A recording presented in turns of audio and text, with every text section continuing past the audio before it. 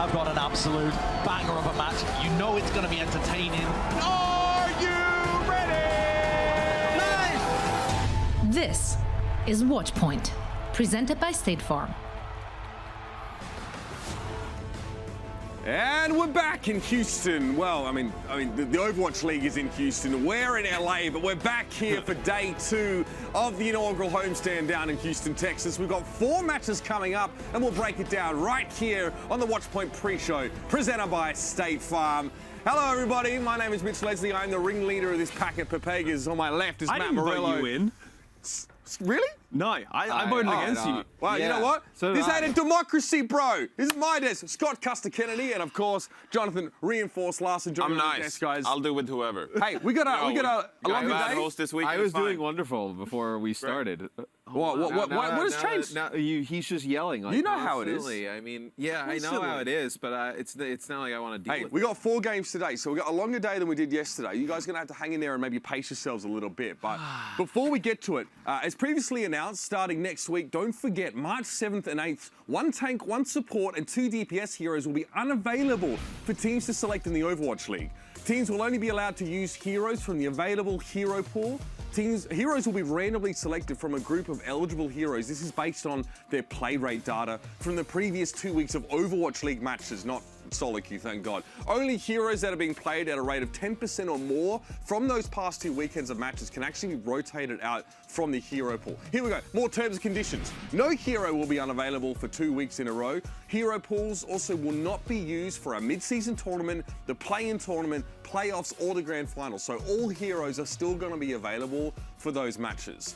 The hero pool drawing, though, will be taking place tonight on the Watchpoint Post-show following the conclusion of the 4th match. So if you need an extra reason to tune in outside of Custer, then you can come and join us for that one. So here's the hero usage stats for weeks 3 and 4. Mira. Yeah, so, right. Keep playing Mora.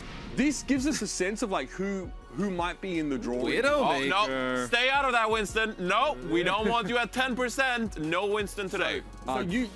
So that would make Winston eligible. Yes. I guess what does stand out to you guys from the list? We've got some pretty top heavy Keep playing hero May. usage. Keep playing May. Yeah, Get more that May. May percentage up. Get that May percentage up. Those are the figures right there. Boost those numbers. Do teams really need any motivation to play more May? No, unfortunately. The teams want to play the safest strategy possible, and apparently that involves freezing the enemy team and generally causing them to have a not so great time. So there's definitely a good chance that May's going to be in the draw. It isn't guaranteed that she will be removed from rotation. We need to draw that randomly, and we'll show you how that goes later on. But I've got a bunch of terms and conditions here, Blizzard-approved wording, but you've pretty much got the long and short of it, so stick around for that later on. But moving on, Star was born last week, apparently. Social media and virality is amazing. For the Boston Uprising, who'll be competing in the first match today? Jerry hit the scene, and he quickly became a fan favorite.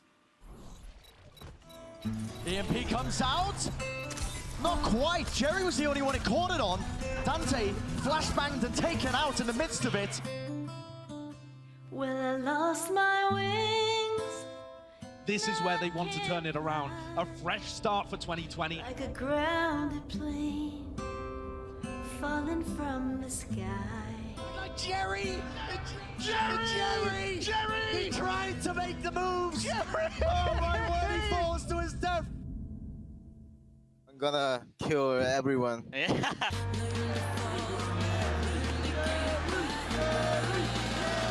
Houston Outlaws have control of the point. Deadeye comes out from Jerry, Jexer! Trading 1-for-1. Blase!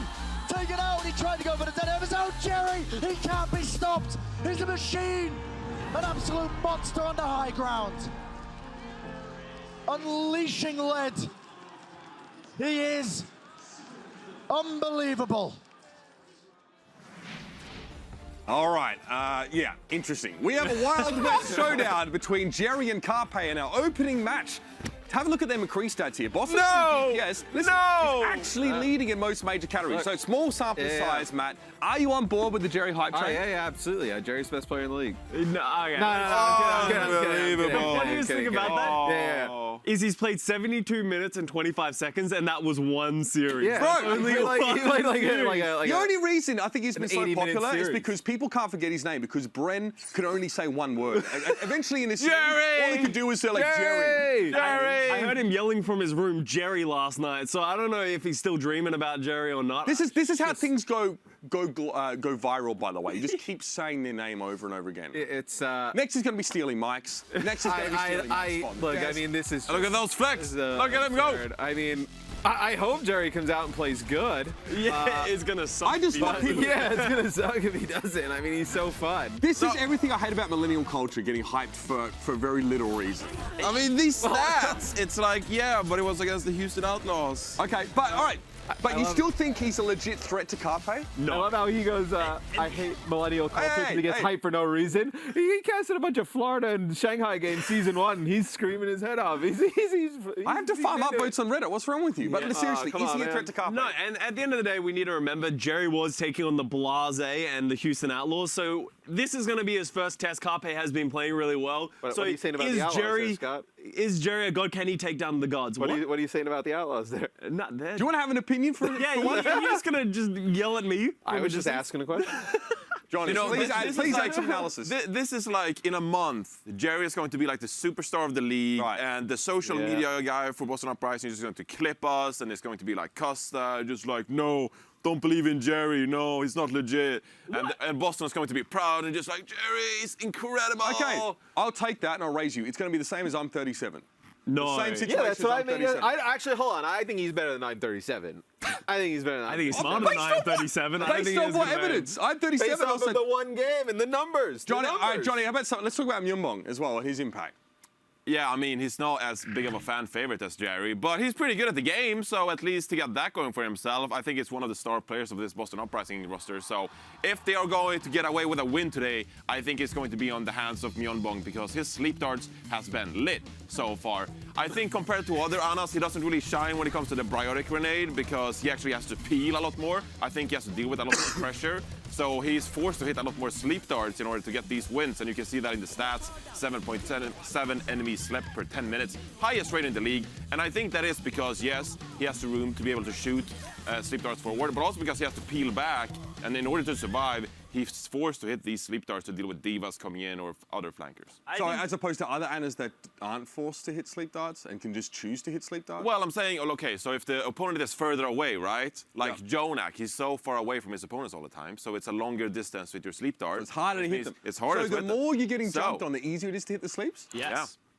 But That's deep. it's just. I don't even know if that's the reason, but it makes sense, right? So believe I me. love Johnny just invalidates everything he just said. You just totally nuked I your could own be point. entirely wrong. All right, well, let's move on here. I'm So- just covering my flanks. Well, let's keep going. Speaking of flankers, Boston has a tough road ahead as they face the undefeated Philadelphia Fusion. Carpe, Sato, and the rest of the squad have been dominant to start the season. So far, they've taken down the likes of the Justice, who Johnny has way too low in his power ranking, the Mayhem, the NYXL, and Defiant along the way. Is this Carpe's year? Is there any stopping Carpe? I think it's been great this season because obviously last season he played like not so great with the Philly Fusion in the Ghost meta on the Zai. He just sort of never found a grasp of it. But that's he's fair. come back on the hit scan this season, playing the McCree, playing the Widow. And I would say he's back to his former glory and he's really sort of leading this team. The thing that I like the most about it is he's just sort of hiding behind corners, taking flanks. He's just alphaing up on people and just sort of like putting them in the ground. And that's something that's really important for this Philly Fusion squad because they can get behind that. Carpe's unbelievable. I mean, I think a lot of the talk in the offseason was like, did he fall off? Like, is he? He looked like he was ready to washed, go and right? play Paladins, bro. He was like, yo, he get was me like, out of here. he just didn't look like he kind of. You don't want to say like he didn't put it all in last year, but it wasn't a role that he really kind of felt comfortable in. He didn't really want to play the Zarya. He said it that publicly. just like Zarya just wasn't his go-to jam, so it was harder for him to practice, etc. Because he wanted to be on the Tracer, he wanted to be on the Widowmaker, because that allows him to pop off. So I don't think it's a big surprise that this year. And now he can play like the hit scan heroes and play them at a high level, and he can do stuff that like a lot of other players in the league like you just don't see. When we were in Philly on Nepal. Like, he just switches to Widowmaker in the final seconds, Yeah, and for you're just no kind of reason, like, just- well, what in the world is this? And he just comes out and just kills like 3 people and flips I the point. love Like, that. nobody does that. Logically, it doesn't make sense. Look at the team comp he was against. It was like, this doesn't look like a great pick, but as that individual skill gets to shine through, I feel like I want to see more of that happen in Overwatch. It's such a team-focused game that sometimes individual contributions can go by the wayside. But speaking of great individuals on this team, Johnny, Alarm was super hyped coming into this year for those people that watched a lot of the Tier 2 scene. He's looking pretty good on Ana. We got a lot of good Ana players coming out of the woodwork this year. Look at me. I'm the support analyst now. Oh boy, this is gonna go great.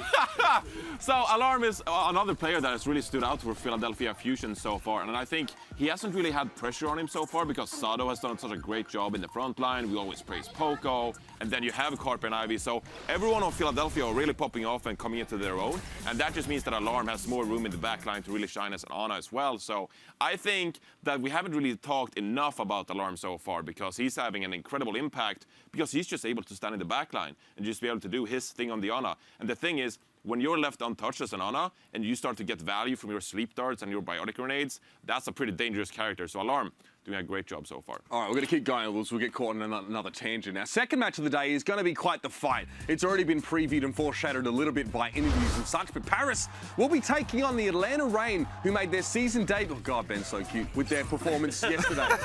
Paris Eternal, they've got a pretty stacked roster that features the likes of Hanbin, who's looked incredibly good, Xe, who came out of the woodwork as a McCree player and started dominating early on, Custer. 2020 Paris, are they the real deal? I think they are. I was super hard on this team coming into the season. I didn't think the players were really going to live up to that hype, but Xe specifically, he's just been insane. His aim, if you just watch him play, has been awesome. The fans are all rallying behind that. Then we saw Hanbin come in on the off-tank role. They were originally playing a lot of double tanks. Hanbin comes in and he just slots right in. He's playing super aggressive. He's getting tons of kills. And this is a team that I would actually put in my top 10 if I'm looking at it right now. Okay, how about that, Johnny? In top 10, Your power ranking's it's not getting that hot of a turned to take. They're shreds, better bro. than half the teams in Yeah. the league. I mean, it's exactly, no, they're like a ringing endorsement there. I mean, they're top 10 of the teams that have played so far this year. So there you Okay, go. that's fair, but your power rankings have all of them. Let's move on to the other side of the stage, though. The Atlanta Reign look unstoppable after one game. We like getting excited about small sample sizes here on Watchpoint. Baby Bay made an immediate impact yesterday. Have a look at his McCree numbers. Best player in the league. Yeah. Obviously, Okay. Let's Oh, yeah, back a little bit. Who's Jerry again? Who's Jerry? But so, Matt, do you expect the Yeah. same performance from him today? He played a bit of Torbjorn as well. The counter strats look really good. Look, I think Paris is going to be a little bit of a tougher opponent. I think, like Xe, we've seen him do some amazing things on McCree.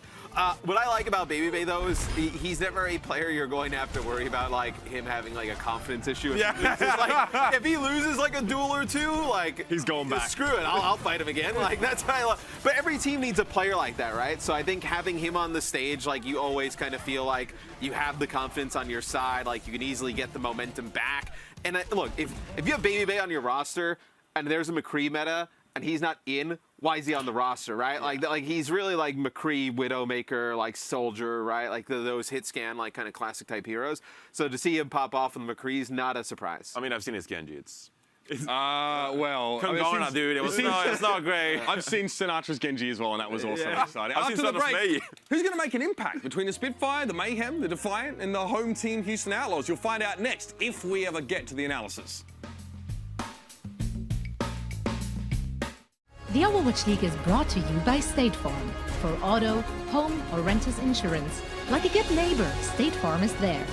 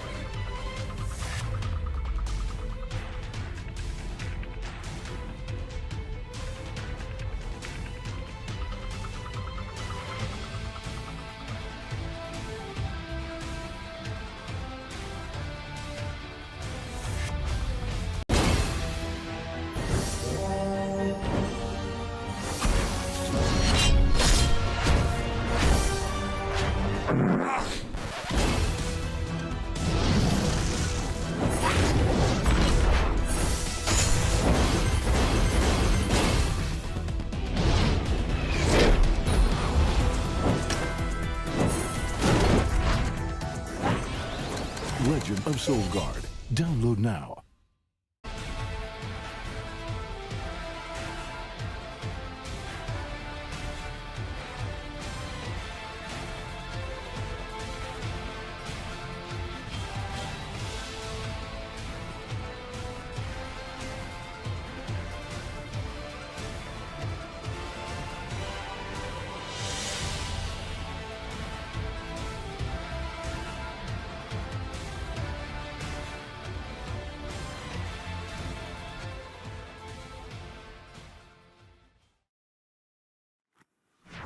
And welcome back, everybody, to the Watchpoint pre-show presented by State Farm. London will be facing Florida in our third match of the day. The Spitfire, they got off to a great start yesterday versus the Outlaws and their rowdy fans, but they then dropped 2 maps after half-time before managing to clinch the win back in map 5. There were some great performances from London's starting lineup in general, but Johnny, who should Florida most be looking out for today? Okay, look. I know people want the heavy analysis, okay? They want me to break down the X's and O's. I get that, right? But can we just appreciate Shui? Just irrationally, okay? Irrationally? Can we just be irrational for a moment? I just love Shui. All right. He's an incredible name. Yeah. He plays a wide variety of heroes. Phenomenal. And he's just funny to watch. It's just great. I just love everything about Shui. And it doesn't necessarily come down to the stats or his play. It's just, I just love this guy.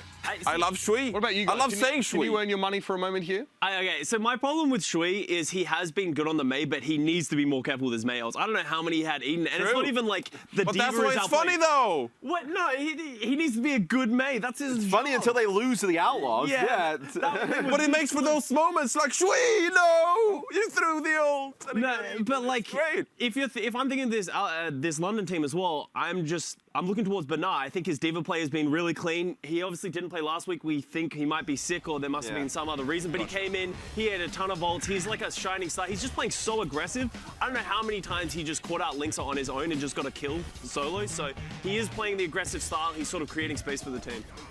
And shutting down Lynx's impact across the map, not easy to do, especially when he had so many of those big moments. He could have done more to take the game away had he been given the chance. On the other side of the stage, we have the Florida Mayhem, who kind of look a little bit up and down early in the season. Matt, when we saw them, I think we were in New York. They looked very good early. Can BQB, is he the man for this roster? Because he was always a utility player last year, not a Sombra, but he's looked good so far. I think he's one of the key players for Florida. I actually think Florida is in a much better spot this year to have a good season as opposed to the previous last 2 years. I mean, not saying that much, but I think BQB, I think he's a big reason why. I think last year he got a little bit of a bad rub, right? I mean, I think the last year was difficult for anybody to look good on Florida, where we know he has a deep hero pool. We know he's very talented. I think you're starting to see more of that this year with better players around him. I think they've, upgraded, the flex support with Gangnam Jin and then Gargoyle, having him for a full season and Yaki as well. I think it makes somebody like BQB's life even easier, and I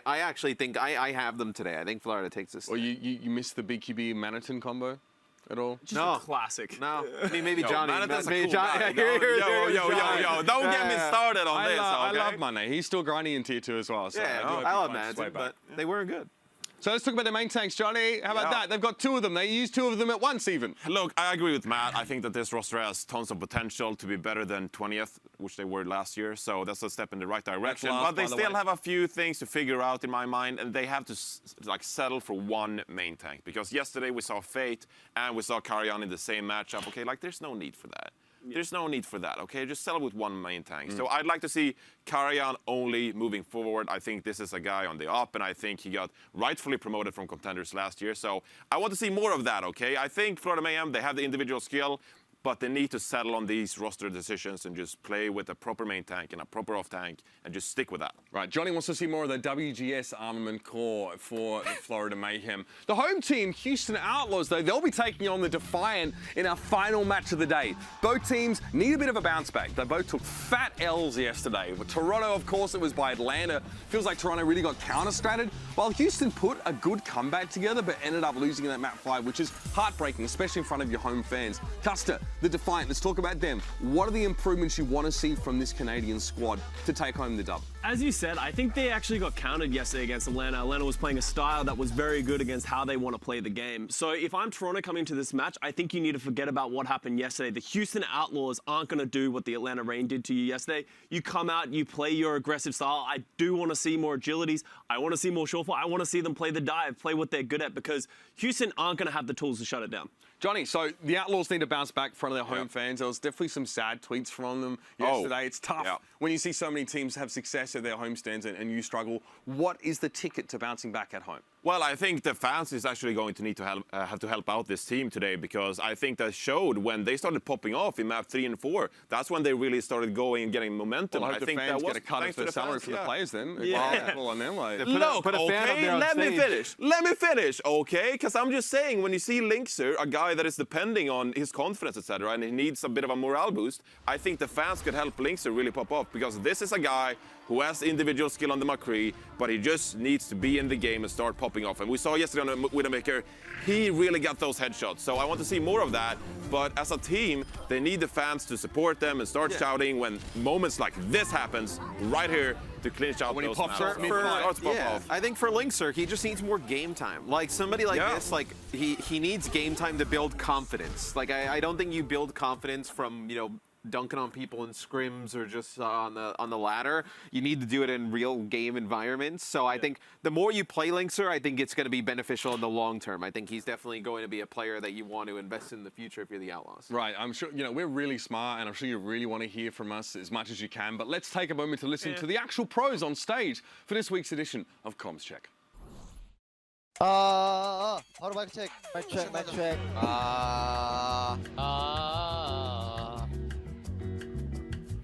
Mic close, I can't hear you. I'm not talking, that's why. What's up? What's the vibe? Okay, logic. Carpet on your left, hit me. Yeah, if Carpet on your left, Carpet is gonna respawn a lot. I like it. There's two things I love in life. It's Roy Overwatch and myself. You don't love me? Not me? Alright, name God number 1, Arc number 2, Roy number 3. Nice. I'm number 2? I'm Corey number 0. Corey number 0, sorry, but he and I are kind of getting married. It's a big deal. I love y'all. Let's go. I want to kiss you. No, I want to hug you. I want to kiss Spitfire. What? Yeah, I'd kiss Spitfire, honestly. Yeah, same. I'll get so many kiss marks today.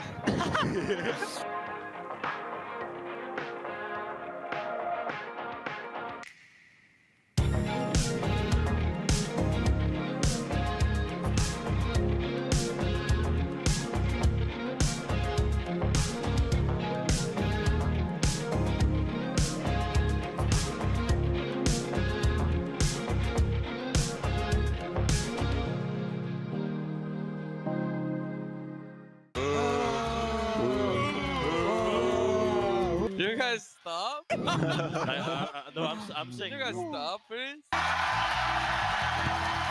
so loud. You see all these people up there? They're all so cute. Look at all of them.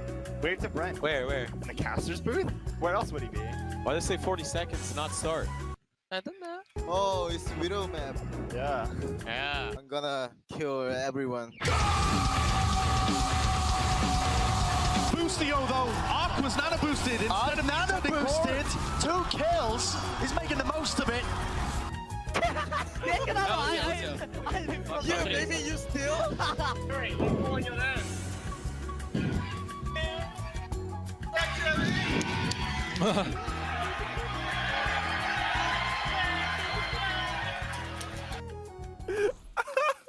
All right, nice to see we're readdressing our standards for masculinity. We had a lot go down yesterday, so we wanted to highlight some of those moments for you at home. It is time for Remote Control, presented by State Farm. First up, we're going to get through this quick. This nasty setup by Pokepo and his Atlanta Rain brother. Check the combo, boys. What do you got for Which me? one? This is just cash money. Johnny wishes Baptiste was in the game when he was playing. Oh, yeah. dude. Why Sidetrack Potato? Because he looks excited. It's like a bad... Okay, he does. It looks like he's about to get the juice, yeah. I'm the support player who gets hit by a 200 fire strike you're and just dead. instantly dies, and I hate life. All right, support's not thick enough, confirmed. Sticking to Atlanta. Look at these two goofing around with their hand warmers. What? Okay. Wait, what? Are they bowling? We are against gambling. You cannot be. Are you trying to roll dice? There you go. Try Oh, to they play play dice. dice. I went with the cuss. I thought Fun Mitch event. just leaked something that the Atlanta Rain were doing on stage. So I went with the cuss. I don't think they've ever played dice before. Yeah, That's they just- haven't they didn't really not look how like it they works. do. It's a nice flourish, yeah. I'm gonna I'll use pick this one because it looks like this is something Mitch would wear in a casino. My nipples look glorious on this. I'm not gonna lie. They're immortalized now. And for the last one, how would you rate these dance moves? Oh God. Oh, yeah. no. Yeah. I don't really. Yeah. I mean, I don't really. I'm here, I guess. That's cool. That's pretty nice. Yeah, at least I'm trying. You guys don't really seem to have your heart in it. What do you mean I didn't have my heart in it? That was my best dance moves Okay, I've no, ever seen. sorry, I take it all back. You gotta do the baby, babe. You did, yeah, it's the, you gotta throw it, Anyway, speaking of throwing, that was this week's Remote Control presented to you by State Farm. We are moments away from our first match of the day between Jerry and the other guys, and of course, the Philly Fusion. Predictions are coming up next.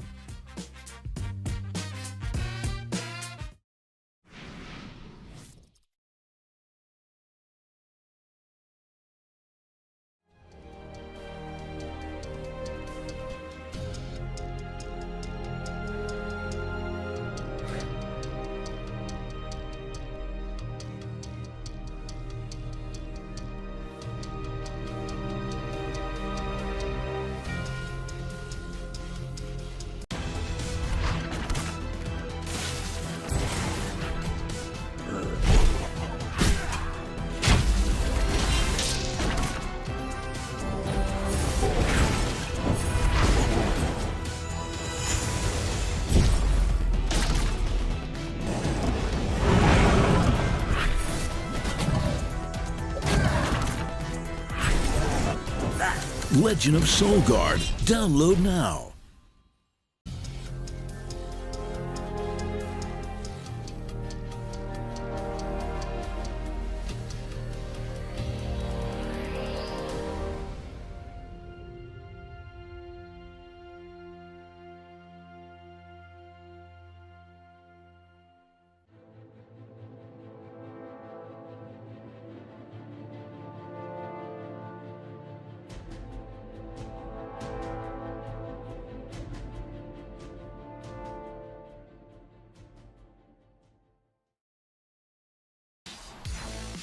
And welcome back, everybody, to the Watchpoint pre-show presented by State Farm, your local cure for hypotension. Let's have a look at the predictions leaderboard real quick. Hey! Yes, dominating, 18-3. You love to see it. Custer, if you pick the same thing as everyone else, you won't end up getting ahead of them. Let's look at today's picks, right? But if you pick the wrong, I chose Boston. Everyone today. picks Philly. No surprise here. Oh. A lot of Rain fans out there. Okay. Hey, So, bring the mayhem. Whoa. Sully. in London there. She's on meds for sickness. Okay, that's true. She's delirious right now. It's fine. But she's not here to defend herself. But Mr. X, why do you think the Mayhem's going to beat the Spitfire today? Look, a lot like when we were talking about in the Mayhem section of the show. I really believe in this team. I think they have a much better roster than they've had in the previous years. And I haven't honestly been extremely overwhelmed by London. I think both these teams are about even. I can't really believe, actually, that Houston Outlaws are going to match Valiant's losing streak in Season 2. So, looking at Had to do it. I feel for the Houston Outlaws. I think J-Mac and Bernard are going to go head-to-head with Karan and Gargoyle. I think that's going to be really J-Mac. London. I think that's where they're going to win out the matchup. We've taken up too much of your time already this morning, though, guys. So we're going to head over to Houston. This has been our Watchpoint pre-show presented to you by State Farm. Let's head over for our first match of the day.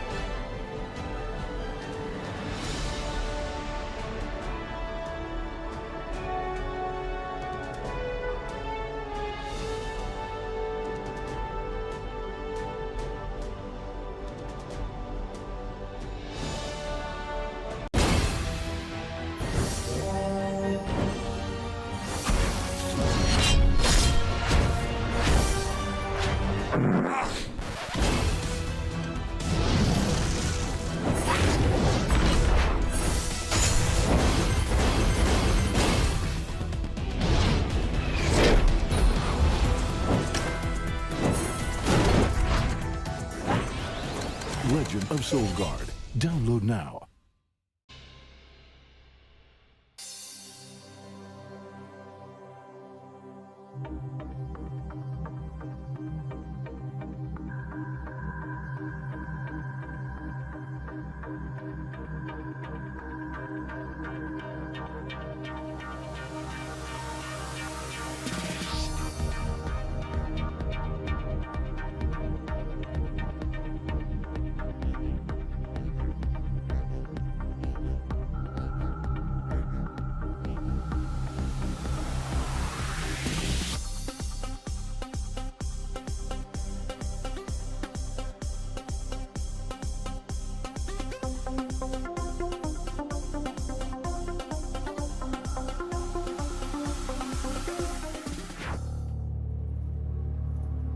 Texas.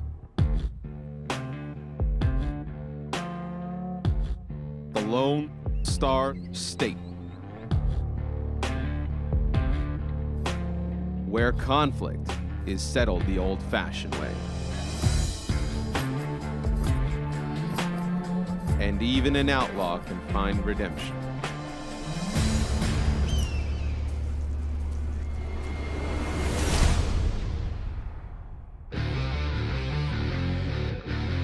Welcome back, y'all. We are live in Texas. You guys pumped up? What is that, Dante? Houston Outlaws, just when you thought it was over, not quite yet. Carpe continues to clutch for his squad, but Jerry and Colorhex stand in Philly's pursuit of perfection. Jerry unleashing lead. Blase, take it out. Jerry, he can't be stopped. He's a machine. He is unbelievable. Baby Bay, Urster, and Dogman make their debut as Atlanta looks to reign supreme. Atlanta Reign making it happen. They shut down NYXL again. And the Houston Outlaws aim to defend their home turf and show us what Texas Overwatch is all about. We've got a big old Texas show for you today. We've seen how Dallas hosts a homestand, but now it's time for Houston to ante up. They say everything's bigger in Texas. It's time to find out. It is day 2 here in Houston after a really exciting day 1 just yesterday, and it was a great show. We had decisive Overwatch, and we had a battle between Houston, and I gotta say overall, I hope that the Outlaws are able to rebound here today. I'm CP here with Jake, and we're kicking things off on our 4-match day. Couldn't be more excited, and like you said, I think it's very possible for the Outlaws to rebound because that wasn't like a brutal defeat. You know, it started looking that way. Those first 2 maps, London was dominating, but Outlaws had the strength to regroup, even with a roster switch in that 3rd map. That sort of started building that momentum. Heroics from Blase and Dante as well, just dominating on those dive heroes, the Sombra, Doom that those players are known for, really having success and then carrying that momentum, bringing us all the way to map 5 and almost clutching it at the end. It just felt like the only reason they lost that final map was really more of a strategic selection. London kind of caught on to the Doomfist game. Yep. And in case you missed it, these are our results from yesterday. New York back in form over the Mayhem, looking completely unstoppable. The Reign living up to the hype, 3-0 over the Defiant, and a heartbreaker here at home. The Spitfire, they're looking to sweep, but the Outlaws nearly brought it back. But today, later today, it's going to be the Eternal up against the Reign, a big test for both teams. The Spitfire take on the Mayhem. The Outlaws, the hometown team, look to rebound against the Defiant. But now, Jake, it's all about the Fusion taking on the Uprising. Such an interesting match to start the day off. I would say Fusion looking really dominant. Part of that has been Sato, the man on your screen right now, coming up massive on the Reinhardt. Huge improvements from this player. Some people questioned him last season. I think they're all silent now. Sato, a player that coming into the season, I had my doubts about given his struggles in 2019, but 2020 so far looking to be a much better year, not just for the Fusion as a whole, but definitely for Sato, who thus far has been proving his worth. And I think it just shows that the roster changes overall have been working out so well. You know, it's hard to judge a main tank by the team's overall performance. Now that Alarm and Funny Astro are in, 2 of, in my opinion, the best supports in the league, they're really enabling Sato to reach these highs. And, I mean, these are some high highs to be reaching. And this is something that Sato has to do because for the Fusion, it's Sato or nothing. They do not have another main tank on the roster. They have put all their faith in Sato, and thus far, it's been rewarded. Well, a lot of teams have succeeded with that solo main tank. It is a role where you're starting to see some of these players really master all of the heroes that are necessary in the metagame. Of course, it's not just Sato. That's the old. Let's look to the new. Alarm has also been a crucial piece here for the Fusion. Of course, if you followed the contender scene at all, you'd know. Very accomplished player, many championships under his belt, and people wondered, would Alarm be able to bring that same intensity of play to the Overwatch League? And so far, he has. Alarm was my pick for Rookie of the Year, and it's starting to look really, really good after his insanely clean performances. He's one of those players in that Tier 2 scene who, you know, no one was questioning his ability. People were just waiting for this guy to turn 18 so they can hurry up and sign him. Yeah, and there was the Alarm sweepstakes, and Fusion kind of looked at all the teams wondering, hey, can we pick him up? No. We've been with him from the beginning. We put him in our university team, as it were, and now he's part of the Fusion proper, and the Fusion have very much been rewarded for their faith. developing that talent from the bottom up. That's so important. It's really paying off for Fusion. But let's look to the Uprising. And Youngbong, a player that looked very, very good in Contenders Korea. Maybe not as accomplished as Alarm in terms of championships, but definitely the mechanical skill. A player that many people thought would be more highly sought after in the offseason. But Boston, they were able to sign him really early. They took a leap on Youngbong, and he's been one of their best players so far. Definitely putting up massive numbers on this Ana, doing things that a lot of players wouldn't think possible, really achieving quite insane stats. He's got this really impressive hero damage per 10 stat. He's also got a very impressive sleeps per 10 stat. So, you know, he's one of those players who's really bringing those playmaking potential, and that's what you need out of your Ana. Well, we've talked about the supports, but let's talk about who many people look to as the new heart and soul of this Uprising team. Of course, it's Jerry. The one, the only. This guy is so hot on the McCree, so clean right now, really making it work, and such a confident player. I think that's what makes him so exciting to watch. He's the player who's going to get up in there in the flanks, take those aim duels, take those risks, and with this much skill, I mean, they're paying off.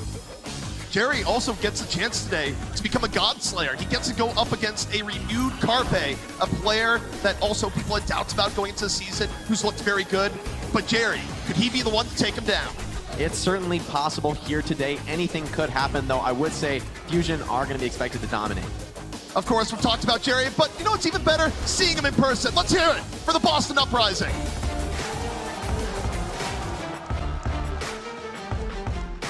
Boston have had a lot of success so far, but nothing close to what the Philly Fusion have achieved. They are the underdogs here today, but they're not surprised to be in that position. They're used to playing from this downtrodden position, and they've had a lot of success even in that spot before, so you can't count this team out.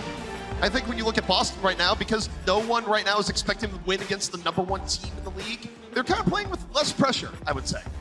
Definitely able to just relax, get into the game, and do your thing. And with players like Jerry, that's the sort of explosive, risk-taking, flanking potential that you need, really, to put a team like Fusion on their heels. And speaking of Fusion, we got Fusions right there back in the lineup, not Axiom today, so a little bit of a swap up there. I think that's a great decision for them, bringing that in-game leadership, moving, hyping the crowd as well. Love to see all these new talents coming up in the Uprising. They're a team that has always looked to develop those contenders' talent.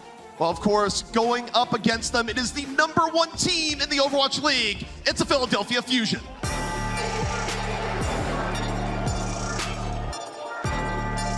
Fusion, a team that has looked better and better this season so far, living up to the hype. Of course, really pleasing their fans at their homestand just a little bit ago. Now taking the show on the road, looking to dispatch the Uprising here today.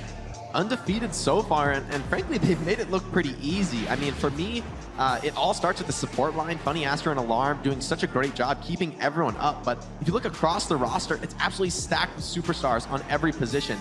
And excitingly, we get to see Fury and EQO come out today. We haven't seen too much of it in the lineup. And if there's anything to say about the roster, it's that. If you're keeping players like EQO and Fury on the bench, then you really have an excess of riches. It's a really big testament to the skill of Poco that you go in, you go, we want to win the Fury sweepstakes. A player that was highly sought after by many teams in the Overwatch League in the offseason.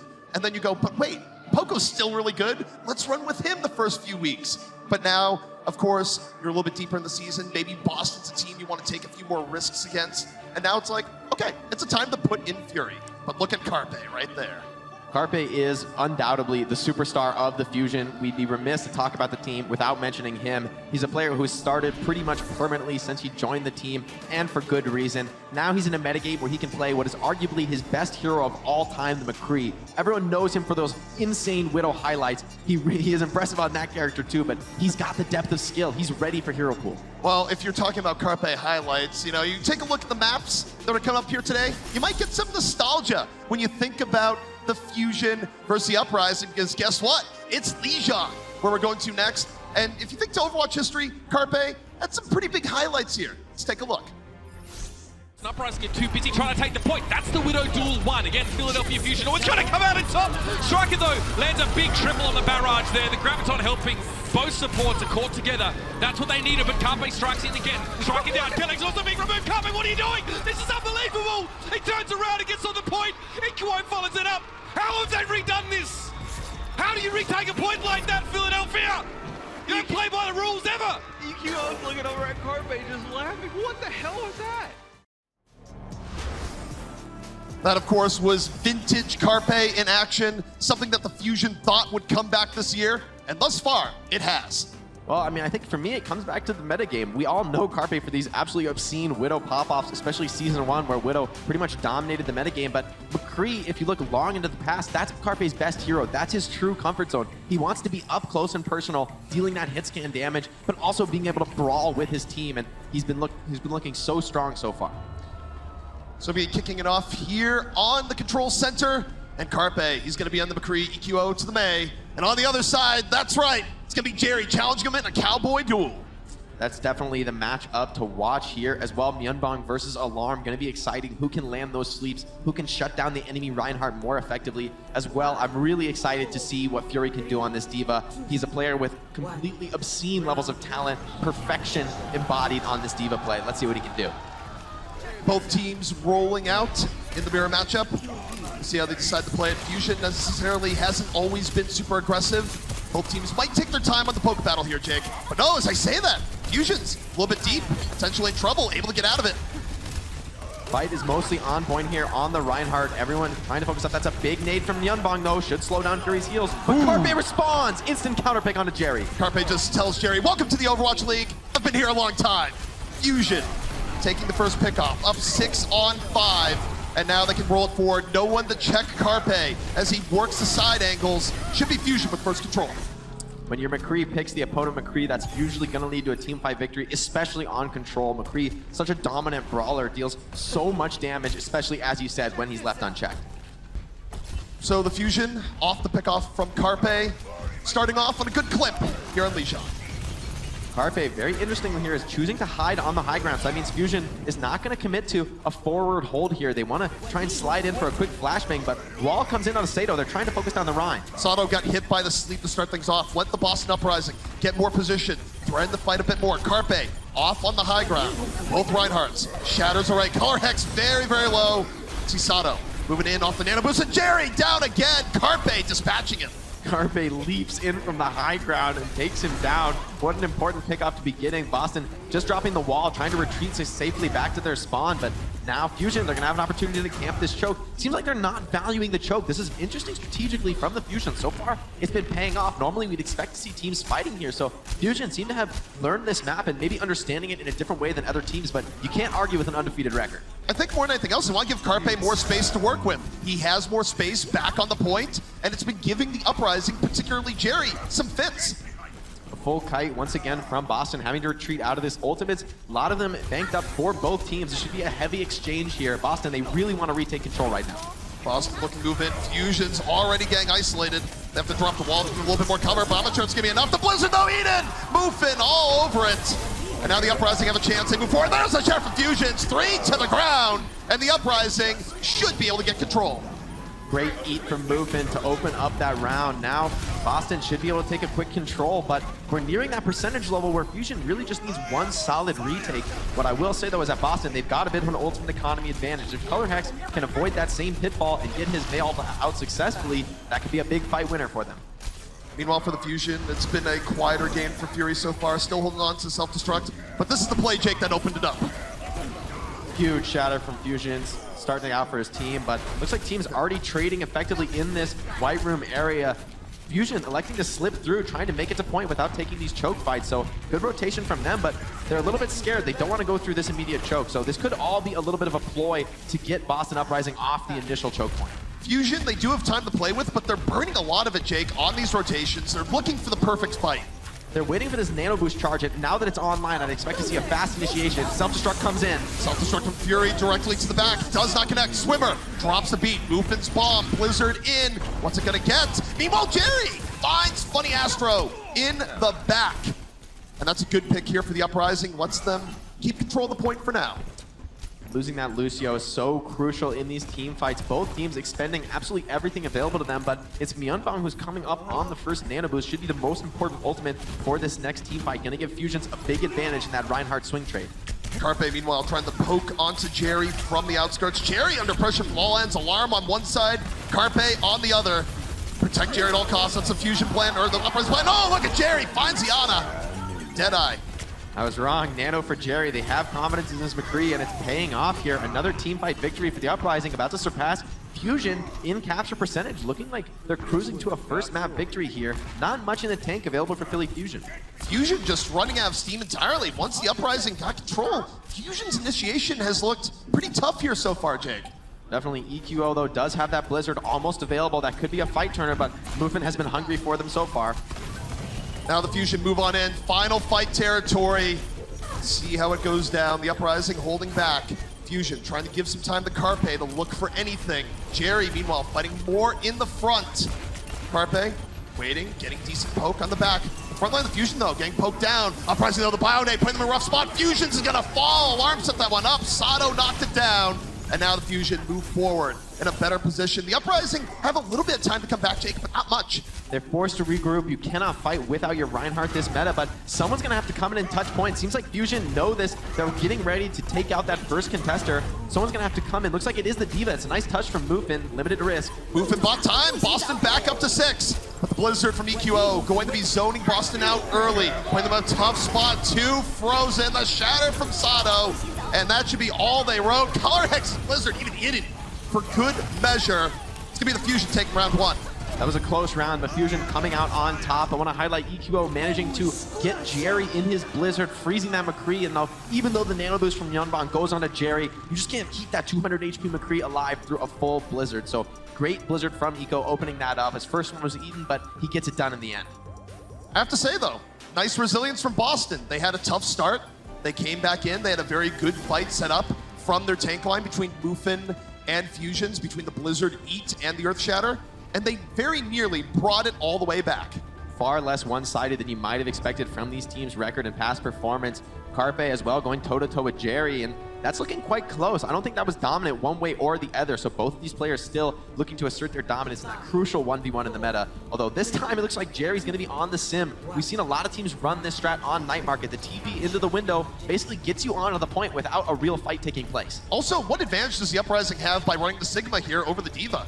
Well, it gives them more poke potential, but they're going to be struggling to follow up on some of this damage. But with a Symmetra, you're not really looking to do anything but poke. And so this is kind of an ideal setup for just trading down Reinhardt's shield, keeping the pressure on Sato. They were able to use the teleporter to get over the point far quicker than the Fusion. Carpe, under a bit of pressure, able to get healed back up. And Youngbong, a little bit too far forward. Astro able to finish him off. And now there's no healing really left for the Uprising. The Moira is the engine here. And the Fusion, they're just going to look to wear the Uprising down. But they might have gone in a little bit too early. Sato picked off by the turret. And the Uprising are fighting this back with no Moira. Nobody taking down those turrets. They actually did so much damage there. Somebody's got to take down the sim turrets. Those things can be deadly if you don't focus them down. Sato just getting zapped in the car wash for so long there. Needs his DPS to come help him out with that, but it's so hard to turn the corner on this Sigma Rhine.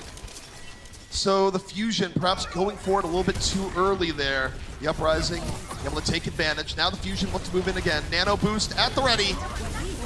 They're going to drop the Nano direct to the Sato. Meanwhile, Jerry dropping the wall. Boston going to be looking to play around it. Sato frozen out, but Carpe, he's working on the edge. He's already taken down Youngbong. He's looking for a little bit more. Jerry, though, charged up on the other side. It's going to be enough. His team is falling all around him. Jerry working against the odds, but Carpe is just saying no.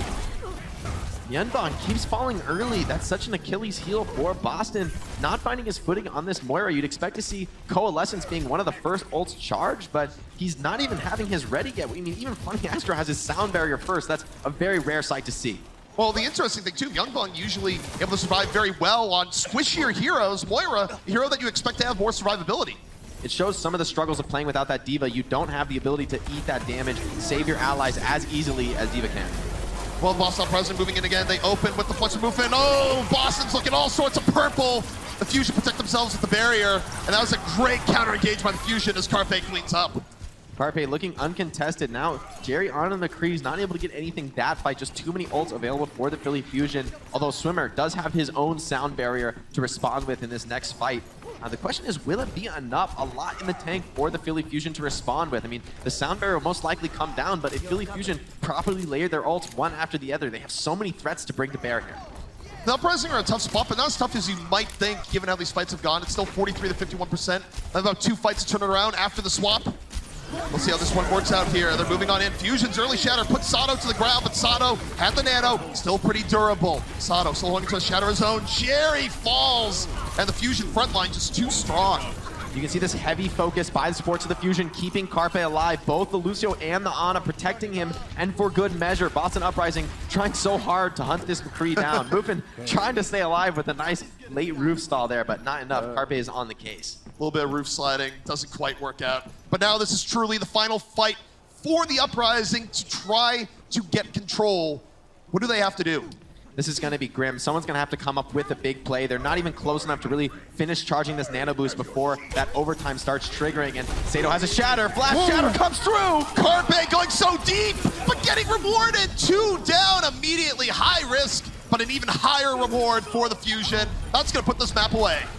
Such intelligent decision-making from the Philly Fusion. Boston Uprising, they're stuck to just stall at this point, going one after another, doing the best they can, but should just be too little too late. Everyone alive for the Fusion. Alarm just sleeping the ham, and they don't even have to take him out. They're looking for a bit delay, but that was far too decisive for the delay to last long. The Fusion take map 1, and they make it look pretty easy at the end. Great performance from then some of these new players who we haven't seen too much of coming into the lineup and finding success. Maybe a little bit of a rocky start that first round, but they find their footing and looking clean out there.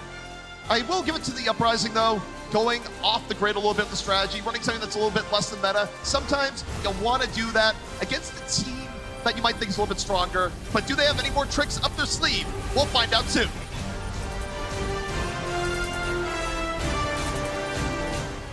Coca-Cola is the official refreshment of the Overwatch League.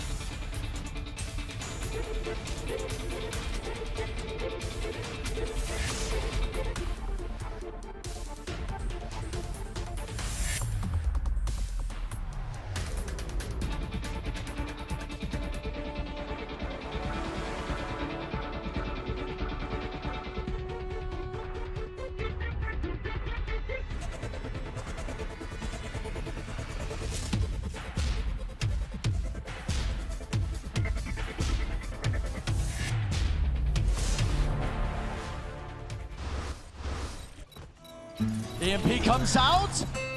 Not quite. Jerry was the only one it caught it on. Dante flashbanged and taken out in the midst of it. Well, I lost my wings. This is where they want to turn it around. A fresh start for 2020. Like a grounded plane falling from the sky. Jerry! Jerry! He tried to make the moves! Jerry! Oh my word, he falls to his death! I'm gonna kill everyone.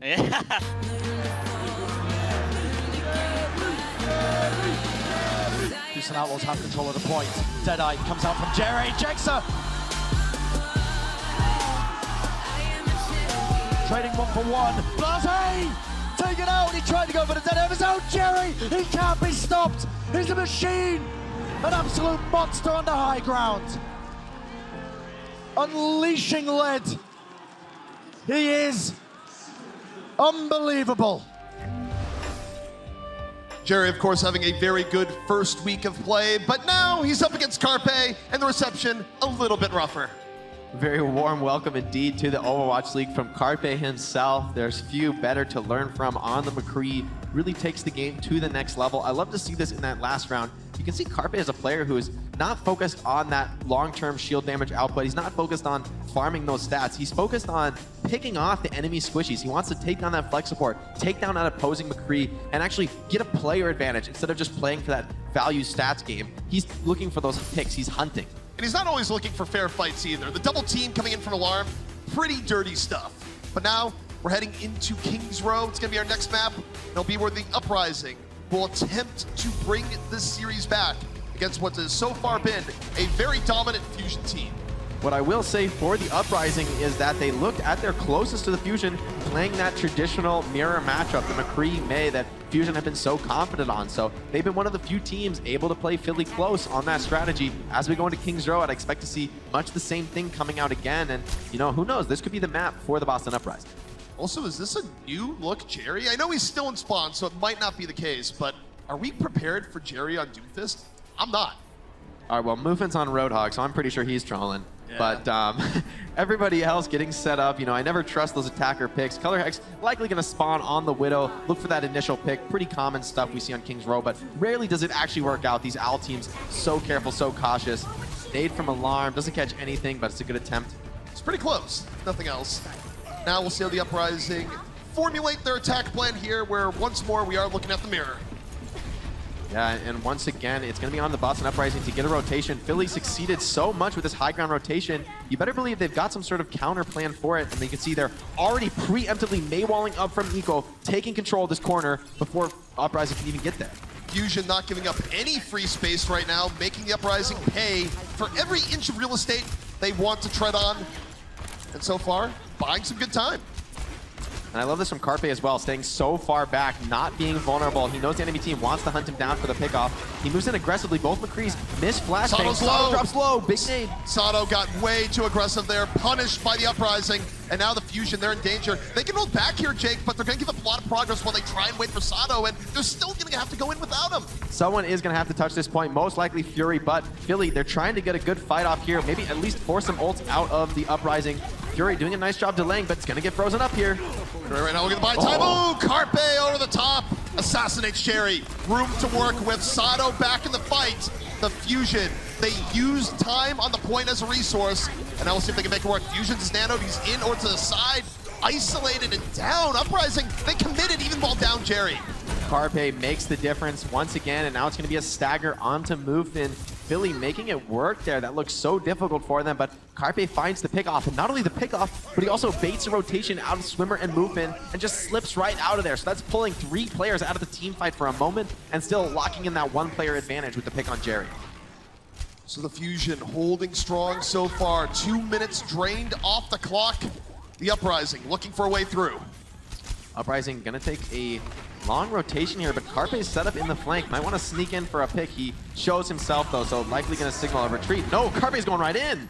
Deadeye up and EQO getting very low there, looking to get away with his life. Deadeye up from Carpe, not gonna get anything. Meanwhile, EQO doesn't fully get away, ends up frozen in the end. And now the Fusion in a rougher spot. They're down to May, the Uprising in a full 6-on-5, but Sato, he's ready. He has the shatter, he drops on the ground, and no! Blocked away for the most part, and Swimmer's there to support. The beat, it's gonna keep the Uprising in the fight, and it's gonna give him the point. Sound Barrier just gonna overwhelm Philly Fusion here, but the clock has been burned, damage has been done, and Philly Fusion, they've got the ults to stabilize here on the Streets phase. Oh, this is huge though, Boston Uprising, because that early cap time they got in the previous fight, Philly is gonna have a few back spawns. They're gonna have less time to set up on this second point. You can see Uprising taking full advantage of that, moving up to the high ground with Color Hex. They wanna fight this forward choke point. They put 1 person back on the payload, the rest looking to slow down the Fusion as they try and reassemble their defense. You really wanna avoid that Kings Row choke. Yeah, they've already gotten through the first choke of the Streets phase, essentially for free because of those back spawns. Jerry on the flank, this could be massive. Flank and McCree's, you love to see it. The flashbang though hits the shield, does not hit Carpe, and Jerry ends up falling unceremoniously. Sato, I don't even know if that was intentional, but hey, the shield worked. You got to spin to win, but sometimes you go bust, and nobody knows that better than Jerry this series, it seems. But Philly just playing really intelligently there. I mean, it's great positioning from Sato to cover that flank just in case it might be happening. He doesn't know where Jerry is, so just keep your eyes peeled, and that's such an important job for the Reinhardt. And the Fusion, they reclaim the choke point at the same time. What Boston once had for free now, they got to pay for it. See how they do that here. Right now, look at the high ground, but evaluating their situation is Fury a bit far back. Shatter. Play comes in. Eco with a huge first pick onto Jerry. Self-destruct comes in. Oh, and it's just enough. Takes down Fusions. And yet, even with Fury being down, the Fusion, they have such a numerical advantage, they still get to hold the choke point, and Fury should be back for the next fight. Potentially, though, but that's great awareness from Swimmer. When the Diva Bomb comes in, he charges deep, takes out that Pilot Diva before she can get back in her suit, and Fury's still going to be on the respawn, so there's a few seconds of advantage. The question is, can Boston actually capitalize in those few moments? Right now, they're not looking particularly flush on ultimate advantage, and oh boy, that's going to push him back. A Fire Strike Bionade. Hold on a moment. That's a sort of micro play that's going to get Fury back in the fight right on time, so it's a full 6-on-6 here. So now the Fusion back to full strength. The Uprising looking for a way in. We got walls altering the terrain. Sato, meanwhile, holding on to the Shatter. The Blizzard already out. Fusion's caught out. And the Fusion, they get to save everything else here, Jake. That's so clean. The Blizzard from EQO keeping all those backliners out from Boston Uprising, not able to come in and support Fusions. He is going to be slept, but his team is here keeping him up. And now it's double support ult advantage for the Philly Fusion. This choke is looking pretty unbreakable so far. Nothing that Boston has thrown at the Fusion has actually worked here. Now they're just going to go for a classic low ground approach, but you better believe Eco's ready for that. You have to think that they're hoping they get a great Blizzard off here, but Fury, if there's one player you can trust to eat a Blizzard, it's him. Definitely, and it's so hard on this, especially in these close-range chokes. Jerry on the flank, though, trying to get something going. Jerry's in. Jerry off to the flank. The problem is Fusion already engaging in the front. Sato dropping the Shatter, puts 3 to ground. Myungbong out of the fight. Sato looking to go deeper, but he's getting awfully low. Movement, able to fish him off. We have Carpe on one side. Where is Jerry in all this? Colorhex, he's back in spawn now. Great peeking by Carpe, baiting out those icicles, getting the full channel on the Deadeye, able to take out Color Hex. Although Philly Fusion do have the spawn disadvantage. Gonna see Astro come back, taxi his teammates, just maximize their fighting time here. And the clock is running awfully low. This is gonna be an overtime finish on second point at best for the Boston Uprising, but they're gonna have to get through Funny Astro's sound barrier first. So the Uprising, they get through one hurdle, but still far more to go. Final 30 seconds, potentially final fight. We'll see what they have is, oh boy, Carpe off on the flank. Myungbong is trying to challenge him, misses the sleep, and Carpe heading back to his team. But here comes Jerry, but maybe not for long. I think they know he's on the way. Yeah, the whole team from Uprising taking this rotation. Very common we see here, getting out through the choke. Wall to stifle the high noon. Jerry's gonna draw, not finding anything just yet. The Fusion holding back, playing very defensive here, knowing that it is potentially the last fight. Astro over the top, hanging on to the beat up by Swimmer. Astro a long way down, saves Fury, but perhaps not for long.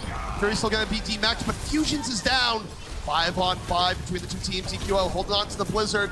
And the Uprising, they need to get back over to the payload.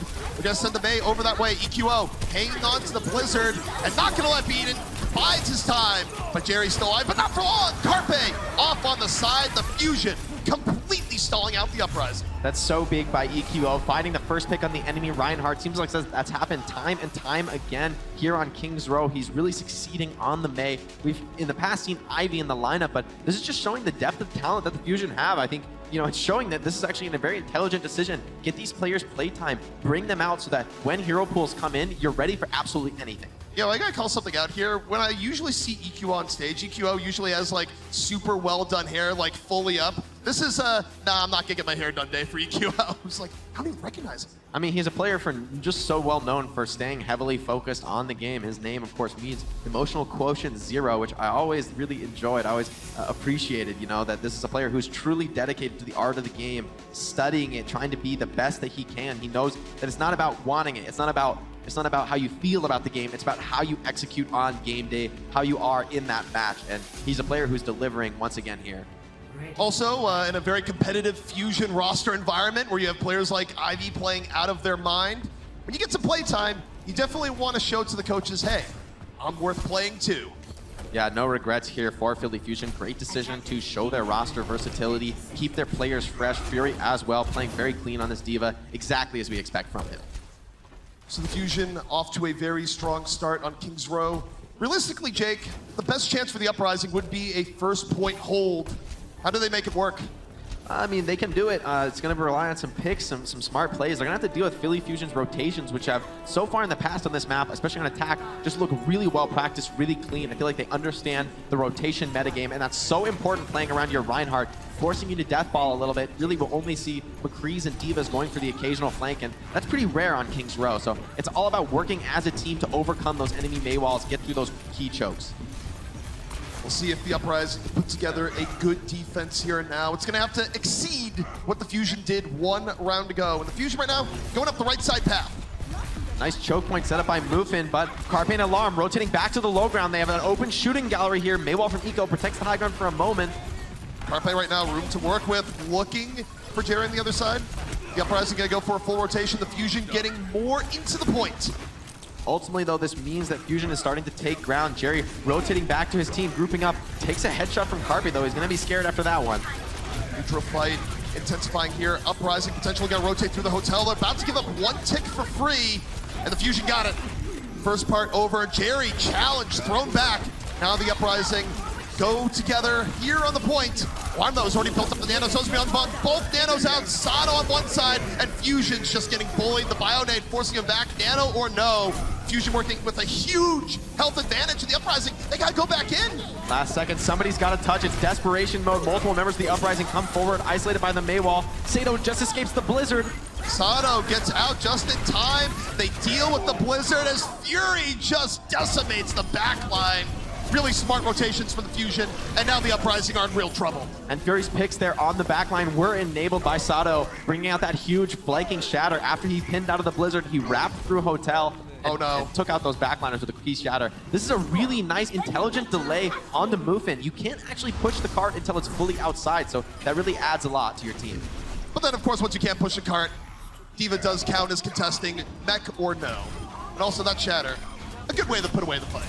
Yeah, it's just a position where a lot of people don't realize that you can stagger a D.Va without losing any cart time. The cart comes out of that doors whether the defenders are on it or not. So just buying a little bit of extra seconds here. This is final fight territory now for the Boston Uprising, and 4 minutes, 20 seconds in the time thing for Philly Fusion. They're very comfortable to even sack this fight potentially, but I think they could win it with the ultimate advantage that they have. Also, Fusion looking for every advantage. Alarm went for a set nade there, and it nearly hit the Uprising off guard. Not just an opening match situation, but now final chance for the Uprising to defend on King's Row. Fusion's in a real world of hurt. Set purple behind a wall.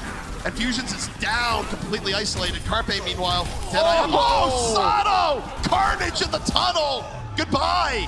The Fusion dominate King's Row. They're up 2-0. Philly absolutely wiping the floor with Boston so far. Sato, massive shatter after massive shatter, showing why we've been praising this player. But it's off the back of a great team play there. It was Eco's Blizzard that freezes up Fusions, allows Sato to get that uncontested shatter. And I mean, at that point, you saw the carnage in the tunnel. Do not run into Sato in the subway is really what I got from that one. Woo, that was a highlight. Will the Uprising be able to find any answers? We'll find out after the half.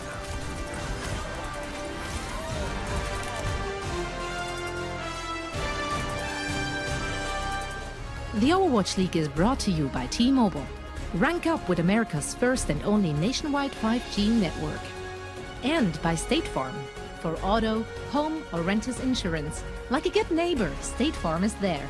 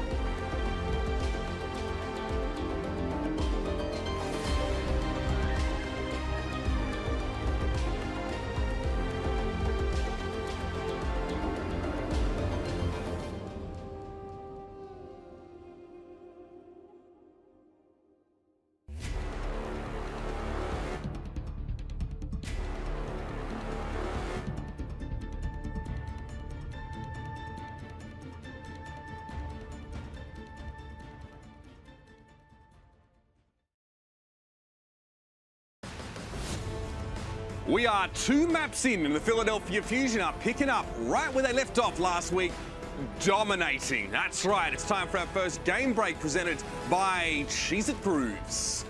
Obviously, Philly are the greatest team of all time, so this is not a huge surprise to us, but Boston had some strong moments on Lijiang Tower, but Philly sort of managed to weather the storm. Let's talk a little bit about that first map now, because it looks like Carpe's playing a little differently today. Yeah, I think you're seeing an adaptation come out of Carpe that he did in the middle of the first round. What happened is Jerry and Muffin seem to be playing aggressive and trying to take off angles. They want to take Carpe head on. And you sort of saw this here.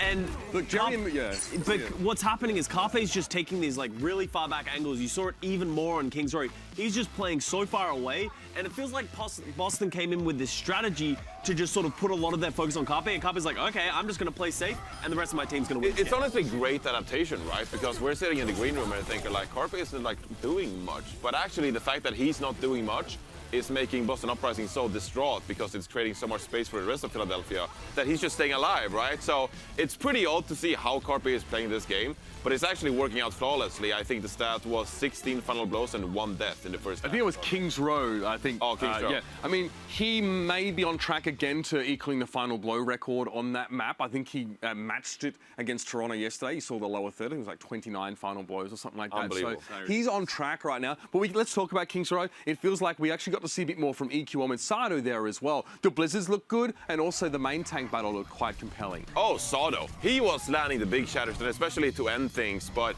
I think that Boston Uprising, they have their moments in this series, right? I think that they looked pretty decent on Lijiang Tower. I mean, we came into this series and we were like, okay, it's going to be a blowout. Yeah. Philadelphia are going to dominate. But Boston Uprising have some nice moments overall, but we know that Fusion is the better team, and we see it here on King's Row. I think Boston is playing kind of solid, but Philly is just making more plays. They're making the heads up.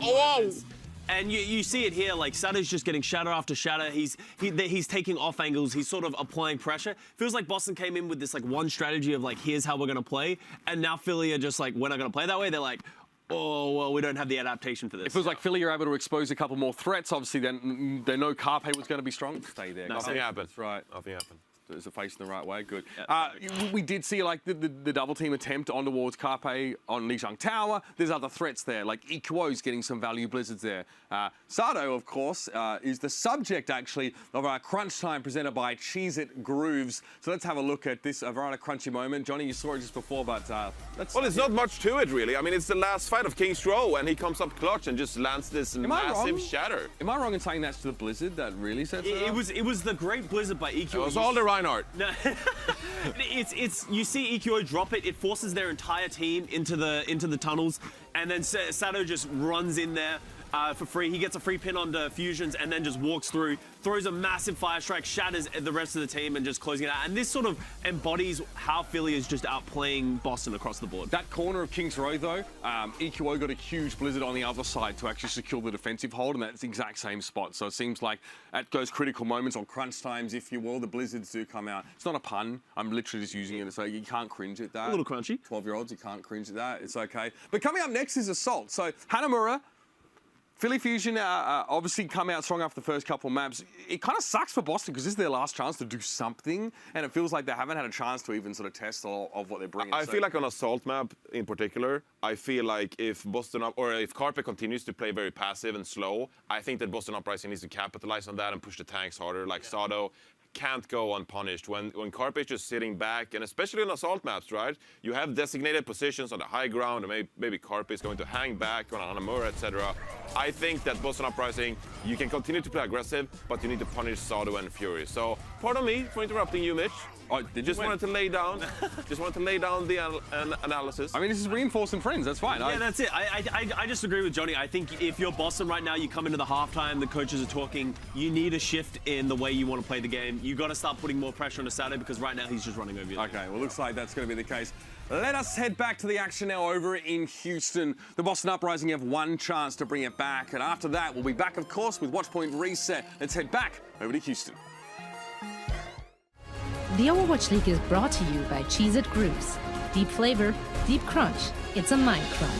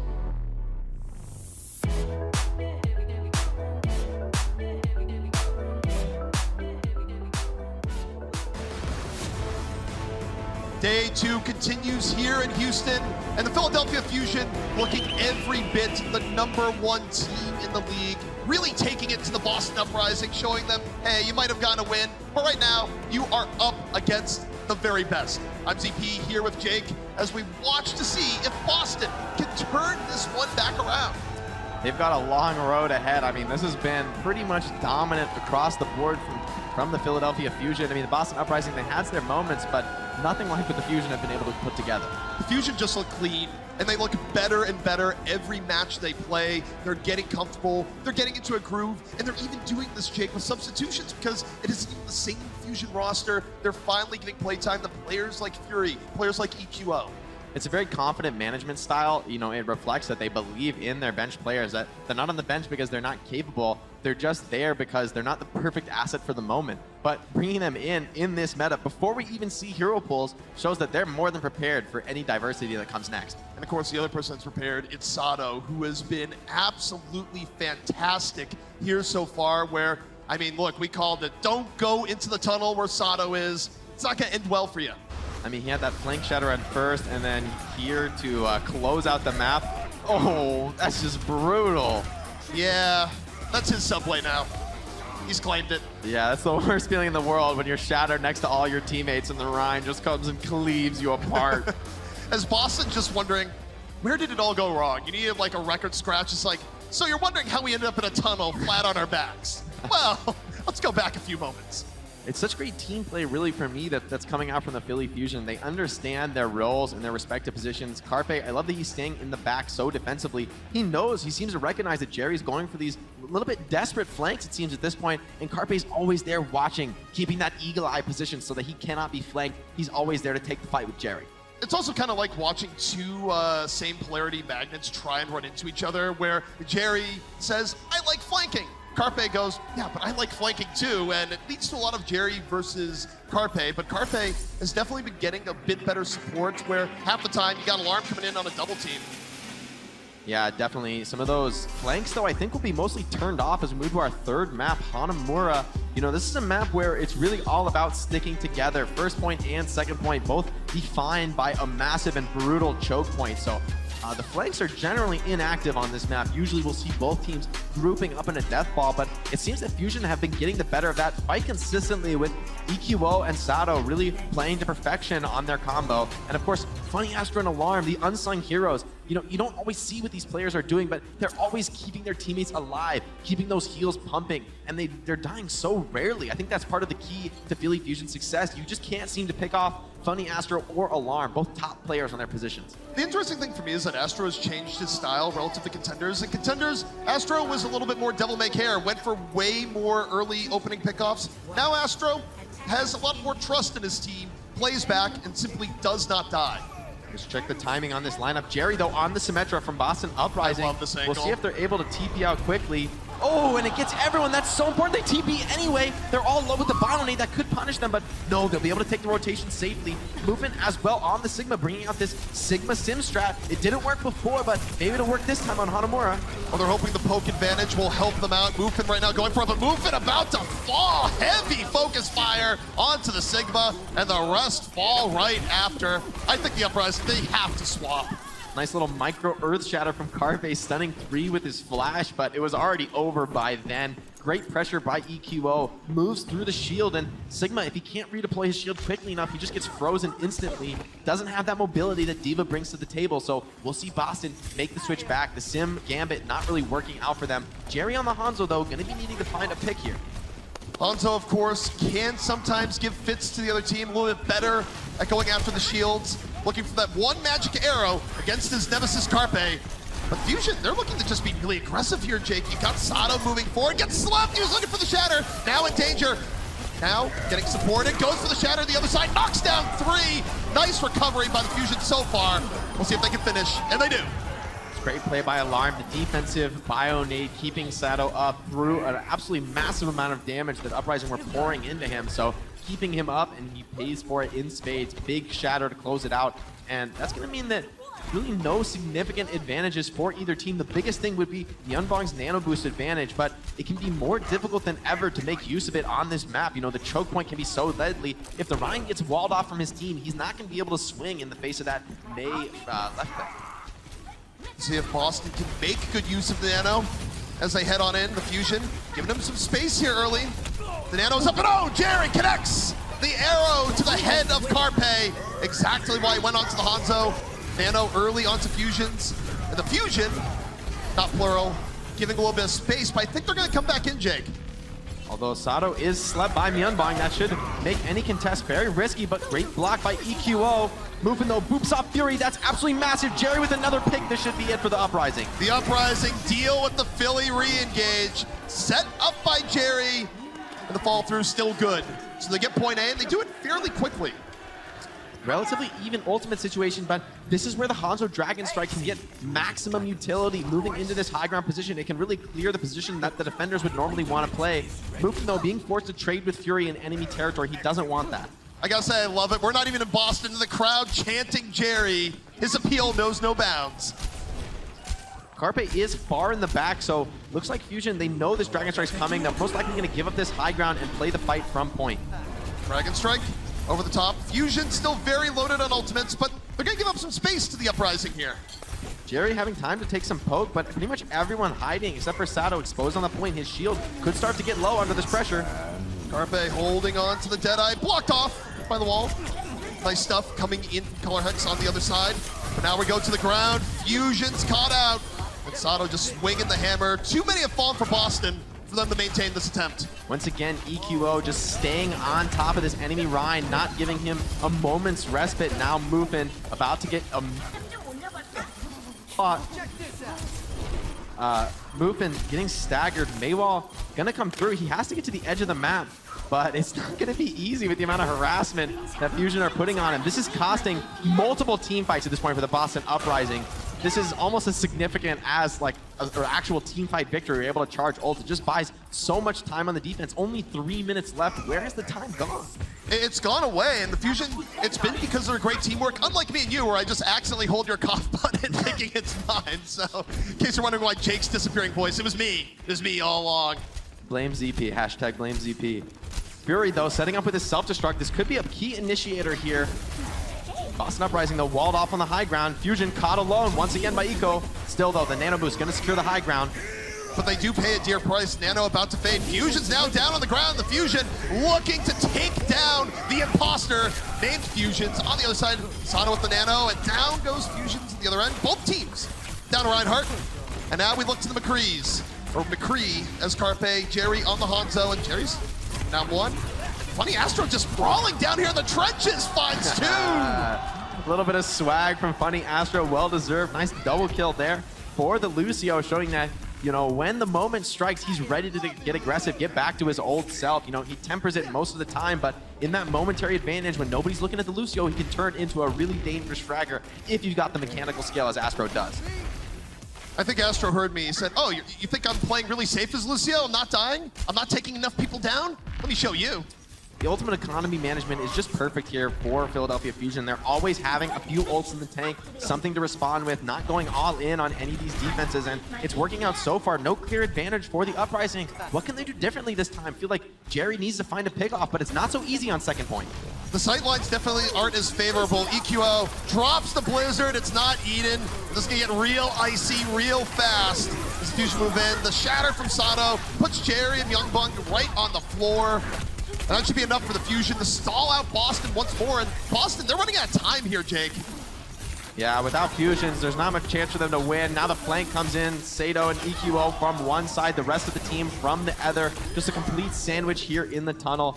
Mufin wisely escaping with his life there, knows that if he dies late in the fight, he's going to get staggered once again, and that could cost Boston their last chance. Now, at least, the Uprising, they have a moderate ultimate advantage, but it's not all that significant. Still, both support ults available for the Philadelphia Fusion. They're going to be able to buy the time to charge up the rest of their ultimates and get something like that Blizzard or Self-Destruct online. The downside for the Uprising are 30 seconds left remaining. If they do cap it, it's going to be an overtime. Significantly less value, puts them in tough situations later on, but this is their final attempt one way or another. Jerry opening up with the Dragon Strike. on the top. Secures the high ground. The Fusion back out. Carpe looking for anything off the Deadeye. Doesn't find it. The Uprising, though, they need to move. Final 17 seconds moving in. Wait, we got a swap. It's Carpe. What is he swapping to? Nope, just going back around the other way. Meanwhile, Fusion's moving forward. Jerry caught out by Fury. And the Uprising trying to use the Nano and the bomb to make some space here, get anything, but Carpe's back in the fray. And the Fusion still have all 6, and the Uprising simply falling one by one. Oh no, that's so tragic for Fusion. Sado shattered, stunned, controlled on the ground, but it's Alarm just pumping those heals into his Reinhardt, keeping him up through all the CC in the world. That teamwork coming together. Philadelphia Fusion just look untouchable this series. It doesn't get any better for the Uprising, where you look at the state of the map. But we will see what they're able to do in a tough situation when they get no progress on point B. They're going to need an even better hold coming up on point A. Boston, do you have what it takes to challenge the top? Show us in just a few minutes. The Overwatch League is brought to you by Pringles Wavy. Big crunch, big flavor. Boston, do you have what it takes to challenge the top? Show us in just a few minutes.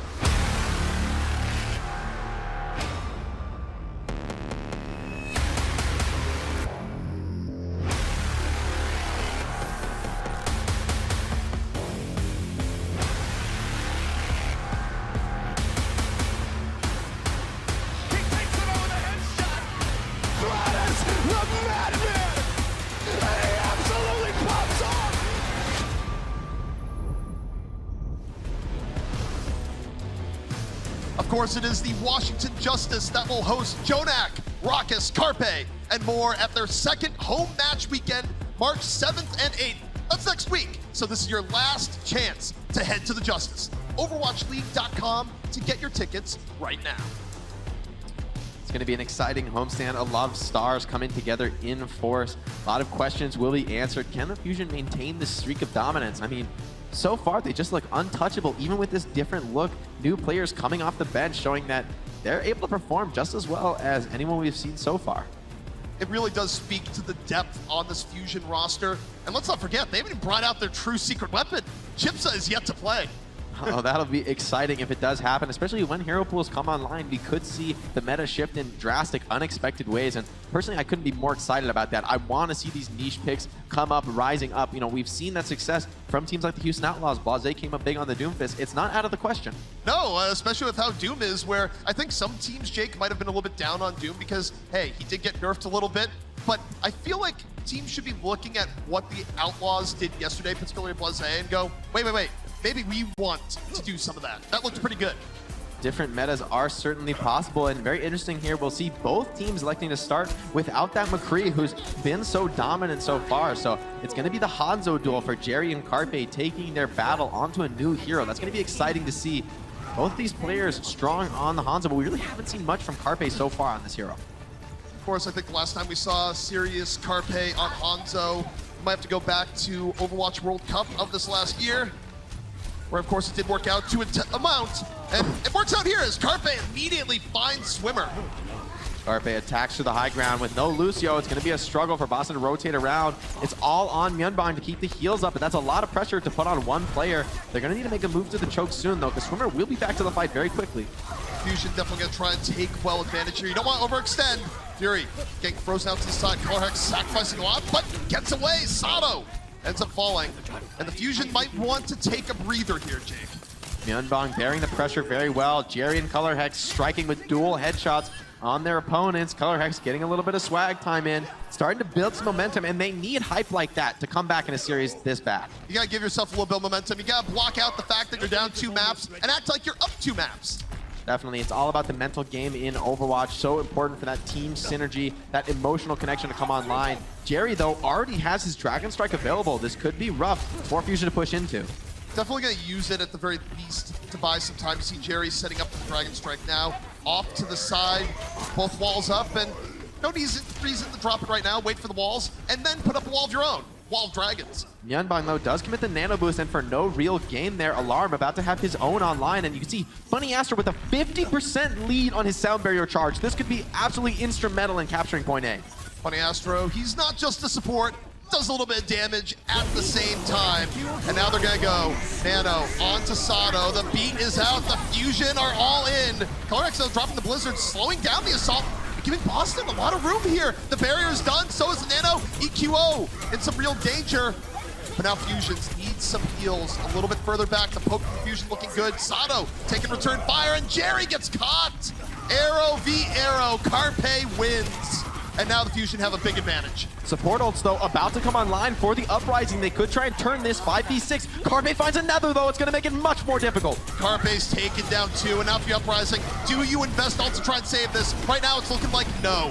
Not with that second pickoff. Carpe making the difference there. It looks so contentious in the 6-on-6 after Funny Astro's sound barrier, but it's Carpe making it work in that contested situation. Takes down both enemy DPS, arguably the most important picks in that moment.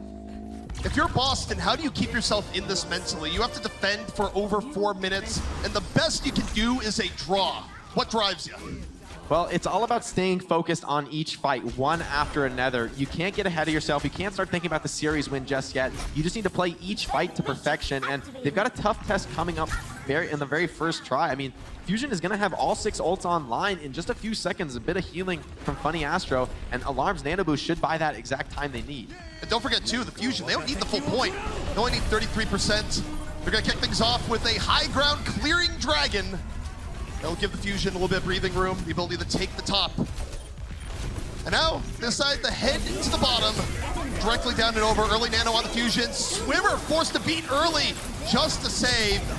But Funny Astro finds Colorhex. The bomb does little. Fury's bomb does far more.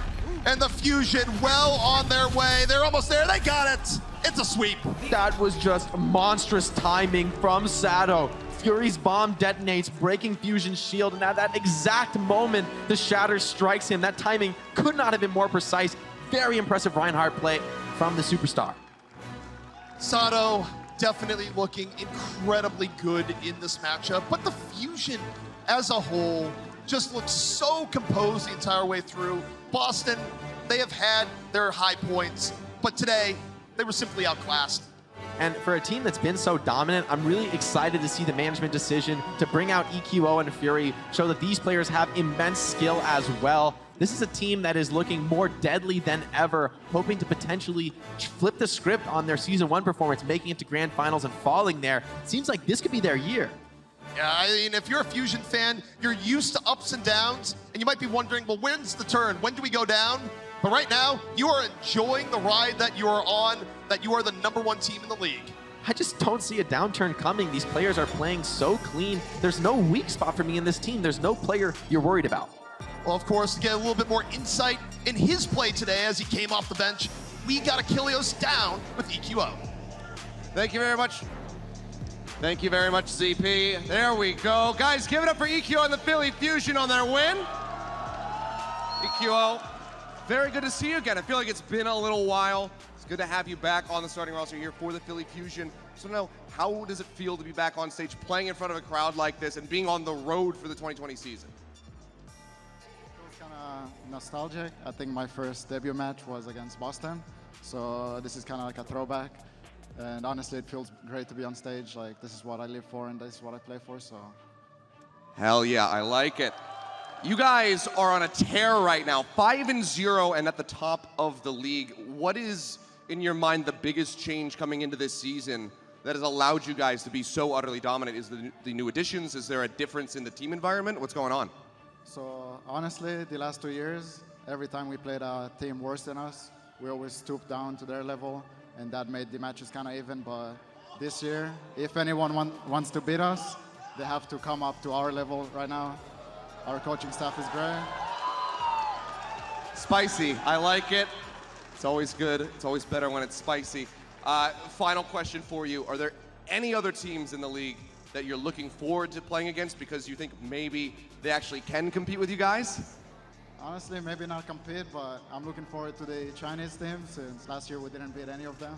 So some sweet revenge, I guess. All right, well, there you have it, guys. Ikyo, thank you so much for joining me. ZP and Jake, back up to you guys.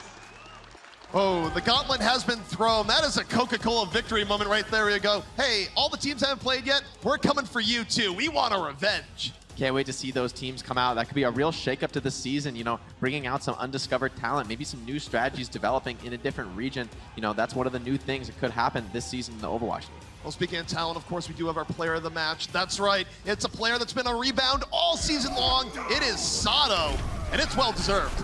Yeah, just so well-deserved this match. Sato dominating so many team fights. I mean, it was great teamwork by the rest of the Philly Fusion, always putting pressure onto Fusions, not letting him really take the Reinhardt 1v1, but Sato just slams the door on the rest of the Boston Uprising time after time after time.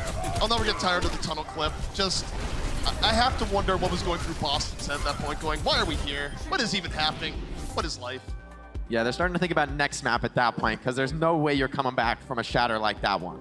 Of course, Sato's stats looking very impressive. A lot of bodies put to ground. 20 Earth Shatter stuns, and if Sato keeps playing like this, it is going to be a very, very bright season for Fusion. I mean, 1.5 eliminations per shatter. That's one of the highest stats I've seen so far, showing that the whole team is ready to follow up those shatters. He's not dropping them in those risky, unlikely to be able to succeed situations. He's always using them in concert with the team, and that's the story of the Philly Fusion so far. Perfect teamwork, perfect execution. Well, of course, we still have a lot of extra Overwatch to play here today, live in Houston. Coming up next, it's going to be the Eternal taking on the Reign.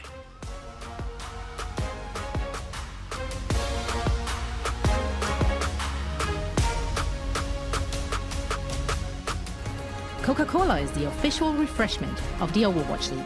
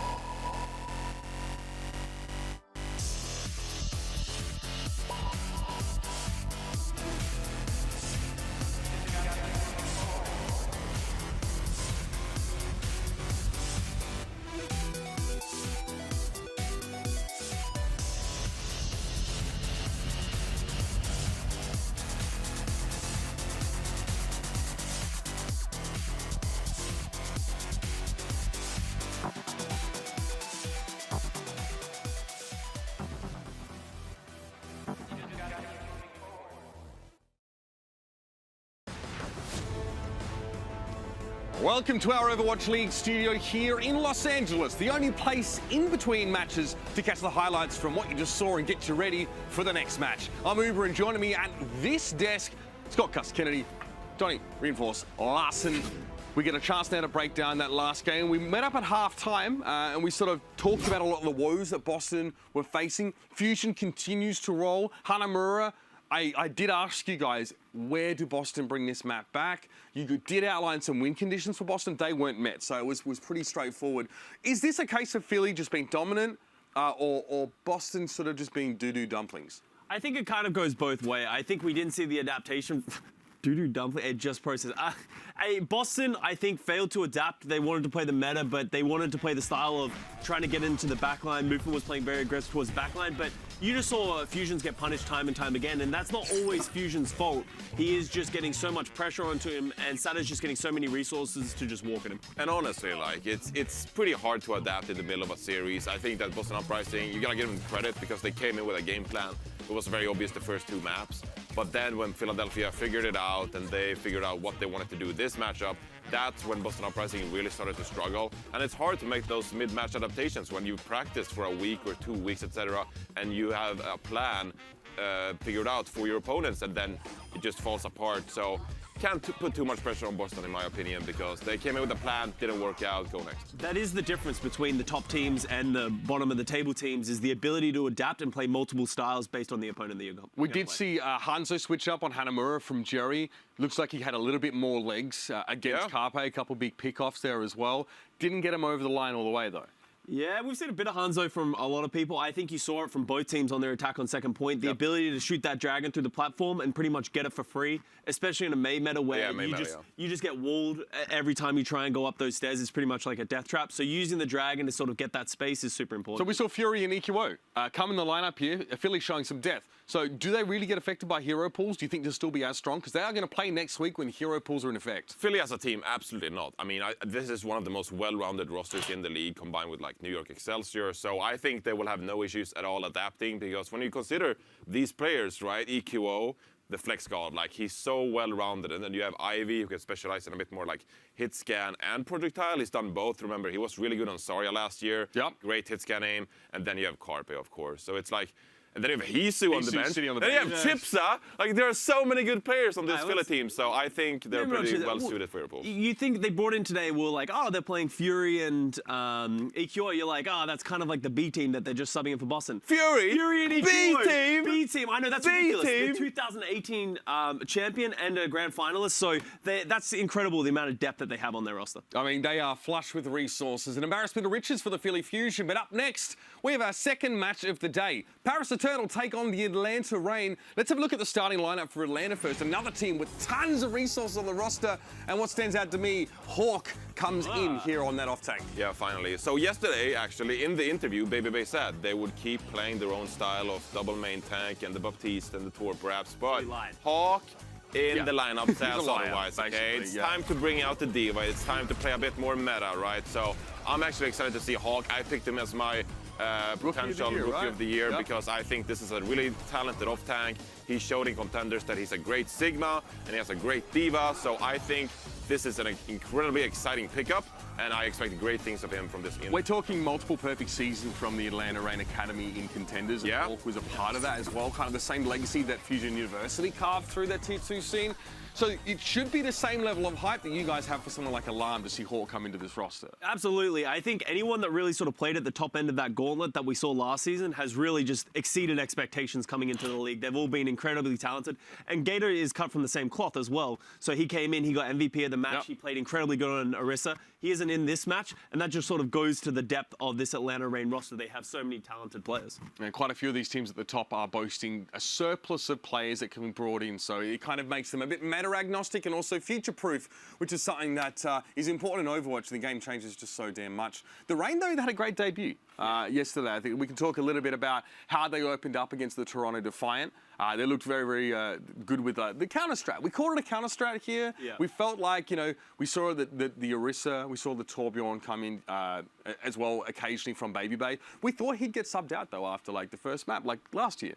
It's interesting. Like Baby Bay was, when you see Sharp and you see Edison on this roster, not many of us expected to see Baby Bay. But when you really think deep down, as Matt said it in the pre-show, if you're going to have an aggressive McCree meta, Baby Bay's the man you want. He's a man built on confidence. He's going to go, and he was just clicking heads yesterday, and he proved that he deserves to be playing on this roster. So do they punish Paris the same way they did Toronto? Like, Johnny, where do you sort of evaluate Paris as opposed to Toronto? Do you feel like they're in a similar echelon here in the league? Honestly, it's pretty hard because we've only seen one match with Hanbin. Of course, we've seen Paris Eternal play double main tank in the past, but with Hanbin in the lineup, it's a different story, right? So we don't really know how this Paris Eternal team is going to look. I think that we saw Hanbin be pretty aggressive on the Diva last time around, so maybe it's a similar story this time around where Paris Eternal tries to go aggressive. I will say though, rumors are that Paris Eternal's members are really sick, okay? So that might actually affect them going into this matchup and might actually drag down the quality of the match a little bit. We'll have to see how that turns out. Wow, Johnny. What a change of heart now, like referring to the illness. Look, man, I'm just saying it could be a factor. Someone's going to be in your ear. Wow, just saying, you got to tell the full story, Mitch. Oh, do you? Okay. My whole thing with Paris Eternal is that this is a team that has been playing meta pretty much throughout the entire time. So Atlanta Reign is going to be having to go against this like really strong meta, and Paris have been very impressive, especially with XZ at the forefront of that. So Baby Bay's gonna have his work cut out for him today, and you're gonna have XZ just playing super aggressive. I want to see how Atlanta sort of stifles Paris Eternal because Atlanta is expected to be on the top. So all of us guessed that Atlanta was going to take it over Paris. Is like, I want to see this match and see how they're going to do it. XZ has stood his ground against top flight, DPS players. He handled Corey pretty admirably when they went against Washington. Absolutely. So I just wanted to mention as well that we mentioned before about Boston Uprising, right? What separates the bad teams from the good teams and how you adapt, etc., right? So this is where we see Atlanta, if they can come out yesterday with a bit of a counter strat to the Toronto Defiant to play a bit more passive, and maybe today they changed it up and they bring it to Paris with a different composition and a different lineup and see like, is Atlanta Reign a top team when it comes to the coaching staff, or are they just kind of doing their own? One last question. Do you think it makes sense to counter-strat against teams you think you're better than fundamentally? It makes it easier. It makes it easier. You saw they just completely dismantled Toronto Defiant. Toronto Defiant didn't have an answer because Atlanta is the better team, and they had the answer to the question. So. Speaking like a Queenslander, Atlanta. Yeah, brilliant. Yeah, all right, mate. All right, well, now it's time to go back to Houston, Texas for the Paris Eternal versus the Atlanta Reign. Nice. The Overwatch League is brought to you by ZipChair Gaming, the official chair supplier of the Overwatch League, and by TeamSpeak, the official voice supplier of the Overwatch League.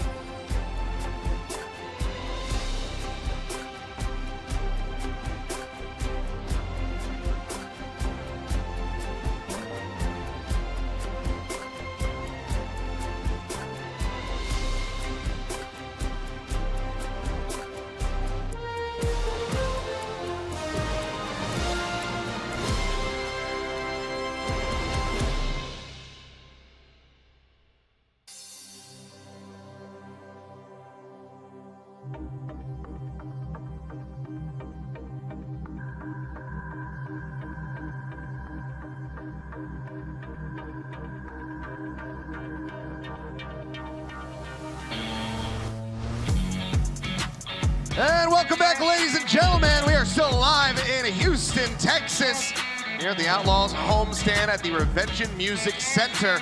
I'm Achilles, hopping on the cast alongside Wolf, and oh boy, do we have an exciting matchup getting ready to come to you guys. This one, it's gonna be Paris Eternal going up against the Atlanta Reign. See if Paris can put up a better fight. We saw Atlanta with a very dominant victory yesterday. Very one-sided series, and I think this is really going to be more temperature gauge for the Reign right now. They looked dominant yesterday in their very first match of the 2020 season. Can they keep the momentum going, and how far can they bring that double shield that we saw so much yesterday? Yeah, I mean, that was one of the biggest things that was so instrumental in the success for the side of the Atlanta Reign, the cohesion and pulling off those Hulk plays with the Fire Strikes laid in, you know, obviously the Ant Matrix as well, making sure that those Fire Strikes could get the damage done to kill the enemy team was just superb. Will we see more of that today? Hard to say. Obviously, they've kind of displayed that already. Paris Eternal going to be trying to level up. They were certainly watching that performance very closely yesterday, and then are going to look to counter that here today. Yeah, I mean, that's the hope, you know, is to be able to try to shut down what Atlanta was showing. A lot of what we saw from Atlanta yesterday as well, countering what we saw from Toronto, countering the dive in particular. We saw the Torbjorn come out there as well, so... Maybe we have some more of that. Baby Bay is going to be back on the stage here for that side. But we'll take a look at Gator, the guy who won our player of the match just yesterday. Absolutely fantastic breakout performance for him on the Overwatch League stage. He set up so many great moments with the halts. And it's not just the kills that you see in this highlight reel. We saw obviously that one on Nepal where he was able to yoink everyone into the amplified fire strike, but he's getting solo picks on Lucio's. He's pulling people over walls. I mean, his performance on Blizzard World as well, very impressive. And his Orisa is a staple of the strategy that Atlanta Reign was running, the double shield all day yesterday. They're also running Baby Bay. Yeah, Baby Bay over, you know, the likes of Edison and Sharp, the two new pickups, you know, in the DPS line of things. And Baby Bay looked great with this roster. What really stood out to me with Baby Bay was his target selection. He often shut down agilities on the Mei, saved his flashbangs for agilities in a lot of crucial team fights, and headshot him before he could use his ice block, before he could get away. Pulled out the Torbjorn as well, and I mean, I think Baby Bay's here to stay. He's proving that despite 2-star pickups on the roster, he's the OG, but he challenges Xe today, one of you and I's favorite hitscan players from Korea, finally joining the Overwatch League. He's of age, was an Element Mystic player, and he was most famous for McCree, so it's a meta he excels in. Stats here across the board, pretty comparable. Baby Bay has the edge there, but it was a 3-0 one-sided series that he's played in only, and he's obviously at 12 minutes to the 54 in time played. Yeah, I mean, Xe has been putting up some superb stats for getting nearly up to an hour's worth of play time there on the McCree, but Baby Bay very close behind him, but we'll have to see how these two Titanic McCrees are going to clash today. Maybe we'll just get, you know, some Torbjorn 1v1s, in fact. That would be great as well. We'll love to see it. Xe is great on the Hanzo as well. It's very similar playstyle to Corey in terms of his hero pool and how he plays the hit scan, but can flex over to the projectile when need be. He also, at the very end of his career on Element Mystic, was a Zenyatta player, was flex support for Element Mystic, so he's got a big wheelhouse of heroes, and he's one of the reasons why the Paris Eternal are doing so well this season. Absolutely a standout player, you know, and he's filling the shoes of Soon, the legend, you know, so. Well, somebody else that we just saw there at the end of that highlight, setting up for the arrow kill on Corey, is Hanbin, who has recently made his debut here for the side of the Paris Eternal, and has just been looking absolutely stellar for them. Yeah, he really has. I mean, Hanbin, you know, couldn't start at the beginning of the season, but he slotted into the roster very well, and this was a big problem for Paris Eternal. They didn't have a proper flex tank, but now Hanbin is here, and he's a great D.Va player. Also, you know, very famous for flexing to Zarya in the Zarya Doomfist meta that we had in GOATS in Korea, so we know his Zarya is very serviceable, very strong. So he's the flex support that this team really needed, and now that he's able to play, I mean, he's doing pretty well in terms of his D.Va metrics already very early in the season. Yeah, I mean, again, this is one of those things where he hasn't played that much. We have to see how this is going to translate across a longer timeline, but so far, very good for Hanbin and for the Paris Eternal, but we'll see if that's enough to take down the Atlanta Reign. Let's go ahead and bring them out first, though. So Houston, please give a warm welcome to the Paris Eternal.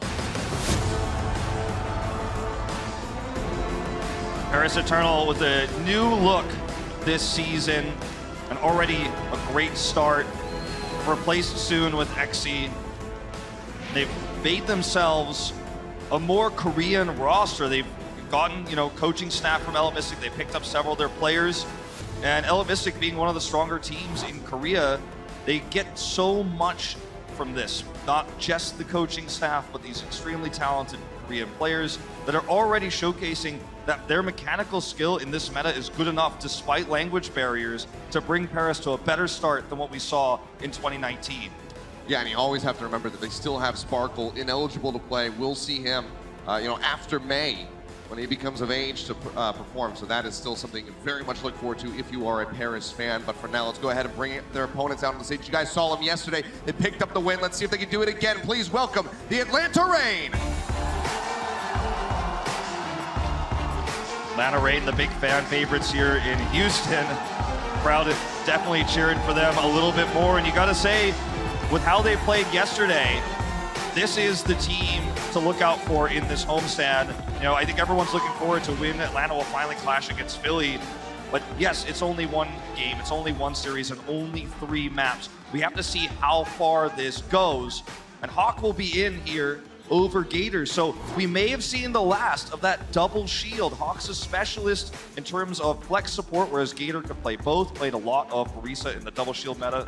Talked about it yesterday in the Gauntlet as well when that was meta.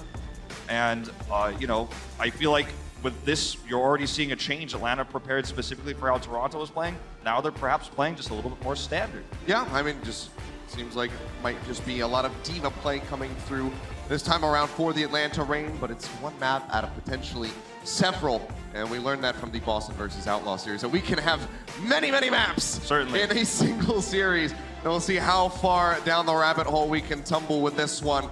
Atlanta Reign going to be looking to be concise and try and join Fusion up at the top of the standings in the league.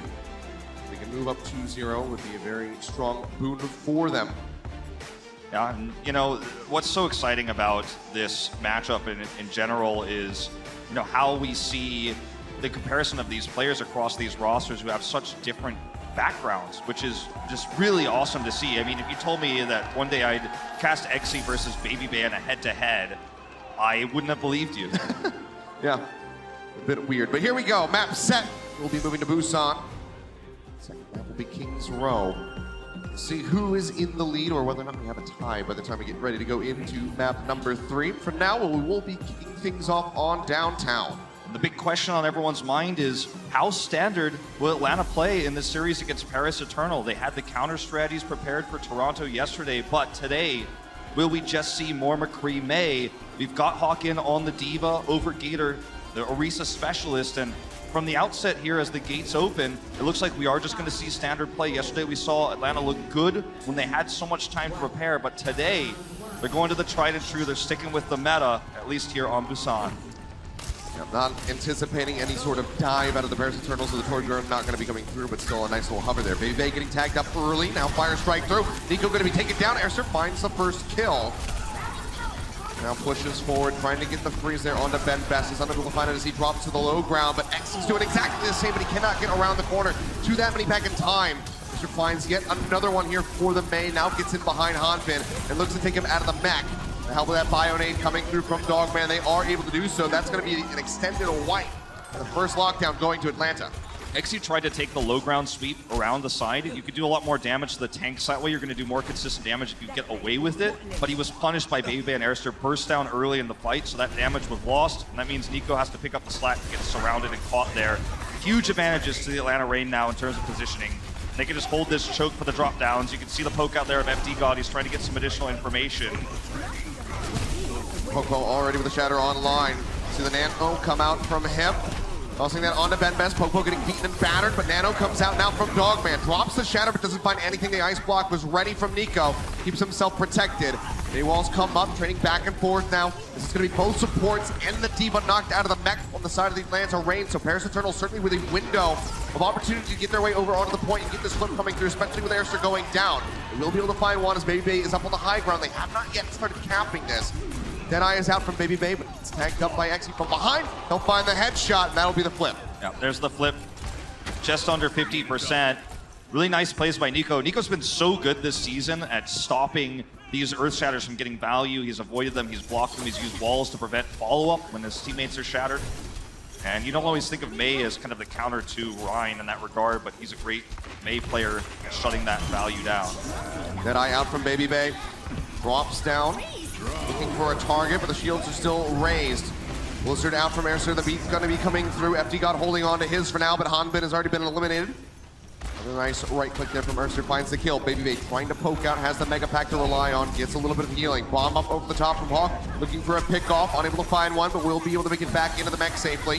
Bionate thrown down. Nico has to go into the ice block, but Exy is clicking heads. Manages to find both supports, but now it's at the cost of Benbest and FD God. So losing out on the front line. Other side of the Paris Eternal. Baby Bay gonna be picked off now. Airster gone as well, and Hawk knocked out of the mech. They have no way to mitigate the damage from Exy. He is just ripping people apart. I mean, Exy and Baby Bay have both done almost the exact amount of damage in this game. They're off by less than 100 damage at the moment I said that. And now, you know, when you look at the value, though, Exy is getting the better priority targets. His damage is being maximized. He's getting those backline kills when he needs to, but he's also willing to chunk down the tanks. Baby Bay playing a lot riskier, looking for just solo kills. Right back, seem to get on top of Baby Bay. Does set up for a kill from Ben Best, but the Fire Strike goes through. Exy going to be taken out. Now both supports gone. For the side of the Paris Eternal, Atlanta Rain going to get the flip back as Paris Eternal hits 90% on the meter. The poop away onto the Baby Diva just to ensure they can get that 50% now for Atlanta Rain climbing towards the top. The big question is how much, you know, how conservative can they be with their ultimates here? They have the Deadeye, they have obviously the Blizzard. The Blizzard, the easiest ultimate to use in these choke points. Oh, take a look at Popo here in the replay. I'm gonna grab that shatter. There it is. And you can see Nico actually is able to block himself there. He's so good at reacting to those, but doesn't save the rest of his team. But regardless, you know that Blizzard, how they use it here with the Deadeye is the big question. Just gonna zone with the Deadeye to buy time, try to Blizzard at 99 or as close to 99 as they can get. They're trying to boost him up over the top, but Baby Bay slipped off the ice wall, and Airster just gonna be taken down, stunned up. Now the Blizzard for the side of Atlanta Rain, not gonna be the fight. Nico has his online with that sound barrier shield rolling. Benbest swinging away, takes out Dogman. Bombs out, Hanbin trying to make his way back into the mech, is unable to do so, but Hawk is gone. Baby Bay off the side with a poop from FD God. Somebody needs a tag. See Popo swapping over onto the Wrecking Ball. Has to get in here very quickly. Will be able to touch. Masa's nearby as well.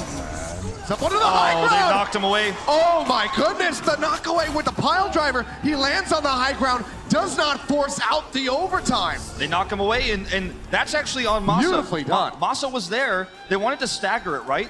But you've got to realize that you have to be closer in that moment. Had Masa been closer there, he could have tagged as soon as he realized that there was a possibility he'd be knocked away. Let's take a look at this again. So look, you could see Masa on the approach here as well. But here he comes, Pokepo. And Masa stayed, he went back. He could have stayed earlier, but he's a bit late. There's a knock away, and then he doesn't get the touch. Masa went back to help speed boost the Wrecking Ball in so they could have two players on the point to touch. But he wasn't there in time. You just expected the Wrecking Ball is going to get there fast enough, and without a boop, it would have. But, you know, you've got to be prepared for those situations. Sometimes in moments like that, you don't want to play conservatively. You just have to get your body on the point.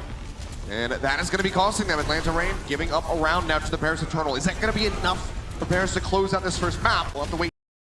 We've got Exy on the Widowmaker. Hawk into the back, trying to hound him down, and Baby Bay has the flank angle. Great distraction, great coordination between the off-tank and the hit scan player. Managed to find that major pick off, and it's gonna force Exy off the Widowmaker. Flashbang on the side, shield comes up, does protect Nico as he makes his way into the ice block, but Hanbin has been desuited and taken out. Good sleep. Taking a nap. Will be woken back up. Haven't quite killed him off yet. People missing their shots, but the fists start flying. The opening kill there for Baby Bay is everything. Exy doesn't get to control sight lines. The Widow matchup is favorable versus McCree in most cases, especially on Sanctuary. It's the best control map for it.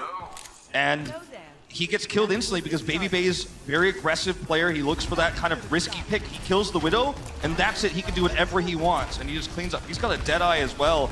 Exy with the late swap. Obviously very far behind in that regard. See if he can catch up. Deadeye will be coming through as they push forward. They're trying to get on top of Baby Bay. Shots come out, and that's going to cost Hanbin his mech. Doesn't have the defense matrix lasting long enough. to keep him alive. Nano boosts out on both of the Reinhardts as they go ahead and swing at each other. Pin's not going to connect from either side, but Poke will be kept alive, and BenBest will crumble in the end. So still going to be Atlanta Reign maintaining control of the point.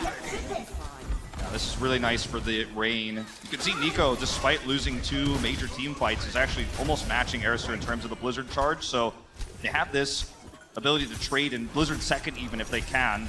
Hanbin's great at eating those, absorbing those.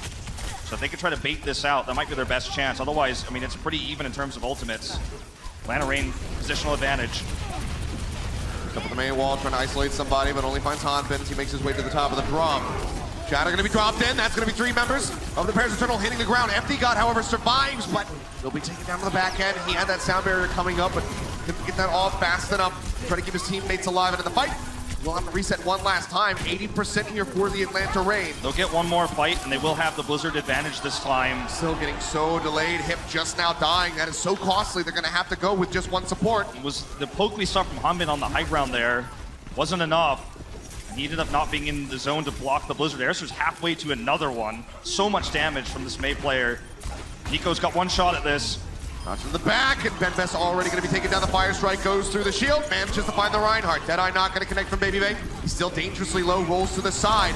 Tries to create some peel for Poke, but he will still be taken down. Now Aristar going to fall. Hanbin finding the enemy May.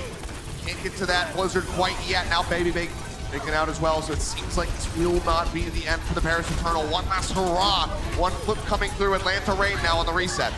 Really nice support ults coming out for the Eternal. And you can pretty much always win a fight if your opponent's May goes down first when you have those heals coming through, because May not only does consistent damage, can freeze targets, but also has the ability to survive with extra healing better than almost any other DPS in the game. So, you know, Nico ends up getting the Blizzard off and they win the longer fight, but they had to use a lot of ultimates to do it. And Reign only need one fight, and Aristar's Blizzard we were just talking about is ready this time. Let's see if Hanbin's got a better chance this time at eating that. Amping it up, they get the cutoff here on the Poke, they freeze him. So already bad start to this push for the side of the Atlanta Reign. Flashbang connects on the FD God, but he falls back behind some cover, so keeps himself safe. Masa will be taken out now. Kind of 40% for Paris Eternal. They can afford the Atlanta Reign to drain some time away. Kind of greedy by Hawk there to stick around that long. They didn't actually get a great stagger on him, so it's not the end of the world, but it's going to buy Paris some time, and Nico gets that Blizzard to match Aristar's now, because that was the big advantage the Reign had, this Blizzard advantage, and they don't have that anymore. Sound barrier going to be up for both Lucios. I mean, this is kind of winner takes all, this fight right here. Paris will have to win a second one, but if they lose this one, they lose the round, and we'll go to a third. So this fight is so important for them. I'm all about it. I'm ready to go the distance for this series. Nico nearly taken down, and Antites is going to be out of the fight for a little bit longer. Blizzard thrown down by Aristar. Now Nico matching. Poke manages to get his way out before becoming frozen. Aristar going to get locked up there for the moment. The sound barrier was out. Now FD God is going to be dropping his, but they've already lost 2 members on the side of the Paris Eternal. This is the fight that they have to win if they want to go ahead and close this out 2-0, but that is not going to occur. Atlanta Reign, they clean it up. Hip desperately swapping over onto the Moira and trying to buy some extra time.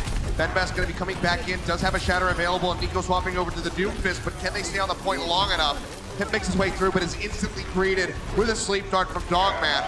They have to get the touch. The Maywall comes up. BenBest cannot make his way onto the point, and we have a final round. Mecha Base to decide the victor of map 1. You can just see how much Atlanta Reign prioritizes the May. They're focusing Nico down a lot in these fights. In that last fight, he had a Blizzard. They knew that was Paris' win condition. And you can see if you go back and watch that, Nico drops down to less than 10% health. He's also bio-grenaded, so can't heal himself, so has to fight. He's out of the fight, can't utilize his Blizzard, and then they're able to zone him out. When he does drop the Blizzard, it's too late. He's too far away. The Reign get the better Blizzard and close in on the point. And it's really BabyBay, it feels like, who's leading the charge and making sure these Mays get shut down. He did it yesterday to Agilities, and now Nico is having his fair share of problems. But they really understand how to win these longer fights. They know their win conditions versus the May, and it's good to see Atlanta, you know, not only well-versed in the counter strategies they did yesterday, but in the standard meta as well. They absolutely know how to play it. Not going to be clashing. Up on the top center of the map will be the walkway approach for the side of the Atlanta Reign. So playing this one out patiently, poking as best as they can with BabyBay's range. Sleep goes forward, does manage to find Hanbin, but no real way of capitalizing here. Try to get the follow-up nade while he's slept there, but it doesn't work out. Yep, doesn't lead to much. Baby Bane trying to take control. Double tap, now triple tap from Exy. Nearly falls down, has to just go ahead. Reapproach, get closer to his teammates. Pokepo gonna be frozen up. Managed to find the first kill of the round. Hawk looking for some pushes off the side of the map, but can't quite get them far enough over the edge. Atlanta Range is gonna go ahead and have to peel back now. Yeah. It does fall, but that's about as good as it gets so far. Airster ends up getting way more damage done here, and we keep talking about Blizzard advantage. I mean, that's, you know, if this were GOATS, that's the Graviton surge of this meta in a lot of cases. They got to win this fight right now early with that Blizzard advantage. And it was out. Popo got slept for a little bit, but did wake him back up. You can see on the low ground, Deadeye out, unable to find anything. They just wait for that to expire. Answering Deadeye now coming through from Baby Bay. Doesn't find anything. Gets the one tap there onto Nico. Follows up, gets a second headshot.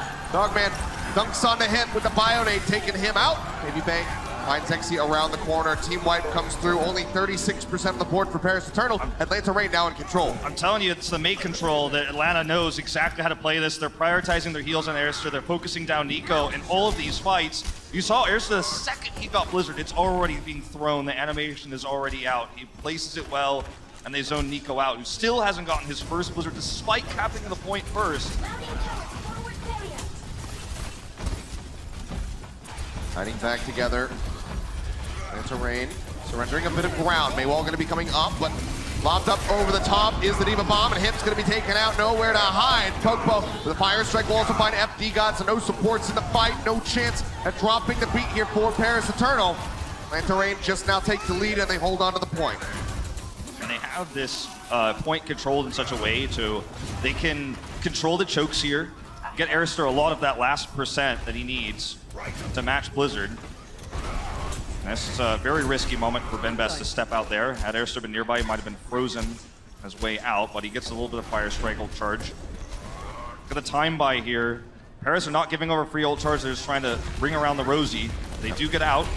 Gonna wrap around the other side. The Maywall, however, gonna be cutting off a decent portion of the team. Beat gonna be coming through to save Pokepo. Answering Beat now out from FD God as Benbest is bionated and down below half HP. Deadeye rolling, gets a little bit of chip damage onto Hanbin, but doesn't find a kill. Bomb gonna be lobbed out over onto the point, does not find anything as everyone hides.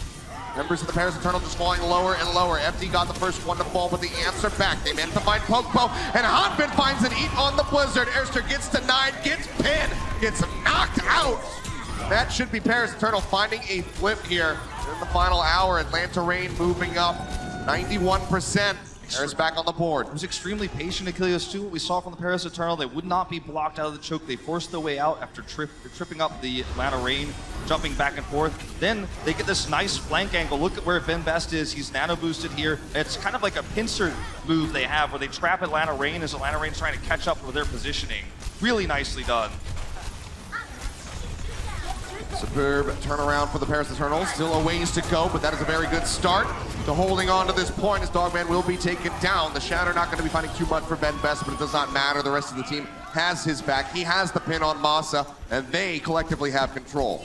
Now Exy with this Deadeye can buy time for Nico's final Blizzard here.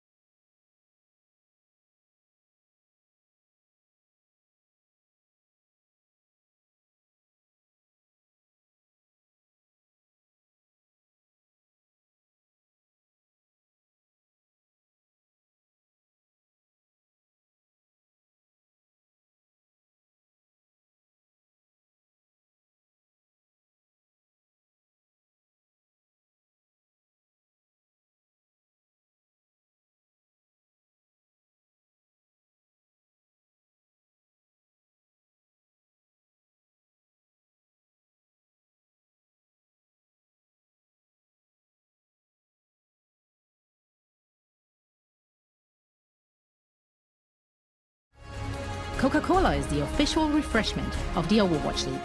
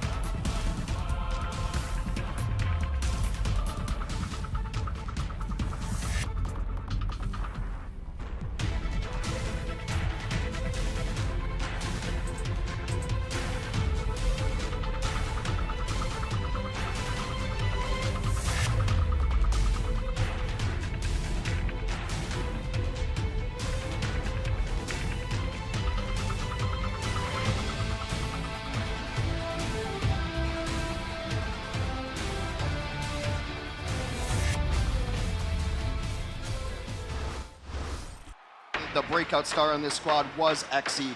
Just went off on his But look at that damage. Oh my goodness. Tried to chase it down. That's filthy. Filthy stuff. I mean, the double ding, make it 3. But he's definitely a god. Here we go. This is what you wanted to see. Matt, this is just one of 3 players coming from that 11 Mystic squad, and he's already made a splash. Oh, McCree's gonna need a back brace. The Xe is on the hard carry for the last 90 seconds. It's been ridiculous. This McCree looking good. That guy is absolutely insane. Well, there's a couple more highlights can be added to that video after our first map. Xe looking quite strong still for the Paris Eternal. They pick up map 1 of Busan. Now we get ready to go to King's Row for Hybrid and see if we can get a tied up series. Xe out damaging BabyBay in that 3-round series by quite a significant amount of damage. And the reason why is it's a differing play style, right? I mean, the flashy players, the players that people remember are the players like Carpe, the players like Soon who take risks and don't play safe. BabyBay's kill on Xe, for those who remember just on that previous map, on Sanctuary, are the moments that you remember. That's the kind of risky player that BabyBay is oftentimes, whereas Xe is a consistent damage output player. He doesn't care if he gets the flashy kills, he doesn't care if he gets the dual kill, he just wants to maximize damage. His Deadeye there at the end guaranteed them the cap. Ends up 9.5k damage per 10. The critical hit accuracy, 14%, and that's not that much higher than you would expect on average. But that's because Xe's looking to break the tanks down. He's looking to do that consistent damage. He's not looking for solo kills on the flank. And that's a different playstyle. Well, already pretty close. We got that 2-1 to settle Busan. Now let's see how far we can go with King's Row. And whether or not this will be a tied up series. I, for one, like I said before, am fully prepared for a 5-map set. We'll see if we can go that far. I know a lot of the people here in the audience are going to be chomping at the bit that have that Outlaws game come up at the end of the night. Oh, I'm excited for it. But if we get some more Overwatch action in between then and now, then I'm also about that. Well, Atlanta to defend first, and it will be the same composition here. Xe's going to look for that opening Widow kill. You know, almost as if to say that everything I just said about his playstyle isn't true, but every Widow will go for that shot. Got it lined up. Yeah, in the skybox, there it goes, lets it loose. We'll see. Well, it looked decent, but it didn't get anybody. Absorb. No. Nico sometimes unlucky. On the Doomfist, they're doing Doomfist Reaper Hunbin on that Zarya I was talking about. This is an old Element Mystic special here, the Doomfist Zarya. Very powerful. Well, rough start when the Lucio goes down, so that's just going to be a big Hulk coming through. You don't have as much coverage without the Diva, and you're going to have, you know, sometimes you get hit by a Rogue Icicle. Not really FD God's fault there. Great play by Airster, though, checking for that. Baby Bay here on the high ground, but it's actually not going to do much for the front line here when Hunbin starts blasting through with that energy. See Nico getting into the back, but will get locked up. Take it down. Baby Bay managing to find the kill here on the second approach, but one tick still going to be given over for free. Baby Bay does get a second. Now he's looking for hip. Right, get rid of both supports. He's able to do so, but Ben Best finds 3. Suddenly, this is still doable for the Paris Eternal. Not that far of a run back for them. They're still on the point. Second tick getting ready to come through. Baby Bay gets another headshot, but the point is still just bleeding away for the Atlanta Reign. And with Baby Bay being the only one there, despite his heroics, yeah, I mean, they look, just have to surrender it. 5 minutes plus. That's what I'm talking about. Baby Bay is on the high ground, but he can't win that tank war. He takes Hunbin out, but it's too late. Benbest and Hunbin do too much damage on the ground. And despite the fact that he was able to get so many free pot shots and was uncontested, had a high ground advantage, it's not going to be enough to stop this Reinhardt Zarya from just barreling onto the point. He killed Nico straight up, but there was nothing else after that. Bubbles out, maybe looking for the Shatter setup, but that's going to expire, and the Blizzard is thrown down by Airster. Benbest pinned, eliminated. So far, only Baby Bay found for the side of the Paris Eternal. Nico trying to get some damage in, but Popo just pulls 4 people with the Reinhardt. They'll go ahead, wall off to ensure that he is safe as he takes a quick nap. Blizzard's so incredibly powerful in this archway, especially against a Reinhardt Zarya type composition. There's not much you can do about it. There's no Diva to absorb, so you see the Blizzard come through. Everyone's trapped here by the ice wall that Airster puts up, and then Popo just gets to line them up, knock them down. Super easy peasy, but the next fight's going to be the tough one. Hunbin will have to get energy first. Shatter going to be dropped in by Popo, doesn't find anybody. Pin comes out, Nico going to be eliminated. Dogman with the bio name manages to find him, and Freeze comes through on a Benbest. Grab invested, manages to help find 2. The Death Blossom claiming 1, but now they come back in as FD Con finds himself a double kill. Kraken Skulls gets the right-click kill now on the Dogman. FD God puts them right back into this fight. They can start pushing through the choke. It's such a sustainable composition. You have the lifesteal on the Reaper. You have, obviously, Hunbin who's getting healed up, who's got shields, he's got high energy, and he just breaks through the front line. Once the Blizzard's gone, this is tough. This has always been a strong composition on King's Row since 2016. Reinhardt Zarya Reaper, Beyblade, I mean, it's very powerful. Paris is bringing a new strike. Here's the Nano. Yeah, Nano is out looking for the pin, doesn't find it. Good heat on that Fire Strike, denies a bit of damage and stops Benbest from getting the Shatter that much faster. Barrier now going to be dropped in for FD God. He gets a knockoff on the Dogman. Tumbling into the abyss, now finds Baby. FD God has been doing so much work these last few fights, now looking to hound down Masa. Will be eliminated by Hunbin, and just like that, Paris Eternal push their way into point B. They still have such a healthy time bank. Hunbin's got high energy, he's got a grab, they have this choke point controlled. Airster's got a Blizzard, and that's going to be the toughest fight for the Paris Eternal, because remember, they don't have a Diva, they have any way to shut that down. Unless they can force an ice block early. Exy on the flank here. Nico is going to be able to set up the Space Jam combo with the grab. Bubbles out, drops down, but Bubble expiring before he really got engaged into the fight, so Nico just gets melted as soon as he hits the ground. Nice kills coming through for the Atlanta Reign, despite losing out both their supports. Will be able to go ahead and grab control of this cart for a period of time. Yeah, and as soon as Hunbin goes down here, you have to think they'll swap composition, although he may get away. Hunbin goes down. Yeah, he may get away here. Airster now actually going to be picked off. Nico trying to turn this one around. Baby Bay just now respawning. FD God finds Masa. Popo taken out. And just like that, Atlanta Reign have overstepped. They chase way too far from the Hunbin. And the cart is rounding the final corner. They still have 3.5 minutes plus in the time bank. You can't let that happen. They way overchased against a Zarya, who now has another grab basically online. High energy, choke controlled. Everybody is locked in here. Meteor Strike drop down, doesn't find any kills. Benbest and Popo both gonna fall in exchange for the Reinhardt. Hawk has to dump the bomb, but can't make it back into the mech. Masa alone has to try to delay, but he is pushed off, and just like that, one chase forward, trying to find the Zarya is one big throw. I mean, the Paris Eternal finished with 3 minutes, 17 seconds. If you don't chase there, then you leave so many opportunities open for yourself. You know that Hunbin's not gonna have energy. He probably has to swap. He's not gonna have a grab. They have to change their comp. You bring the momentum back into your favor. You give him the energy. You give him the kills. You overchase. You give the momentum. Zarya is such a momentum-based hero with those shields, with the energy that she builds up. And what a mistake there to overchase. They got punished hard. And Paris bring in Ryan Zarya. I mean, not something you expect to see, but the execution was crisp. And a few small mistakes on Atlanta's side. I mean, the thing that we were praising Atlanta for so much yesterday was the cohesion, the calls, the synergy between everybody on the roster, but now it seems like the synergy is kind of still there, but they're making the wrong calls. They're not really identifying the proper move in these situations that they find themselves in, and they overstep, and it costs them dearly. It seemed like the time bank should have been so much less, but you have to think about where Paris Eternal started, over 5.5 minutes. Even with that time big train coming through with the initial choke control in the streets phase, Atlanta Rain just could not dwindle that down far enough. 3 minutes plus right now with the way that the meta is still quite impressive for the Paris Eternal. You're absolutely right. I mean, that's a time make you don't see very often in a meta like this. And generally speaking, even on Kings Row across the year, is one of our more popular maps.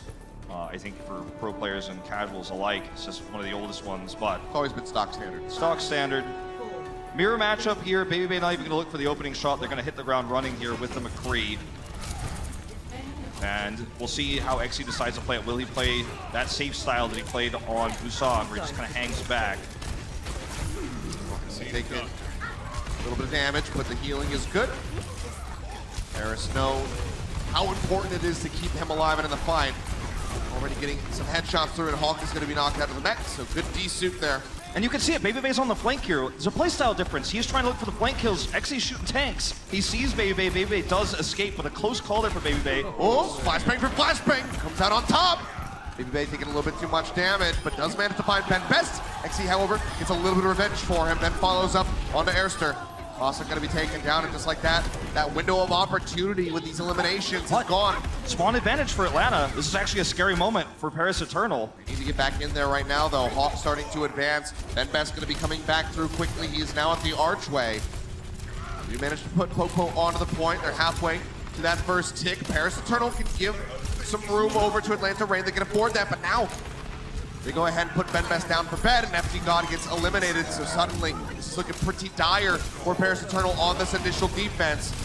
Convent makes his way around the back, tries to contest as best as possible, but will be de-suited rather quickly. Oh, they try to set up the Maywall drop with a shatter, but Popo instantly gets greeted with that sleep guard. Fantastically done by him to deny that, but despite his heroics, this will still be a one fight for the side of the Atlanta Rain. And if we scroll back time, the real winner here was BabyBay. He went for the risky play, went for the flank, and they ended up trading kills there throughout that crossfire, and traded kills favored the attacker on Kings Row A and on hybrid A's on most maps. So very impressive stuff there that they were able to make that decision to say, we're gonna commit in and trade kills. And Massive delayed there. They got the spawns coming back through. And then you see Dogman get a great sleep on to Ben Best, you pointed out, the choke. And Atlanta could match the time bank with a start like this, the ult advantage they currently hold. They need this to go off without a hitch. That's a really good start for Hawk. Manages to take away Nico's Blizzard, but BabyBay does fall. Bombs available from Hawk, does not use it in conjunction with the Blizzard. Bomb comes up now from Hanbin, finds himself a double kill. Popo and Airster both going to be eliminated. And just like that, Paris Eternal should have regained control of this card. Sub 4 minutes now for Atlanta Rain. Xe just looking to hold the line as best as possible. Barely misses out on that final shot. BabyBay survives with a sliver, but as I say it, let's take it down. Yeah, he was, he was kind of in a bad spot. Not his fault there. He's got to walk through line of sight to get out, or he's playing an even more dangerous game. I'm just going to try to poke here from high ground. It's woken up. And they have the choke controlled, but with no Blizzard to hold it, definitely opportunities here for the Rain to break through if they can get BabyBay into position. Just delaying right now with this wall. Wall comes up, Shatter gonna be dropped in. Popo looking for something, manages to knock Hanbin to the ground. They can't get on top of the mech fast enough. Popo, however, tosses out the fire strike, manages to find Xe, swings away, gets a kill on the Ben Best. The defensive line has now been broken, but already a decent amount of time chewed up by the Paris Eternal, and they're still quite far away from point B. Yeah, I mean, in a normal circumstance, you'd feel really good for the Reign here because you'd think to yourself, okay, well, that was a great fight. The Shadow for Benbest, not so great, only hits Bebe, they can't capitalize. The choke fight goes badly. But because of the time bank that you mentioned, because Atlanta Reign have such a great time bank, you're actually thinking to yourself, if you're an Atlanta fan, like, it's good, but is it good enough? Is it fast enough? And so far, the answer seems like no. 2 minutes and 40 remaining as they get closer over to B. Popo nearly with another shatter online. Benbest slightly getting cut off there. Gonna be knocked to the ground, but Deadeye comes out, can't do anything, but Hawk eats another blizzard from Nico. A major deny. Hawk looking very good here in this debut game. Shatter comes down, Popo can't find anything. Sound barrier still gonna be used by FD God all the same. Bomb available for Hanbin, getting melted out of the mech, might have to use it, and he does. It also takes down Baby Bay before getting desuited. They're falling as well, so there's no DPS available on the side of the Atlanta Reign. Now the tank line going to be broken down as well, so this is a great reset for the Paris Eternal on defense. So huge for them. At least Dogman does escape with that nano boost. You see a further delay onto Hawk here, so very painful for the Atlanta Reign. Looks like he is going to escape. Oh, never mind. Spoke too soon on that one. Next he gets the kill, though, padding the stats. So anyway, going back to the issue at hand, they have a Blizzard, and they have a really great fighting chance of using it to win this next fight. But the question is, where does Paris take the fight? Because if they can take it at this archway or near the archway away from the cart, they're going to play it a little bit more conservatively, though, staying back. They want to cover their flank angles, make sure there's no way for Baby Bay to get into the back. They can watch the staircase, they can watch that right side wraparound, which is exactly where Atlanta Reign's going to be going towards. Yep. Deadeye out. Deadeye is out. The bomb goes into the back. Looking for a pick. Hawk finds nothing. Chatter comes down. 3 members stuck on the side of the Reign. The Blizzard now coming out from Airster. Trying to turn the fight around as Dogman does fall. Ben going to be knocked out. Baby Bay gets the kill with a Deadeye, but Popo will be taken down. Now Masa going to be gone. Both support's going to be out of the fight. Xe finds Airster, and this is so dire for Atlanta Reign. They have to finish the map. They only have 45 seconds left to make it into B.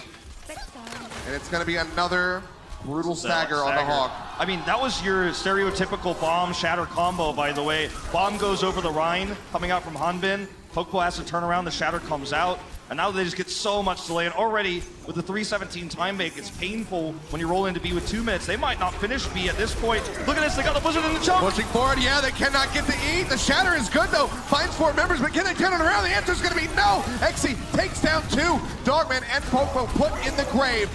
Flashbang out, Baby Bay trying to find something, trying to get rid of that Reinhardt. No one can cannot do it. Popo swaps over onto the wrecking ball. Maybe he can make it there in time, but he's being frozen up. Masa's on it. Gets in the back, but they identify this. It's not going to be a back cap. Everybody instantly pulls back to get rid of the enemy Lucio.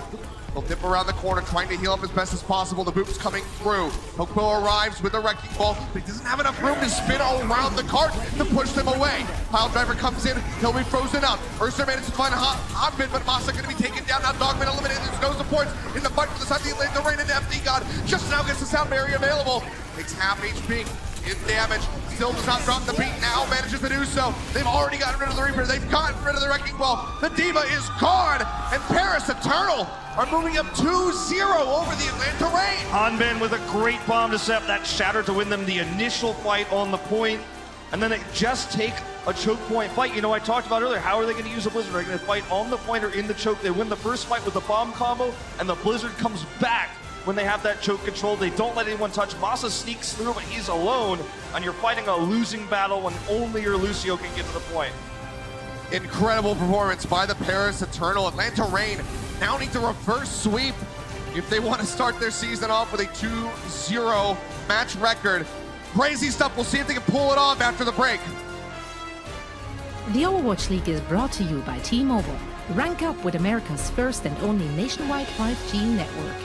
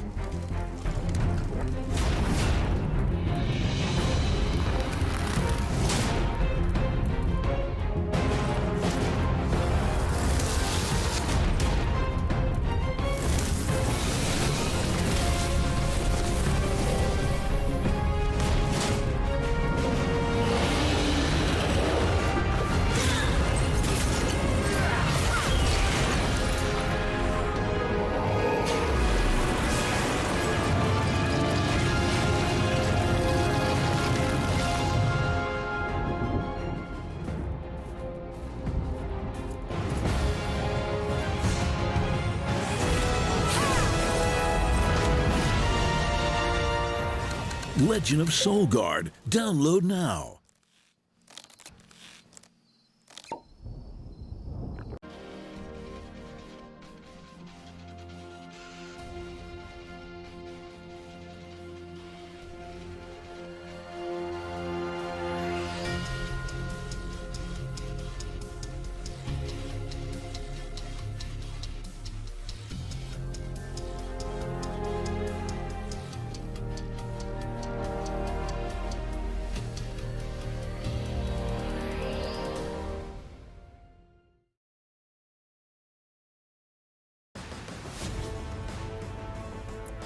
Atlanta was coming into the day with a lot of momentum from their debut win yesterday, but Paris is doing their best.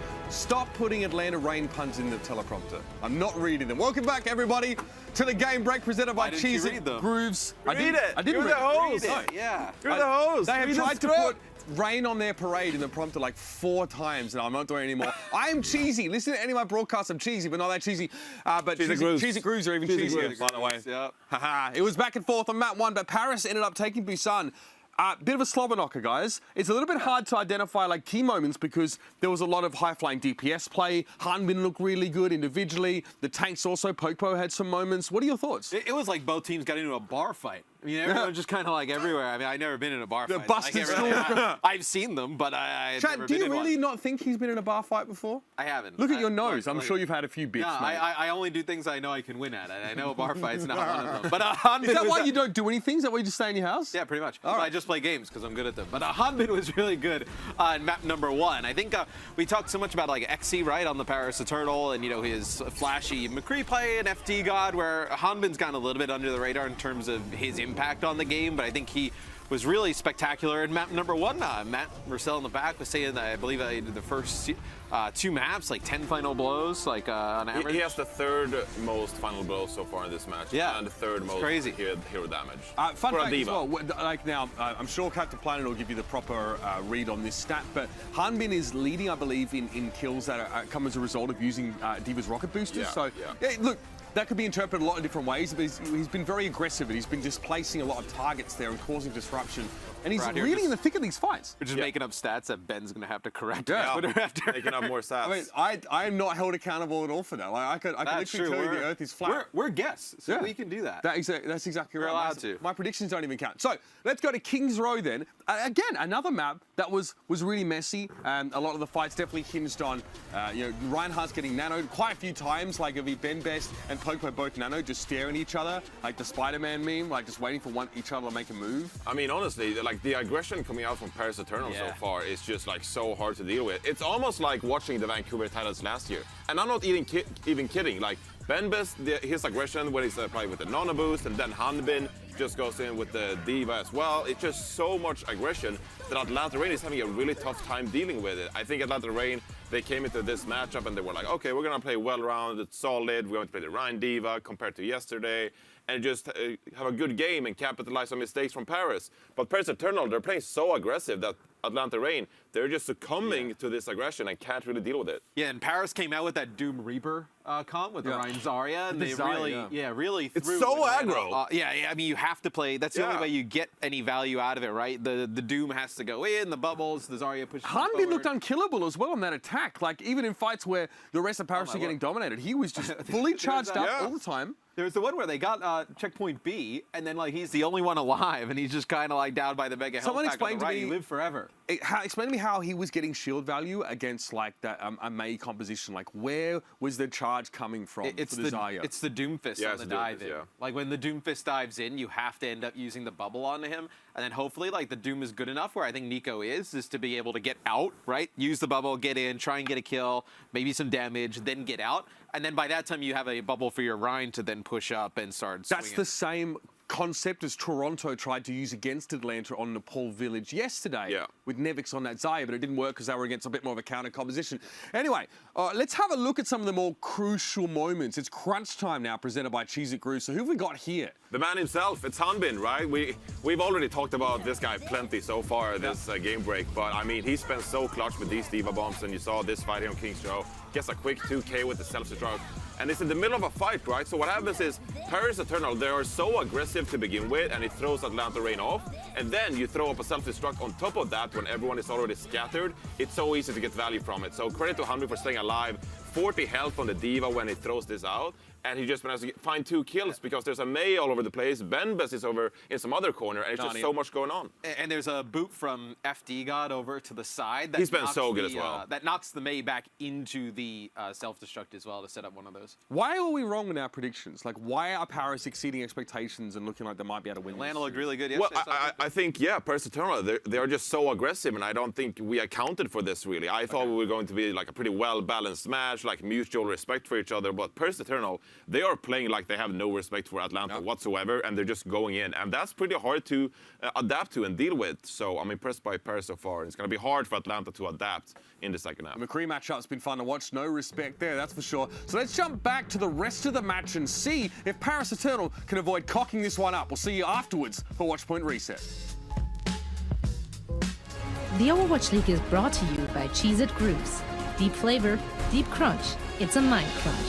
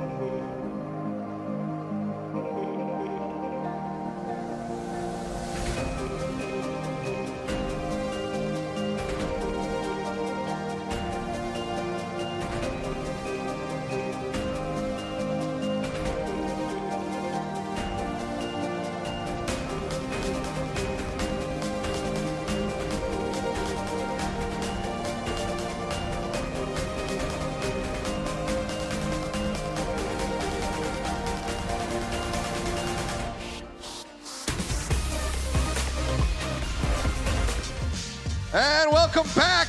We are over halfway through this series between the Atlanta Reign and the Paris Eternal, and as you can see, Paris leading 2-0. No one really could have expected this. I thought this was going to be a bit of a closer series between these two squads, but right now it's looking like a blowout. Reign in the position of having to reverse sweep to get a win. And Reign aren't playing like they played yesterday. They're not running the double shield. It's Hawk over Gator, and we're seeing D.Va. We're seeing the mirror matchup with the May and McCree. And with Nico's playstyle combined with Xy's and the more defensive style we're seeing from even Benbest on Ryan, I feel like Baby Bay's having a really tough time in the McCree matchup because his style is trying to get kills. You saw him struggle on the high ground there against the Reinhardt Zarya. He's going for flanks on hotels. And I don't want to say that Baby Bay is playing badly. He's playing well, and he's playing well to his style. But when you're looking for kills and your opponent's losing the tank war because Xy's not shooting at you, he's shooting at the tanks, sometimes you're going to have a problem with the May even. Like, it extends into the May when you start losing those tank battles. They're spiraling out of control there. I mean, it's really rough tidings. Atlanta Reign got to do something to try and get back into this series and go ahead and confirm that there are no substitutions for either of these teams, so they're keeping it standard for what we've seen so far. So Atlanta Reign still feeling confident that this is going to be the roster that can lead them to victory, that can pull off a reverse sweep. So we will not be seeing Edison coming through quite yet. No, we not will yet. not see Gator. It will still be Hawk, who, to his credit, has been playing very well. He's had some fantastic Blizzard denies tonight. Yeah, he really has. He's been shutting down a lot of what Nico's trying to do. He's a very talented player. And, you know, he's the D.Va specialist, right? I know a lot of people are looking for Gator after his performance yesterday, but with the prep that goes into a series like this and a weekend like this, we know that Gator is the Orisa specialist because he practiced it all the way back as far as Gauntlet. You want a D.Va player who's playing D.Va, right? When you're going to run a mirror like this. So even if perhaps, you know, because Gator can play D.Va too, even perhaps he has the better day, as a coach, you have to make that tough call to keep the player who prepared for this specific hero in, even when you're down 0-2. And like you said, the Hawk isn't struggling, he's not playing poorly. It feels like a stylistic mismatch for Atlanta Reign in a lot of ways. We're gonna see the Hanzo, it looks like, to start here from Nico. I don't think XE will be, it's not gonna be sticking with that. Well, they're not doing it at all, so never mind. We'll see, it might just be TP around the back here for Paris Eternal. Baby Bay, let's see how he fares with the Hanzo. Dogman gonna be going for another setup play with the Bionade up into the air, but seems like it's not going to be netting anything. All right, teleporter is placed. Wall denies him though. Okay. Can't get to it. So it cuts him off, but instead they're just going to go ahead and charge straight up at the members of the Atlanta Reign. Empty God finds the first kill. Erster will fall. Exi beaming down Masa can just absorb so much damage, or build up so much damage rather, with that primary fire, and that is just basically it. Point A, going over the Paris Eternal. Atlanta Reign just not really ready for it, even though the teleporter was a complete botch. FD God cleans up Baby Bay there on the Hanzo. The teleporter's a botch, but the wall gives to Xe instant charge for his left click. So he says, okay, I can't pour it onto the point, but when I walk up to it, I'm gonna have that extra damage. He's got a photon barrier ready to go. They can take the left side flank with another port here. Yeah, I mean, talk about fast building. Yeah, the teleporter, or rather the photon barrier, needs to be placed to cut the team in half like we were seeing yesterday. And it's very important that he, you know, kind of bounces between that wall. Baby's not swapping to McCree, by the way. Here's the port. up onto the high ground. The May wall will push them down. Empty God going to be bionated and slept, so Hawk is able to find the kill. The barrier does come out, but Xe kind of cornered himself in that little cubby. Popo, however, still going to be hosed down. Hit kills him with the Coalescence. Charge over onto the side will knock Hawk out of the mech. Hammer going to be dropped down. Find anything, and Baby Bay will manage to find a kill on a Ben Best. The headshot coming through with the arrows. Seems like Atlanta Reign have successfully staved off the Paris Eternal. They get Still, a tick. Massive time bank with a tick. Yeah, they get a tick here, and now they can just swap up heroes. Xe already onto the McCree. Surprised Baby sticks with the Hanzo this long. Great play by Erster, by the way. Twice the Ice Walls deny a teleport. If they get onto that point with a port and set up a really nice photon barrier there in the stairwell, potentially, I mean, it could have been a totally different team fight. So great plays by Erster twice in a row. Time bank is good. The tick is there. Ult advantage goes to Atlanta, though. Oh, for sure. And Baby Bay may swap after this Dragon Strike comes out.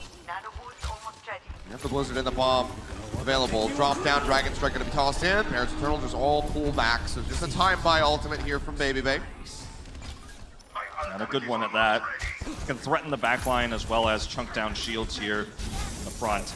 They're going to be waiting. Still holding on to the May wall. Has to use it in panic. As it knows that if Xe lands that flashbang, the Fan the Hammer will take him down.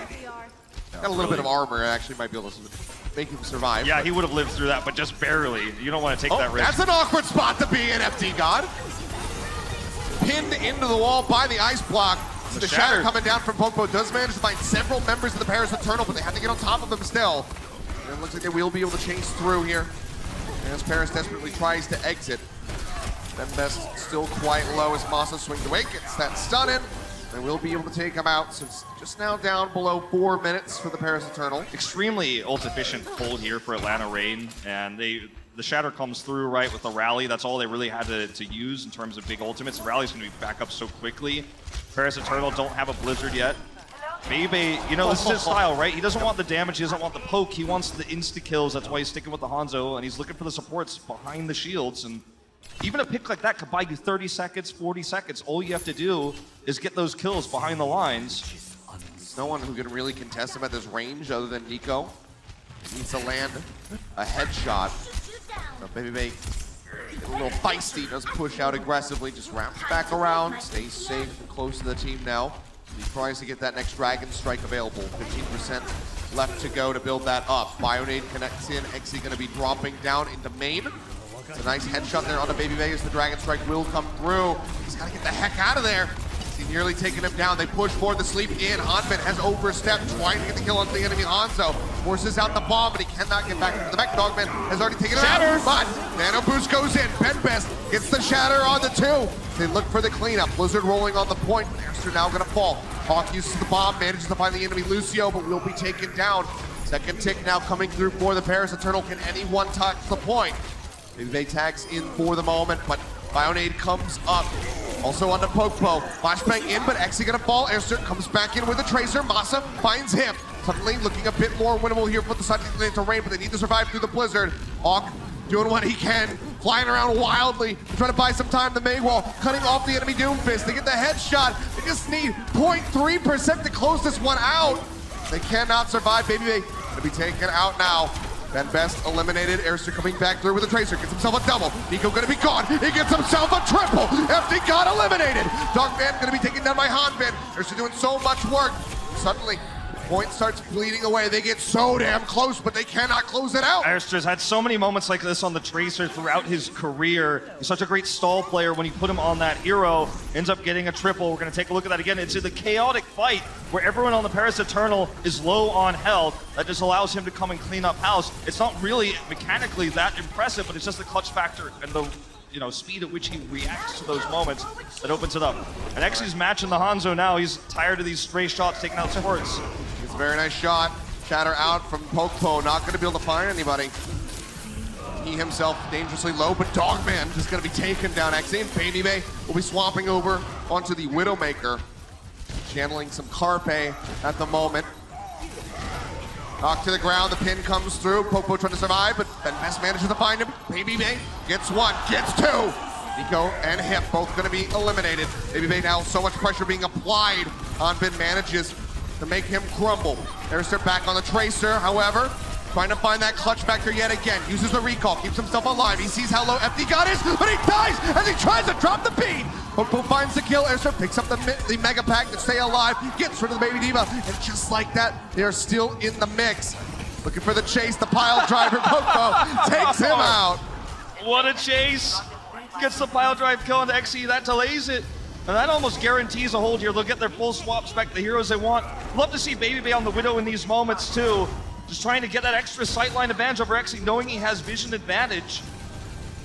And Paris is going to have to hope for a miracle. They've got a nano boost, and they will get Blizzard if they can touch the point. 10 seconds to go. It's going to have to be Hanbin, you have to think. Oh, Baby Bay taking that shot. Jumps up to the high ground. He's looking for Nico. Now operating on the low ground. Would love to get Hanbin out of this mech. Baby Bay taking a bit of damage, but the sound barrier will be able to keep him alive. Hawk falling lower and lower, but has the bomb to try to get the resuit should he need to. Baby Bay gets rid of him. Nico taken out by Airster.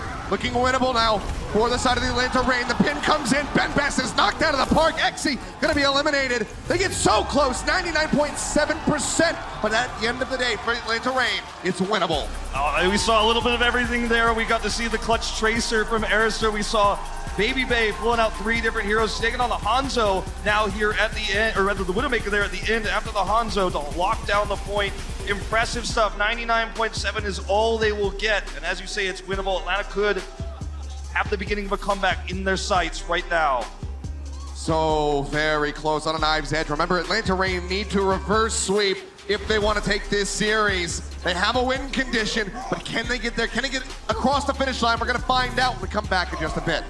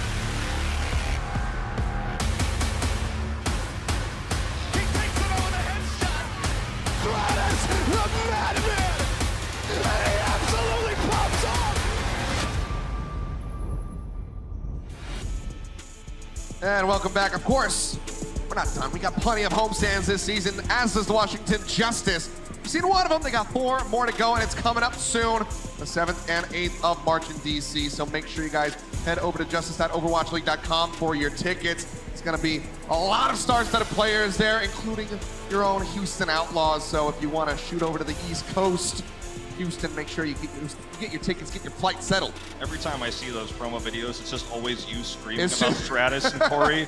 Like, I feel like you're the voice of that team right now. You and I cast them so much last year. We've had so many moments with Washington Justice. Maybe we'll have some more this year. But for now, we're settled in with the Paris Eternal and the Atlanta Reign. If you're just joining us, where have you been? You've been slacking. Now, let's zoom in on this match again here, because Atlanta has a win condition. 99.7% is all they have to pass in order to win this map.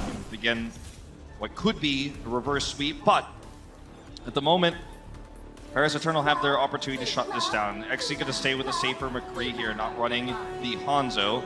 I'm going to be here just for some additional information. Really slow booster cooldown here, and just going to see the Symmetra early, and then we'll be able to fly away. Yeah, let's see how this goes for Reign on their attack. Let's see if the walls are as good. I think it's highly unlikely that we see it play out the exact same way, but you never know. Teleporting come up, there's the wall. Can't quite get to it. They managed to burn that down, but Baby Bay starts generating energy off of the shield here, Ben Best.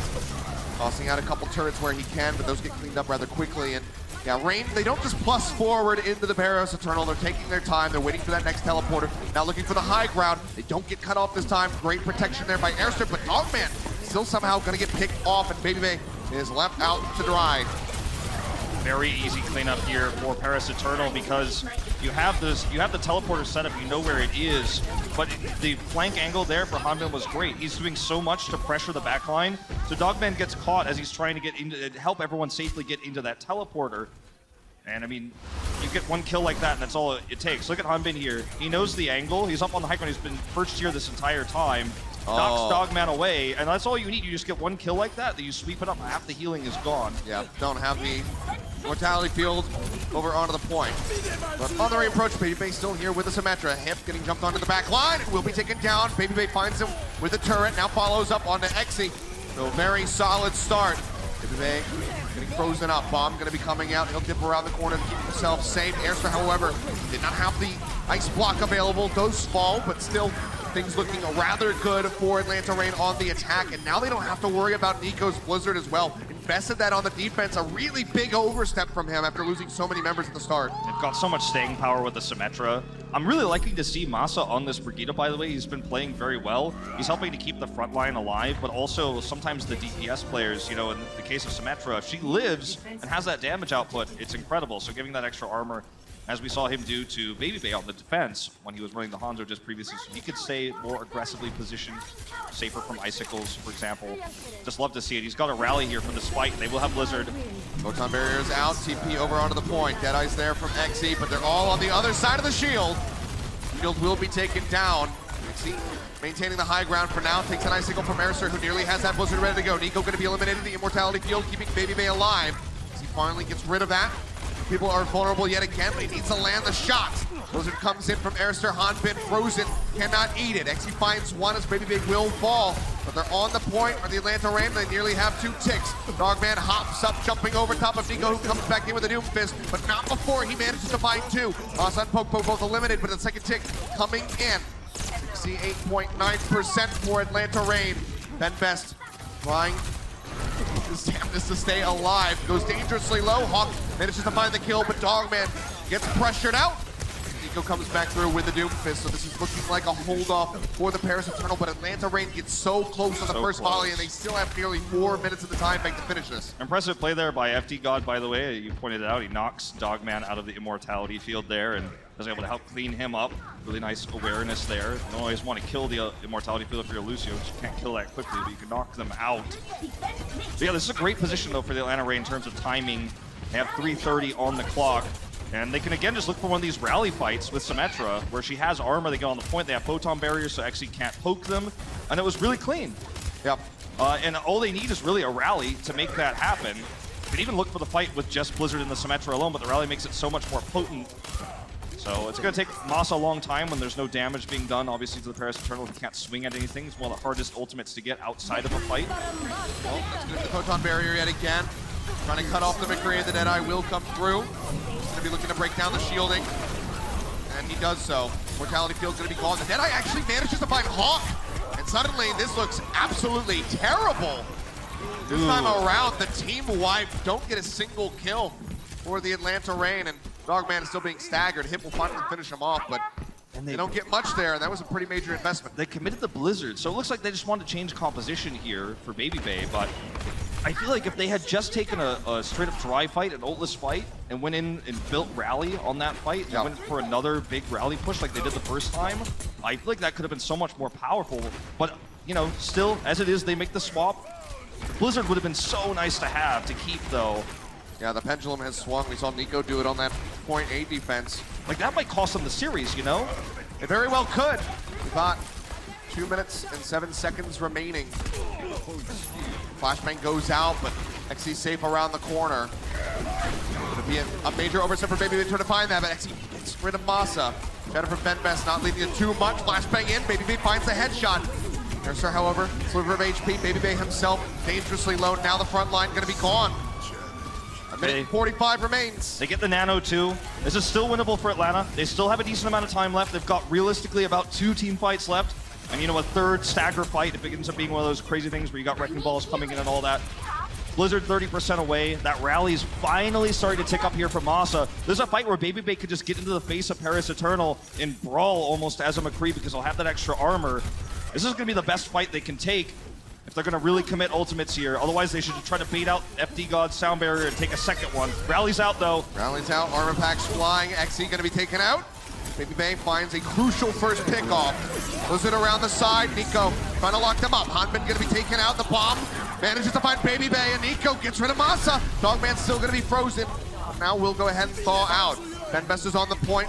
You hear that Amp Matrix coming through, but Hip goes ahead and eliminates him. The fire strike to the face on the Popo. And suddenly, Paris Eternal looking like they can pull off this 3-0 sweep over Atlanta Reign. Masa swaps back to Lucio. If you're going to commit the rally to that fight, they still get one more fight despite the delay here. But if you're going to commit that rally to the fight, all you have to do is kill Baby Bay or Airster, but you won't have enough damage to win the ensuing fight. And look at this, Hawk is just being further delayed. This is absolutely brutal. Finally makes it off the edge, but had to ream that get popped out again. Yep. Now, he will get back to the point on time. They still have 20 seconds. This is all about Airster's Blizzard here. If Baby Bay gets picked for any reason or if Hawk gets frozen, the Deadeye could be so powerful for XC. It's all about the Blizzard right now. They've got one chance, one shot at this, 10 seconds to go. They've got the Nano. This could be the Electric Cowboy, especially if Benbest can line up the Shatter. Popo on the approach, already taking half HP. Deadeye is out. They get the freeze. XC eliminated. Airster finds the headshot. Now looking for Hip, but can't quite get him. He dips around the corner at the bottom of the stairs. FD God going to be taken down. Benbest going to fall, but now it's the call to Popo and Hawk's mech. The front line broken down for the Atlanta Reign. Do they have the staying power? Airster going to be taking a nap. They're on the point, and they got it. They did it. They will not go down. Airster. In a 3-0 sweep. Atlanta Reign pick up a map win on Hanamura to keep this series going. Airster with a huge plays there, comes around, blocks the Deadeye straight in his face, looks for the freeze, drops the ice block there, the cryo freeze. There's no way X can get value, shuts him down, and the fight ensues off the high ground. What a play from Airster to keep this series alive. We are far from done, but Atlanta Reign still have their backs against the wall. Need to win 2 more in a row. That was down to the wire. They are not out of the woods yet. We will see if the Atlanta Reign can persevere and push through. It would be absolutely insane to pull off that reverse sweep. We'll see if they can do it when we come back for map number 4. The Overwatch League is brought to you by T-Mobile. Rank up with America's first and only nationwide 5G network.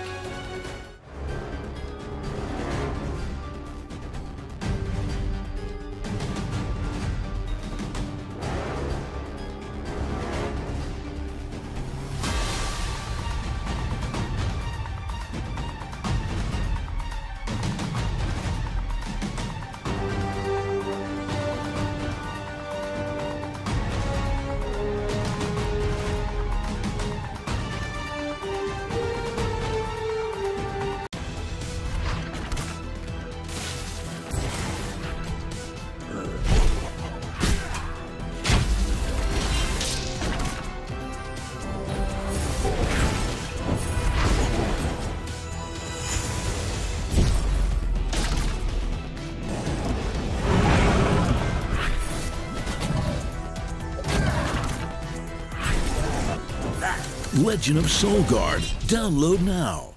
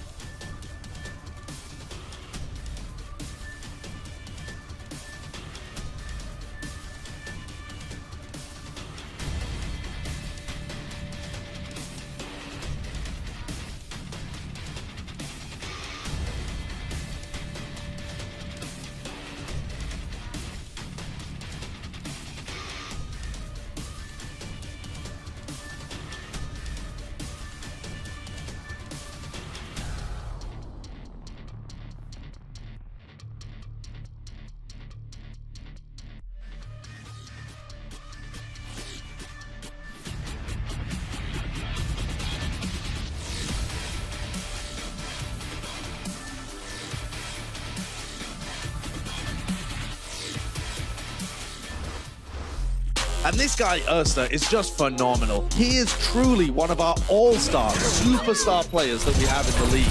The stick from Erster. Erster just aced it. 6 kills for him. Oh my god. Erster's been sick on the Doomfist. Oh, Erster! It's a second now for the superstar. Looking for more, but Erster sends him straight back in a body bag. What a play from Erster. Once again, Erster's just a monster. It doesn't matter what he's going to be playing, you know he's going to be playing it to a very high level. Erster shows back up on Tracer. No problem at all. He will get 3 kills and they will hold. Dude, Erster right now is just hard carrying. Erster want to go in, but where do you look? Oh, how about 2? And Erster hits the slam dunk. What a star player he has turned out to be. Erster gets 5 kills to open up the point. We expect no less by this point. So long as Erster is alive, you got a chance if you're Atlanta. Thank you very much. My name's Erster. See you later. As you heard our good friend Semler say there, as long as Erster is alive, there is a chance. We have seen this time and time again in this series, bringing them back from the brink, making sure that they could win on Hanamura. Now in this, 2 more to go for Atlanta. He had the saves there, you know, against all odds. The Tracer we saw him come out with. Again, you know, just quick reaction time, getting those kills and cleaning them up quickly. You know, when you're the Tracer in that situation, all you have to do is kill the half-health members of the Paris Eternal, but his target selection was really good, obviously, to help clean that up. Then, you know, you see him go up, toss the Blizzard there on top of Xe, you get the block there on the Deadeye, and his target prioritization is really good. Babyface has been phenomenal as well. I feel like the DPS lineup is kind of underappreciated by us, you know, throughout yesterday because we were talking about the tank line so much. We were talking about Gator, the double shields. But it's today the DPS lineup that's keeping Atlanta Reign in this series. And there is a chance that they could reverse sweep, but they came in as favorites. No one expected the 2-0 start for the Paris Eternal. We knew it could have been close, but they are keeping the hope alive right now as we head into our 4th map. Yeah, again, I mean, this is so much closer than even I could have anticipated. So fantastic to see that Reign is not going to be backing down. So they do persevere. They put 1 on the board, but they're still a really long ways away from taking this series and moving up 2-0 in the season. Paris Eternal, they're looking hungry. They are looking determined as well. So we'll see if they can close this out right here, right now, and make a statement. Because, I mean, think about everybody's predictions, their power rankings coming into this season. People really kind of lowball, they feel, Paris Eternal a bit, put them further down than they should have been. And Atlanta Reign is way up at the top for almost everybody. This would be such a shift in power. Absolutely. I mean, some rankings are going to change. I think a lot of people are going to update their rankings after this weekend. Because now that Atlanta's played, I mean, we're really just looking at the Asian teams who are big unknowns and question marks. So I think that if Atlanta crushes yesterday and everyone's still extremely placing them highly in their power rankings and then fails today, it certainly changes the dynamic of where the power stands as we head into Dorado here for what could be our last map of the series. Paris are looking to close this one out. A lot of people put Paris low in the power rankings because they judged them based on their performance last season, where they did not have a strong showing in GOATs, despite a little bit of a bounce back with Soon and Shadowburn in Stage 4. And I think a lot of people, myself included, were concerned about how the Koreans would mesh with this European roster. how well would the communication work out, how well would the coaching from Korean staff work out, the Elvistic players coming through. But, you know, I think everyone's been pleasantly surprised with the results so far. To close this one out here would be, I mean, a really big statement, as you said. It would really shake things up. And that's one of the beautiful things about having Overwatch players from all over the world and all over so many cities around the world is you can think you know who's the stronger team, but it only matters who shows up on the day. Actually looking for that opening shot. No, he's not. Yeah, he's thinking better of it. Sees that they're actually playing right up against the doorway. Bit of a camp here. Super aggressive and unorthodox play right now from the side of the Atlanta Reign. Benbest, however, getting surrounded. He's got nowhere to go. Like a pack of wolves. They tear him limb from limb. Benbest going to be taken out. Popo, however, is anti. He will be able to hold on for a little bit longer. Flashbang connects. Baby Bay just going to be retreating with a Wraith Walk. Everyone groups up inside, but Masa, he was left out. They shut the door on him. Yeah, with Masa down, I mean, that's the end of the camp here. You can't control it without the healing. They're still playing forward. The Coalescence is out from Dogman. Popo, though, frozen. Now Flashbang still going to be sustained for the time being, but Coalescence now does expire, and this is not enough healing from Moira right now to sustain that Reinhardt under so much pressure, so he does fall. Dogman and Baby Bay going to follow suit.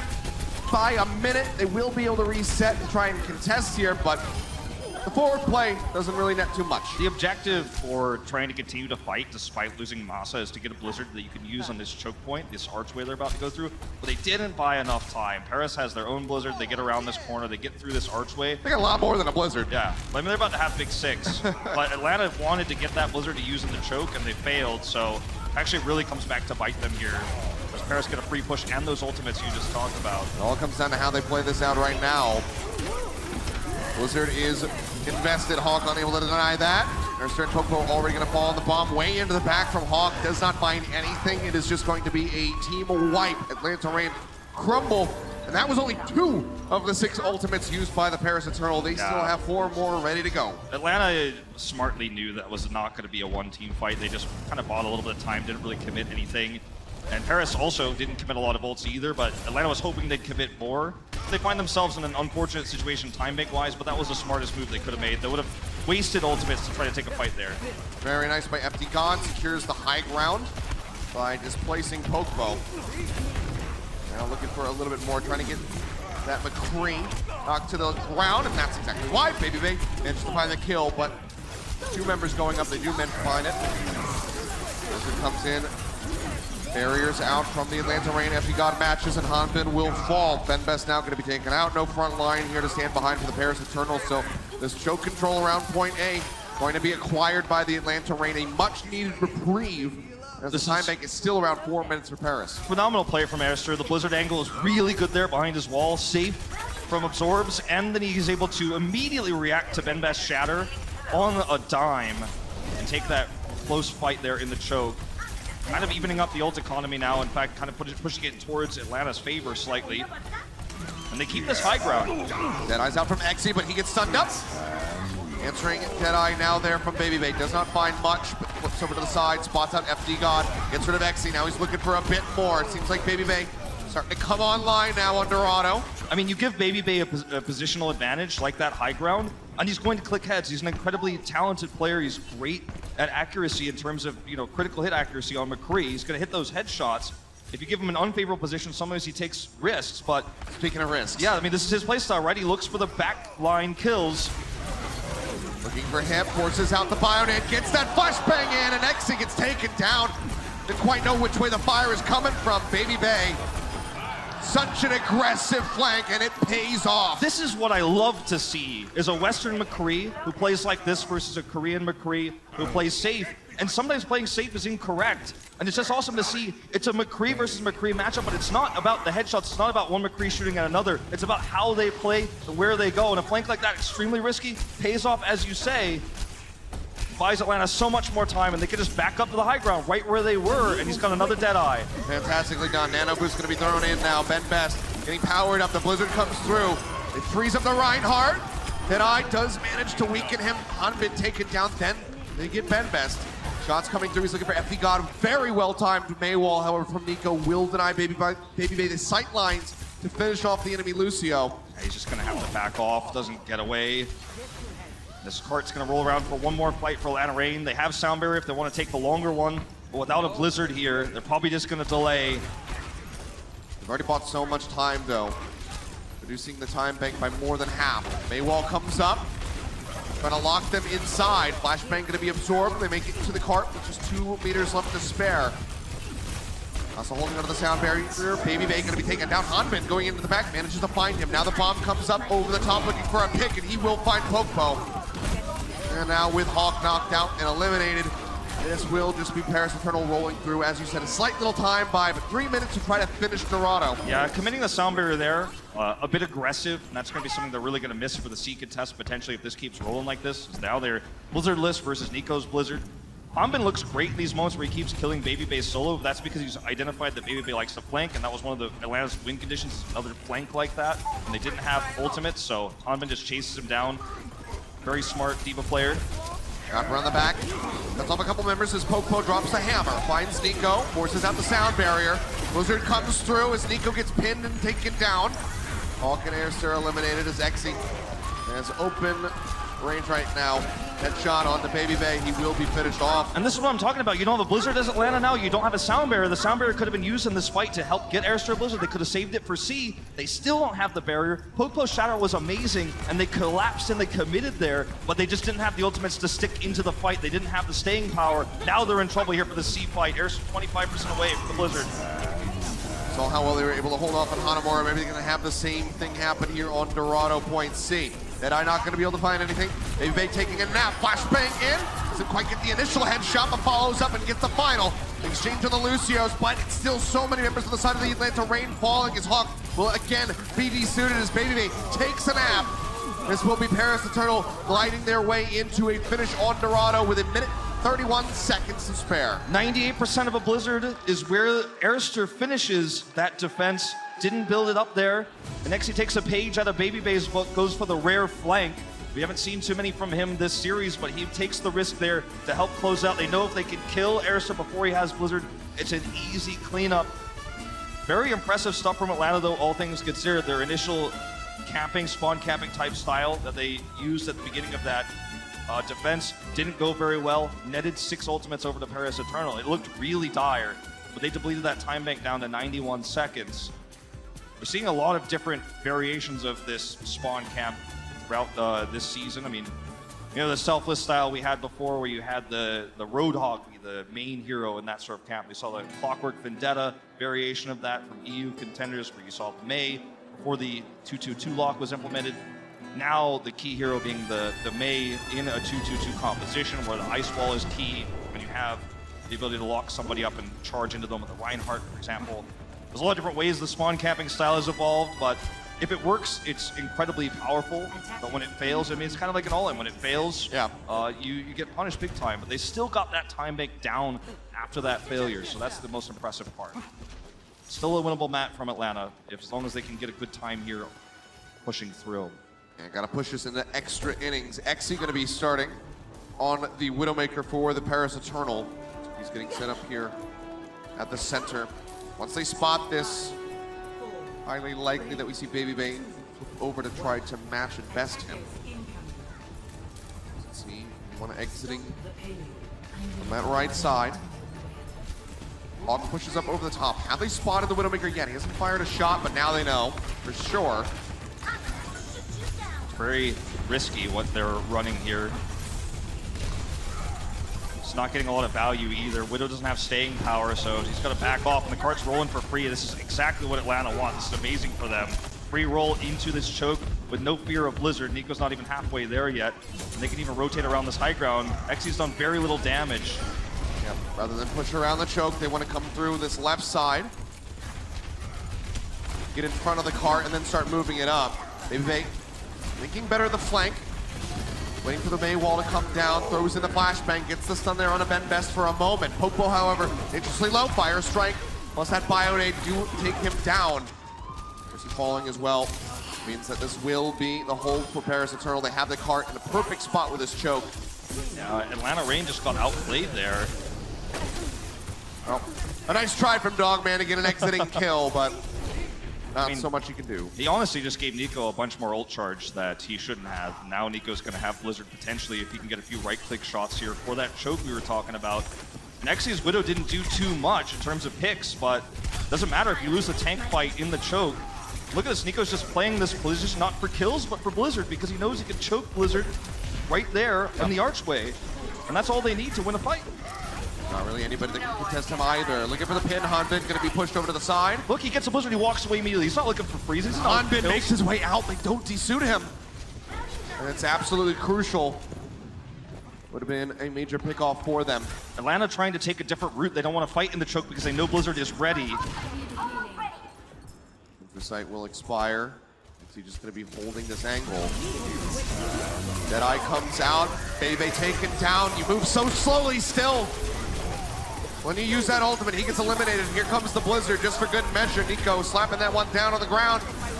Poke going to fall. Bebe finally going to be matching the Widowmaker to try and get rid of Exy, but he's going to have a bit of a pop-off performance. I don't like the swap to Widow here, because the Widow isn't the problem. It's the tank battle that they're losing in these frontline positions where Nico is freezing up Hawk or Pokepo, and they're getting that extra damage through. It's not the Widow that's the issue. And Baby is fighting against unfavorable sightlines here.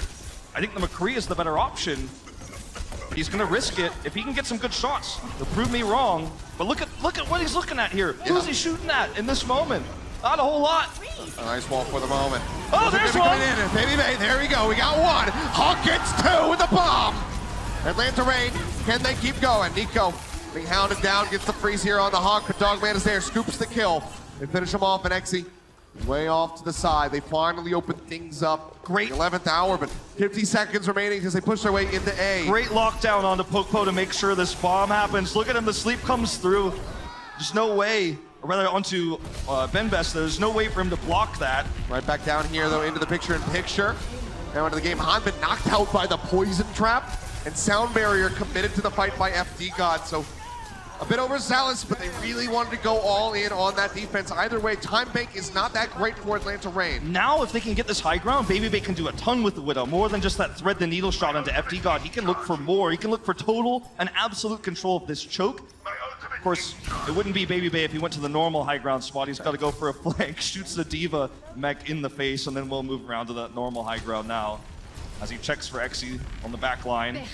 Being really cautious. Now the Infrasight's going to be out. Exy takes a body shot. Can't quite finish him off. Baby Bay, Infrasight of his own, is ready to go. Pulling wall hackers essentially right now. Respect shown on both sides. Yeah, both going to be knocked down quite low. Baby Bay nearly eliminated, but now Hanbin desuited from the pin. Wall comes up, Nico keeping himself safe, waiting on that ice block timer. But meantime, Pokepo just swinging away. Finally will be put to bed by Hip, but the damage is done.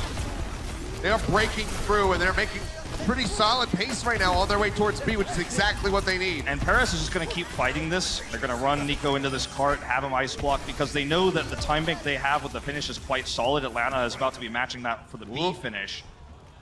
So buying time is all Paris needs to do here. They don't have ultimates to take a straight up fight, but they can delay. And that's exactly what they're going to try to do. Baby Bay's really respecting Exy, constantly checking sight lines, checking his back. And that's why you got to respect it. He finds the kill. Now looking for another one. The Maywall will be forced out. Rooster keeps himself safe. Hawk manages to find Exy to alleviate a lot of pressure. They get 0.6 meters away, but with this many people falling. Masa now eliminated as well. It's going to have to be a reset for the Atlanta Reign with a minute and 15 seconds left. It's almost ironic that Baby Bay checks behind twice, checks both sides. It's just a straight up frontal assault that he dies to there from Exy while he's trying to defend other angles. And that's actually what kind of opens things up for Exy there. Baby Bay's gone again. Yep. And now, now he doesn't have high ground. He can't get to high ground on the Widow, and Exy just has full control. So it's rough, you know? I mean, last time he got the thread the needle shot there onto FD God, but this time he's going to have a lot more problems, and it's lose-lose here for Atlanta, because even if they get this through ASAP, the time bank is already extremely limited. Baby Bay so far off from that next Infrasight Exy. They just let this one tick up naturally. Now has it available, goes ahead, pops it. Wants to see exactly where they're coming from, wants to see exactly where Baby Bay is at. He cannot get picked off here. He just knows where Baby Bay is, they can just fight back against the Blizzard. There's no way out, Exy finds him. With the help of FD God, gets rid of that Widow, maker pressure. Sound barrier going to be used by Masa. The nano toss out onto Erster. By Dogman and Baby Bay will be swapping over onto the Sombra to try to rejoin in the fight ASAP. Masa going to be taken down. Pip going to be gone.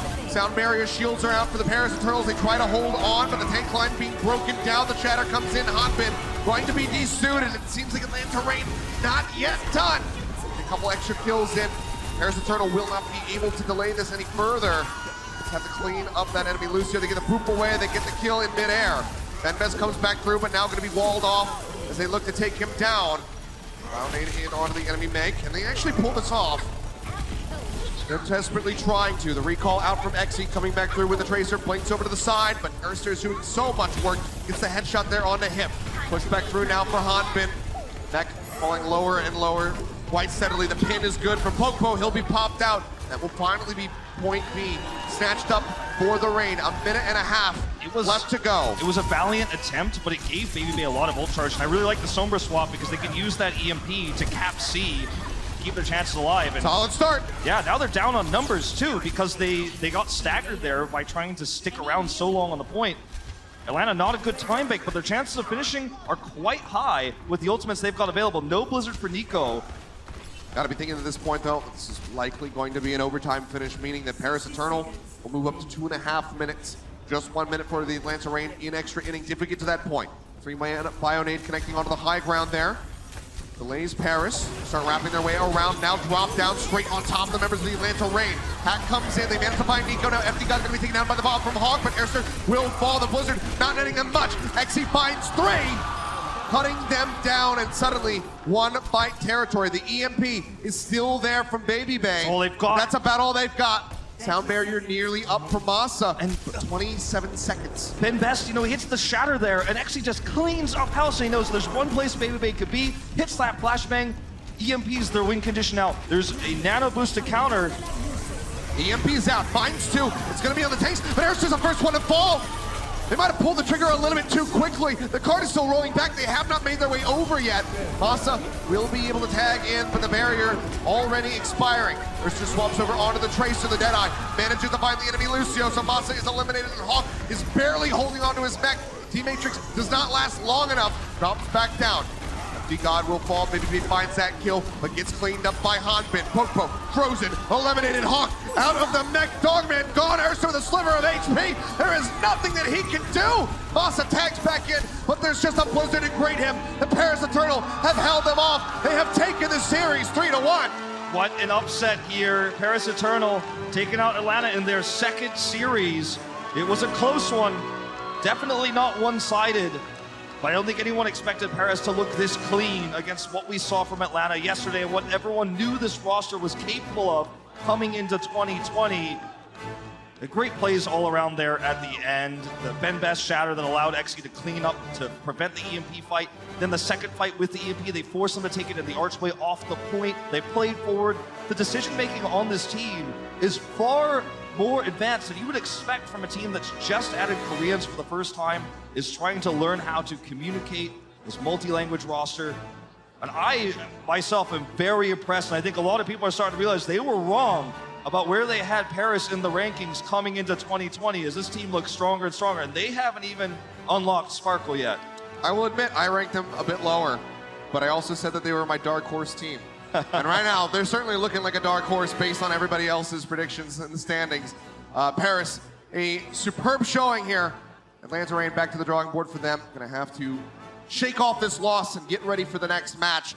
But guys, we've got Jake standing by on stage with none other than Exy, so let's go ahead and hear from him. Thanks so much, casters. I'm down here on the floor with XZ. First of all, congratulations on the win. You can see the fans are really appreciating it. What I first wanted to ask is, as a rookie player, you've quickly made a name for yourself. Are there any particular veterans in the Overwatch League that you want to take on next?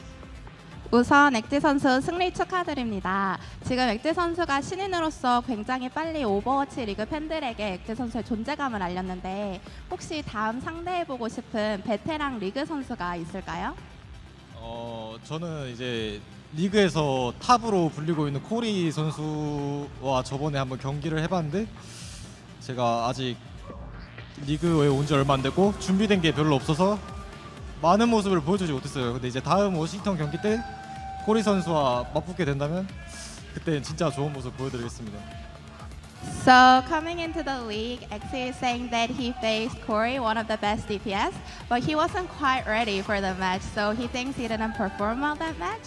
But next time when we have the Washington homestand, we will be make sure that he stomps on the best DPS player in the league.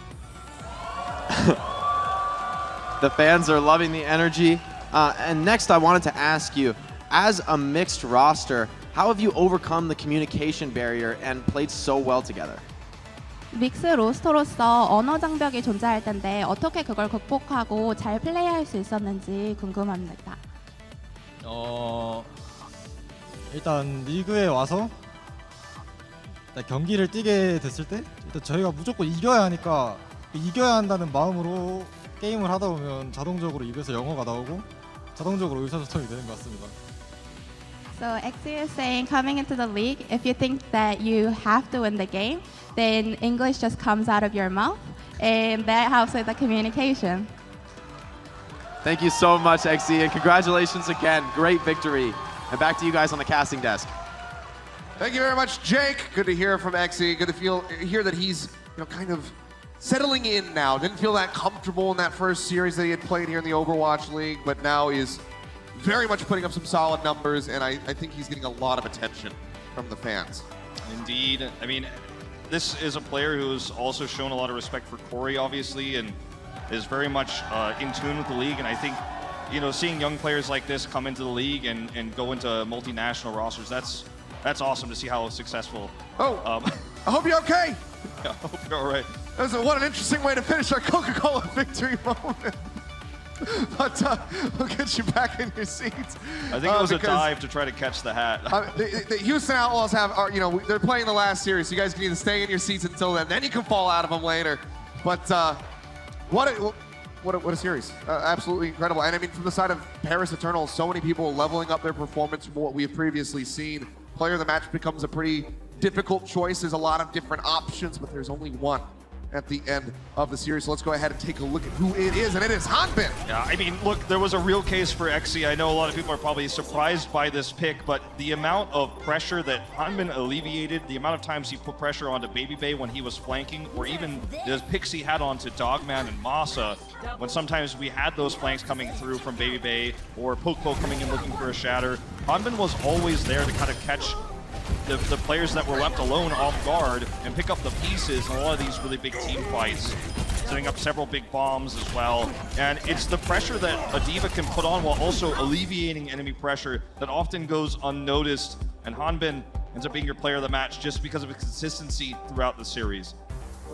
Yeah, I mean, 46 knockback kills. Pretty crazy stuff here from Hanbin. So going to be trending upward. Already saw that he had some very solid stats at the beginning of the day. And imagine that they're just getting better and better as time goes on. Hanbin truly a stellar pickup for the side of the Paris Eternal. Got to be feeling pretty good about that one. But guys, we're just halfway through the day. We still have 2 more series. Next coming up, it's going to be the London Spitfire going up against the Florida Mayhem. See who can come out on top of that. Another Korean clash. We'll see you on the other side of this break.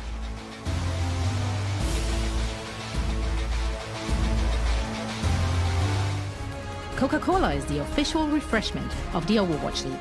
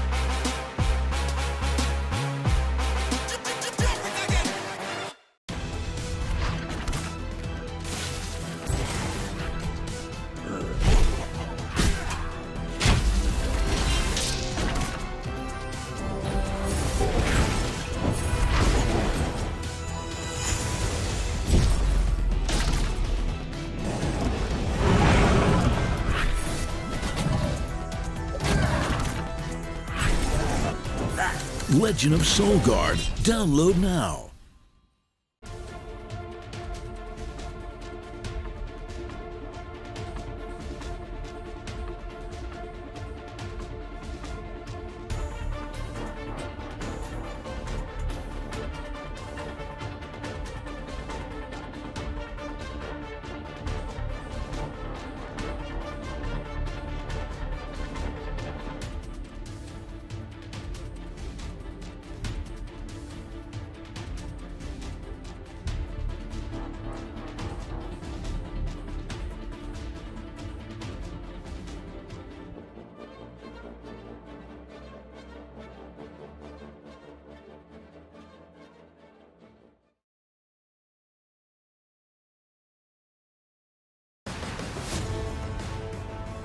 Welcome back to our Overwatch League studio here in Los Angeles. We're going to get you caught up on what you just saw and get you ready for the next match. I'm Uber, and joining me at the desk is, of course, Matt, Mr. X Morello. That'd be me. Jonathan, Reinforced Larson, the mackerel vendor.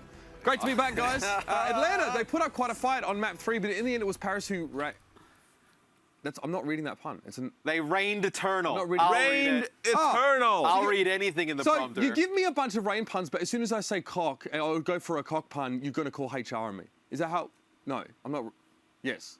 Okay, I'm not going to read it. Who are you speaking to? Well, we all picked Atlanta. Yeah. Look, we got analysis to do. Matt took some notes in his book. Do you want to show everybody? Yep. I wrote Scott a note in his book. Okay, well, Sorry, we'll get to the note in a sec. So what went wrong for Atlanta there? Because they come out the gates looking so strong. We were like, oh, I mean, no surprise that we rated Atlanta so highly. But Paris, I don't think anyone really put on the same playing field. No, I think Paris looked really strong today. I would love to know from the Atlanta side why make the roster switch up where you had a Hawk in the lineup today. You looked good yesterday running a lot of double main tank.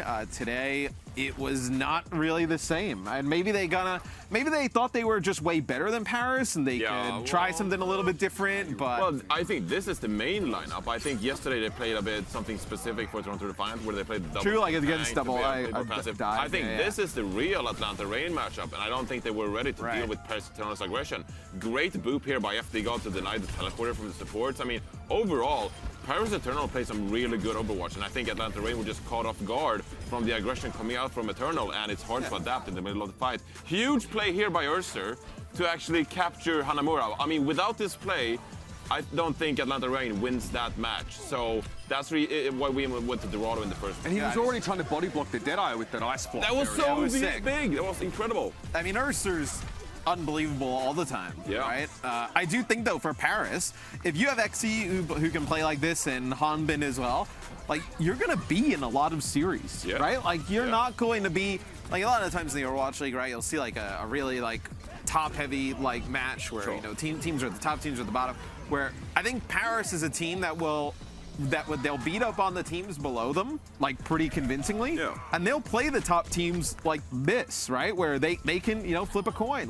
It's a 50-50 match. And this isn't even their final form. They still have a Sparkle who turns of age in May, so it's they still have way more room to grow and improve. Night and day. I mean, look at this team and the way the roster performed last year. Very, very impressive from the Paris Eternal. Yeah, I will say, it's going to be interesting to see how they adapt to hero pools. Okay. When Ben Best isn't on the Reinhardt anymore, what happens if we have a Wrecking Ball meta or a Winston meta? I don't know if Paris Eternal is meta-proof. They'll just sign you. Teams.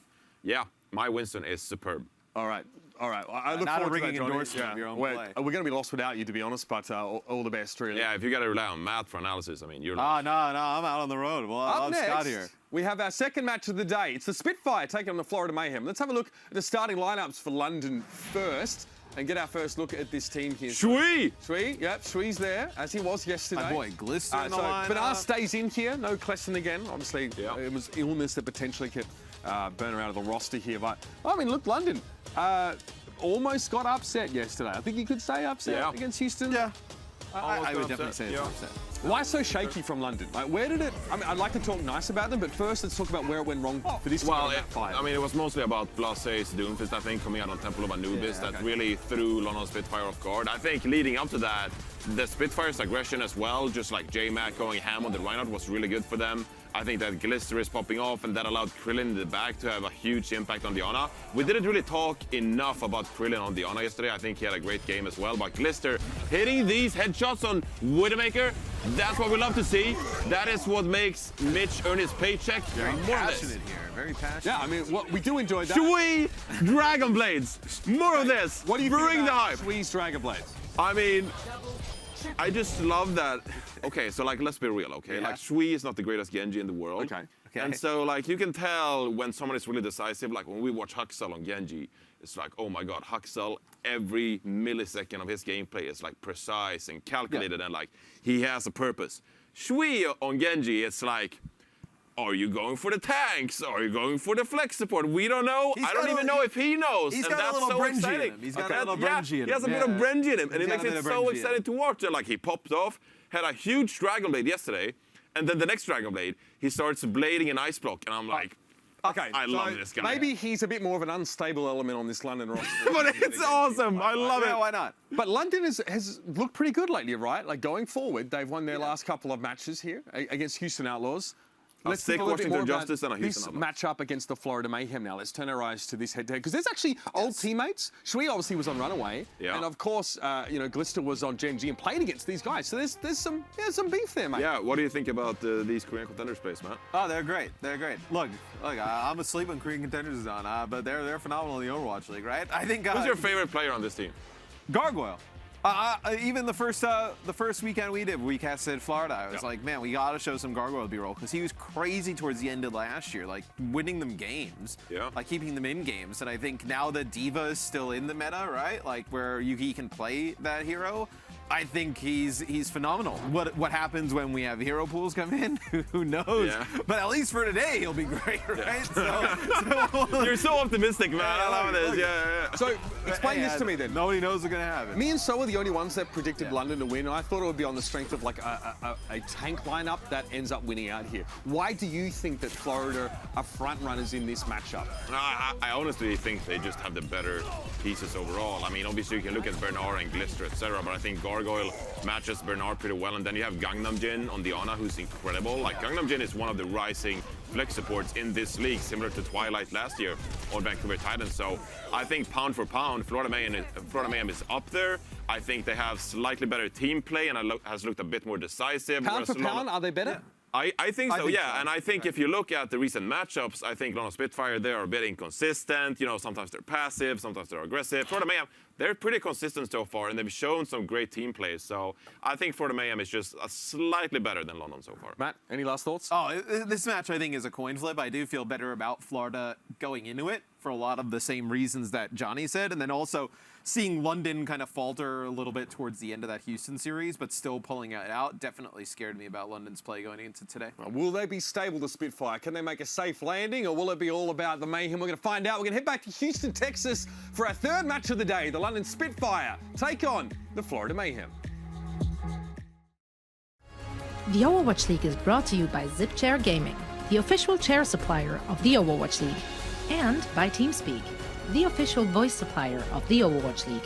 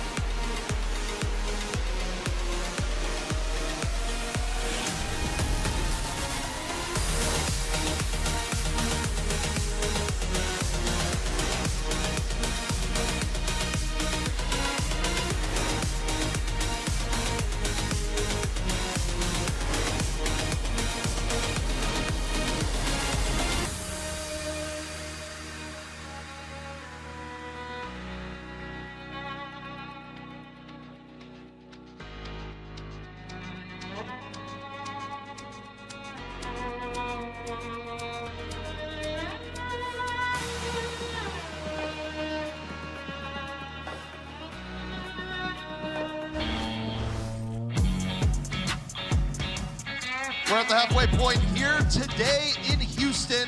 And so far today, being a little bit of a surprise where many people thought that Atlanta would be taking over Paris, but instead, we had the opposite. Paris looking very, very good. Yeah, off the back of a huge performance from XC. I'd love to see that passion. He's such a humble, calm player, but it doesn't look like that when he's in the server. Not at all. And if you're a Paris fan, there's a lot to be excited about. But of course, if you're a fan of the two teams that are playing here next, there is even more to be excited about, where we have the Spitfire back into fray. A team right now that overall up and down, but definitely came out strong yesterday. Yeah, able to get the win, but both teams, as you said, looking very, very mortal. Although for me, it was Florida just getting absolutely boshed on by the New York Excelsior yesterday. That was totally brutal to watch. Yeah, unfortunately for Florida, they had to go up against New York when New York decided, hey, we want to bring out our truly best roster, and it was like running into a brick wall. Yeah, most teams bring out their subs and you think they won't be so strong. New York looking like a totally different beast, monstrous team. You saw all these eats coming in from Hotba. He was also such a high impact player, but just so many great plays coming out across the board from New York Excelsior. Florida, you know, they did their best, but just not able to come online in time. It was an interesting match to cast too, because when we never looked at it as, hey, Florida's playing badly. In fact, Florida had a lot of bright spots. This bomb from Gargoyle, of course, one of the biggest. Florida looked good, it just, their opposition looked way better. Of course, Spitfire yesterday, really the masters right now this season of giving teams hope before taking it away. And Diva, such an impact character this patch. It's going to be exciting to see Bernard and Gargoyle face off, although usually it's going to be an indirect battle. Who can eat the enemy blizzards? Who has the better self-destructs to combo on their team's control? You know, that's so important this series, and you can see these players are actually quite evenly matched. Bernard, very, very good. Back into the fray this weekend. Missed him last week. Favor of Cleston, who also had a pretty good showing, I'd say. But Gargoyle, a player that many sort of put up as one of the very shining parts of the Florida Mayhem. Big differences here is you're seeing Bernard eating a lot more ultimates, and in this case, it's pretty much all going to be that Blizzard from May, but he is dying a little bit more in the process. Maybe he's putting himself at risk, being in the front line, looking for those plays, showing that you can be stylistically different and still find your footing in the Overwatch League. When we talk about key parts, you got to talk about Glister, the hit scan hero for the Spitfire, and if any team is up against the Spitfire, this is the one player you got to game plan against. He's just so sharp on the McCree, on the Widowmaker, on the Hanzo. Whatever you need him to play this patch, he is more than prepared. Definitely one of those key threats for London, Florida. They're going to have to find an answer for him if they want to take this match. And Glister, so far, very versatile, whether it be on the Widow, whether it be on the McCree, a consistent threat. And it's going to be interesting to see how the Mayhem deal with him here today. So far, any game he's been in, he has been the X Factor. But for London, they are ready to head on out. Let's hear it for the London Spitfire. Crowd not too happy with the London Spitfire after yesterday, but you can't argue with the W. That's what they were able to deliver in our last match that we saw them. Florida, of course, struggling a lot harder, but against a very, very different opponent. So I think this match could be a lot closer than many expect. On one hand, I wouldn't expect the hometown crowd to be super thrilled with the Spitfire, but on the same note, hey, if they beat our team, it looks a little bit better if they beat other teams. You're like, they're beating everyone. Yeah, that's definitely the narrative that they're going to want to push here. But I think either one of these teams could really come out on top. In fact, I do want to give the edge. In my mind, though, it is in favor of London. I just feel that Karayan, he's been great on the Rhine for Florida, but J-Mac just looked totally dominant in their last series. Krillin as well, just absolutely dropping sleeps on cooldown, it felt like. And of course, we have their opposition. They're back. It's the Florida Mayhem. Florida definitely looking for a rebound here today after going up against what can only be described as a raid boss in the New York Excelsior. And London, I feel like right now they're a team that every team should be scared of, but on the same note, every team should think that they can beat them. And for Florida, I can't imagine that they are not having very high hopes here today. Yeah, both these teams solidly in the middle of the pack right now, trying to get those wins, distinguish themselves over one another. And like you were saying yesterday, ZP, it's so important to remember getting that momentum early in the season, getting those wins matters just as much as those final games at the end of the season. Now, one of the changes here today, as opposed to yesterday, is that Florida opened up with Fate. running a very Winston-heavy strategy. Today, we got Karayan in the starting lineup. You think that means that the era of Winston maybe not happening here today for Florida? You know, we've seen some mixed success with Winston, but it certainly seems to be a high-risk play. I'd expect to see both of these teams playing the confidence game on that most dominant meta, the Rein Diva. That's fully what I predict here, and it's so important to get out ahead on that matchup. You know it's going to come out time and time again throughout the series, so if you can get that first map win playing the composition, you kind of assert your dominance. We have the strategy down better than you do, and that can have a real mental impact on the other team going into those later maps. Because one way or another, I think you're completely right. Florida would be swapping after map 1 if Fate wasn't here. It'd still be back to Karayan. But today, they just went, hey, that map 1 strategy didn't work yesterday. Let's just run the meta, see where it goes. And I think you're absolutely right about the mindset here from Mayhem. Yeah, tank line for Florida has been, in my opinion, really their strongest suit. Gargoyle and Karayan coming together.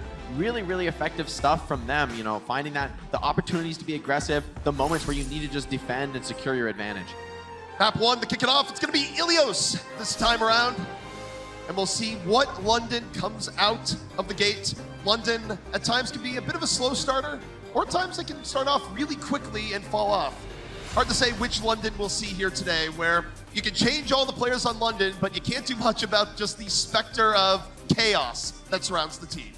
They like to be aggressive, they like to take control of the game, and that's how modern Overwatch is played. It's all about aggression, getting in control of the map, forcing those cooldowns out early. You need to take those micro trades for positioning and cooldowns to get ahead of them, and in that regard, that allows you to get those ultimates up first, that allows you to take control of those capture points, and from there, you're at a major strategic advantage. In order to come back from a down situation, it's pretty much on Superstar Heroics to come out, which, you know, everyone is so talented in the Overwatch League, you can't rely on outskilling your opponents. Yeah, I mean, you mentioned Heroics, and I think about Florida here. If I'm dealing with London, I almost think you go into this expecting London to have a slight edge in the poke game, and you try and take the fights a little bit more aggressively, London. Give Glister less time to work around things, although it's an interesting look here. I'm not sure I believe it until the gates open.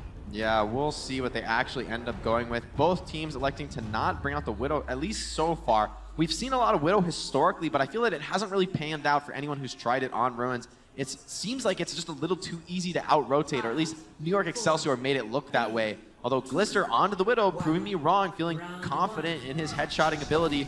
Really the question for Florida now is, can they survive? If they can just avoid getting picked off, they should out-damage in the long fight. Florida, it's going to be all about avoiding sightlines right now. Best shot you can make Glister take is one where he has no shot at all. And for now, looking at the shields, doesn't quite hit it on the outside. The Mayhem, they're going directly to the point here, Jake. Yeah, and once they're able to control this low ground in the corner point, that really gives them a nice trench in which to hide from that Widow's fire. And, you know, they're not really going to be able to trade effectively close range against a McCree. And that's exactly what Florida is playing for, and they get first capture. London cannot go directly onto the point. They're waiting for Glister to get pickoff. Florida doing a really nice job now, Jake, of avoiding the sight lines and pushing London back. Almost getting the May. Oh, almost. They forced Maywall trade, and they should be able to regroup on point here. A lot of players on Florida dropping low, but trading damage in the process, so it's not going strongly one way or the other, although a Nano Rein from JMac could clear out this corner. Speaking of Nanos, we got Karayan moving forward. BQB finds Krillin on the outskirts, the flank behind the wall. And after London, do you swap off the Widow? Glister only on 50% charge the Infrasight. That means he's not really finding the headshots, not really even finding any chance to poke away at those tanks. Not able to get that Infrasight up. It makes a big difference, but that's exactly the type of pickoff they need. Yaki down, no Made. This is time for London to strike. London was waiting for that one pickoff. They had faith in Glister, and now they have an opportunity at 6-on-5. Deadeye up from BQB, trying to buy time. Gets JMac, but ends up falling in the process. But that's not bad. It's still going to make it hard for London to get the point without a Rhyme. Yeah, no main tank is a critical loss, but without BQB, it should be an opening for London to start poking aggressively. Not much poke coming back on the other side. Very interesting, though. BQB onto the Widowmaker, going to be taking the duel as he comes out of spawn. Long-range battle going to be activating very soon. It might be free, too. If London doesn't notice it, they still might think he's on the McCree, so BQB might get one early shot here as he hunts down Glister on the other side. Gargoyle, though, a little bit of danger. Getting poked on down. London taking a more aggressive position. Halfway on the point. Gargoyle gonna be forced to self-destruct after losing the back. Karayan, shatter down, puts Bernard to the ground. Shatter the other way, doesn't do as much. Spitfire starting to make some more space on the point, and they get the flip. That's huge to get the flip there, starting to get that control up. They should even get one more fight if they do end up losing point later in the round. But now they do have control, although it does cost Glister the Infrasight. BQB, in theory, should be able to get his up on advantage up next. So that could create a big difference in this Widow duel and help enable the retake. But so far, pretty even ult charge for the rest of the teams. Not too much of an advantage one way or the other. Florida bought a lot of time there, too. 84% to 25. They're going to have multiple attempts here, Jake. Yeah, definitely. But, you know, we've seen how easily that can go wrong. One pickup from Glister can really send Florida packing. We'll see if Glister can do it one more time. Was able to take down Yaki early in the last fight. Although, to Yaki's credit, Yaki has a Blizzard ready to go here. So Florida likely to be playing around that. And now they're on to the point. Struggle is it's so difficult to initiate with Blizzard with D.Va on the case, but he manages to get it in, and it's exactly what they needed. On to JMac, forcing Sweet to sit in the ice block. They're trying to save JMac. They had to throw the nano on just so he could survive. BQB, though, is hunted down by Sanguinar on the outskirts. The Widow pressure gone for Mayhem, and soon the rest of Mayhem's going to follow. Not quite the initiation they were looking for. And that fight just took so long. The nano from Krillin keeps JMac alive despite all the control laid into him. And now London about to equalize on the capture pressure. Florida, this is pretty much going to be their last clean attempt at point. So Florida starting out really well with the McCree. They decided to go Widow on their own, and now they're putting all their faith in the BQB. BQB, the Infrasight is up. Is he going to be able to find Glister here? Early shatter from JMac gets nothing. And now the Mayhem, the punish. JMac caught out position. Panic shatters, and now it's London in a very tough spot. That's a pretty questionable risk to take from JMac. Enemy Infrasight's online. They know exactly where he is. At least Glister has his Infrasight, but he's going to need to find a pick here to equalize, or else it's going to be all Florida all over this point. Florida on to the point. Soon to get a recap, perhaps. London right now just trying to delay, waiting for JMac to get back into the fight. Bear in mind, we still have the Widow duel to look at here between the two. Glister on one side, BQB on the other. Both teams fighting on the ground. JMac back to fight from very, very low. Bernard eating a lot of damage, same as Shui. Florida doing far better in the Pokemon, but Orion a little bit forward, gets caught by the bomb. And now the Blizzard is out for London. And London, it's off Bernard, who's turning this entire fight around. That high ground positioning not working out at all for Florida Mayhem supports. It's London in full control here, doing a great job contesting the point. Karayan went so aggressive, but the nano from Krillin onto JMac proves too much, isolates him against the wall with the D.Va bomb, and there's nothing he can do from there. London starting to feel some energy there. That was looking a little bit rough for them to start, but they had faith in Glister. Even I was starting to get worried, but clearly London was not. Glister produces, and they're able to convert into a round. The one confusing thing to me, which I'd love for you to explain, and this is a true, confusing question, is that they were doing fine on the McCree there. Florida had plenty of time to work with. Glister was not getting a whole ton done aside from that one May pick. Why swap things to the Widow when you were seemingly doing so well? Well, the big difference maker is on the mid fight that Widow's not going to have that free reign to position wherever she wants. You're going to be able to get to point relatively free on the McCree, but trying to retake on McCree can be a different story. The enemy Widow could be anywhere, and she's essentially uncontested as you're trying to retake. So in that situation, I think it's not so crazy to go to the Widow to take the duel, but in this case, it goes towards London. Very interesting matchup, though. The Somber Doom coming out from Florida. Super exciting. See if they can make it work. Doom, of course, we saw Blase make a show of it yesterday here on Ilios. We'll see if Yaki can do much of the same. BQB looking for Hex, poke on the outside. And now Yaki has to decide when to go in, but this is essentially giving first control to London in all likelihood. It's possible, although London went to the point very early, so that's a lot of time for Yaki to poke. There's one, that's the Moira. They got Krillin down, they're trying to contest beforehand. London still gets first control of the point, but Florida in a far better situation to take the first fight. And this is a trade you'd always love to have. Yeah, you lose a little bit percent, but Yaki makes it work, and Florida soon to be on the board.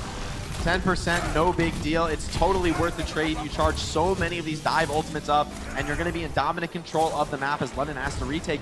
London, I feel like that's a bit of a strategic mistake, going to point so early with the Reaper May. In the past, we've seen them wait in that T-junction, hanging out by the Mega Pack until the point opens, but because they go so early, Yaki has all the time in the world to set up the punch, and it pays off big time. On me.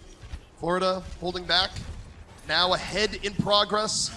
You have to look, now they're going to set them down. Brian moving in immediately. Gargoyle, though, heavily focused, but still might not matter. Florida able to deal with Krillin again, just easily focused down. And Florida, easy counter dive.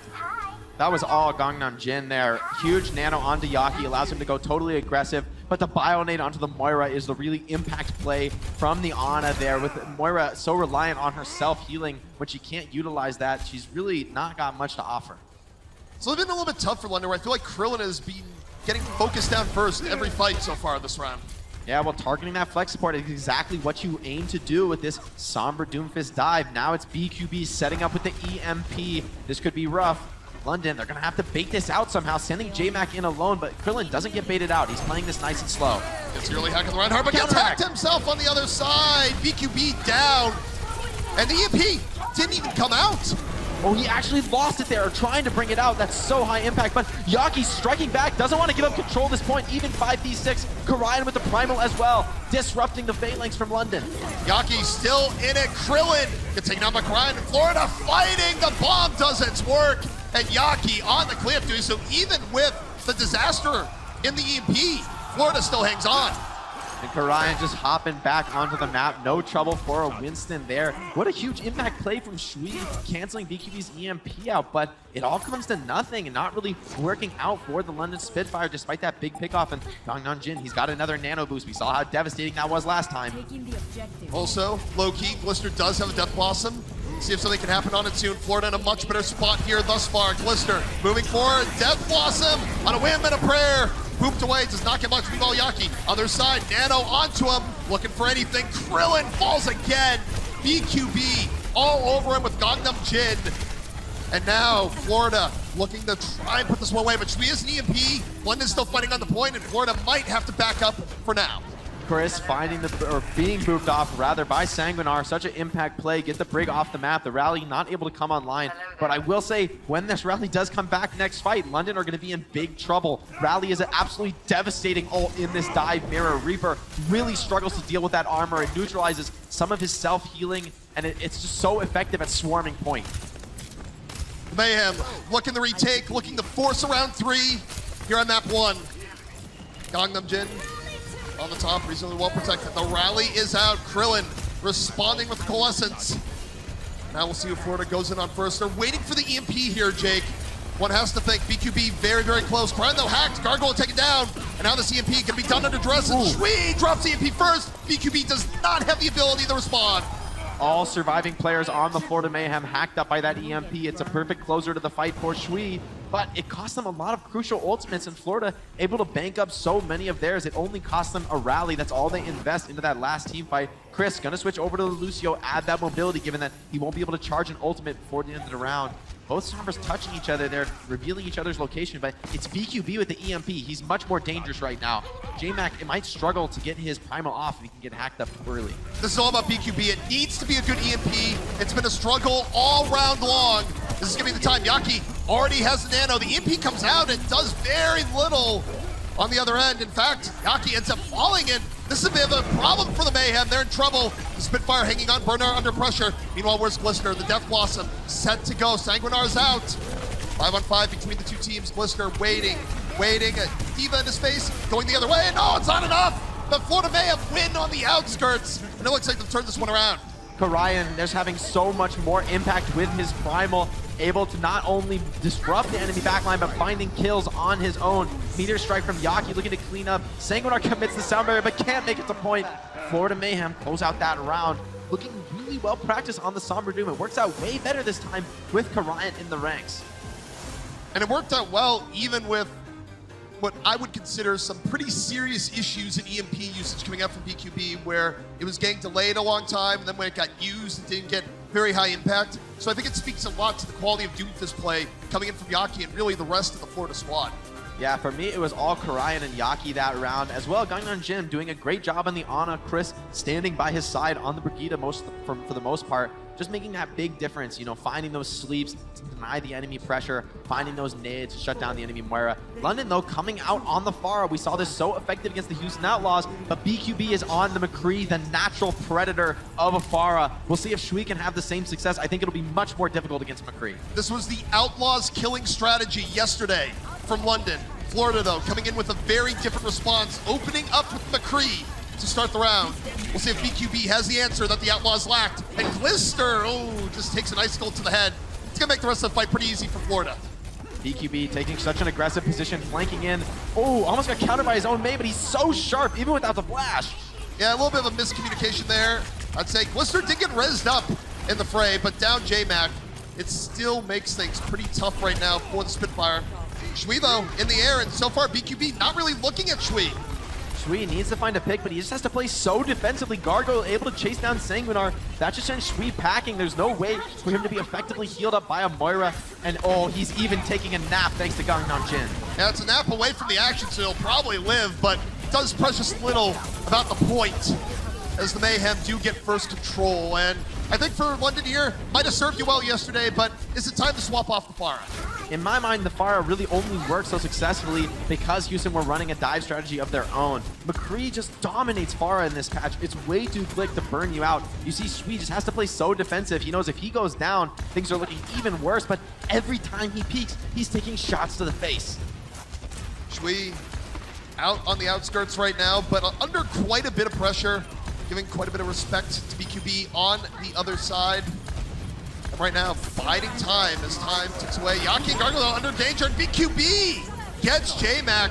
Got a little bit too close to Sun, but Shui off the backside with 3! An excellent opening for Shui that gives London a much better advantage. A boot on top. The quadra kill, make it 5 for Shui. He's making that Pharah work, and what great team play from the London Spitfire. The Matrix on the barrage, the Coalescence coming in as well, keeping that Pharah up through any amount of pressure. It was a great bait from the rest of the team, keeping the pressure off Shui so we could make that 5K happen. Now this seems to be way better for London too, because now going to the next fight, Pharah does better from the defensive positioning.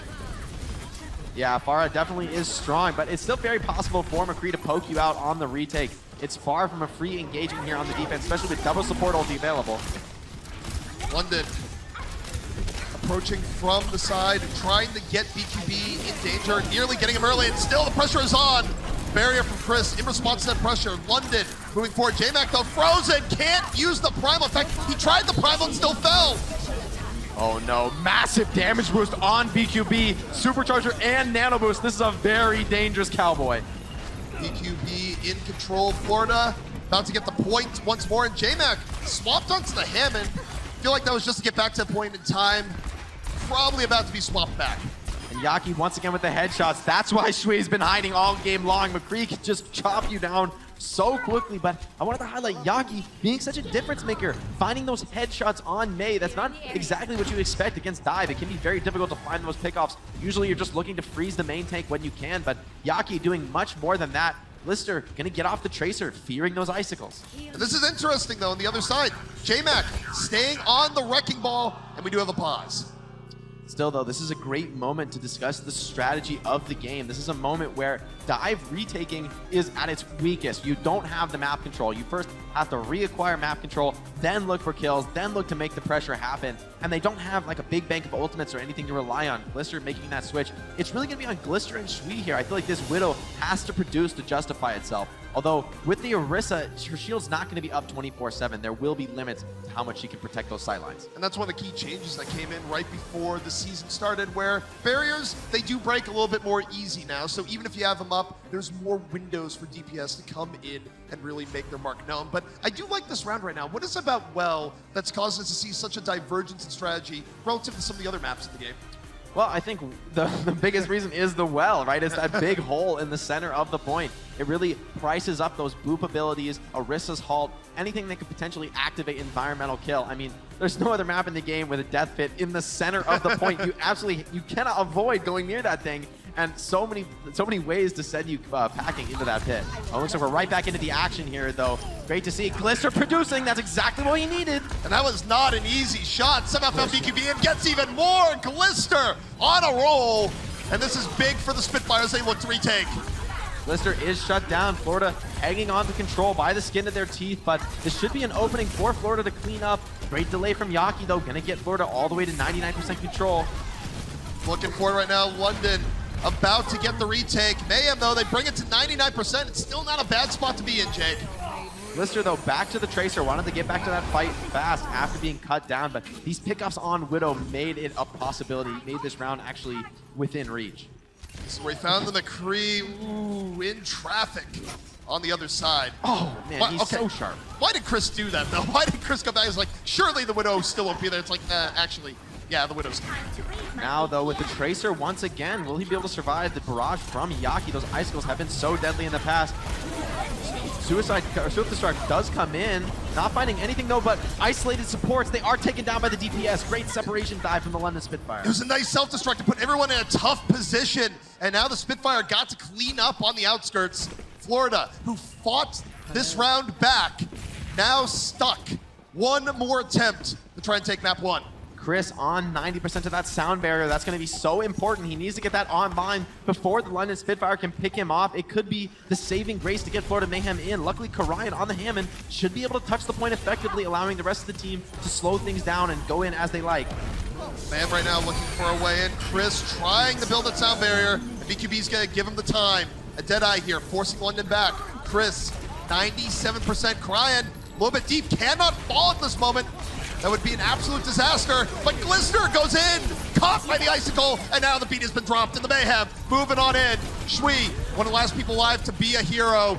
Mercy still supporting him, the barrage is locked and ready. Can he thread the needle here? It's gonna be quite difficult as Florida swarm the point, and London, they are running out of time. They're going to be forced into a contest soon, but Shui, he doesn't have much support. He's going on a suicide mission, takes out the May, but it's BQB in the kill feed all the way in the back. They have to get on this McCree, or Florida will be running away with this cough round. Right now, London hoping for a miracle. It does not happen. The Mayhem take map 1. Very impressive adaptations. Yaki on the May against Dive Comp, just absolutely denying the Tracer from Glister. Glister got something done on the Widowmaker, but the Tracer was just eating icicles to the face. And the worst part about that too as a Tracer is that think about the impact it has too on your gameplay, where you have to respect the May so much. You don't want to get one shot, so already you're playing even more defensive. But it's close so far. The Mayhem taking it to the Spitfire. Will the Spitfire be able to take off once more? Join us after the break. Coca-Cola is the official refreshment of the Overwatch League.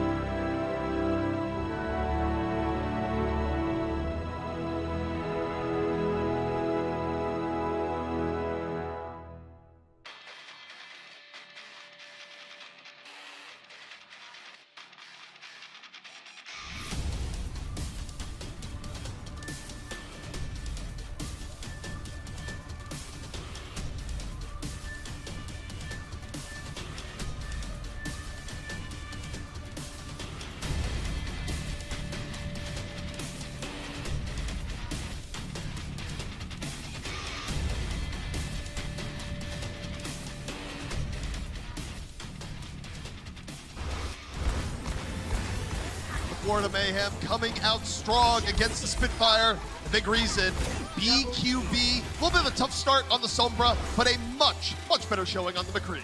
Yeah, he seems very well practiced, very sharp on that hit scan roll. He's got the positioning down. We've seen this from all the most dominant McCrees so far this metagame. They stay in the back as the fight breaks down. They want to keep that range, knowing that the enemy team has to get on top of you, and you want to maximize the distance that those Divas and Lucios have to close. It's an interesting retrospective too, just because we saw that same round occur yesterday against the Outlaws, where the Outlaws did not bring out a McCree. It wasn't really something they wanted to put Blase on, but it shows the strategy shift you can use against the Pharah in that situation. I mean, and the reason we haven't seen heroes like Pharah, like Tracer very much at all this meta is less to me that these heroes are weak, and it's more that with Mei and McCree seeing such a high pick rate, those are just terrible matchups for each of those DPS respectively. McCree destroys Pharah, and Mei is absolutely terrifying to play against as Tracer. You could get one shot at any time, anywhere on the map. It really just messes with your head. You can't be as aggressive as you want to be on Tracer. It's hard to get value out of recall. Ike Involved going to be the next map we head to, and just as a note on that, Jake, I think the worst part is you're playing Tracer, and then you see on the kill cam, the Mei wasn't even looking for you, it was just blind spam. It's like, really? That's going to take me out? Frustrating. Yeah, well, as Mei, you got nothing better to do against dive comp than spam for that Tracer, try and catch her out, but I think it's more than luck. I mean, these best Meis, they know the flank angles that the enemy Tracers want to be taking. They're trying to put pressure, and the best place to catch a Tracer is on those early rotations before she's actually diving you, ready to use all her blinks, ready to be evasive with her movement. When she's taking those rotations, she might not always respect that long-range projectile, and that can be deadly against a player like Yaki. Well, as we have the Ike Involved, it's pretty clear that Tracer probably blinked herself out of existence, at least for now. Both teams going to be running the McCree, and it is more of a mirror here once more as we look to see whether or not the Mayhem will be able to storm the gates. This is one of the first true mirrors on the most dominant comp we've seen. We didn't see much of this at all on Ilios. Both teams favoring the Widow on that Ruin stage. But time to see who's got the stuff on the core meta. This is such an important momentum moment for the series. Mayhem moving forward again. Mayhem, not a team that really linger around too much. I expect them to make a move sooner rather than later. The Spitfire just try and hold them off.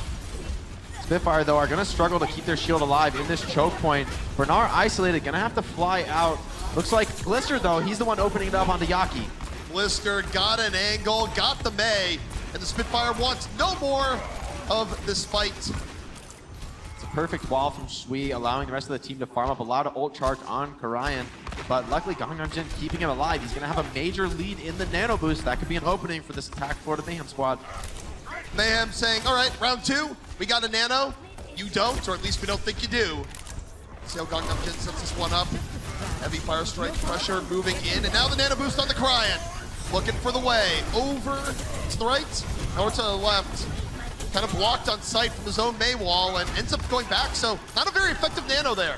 Florida, they know the Krillin is going to have his own nano ready to respond, so they have to break off that engagement when it doesn't go well very quickly.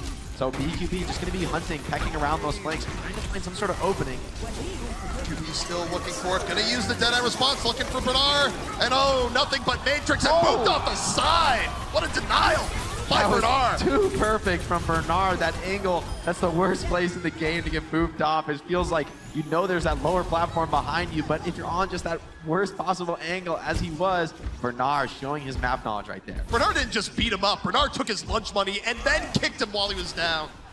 Absolutely brutal stuff. J-Mac has a big shatter lead here. That should enable him to get aggressive, but we've seen him show a lot of diversity in his playstyle. Could use the shatter just defensively to stifle Florida Mayhem's advance.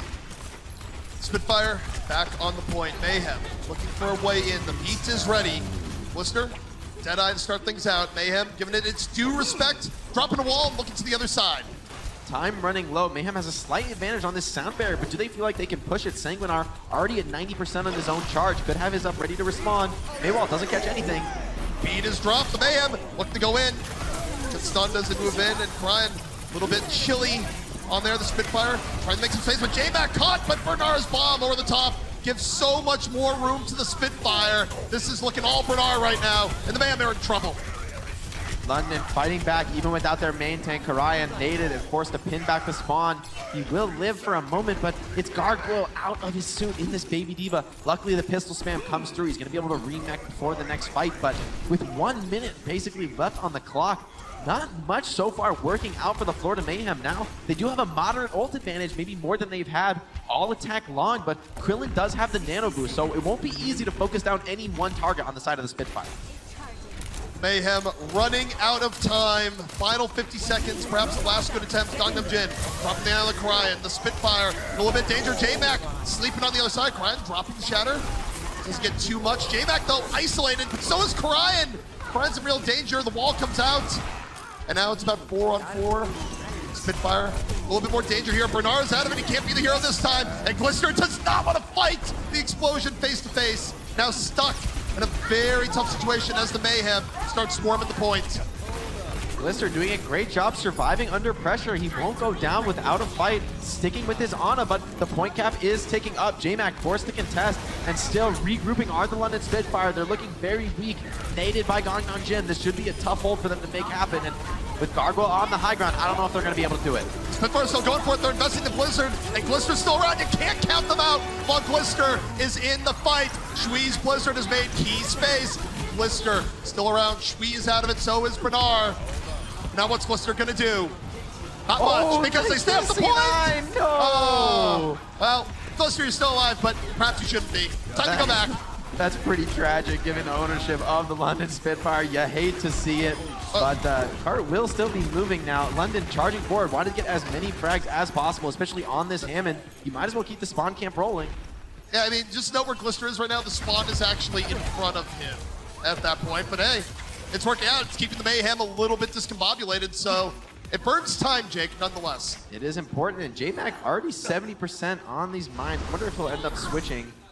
But here we've got Vision on this unfortunate failure to contest the point, otherwise known as a C9. And London, I mean, I think they had a real chance of turning this around. Oh, that's a failure right there. I got to put that one to a degree on Sanguinar, just right there to the side, and could have been in. Yeah, trying to defend his backline, focused on his Ana. He can't always be ready for everything, expecting his tanks to be there in time, but they just weren't. Now Florida rotating to the high ground with BQB. He could be deadly if left uncontested, but Bernard's not going to let that happen. Bernard has been the defender and the ruiner of Hitscan. Oh, once more! But still a winnable fight here from Mayhem, even with the block coming in from Bernard. JMac is down the front line, not looking good. Mayhem looking pretty healthy, but okay. We got to freeze, we got to sleep. Put the Spitfire down Bernard and down JMac. I don't think they can keep contesting. BQB does fall though, and even though London Spitfire, they're gonna lose this fight, they're a long way from Florida Mayhem spawn, so Chris gonna elect to go back and taxi at the very least for the London Spitfire. Florida's not gonna be able to hold close on their spawn doors unless they want to take this 4v6, which they might end up going for, but most likely London's gonna get out these doors for free, so they will have a fair fight on this bridge, which often favors the defenders. It favors the defenders, but Florida, it's not fair at all. They're coming in with a pretty significant ultimate advantage here. The Bionade already on the Spitfire, and I look to Gargoyle. Gargoyle perhaps looking for a set bomb right now. In over to the side, the beat is out for the Mayhem. They drop the Blizzard. Bernard's bomb comes up rather short. JMac out of the fight. Now the Mayhem up 6-on-5. Moving on in, already 2 takedowns, and this is looking very, very good. The Mayhem so far, they're down crying though, and the Spitfire perhaps turning around. Bernard doing serious damage into the back. Gargoyle has to come into self-destruct, wants a chance to remech, keep this fight rolling, but London trying to come out. No, the nano boost onto Yaki. That should spell disaster. There's no way to take down this May, but JMac doing a great job kiting him away. JMac almost got the pin. He was looking for it. Florida just went put this way. JMac lives! JMac still alive. And now respawns for the Spitfire, potentially on the way out. JMac goes down, but here comes Glister. It's a charged up Symmetra. Your eyes do not deceive you. Burning down the mech. And the Spitfire, Jake, they have almost rallied. The TP through the window to contest point. That's such an intelligent play from Glister, the perfect hero for the situation. Most fast heroes don't get out as quick as Sim with the TP in that exact moment on Ichabod. And I want to say, what great kiting from JMac. Yaki takes the nano, but all he can do is punch JMac in the face. He thinks he's playing Doomfist out there. But that's just great team play from the rest of the London Spitfire, delaying up, playing that spawn advantage off the back of a few picks from Bernard. They end up turning it around. Bernard is the one I keep going back to here, particularly on this map, where anytime you think London's in trouble, Bernard does some form of hero play where even there where we're looking inside the castle, outside the castle, Bernard gets on the 2 people, breaks the door open just enough so that London had the ability to respawn and come back in onto the fight. Really, really good stuff from Spitfire, but especially Bernard. The spawn advantage is such a critical concept in Overwatch. Just to highlight Bernard's play, when he's closer to the enemy spawn, he's going to play more defensive. He's going to try and shut down BQB, play it slow. But closer to his own spawn, where his allies will be back quicker, he's going to let them fall in exchange for picking off the enemy backline. And that's a trade that favors the defenders when they're fighting with spawn advantage. Of course, you talked about the teleport here. the 500 IQ stuff in over the top, back into the fight. Time to charge up and go. Yeah, it's a perfect thing, and because you leave the teleporter there, so all your allies are going to be coming back through, contesting very quickly, so that's a great place to hold, but it's by no means over here for the Florida Mayhem. They could still make that full hold, basically at the same location that London did. Very, very doable. We've seen a lot of teams fall there. A lot of teams fall on first point. So the question is, can London have a better offense than Florida? Something we're definitely going to have to find out. All right, a little bit of a nap for Glister. It was a tough round last time around.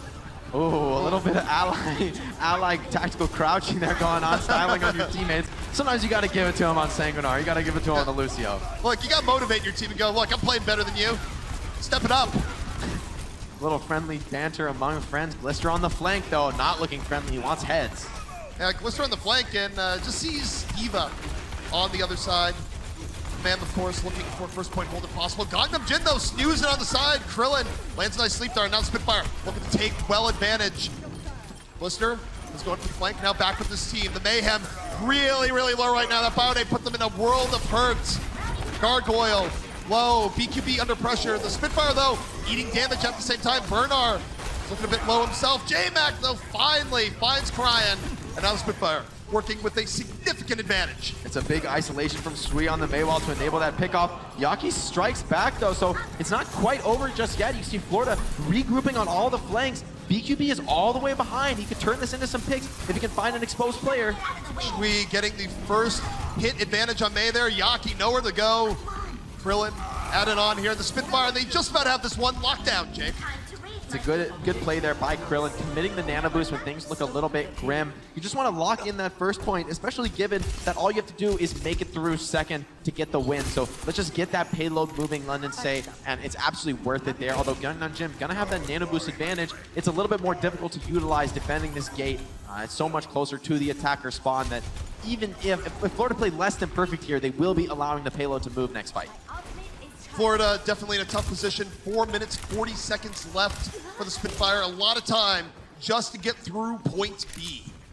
And we're going to see Florida take the contest on this first corner of the payload. Gives yourself a little bit better position for your McCree and Ana playing this nice backline high ground, able to support. Yaki forced the ice block early, so Shui might have an opening with the Blizzard, but Gargoyle still keeping a close eye on him. Spitfire right now taking their time, utilizing their time make advantage. Still have an ult advantage at the same time. BQB looking for a bit of poke right now. The Spitfire just backing out. Prioritizing payload progress here, Jake, that they are getting. Both teams looking for that opening pick. It makes such a huge difference this patch. BQB baiting with the high noon, gonna start the engagement off early. Just using it for a reload. Barrier out for the Mayhem, barrier out for the Spitfire. Crying though, frozen. They have the nano. Keep him in it. Drops a shatter, puts Sanguinar Bernard on the ground, but J-Mac the shatter on the other side, puts Yaki on the ground. They're gonna be able to finish him. Shui out of the fight, Yaki able to get away. Both teams down one. The Spitfire still looking to commit here, Jake.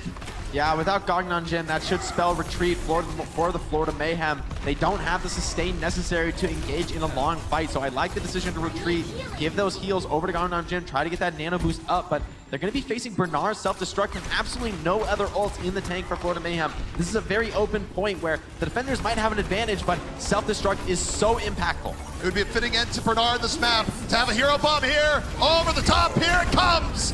Not quite. Shielded off, but it does force resources out. Gargoyle couldn't get away, and Glister there on the cleanup. The bomb does its job, and the Spitfire just slowly rolling this one in, and that's gonna be it. We're tied up 1-1. Great use of the self-destruct there, breaking down the shield of Karaya, and he's immediately poked down by the DPS, understanding that without the shield, Ryan is essentially a sitting duck. He's trying to contest cards, but he just doesn't have the resources available, so that's a clean teamfight execution coming out from the London Spitfire. They've got one ult, but self-destruct is all you need if the enemy doesn't have anything else online. So the Spitfire rebound as they head to the hybrid map. Bernard showing his colors, looking very, very strong. And the Spitfire want to make this one a series. We're all even into the half.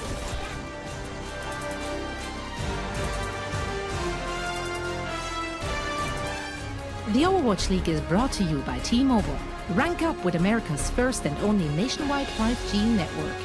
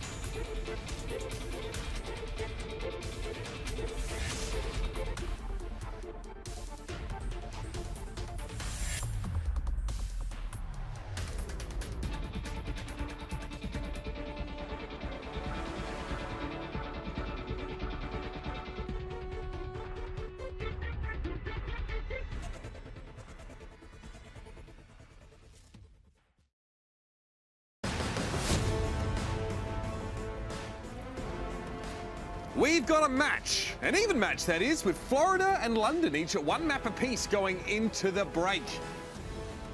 Oh, God.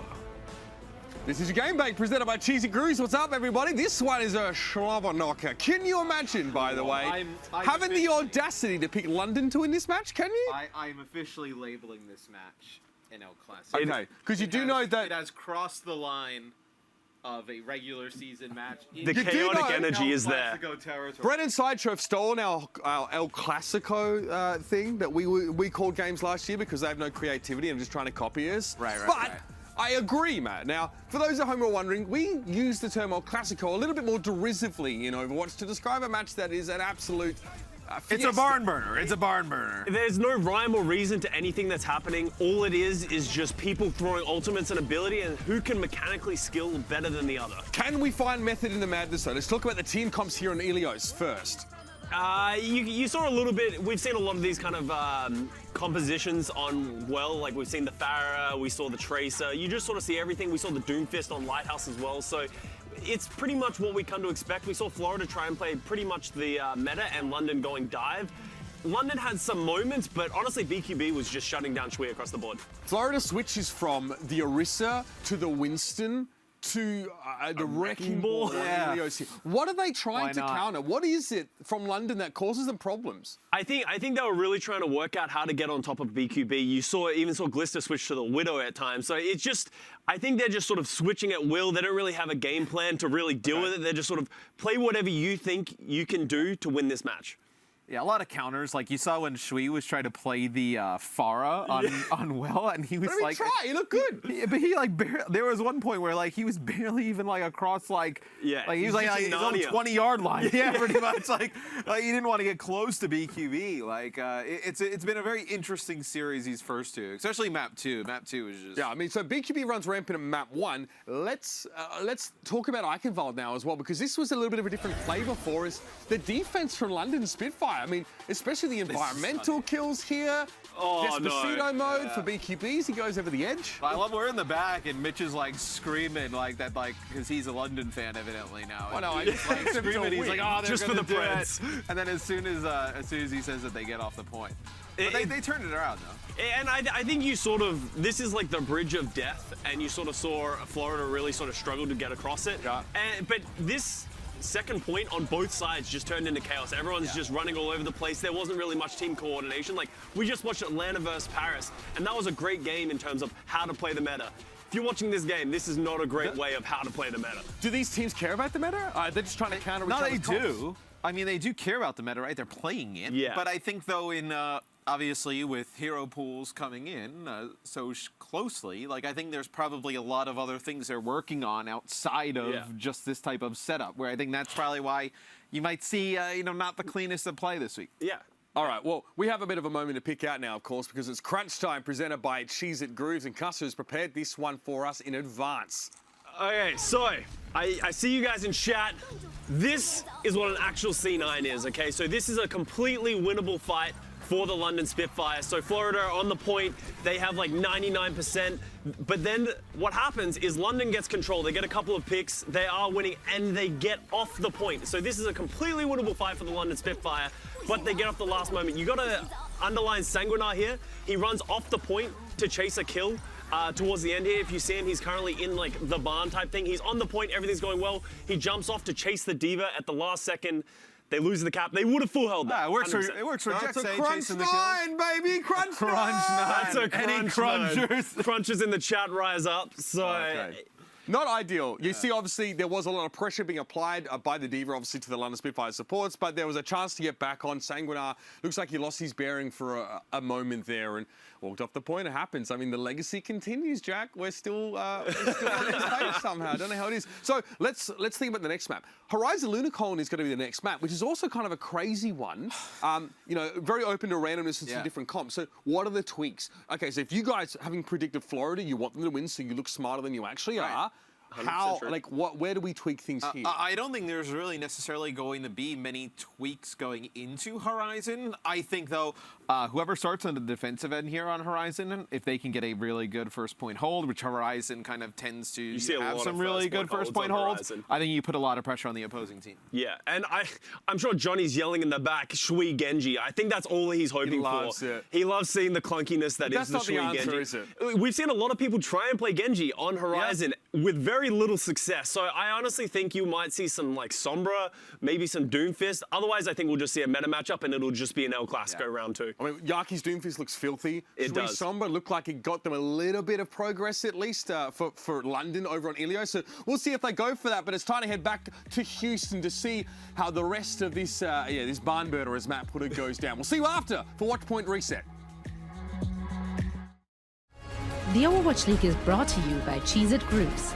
Deep flavor, deep crunch. It's a mind crunch.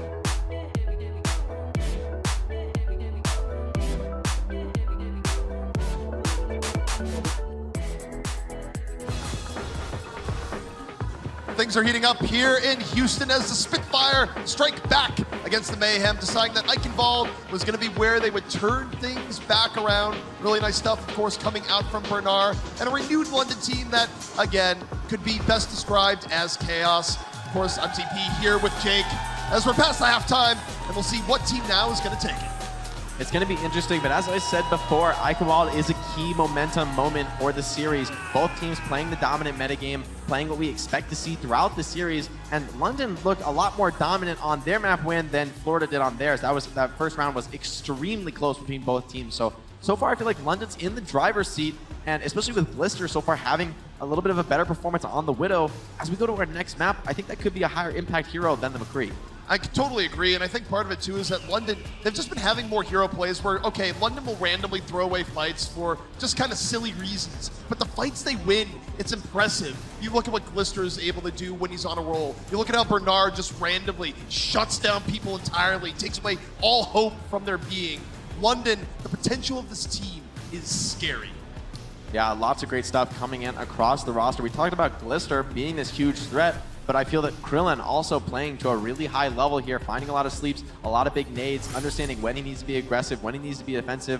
Bernard as well, J-Man. It's really across the board for this London squad. And as we go into our Horizon, our capture point map type, it's going to be interesting to see if BQB can respond. We've seen a lot of Widow dominance on this map, but then again, it's also an opportunity for the Florida Mayhem to potentially run a dive strategy that works so well for them on Ilios. Definitely time for either team to change things up, and You look at the Spitfire here, Shui. We have seen Shui come out on a Dragon Blade. It is not merely myth. In fact, Shui had a great moment where brought out the Blade versus Houston, got plenty of eliminations, no nano required. Yeah, it's a rare sight indeed, seeing the Genji come out with the Reinhardt without those die tanks to support him. But I guess with D.Va's new high level of mobility, it's less ridiculous, I think, to play this sort of strategy. But I do feel that J-Mac's going to be often left alone, left in the dust if he sticks on the Rein. But Shui back to the Mei, this makes a lot of sense. And I still feel like Glister could get a lot of value on the Sombra, but he may just be looking to scout, discover the enemy locations, discover their hero picks, and call those out to his team so that they can adjust accordingly. This seems like more of a scouting play to me, and it is. He sees there's a Widow on the other side and goes, you like Widowmaker. Well, so do I. Let's fight. A bit of Widow dueling here. We'll see on this first point. BQB so far has been falling for the most part to Glister. That's a great wall from Yaki, though, slowing down this rotation, buying time for the rest of the Florida Mayhem to peck away at that Rein shield, but so far not able to find the opening. Pretty good pressure coming out from BQB here so far, forcing out the Matrix from Bernard. Now the rest of London is going to take a slow saunter up the side, and Florida applying a bit of pressure right now, but they're not really committing just yet, Jake. Gargoyle is very deep, though, hunting down Glister. He's not going to be able to find any pickoffs so far. But Bernard, that means he's free on point, challenging this Lucio. Bernard almost got a full tick for free, forcing rotations at Florida, giving space for the rest of his team. Now Bernard, though, wall over wall, just barely able to get back to his team.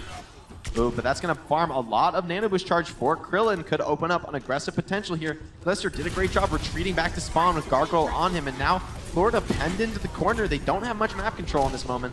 Florida, of course, they need to put someone back at the point where the Biodate puts him in such a tough spot. Glister, meanwhile, gets BQB.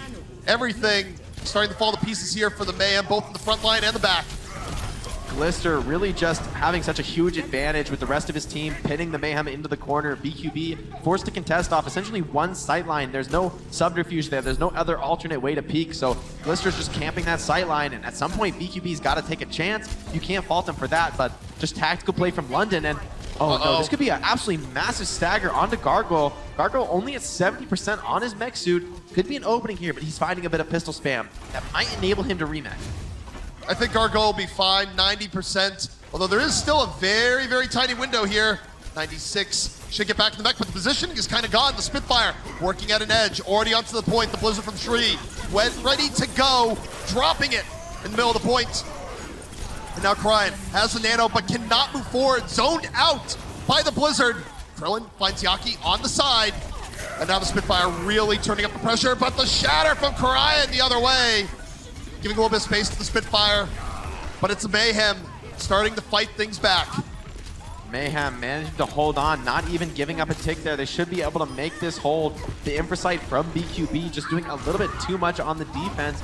Although next fight, Glister should have a big advantage. That Infrasight advantage makes a huge difference in the Widow duel. So BQB is gonna have to play defensive, wait that one out, and that can create some openings for London Spitfire to take a rotation here into that last point.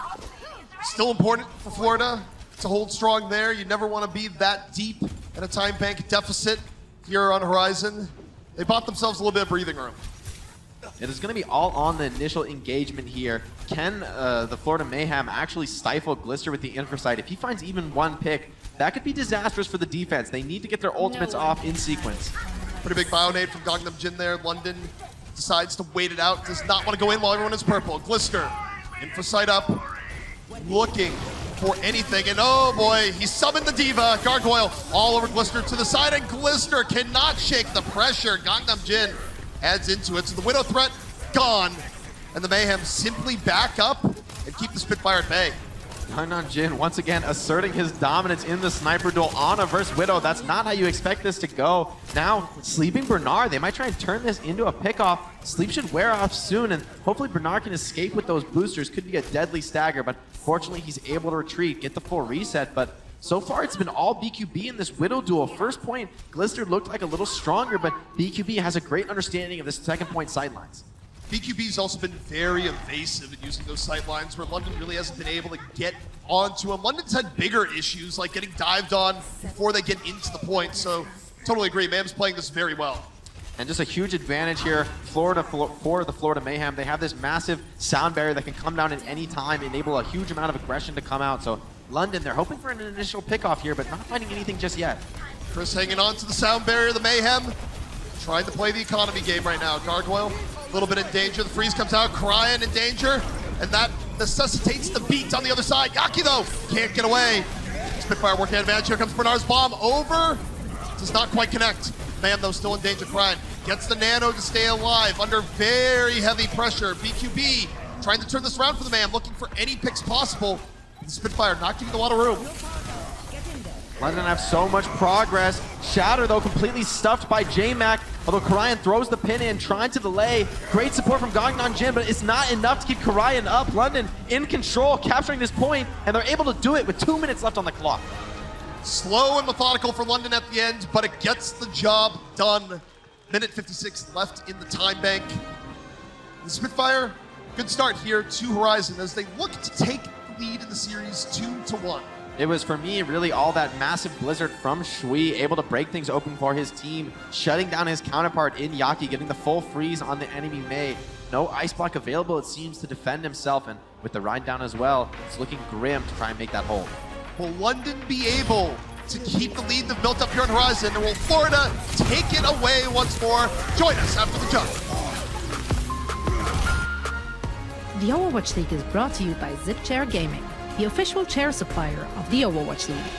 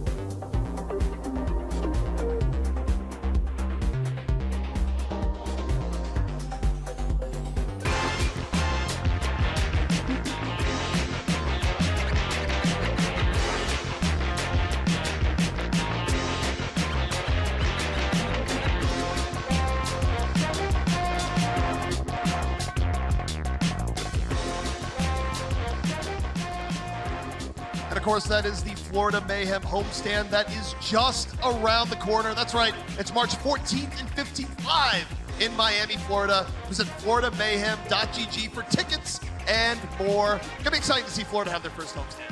And hopefully they can be going into it with a bit of momentum here. This match seems very winnable, but so far it's been London in the driver's seat, especially as we've been on these Widow comps. Feels like Glister just has a slight edge over BQB, although that second point defense, for a few times, it was BQB finding that opening pickoff first. So this is definitely anybody's game. These teams so evenly matched, it's tough to say how the series will break down. Both teams definitely have a bit of an X factor to them where you look at the common denominator between both teams. You're dealing with a lot of young, talented players, many players fresh from the contender scene, both getting used to the rigors of the OWL schedule. So it shouldn't be surprising that the results for both teams are a bit up and down. What is a bit surprising to me, though, is that Glister is going to elect to defend with McCree. Doesn't like the Widow duel, or maybe doesn't expect Florida to bring out that Widow on attack. McCree, of course, offering a lot more shield pressure, a lot more strong fighting ability. If you do get pushed into the corners of point, it's less of a death sentence because McCree, no stranger to just standing behind his Rhine and delivering that DPS. So London, a bit more flexibility with this comp, but they're going to want to keep it to close range, especially if BQB keeps the Widow. But no, he wants the mirror match, going to take the McCree as well. So we're going to see who's able to get those pickoffs, those dead eyes, so impactful on these wide open maps. Definitely would have been a tough surprise for Yaki. Although not that big of a surprise given the meta, the run on Genji and just see Mei and McCree in the back. Not really Genji's best matchup, I'd say. Yeah, I mean, you can do it, but you just need a full commit. You need an entire strategy built around the Genji, or else he's really going to suffer. But a new rotation here coming in from the Florida Mayhem, making a quick wrap to point. They want to start the capture progress very, very quickly. London on top of them, but not having an opening to drop in. Florida definitely not a team to waste time and move to the point, and now it's up to London to make a move. London holding the high ground right now, trying to poke back. They need to keep this under pressure. BQB in danger under very heavy pressure. Bernard in his face, but he's able to chase him off. Bernard just barely escaping with his life. And so far right now, London getting a bit bullied off their own point. Both teams, though, have a moment to regroup behind the ice wall. Glister taking the rotation to high ground, but it's Yaki opening it up onto Shui. Shui out of the fight. Now you got to turn the Glister. Can Glister do anything? Because J-Max out of the fight. London down to 4. Glister, that's 1. Glister, what you got? Can you get a little bit more? BQB is waiting for you here on the point. 2 ticks already gone. The Spitfire trying to buy a little bit of time. Sanguinar doing that, and here comes Bernard. Gets nanoed. It's falling to the ground. This is making room for Glister. Glister, what do you have for the room that Bernard's just bought you? Bernard is down. The Deadeye's up for Glister. Off on the other side. Glister for now. Can't find an opportunity, and now London, they need to get back to point B. Should be all delay here, but with the near instant spawns, as long as these picks come quickly for the Florida Mayhem, London, they will be back alive to defend that second point. BQB gonna have to respawn as well. That should slow down their advance. We'll see a relatively fair fight, but it's Florida Mayhem with a massive ultimate bank there, able to win that fight very cleanly, charge up a ton of their ultimates, and London Spitfire, they can't say the same. So the Mayhem on a fast turn right now. 5 minutes left, plenty of time in the bank. And the Spitfire working with way less ultimates. This is the opportunity now for the Mayhem. Mayhem taking it slow. They don't want to get cut in half by an ice wall. This is the sort of choke point where that can easily happen. Nice counter rotation from Gangnam Jin and BQB coming out the backside, threatening a different angle, making the May think twice about where she wants the wall. The Mayhem are charged, ready to go. They almost have the sound barrier, a full suite of ultimates. And BQB starts it out with a bang. Sanguinar taken on down by the Deadeye. 6 on 5. Shui's Blizzard has faded. Gargoyle dropping the bomb from space, but so is Bernard. Both bombs explode. Either with elimination. BQB though going in. Karayan chasing forward. The Shadow is ready. Shui is down, and so is J-Mac. And the Mayhem might have done it here and now, Jake. Mayhem in total control. Sanguinar 95 to the sound barrier, but it's not available yet. That 5% feels like an eternity away. Nano Boost does come out, but too little too late. Seems no barrier just in time. Huge shadow from Karayan, shuts it down though. The welcome committee from Karayan puts him on the ground, but the fall through not there. It's the Spitfire, they've somehow bought time. Shui on the emergency. Doomfist finds Yaki, and the Spitfire somehow, some way, are on the verge of defending this, even though Shui gets taken for a ride. Karayan, though, with that pin back towards his team, he's too far away from the point to keep the contest going. London somehow making it work, making something out of nothing, finding those pickoffs with those late swaps. Usually we see teams fail in that situation, so London, great composure from them, but they are going to have to switch most of their heroes to get back onto this dominant composition. It's going to cost them all their ultimates, so once again, Florida, they have an ultimate advantage push. Last time, BQB took down Sanguinar, so I'd expect to see less of a mistake this time coming out from London Spitfire. They need to hide from this high noon, and yet still keep the pressure on point. Spitfire, they've dug themselves out of what was a deep hole to start things out. The Mayhem have lost what was an overwhelming edge.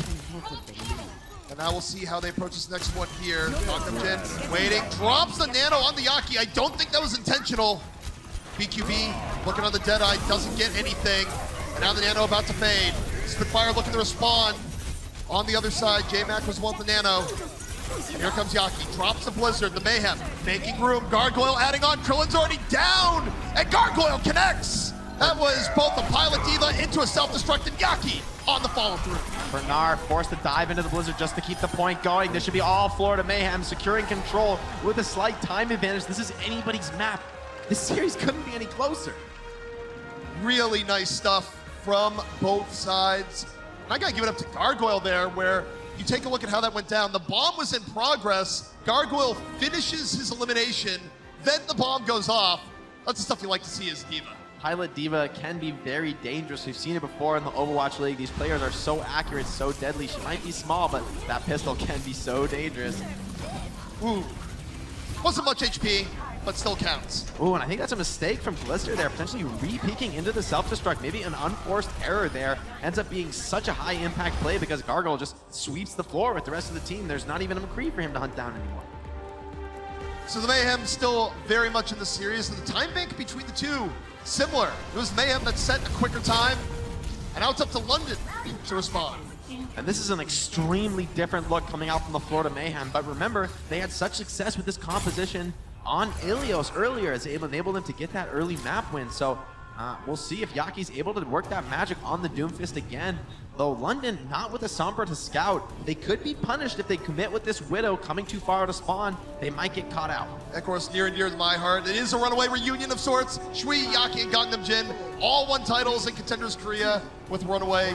Probably, in fact, arguably the very best training ground for new Overwatch League talent. Runaway, a fantastic organization. And like I say, you always play your hardest playing against former teammates, trying to show them who is boss, who the real carry was on that last team. We'll see if the dive's able to work out, though. Glister is going to struggle to survive, and look, seems like this comp has been scouted. He's going to switch off that Widowmaker, just too vulnerable to the dive. Karayan, though, sitting up in this flank, he's trying to predict London's rotation. If they come towards him and he's able to start the fight without the leap, then he'll have the mobility to respond no matter how the fight goes. Spitfire is taking a lot of time right now in the swaps. Understandable, but this is a win for Florida already, and they haven't even fired a shot. Now, though, firing some shots, looking for J-Mac, charges out, puts himself in a tough position. Man, though, don't full commit. They're going to back out. They're going to wait for the Spitfire to rotate.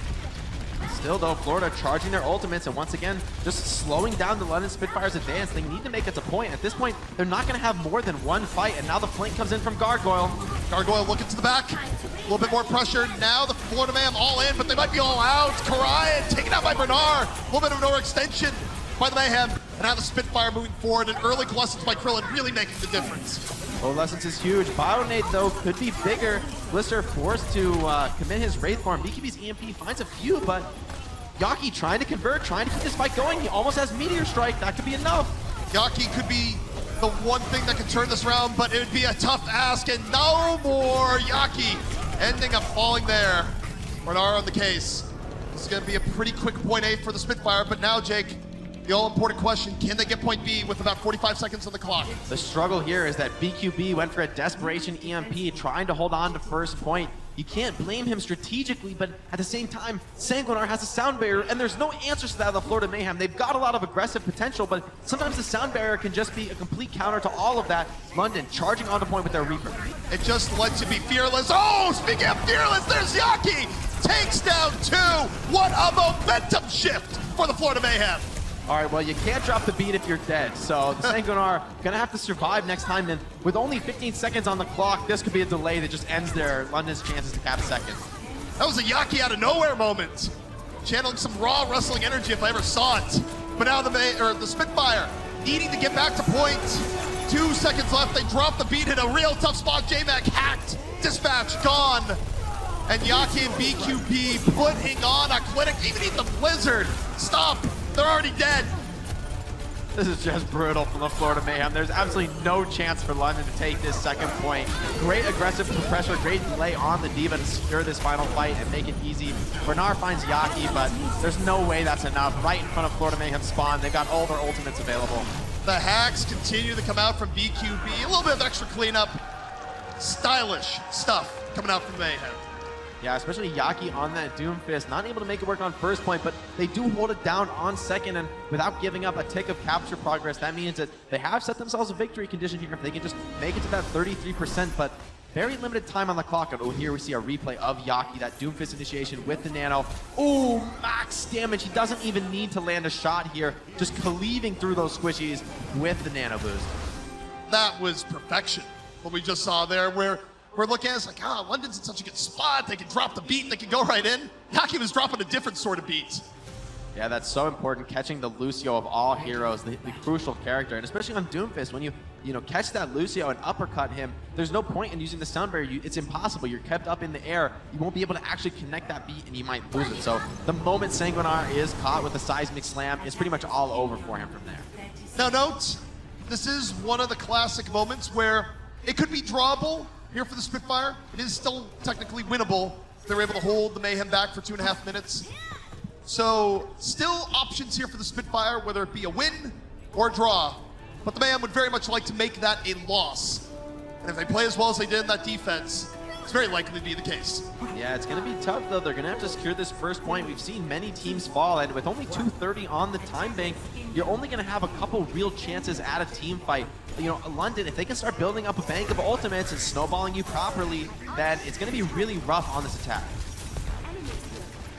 The Mayhem right now, looking for their opportunity again, being swift, but swift directly into a wall. A little bit of delay. BQB needs Bionade, uses a lot of HP, but he has some time to heal up, as Mayhem do consider their time. They've got a nice position to recover, but now JMac setting up on the high ground right on top of them. This time the rotation is not a surprise. JMac watching carefully. He might be able to dive in for an initiation here. Florida going for the rotation. Once again, Maywalled off. The wall is down, and so is JMac off the top rope. Gangnam Jin, nowhere to go. Bernard was able to get in on that one. And this is really good containment coming out from the Spitfire. Now the chances of a W looking a little bit better as the Mayhem have to lick their wounds. And Bernard continuing to lay in the pressure. I like the retreat path from the Florida Mayhem, though. Going out high ground, that's the safest way to regroup to your team. You don't want to let London Spitfire pick off all your teammates, farm all their ultimates up, so at least they're cutting their losses there, but I can't help but worry that this rotation won't work another time. Swee's just way too ready for it. He knows exactly where he needs the wall. Now we look towards the Spitfire. Minute 20 left on the clock. They try and keep the Mayhem back. Shui waiting for the wall. No, instead they just go for Gargoyle. Gargoyle looking lost in space. He's out of the fight. It's a clean 6-on-5. And now the Spitfire can move forward and try to evict the Mayhem from the point. Orion frozen up, taken down. Lord Gargoyle trying to bait for his stream. Time to open things up. A couple picks do come through from the Florida Mayhem, but they're so late in the fight, and Florida players even falling right after. So I'm not sure the spawn advantage will be enough to create a fight, but this is the best chance Florida's going to have. They're going to try and stream back in here, try and get some sort of position on the map. Bernard as well out of his suit. That could be another point in the Florida Mayhem's favor. So the Mayhem down to their final opportunity. They had quite a bit of time to kick things off, and now the Spitfire have drained that time second by second, minute by minute. Gangnam Jin holding on here, has the nano boost for the Mayhem. Biding his time here, Jake. It's going to have to be enough. Both teams coming up on that Blizzard. Shui going to be ready to respond very, very soon. So Florida, they're running out of time. It's going to be an overtime fight if it's anything at all. Glister on that high ground, though, going to have a free flank. Gangnam Jin waited and waited. Kryan going to get the nano. And the Blizzard is down here for Florida. Look at the zone. The Spitfire off the fight. So far successful. Glister is down. And BQB, the Deadeye from the side, gets J-Mac. And the Mayhem, they're not done yet. They're going to have a chance here. This should secure, at the very least, a draw for the Florida Mayhem. So they've cut their losses, but they're not happy with that. They're going to take their chances, try and cap this second point. And London committing everything, trying to hold on, trying to get the win. It might end up costing them here in the face of Gargoyle's self-destruct. And now the Mayhem, they're playing with the house money. The worst they can do is a draw, but they can still win now. Gargoyle hanging on to the bomb, runs it right down the top. Does not get what they want, but it does buy a little bit of space. The Mayhem now moving on to the point. They only need one tick. Heavy pressure on the Glister. Glister nowhere to go. Gargoyle smothering him on the top. The support doesn't come in. Bernard, the bomb to the side. Kryan though finds Bernard. Both teams down to Diva. The shatter from K-Mac puts Kryan on the ground. Both teams tooth and nail. The beat comes in just too late to save Shui. It's all BQB on the point. Florida Mayhem, they're doing it. Florida Mayhem bring it back. They take Horizon. They're up 2-1 now in the series. Oh, in London, they've got to be kicking themselves from that ultimate commitment on first point, trying to get the win, but it ends up costing them the loss, and now the Mayhem up 2-1, striking back in the series. Very close all the way through on Horizon, right down to the time bank, and right down to that epic finish. The Spitfire, though, they've proven they can compete. Can they bring this back versus Mayhem? Stay tuned.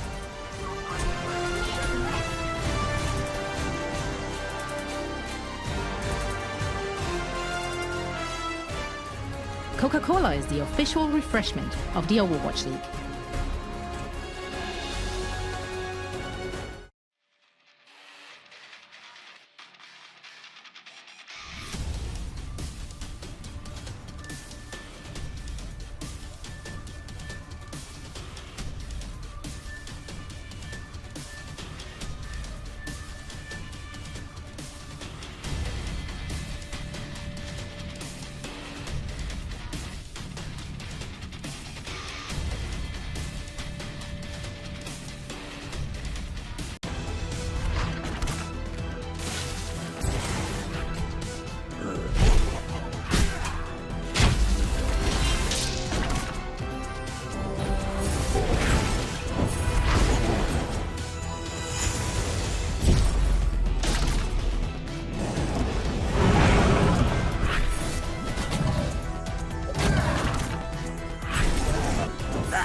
Legend of Soul Guard. Download now.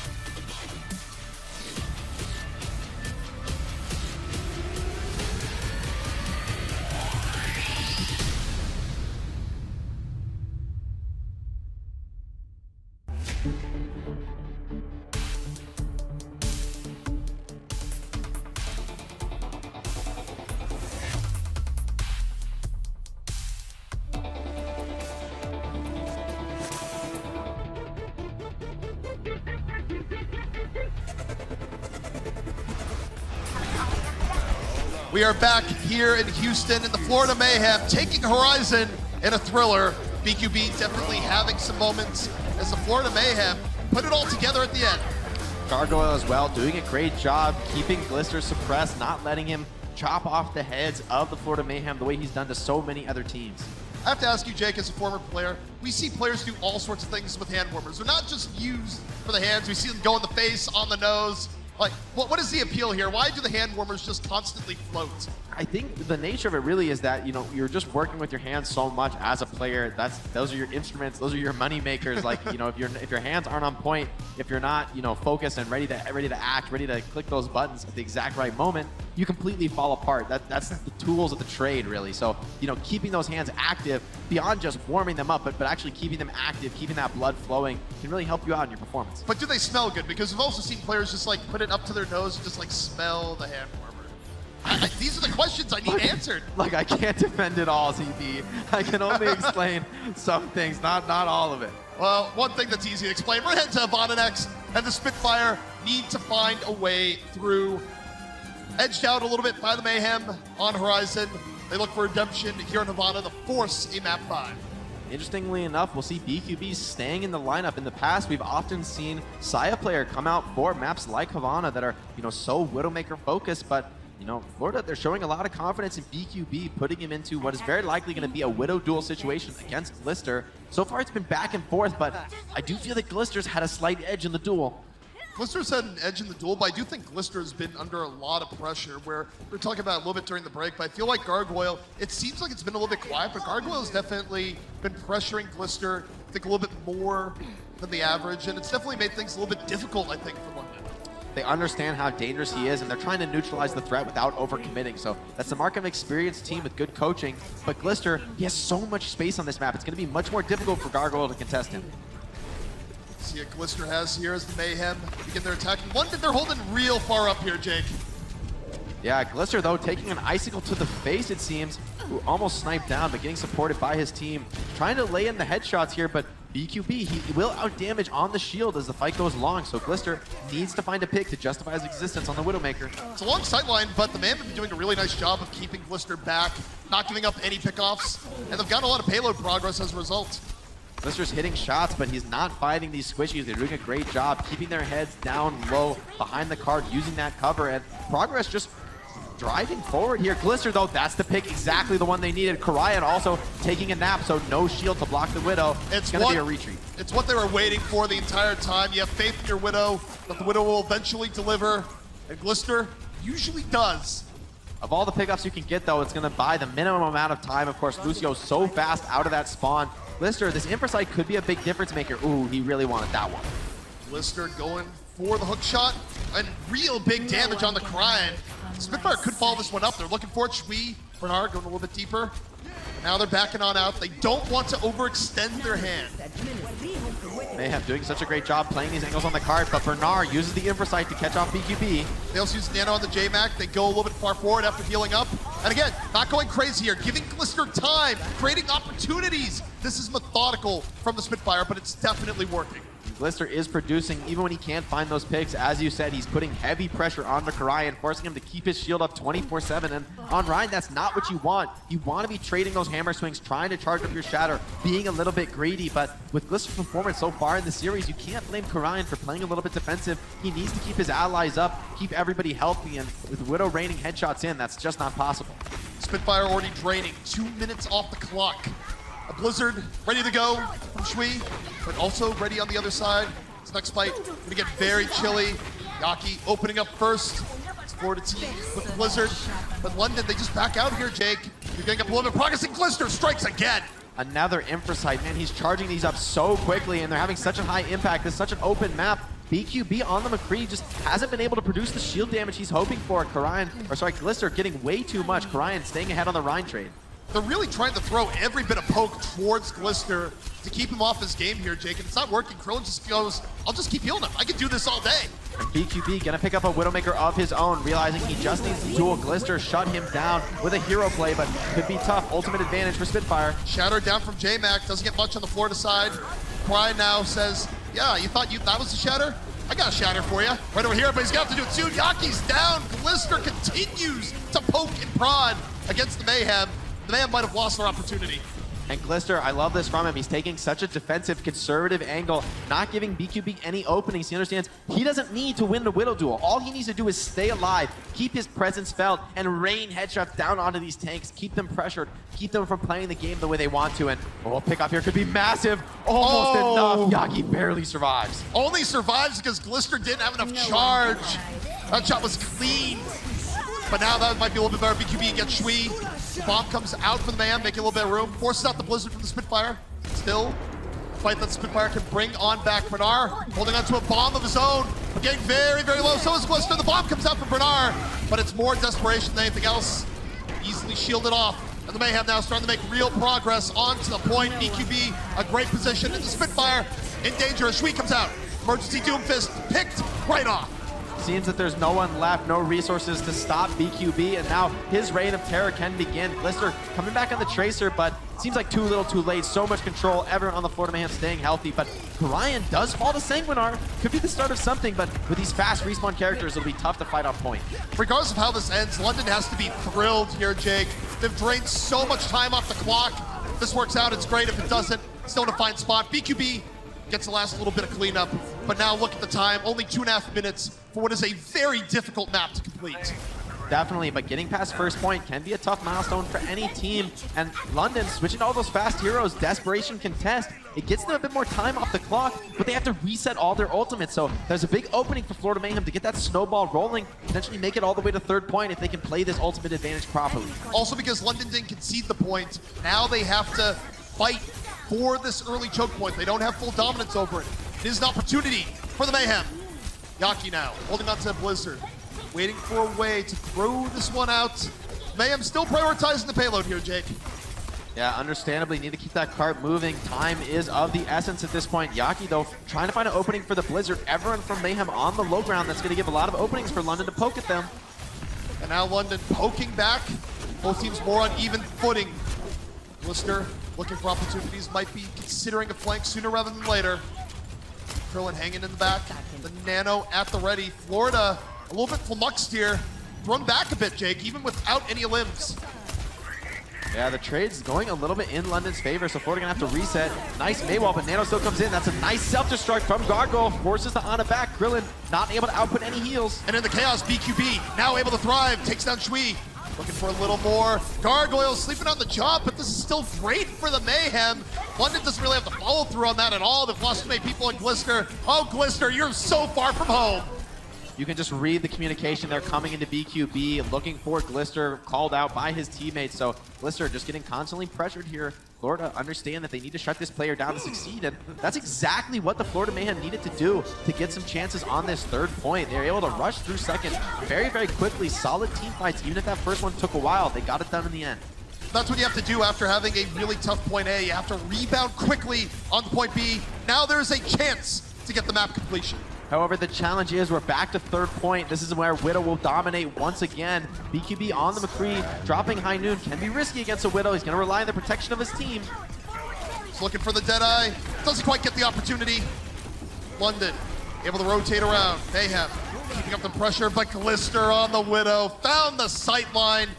I feel like this is happening to Yaki a lot versus Glister, but he's had BQB with him, better with friends. I mean, at these long ranges, Glister is just going to have opportunities. He's going to have chances to take your head, and you know, he's just been a player who's been so reliable in those moments. BQB going to go back to the Widowmaker, understanding that at this range, it's almost impossible to play McCree on Widow. She just has too big of an advantage, but Glister has the Infrasight up first, and with only a minute on the clock, limited opportunities for BQB to charge it. I like this from Glister, holding Infrasight as long as he can, slowing down the push from Florida Mayhem. Spitfire in such a good position right now. 6 ultimates up, opening up with the Infrasight. Nothing is a secret. The Mayhem, though, Jake, they do have to move. They simply do not have the time. And now we have the Nano on the JMac. London getting a little bit frisky. Florida, look at the turn. Back the other way. They have to drop the Blizzard just to protect JMac. The beat comes out. Not time to safeguard. Goes back with the shatter. In from JMac. That puts Florida in a tough spot. Keeping London alive there, that's so important. And Chris committing the sound barrier there, not getting anything out of it. Great shatter from JMac that really keeps his team alive. And at the maximum range, Widow sightline. Someone's going to have to outduel Glister. It'll have to be BQB, but Glister's just been dominating on this Widowmaker so far. One good thing here for the Mayhem, though, Jake, they were able to drain a bunch of ults up. It's 20 seconds left remaining. They still need multiple fights, but they do have a chance as they head into this one. Spitfire looking to stop this right now. Now we look to the Mayhem. Yaki as the Blizzard at the ready. BQB on the side. Glister, the defensive Widow. Multiple threats on all ends, but now the fight begins. Yaki waiting. Crime moving forward under very heavy pressure. The shatter ready to go. Gargoyle waiting. And now here we go. The beat's dropped by London. London's in and Yaki is down. Bernard with the connection over the top. There's one from Glister as well, and now with the Infrasight, it's going to be rough for BQB to find an opening. Glister watching, waiting for his opportunity. Mirrored Infrasight. He's looking for a little bit more, and oh, Florida, too much pressure. They can't stay on the point, and that just seemed tough, Jake, where Florida, they bounced back, but inevitably, London ended up with such an ultimate advantage. It just made things tough. For me, this round was just heavily on Glister, just producing so much on first point, getting the time bank down to 0. If London made any mistake this round, I would say it's switching to the fast contest, trying to go all in on that point A hold. You know, with some more ultimates, who knows what could have happened on second point, but once you get to that third point, again, Glister's dominance in the Widow duel comes up as such a heavy impact play. Feels like he's charging these Infrasights so quickly. By the time BQB switches over to the Widow, Glister's already ready with the Infrasight, which is really the ultimate counter to an enemy Widow. One of the key parts of Vana, the sight lines are good. And that means if you do have a Widow threat, you can really flex it against the opposition. As the Spitfire put themselves in a good spot to bring this to a map 5. However, Florida, should they put up an even better defense, they could run away at the series right now, 3-1. It's going to have to be on first or second point more than likely, because I think once you get to that third point, Glister was going to go back on the Widow, and unless BQB can really step up his gameplay in the duel, that should be London Spitfire taking the map and potentially bringing us to map 5. So I think this series is far from over yet. London fighting back strong. London, though, they still have to prove it on their attack. Nothing is guaranteed here on Havana. The Mayhem, Jake, they're taking the fight right to the Spitfire's front door. BQB, though, learned his lesson. Gonna start off on the Widow, probably assuming that the duel is gonna come through, and Florida trying to hold at the spawn. A fight win here could be huge. BQB already under a little bit of pressure. Glister using the Tracer as a pressure mechanism. Florida Mayhem right now, they took the fight to the front, but now they're finding themselves a little bit flanked. A nice little surround here coming in from London that's going to put a ton of pressure on BQB to hit some shots, but it's not easy at all. No shooting gallery here. He's got players, enemies on all sides. Just when you think you have the other team trapped, no, it's London that's trapping Florida right now. BQB ends up getting slept. A little bit of an opportunity. Glister wasn't able to go for it. No, okay, Ana, special delivered to Glister, but he doesn't want to go for it there, Jay. Glister not finding enough on this Tracer, but they will get the payload moving, enough map control to force Florida Mayhem into a retreat. Although closing out this second point is going to be a bit tougher than moving past the first checkpoint, or the first choke point rather. BQB is now going to have a lot more defensible sight lines. It's going to be much harder for the Tracer to successfully execute a flank. BQB looking for anything right now. Definitely a tougher job in front of BQB than Glister had just a round to go. more threats to worry about, more pressure on BQB, and oh man, BQB in real danger. That one, Bernard got to the back. Diva duel heading onto the back, and Bernard now pretty deep behind enemy lines. As Glister goes in, gets the stick. Goodbye, BQB. BQB shut down, and now it's time for Glister to potentially reign supreme in the back line. Shatter comes in, but not finding anything, although the Blizzard from Yaki could be exactly what the Florida Mayhem needed. The Blizzard, I think, has at least stalled things out a bit. Glister still threatening, but the Mayhem have far more numbers on the point. London, at the very least, will have to wait before fully committing again.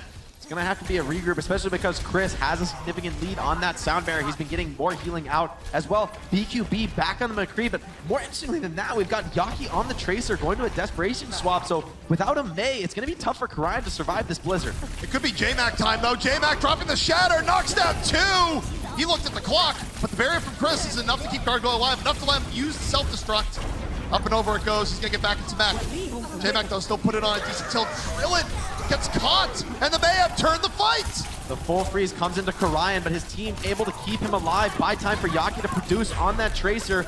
Pulse Bomb comes through from Glister, but finds nothing, and it's going to be a full reset for the London Spitfire.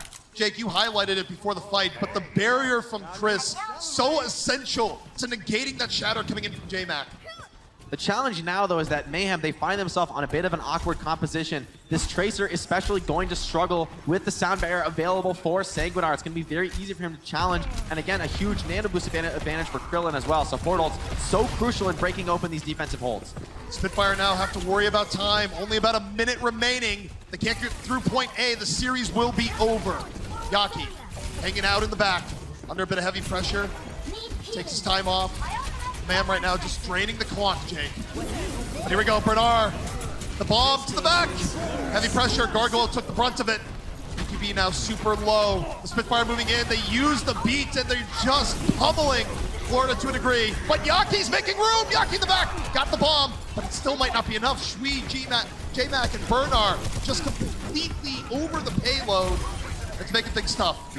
Glister as well, just looking like a freak of nature when the nano boost is on him. Just headshot after headshot onto Karian, keeping him so pressured, even with the defensive nano boost. So big props to Glister there, producing a ton of damage. But nice plays from Florida. I mean, stuck in a bit of an awkward composition with the McCree Tracer. They make it work and keep that harassment up. So London in a much the same situation that Florida found themselves in last round, except without the ultimate bank to snowball on. Both teams very equivalent first round attacks and first round defenses here thus far. Spitfire perhaps in a slightly worse situation.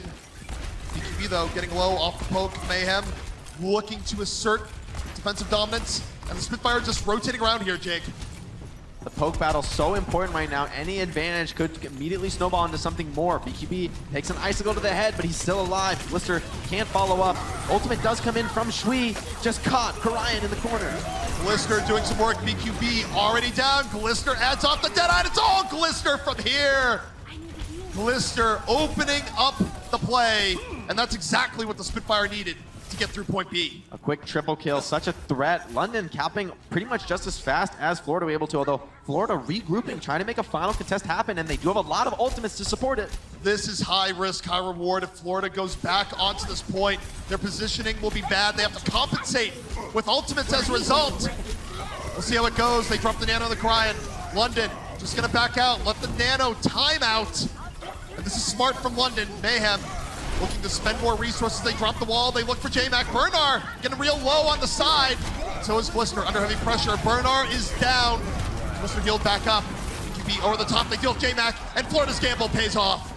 Such an important fight to take there. I really agree with Florida's decision. It is a bit risky, but you barely pushed it into that third point. So if you lose this second checkpoint, this map is almost as good as gone. It'll be extremely difficult to hold as aggressively on third as London were able to. So Florida, I like this decision. Keep second point alive. It's hold London here. Almost do or die here. Not necessarily, but very likely given how aggressive London were on third point. Well, Florida gets another chance if they lose this fight. London likely does not. Once more, their series life on the line. Krillin with the nano boost. That's their only real tool. Charging forward. A bit of miscommunication there. Blizzard comes in to stifle the nano boost. J-Mac throws it up, but beat keeping him alive. That's such a crucial beat. Let's Krillin stay alive. Deal with Yaki. J-Mac still in the fight moving forward. And let's not forget, it's Glister. It's the back. The Deadeye is up. And it gets Karian. This is great for London. Glister unchained.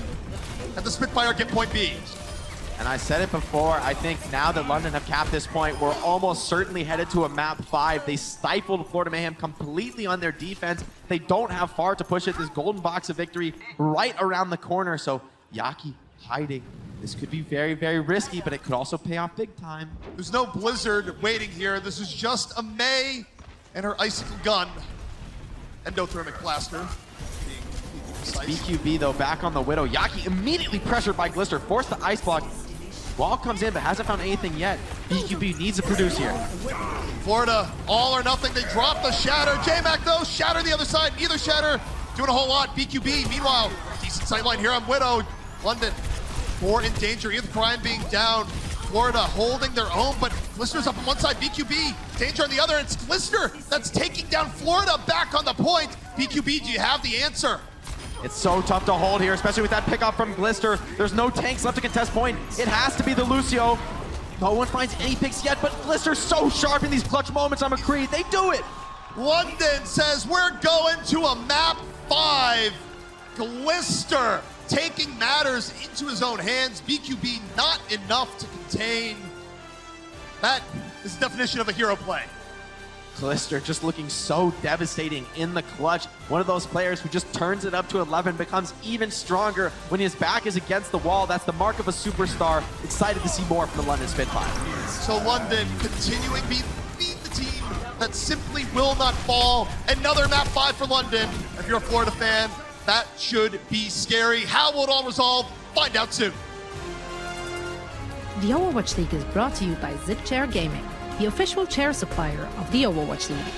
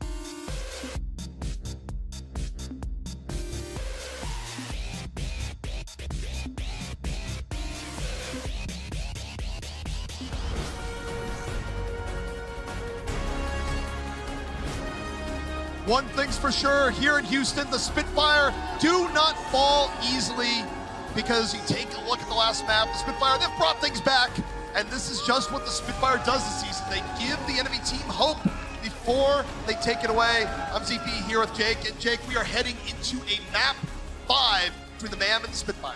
Just disgusting stuff, frankly, across the board. Glister and Bernard, for me, both producing massive results. Bernard always on the flank, always keeping his team alive, but Glister is the hammer to the rest of his team's anvil, just slamming it home time after time after time, finding these headshots in the clutch moments when the pressure is highest. That's the mark of a superstar, a player who's going to go far in this league. I think for me, when I look at the team fights, I go, is it over yet? Is Glister still alive? It's not over. You can't call the team fight. Glister has brought so many things back for London over and over again that if you're the other team, you cannot breathe easy while he is still in the game. And it feels like this whole series long, the game for the Florida Mayhem has been try to shut down Glister, try to put the pressure on him. You can't go too all in on this player though, because he plays in position. He's playing intelligently. He's not going to overextend and flank, take these huge risks. He knows, he's so confident in his aim, he can sit at the back, play at long range. He's still going to find the damage. He's still going to find the headshot. So you need to come to him, and that's a tall order against the London Spitfire. I think it's what makes the London Spitfire so chaotic at the same time, where you don't know what Glister's going to do. Does he do a hero play every single time? No, but he wins fights that should be over, and he constantly does this for this team easily. One of the brightest spots about the roster, and a great pickup overall. Definitely, he's coming up huge in a lot of these big moments, getting the pickups, but for me, what I'm so impressed by is I think all the McCree players that I like the most watching this patch, they've all been these players who are willing to play conservative, willing to stay in the back line. They aren't taking huge risks. I mean, we've seen the Jerry style work out a little bit, but I just don't think it's fully successful against these most dominant teams where everyone is clearing their corners, everyone is properly checking those flanks. Those risks often don't pay off and can cost your team heavily if you go down. So these players staying in the back line, comfortable with the long-range duels, it's a more difficult way to play McCree, less reliant on your cooldowns, more reliant on raw mechanical skill. But if that skill is there, you can really deliver for your squad in terms of damage, eliminations, and just outlasting the enemy team in these long fights. We're talking about the squad, we're talking about London. We do have a substitution here, the rare, not so often seen map 5 substitution. Bernard is out. It's McCleston coming in. It's an interesting choice. We'll see if it works out. Yeah, very surprising to me. Bernard playing well this whole series. So to me, this is less of a confidence swap. It's got to be for some sort of strategic purpose. So we'll see if London sort of throws a curveball here in map 5 that can be very effective, but it is a big gamble. Sometimes it can really hurt, and not every player can come online in map 5 not being able to play in the series before. Well, that's exactly what I'm about to ask you, is that from a player point of view, how does it feel where you don't really get a chance to warm up and you just get thrown in and say, hey, it's map 5, it's do or die, you got to win this for us? I mean, this is a true test of a player's mentality. More than a long series, just coming in cold, map 5, you need to be very confident, you need to be very well practiced, and just find a way to slip back into your team's cohesion. You know, if there's been anything that's been adapted throughout the series, any adjustments you've been making to deal with the enemy squad, you're going to have to catch up really quick. And, you know, there's not many mistakes to be made on control. You lose that first capture point, things can go wrong very, very quickly, and Florida Mayhem have proven adept on control. Florida Mayhem in general have proven very adept this entire series, where particularly their tanks and their supports have been very, very impressive to me thus far. Gangnam Jin constantly hitting great bio nades. Of course, Gargoyle a constant threat. But Oasis is where we are going to be settling this one. Both teams, 2 map wins, but it'll only be one team that ends up with 3. For me, Oasis is a pretty exciting map to go to because I do feel that Glister's been pretty dominant on the Widow, but this is a map where we're really just not going to see too much Widowmaker. The range is quite short in a lot of these map types, so it's going to be really, really rough to bring out a Widowmaker. Very, very unlikely, I think. I like this from Florida, though, already setting up on a dive composition. I do hope they bring this to bear. This has been one of their most successful strategies working out on Horizon, on Ilios, and I hope it works out again here on Oasis. I want to see more dive in this meta. We'll see if it works out. Of course, they could swap right up until the gates open, but it does appear like Yaki will be in on the Doomfist. So we do have some disparity between the teams. The compositions are going to run. Florida, very divey here, Jake. Yaki's initiation is going to be so important here, but we see all of the London Spitfire taking that cubby room, just leaving their Ryan and May out on the point to poke aggressively. This backline is going to be so difficult to get on top of, but London giving it their best shot, trying to survive the dive. Bunch of J-Mac right in the back. The heals are there. Team Chiropractor on call. And now the Mayhem waiting for their opportunity. They dive in once more, and Yaki punished. Dove into the room of death. Weston getting that first pick on D.Va, but J-Mac traded back, and it's first control for Florida Mayhem. So this dive map control really proving very important here. Control ticking up for Florida. London, they're going to have to take an action soon, and without a main tank, it could be risky. London not really taking advantage of the time that Yaki was down. Yaki already back in the fight. Glister getting decent damage, but not much in the way of full pickoffs. Now we look to Gangnam Jin, gonna drop the nano on the Cryon, just going into the room. This is one way not to be fearful, especially with the problem is up. Time to knock some people around, and Cryon doing just that. Riot just beating his opponents down, and the control point has been ticking up this whole time. That's so important. The counter pick onto JMac, and as you said, with Yaki on the Doomfist, his rollout is so quick, so even though he goes down, because he puts so much damage onto JMac with the Rocket Punch, the follow-up is through, and Yaki is back far earlier into the fight, so creating spawn advantage out of nothing by running fast characters. And the crazy thing here, the man, they do this even with the Sombra, they drop the EMP and the bomb. Glister pays the price. Not quite the full bounty they would have liked, but enough to buy time.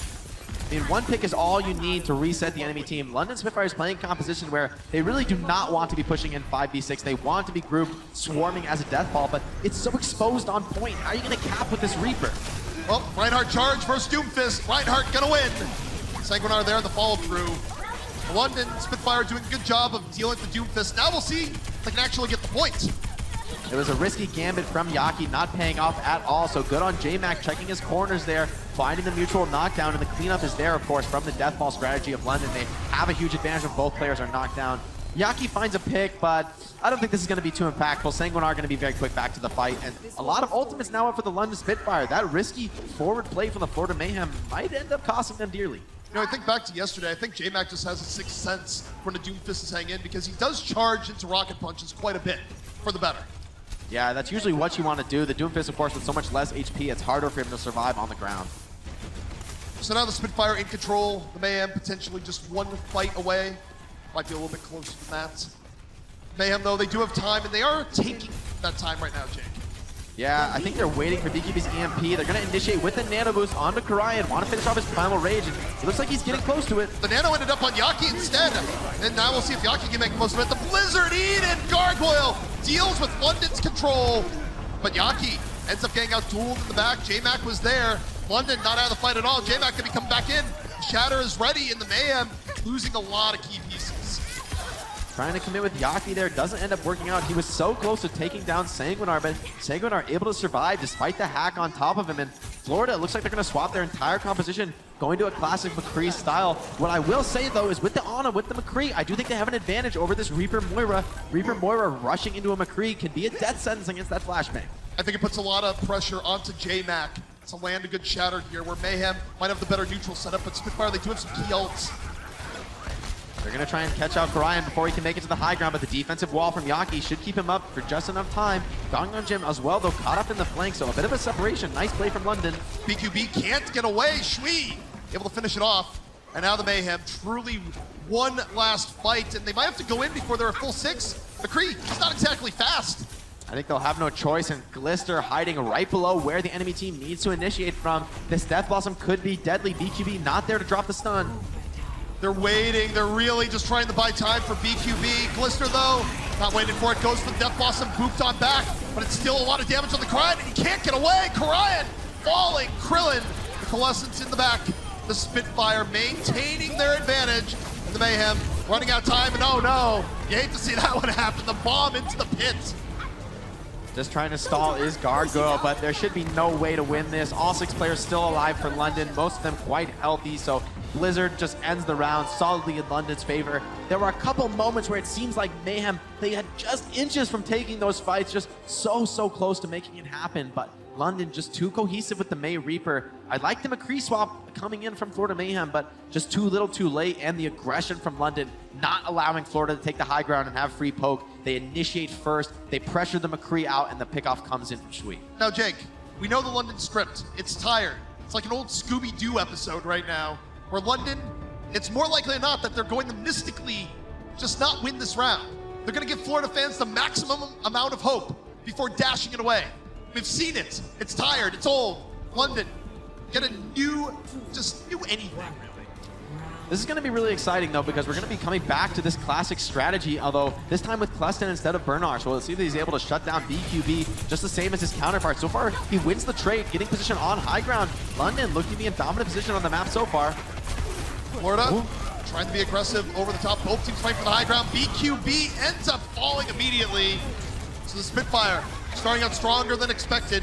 It's gonna be a quick first control. Those small details so important because London gets that first position on the high ground. Even when the Florida Mayhem swarm out forward, they're just coming into the waiting arms of Sanguinar, booping off BQB, and that just spells the end of the fight instantly. Good call by the rest of the Mayhem to retreat, not feed their HP, but London with first control, this is a big advantage. It's hard to evict the enemies off the high ground here. Particularly when you're dealing with McCree May, where you can just wall off the ways over to the top. It's a big defensive advantage. It's something that Florida wants to crack before ultimates truly come into play.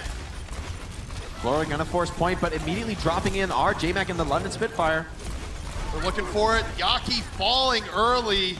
Mayhem couldn't really get a good foothold, and now feeding the ultimate. Gargoyle was going in expecting it to be a full 6-on-6.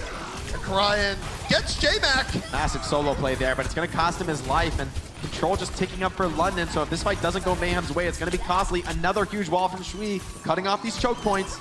London is brawling this very effectively right now. The Mayhem ending up staggering. It's not what you want. The Spitfire now at 47%, and the Mayhem are in danger. These fights are close, but Shui is showing why first control is so impactful. These chokes being pressured so aggressively at the Maywalls. J-Mac forced the point, though, by the capture pressure from Florida Mayhem. Looking for it. Glister wins the McCree versus McCree. Shui in firm control here. Going to drop Blizzard Eden. Gargoyle on top of it. But I don't think that's going to be enough with Karayan down. The Mayhem, they've suffered a little bit too much. Blizzard eat or no. Blister getting a diva in his face, but the support is there. He's going to live. Oh, and the sleep as well coming in. Gonna put Florida Mayhem on a last fight situation when Gargoyle is eventually able to reset. This delay is so important as we're getting over 80%. All right, we'll see if London heard me, if now they're changing the script to a clean round victory here, or they're really going for maximum hope breaking. Florida, you got one more attempt to try and turn this one around. And Klesson has been really feeling the big shoes left by Bernard, looking very clean, polished on this diva, keeping the pressure on the backline. But finally, Mayhem have an ult bank advantage. Question is, can they leverage it against this high ground position? They're gonna look for it. The Blizzard in on the other side. Kleston eats Yaki's Blizzard, taking some hope away from Mayhem. They have to beat earlier as a result. Gargoyle throws it out. J-Mac holding onto the Shatter. Same with Karayan. The Nano on the J-Mac is out. J-Mac drops the Shatter. Knocks down no one. Gargoyle to the back. The bomb, what's it gonna do? Karayan is down. The bomb does little. The Spitfire now trying to fight this back. BQB though, working on the flank. Gargoyle pressuring Blister on the top. And the Mayhem just maybe might get this one. Heroics from BQB finding a few crucial pickoffs, but everyone contributing, getting the flip for the Florida Mayhem. But at this point, no mistakes left in the tank. One flip is going to secure this round for the London Spitfire. So Shui does have the Blizzard, but Gangnam Jin with the Nano Boost means that you're not going to be able to succeed with just a Blizzard on one unless you've got a ton of damage and isolation. The question is, how can London flip the ultimate advantage back in their favor? It's going to be difficult, but on the same note, Mayhem must be perfect. No one can get picked off early. They must manage their ultimate economy and keep the high ground here. Spitfire look for a way in. Or BQB at 1 HP. He's so low, barely survives. Goes for the Deadeye, trying to create a little bit more space. The Spitfire, timing over, Crying gets Nano, deep into the Spitfire, takes down Shui. And it's aggressive defense here from Mayhem, but so far working out. BQB drops so low there, but somehow survives, and I think that kind of baited London Spitfire in, and they get punished by Gangnam Jin's Nano onto Karayan, charging back in and swinging on those opponents. But London able to charge up a lot of ultimates in that team fight. They're going to have a bit of advantage in this next one. So you look at the Mayhem right now, they are at a disadvantage. Spitfire coming in, and the fight that will likely decide the round. How does Florida play it? Gangnam Jin hiding in the lobby room. Could work out big, but looks like London's going to take an entirely different path, so shouldn't be impactful at all here. Blizzard from Yaki, though, he's been so sick on this mace so far in the series. Nade comes in, that might slow London down just for a moment. London right now, a little bit more progress on the point. And Glister finds BQB! That could have been the difference maker. He's slumped to the side. Maybe they can even it out, take down Glister before he wakes up. You gotta deal with them, one would think. J-Mac though finds Crying. Florida in danger, but now Gargoyle deals with Glister, deals with Questing. Gargoyle, fighting the team on his back, is blocked with two! Gargoyle, the hero Florida needs. J-Mac striking back, but it's actually anybody's game. This fight is going to be crazy. Both teams switching back to fast heroes, trying to get that contest popping, but the May force the ice block quickly. BQB on the Tracer, can he get it done? This is how you know it's serious. The Tracers are out. Both teams fighting tooth and nail. Yaki, the bicycle to Glister. A big play. That's what Florida needed. Cryan, the nano just in time. Cryan is about to fall. Gundam Jin saves his life. Now they're down Yaki, they're down to May. BQB working on the outskirts. Glistener gonna be back soon. Cryan drops a shatter, but J-Mac does a little bit more off the nano. Cryan's out of the fight. Yaki emergency Doomfist, and this is a brawl. It's a superior sound barrier from Sanguinar that keeps London alive and strong. Glister takes down Chris, limiting the healing, limiting the resources as the spike goes long. London in dominant position to take this map and the series. London, look at the Glister once more. They take the series 3-2. Yet another map 5 victory for the Spitfire. They can't keep getting away with it, Jake. We keep seeing it, and they keep winning. That was just a little too close for comfort to the normal London Spitfire script. Thought Florida was going to be able to bring that round back, but Sanguinar just in time with the sound barrier, keeping his team alive, and that boost of energy, keeping them all up. They did a great job surviving, grouping up with all their teammates, despite getting picked off a few times in that final fight. Got to give it up for Gargoyle at the very end, though. Very close to bringing that back for Florida. Huge mechanical play, even bigger ultimate. Just wasn't enough. Came down to Tracer play at the end, and Glister, when London needed him most, arrived once more. What an incredibly close series. I don't know if we've seen a series that close all season long. Every single map, it felt like going the distance. Incredibly close fights, striking back and forth. Many players on both teams succeeding. You can't ask for better Overwatch than that. It was great. It was a back and forth series. And right now, pound for pound, you want a good Overwatch series? You watch London Spitfire. They put on a show. Every single time. And you know, the script's maybe getting a little old at this point. We're always going to map 5. Well, of course, to give us a little bit more insight, we got the man himself, Wolf, on the floor with Shui. Thank you very much, ZP. I'm here with Shui of the London Spitfire, and of course, Robin is here to help me translate.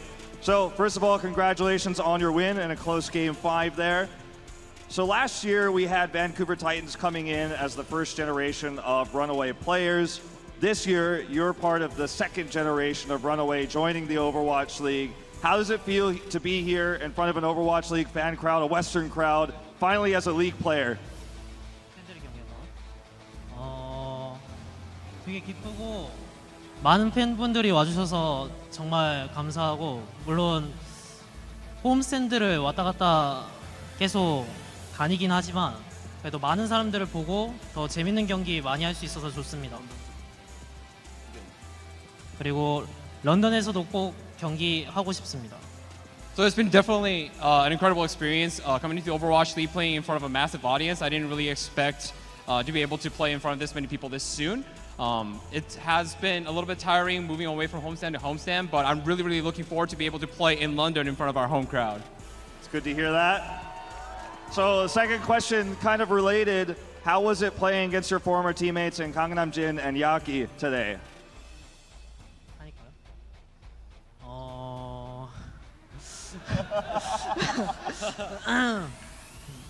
좀 이상한 느낌이었지만 그래도 전에 같은 팀이었던 만큼 더 때리기 좋았던 것 같은 네 그런 것 같아요. It definitely felt a little bit weird playing against them on stage, but since they were my former teammates, it felt good to hit them in their heads. And I think everybody who has former teammates knows that feeling. My last question is a little bit more technical. A lot of analysts are wondering right now the reason why London Spitfire is sometimes running Bernard, sometimes running Kleston, swapping them out oftentimes. Do you have any insight to that? Anything you could share with us? 제 생각에는 전략도 전략인데 플레이 스타일인 면에서 좀 차이가 있어서 교체를 한다고 생각합니다. So I think it's because they definitely do have technical differences, but more so because the player playstyle is a little different and is suitable for particular maps against particular teams. Thank you. Finally get to get a little bit of insight on that, and finally London Spitfire gets to have an interview in front of a homestand crowd. Congratulations again, London Spitfire and Shui. And we're going to take it back to the casting desk. Gotta love it. That's our Coca-Cola victory moment. And Jake, you're the one that called it. Teammates love taking down former teammates. There's no better feeling. I mean, when you play together, especially when you find success on an old team, everyone wants to have that feeling that they were the real reason that the team succeeded, you know, and especially those close friends of yours. There's no better feeling than, you know, as he said, hitting them in the head, taking them down a notch, showing that you're the boss, you know, like among friends, that's the hottest competition of all. You're just radiating such pure, genuine joy. But you know what else we have joy for? Glister. What a player for the Spitfire this entire series. Of course, he's our player of the match. Close call between him and Bernard, but Glister, the heroics were too much to deny.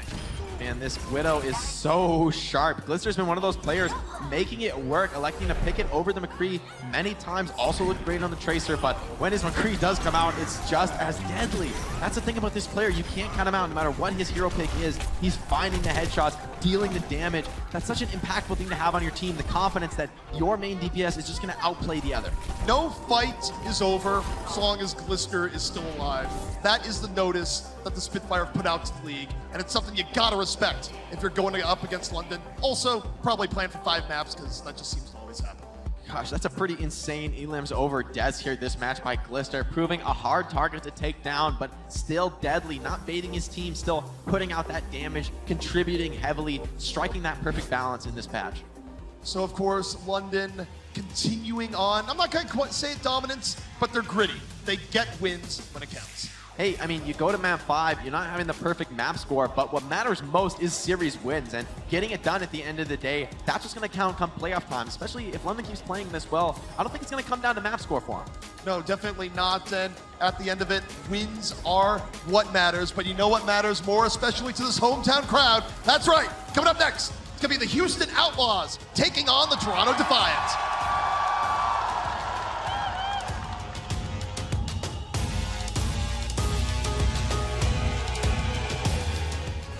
Coca-Cola is the official refreshment of the Overwatch League.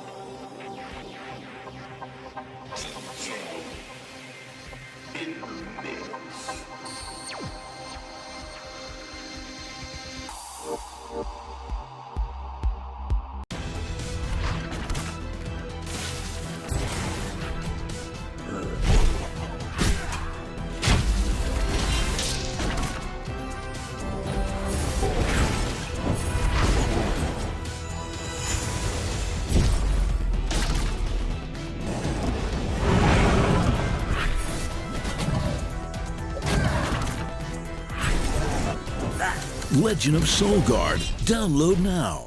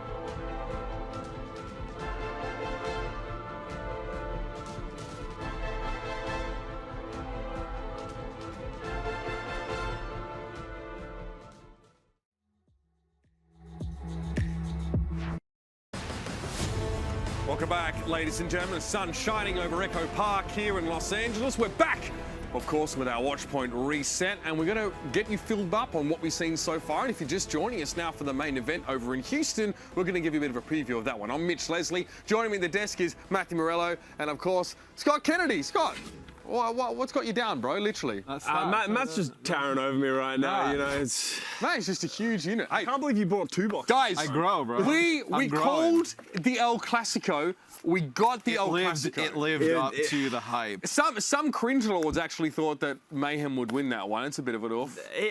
They were close. London keeps breaking my hopes and dreams. We had the Washington Justice go to map 5 and lose it. We had Florida go to map 5 and lose it. My predictions are just out the window at this point. How are we feeling now about the London Spitfire? Does this actually change anything I thought you were for gonna us? ask how I'm feeling. I'm like tired. I mean, that would be true, but why would I ask that? I don't care how you feel, Matt.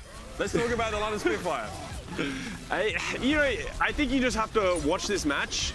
J-Mac and Glister are just bowling out. They're just running at their enemy team. They're just killing people. Glister was just better in this lobby. He outplayed BQB across the board, and he was just getting kills, especially in this last map.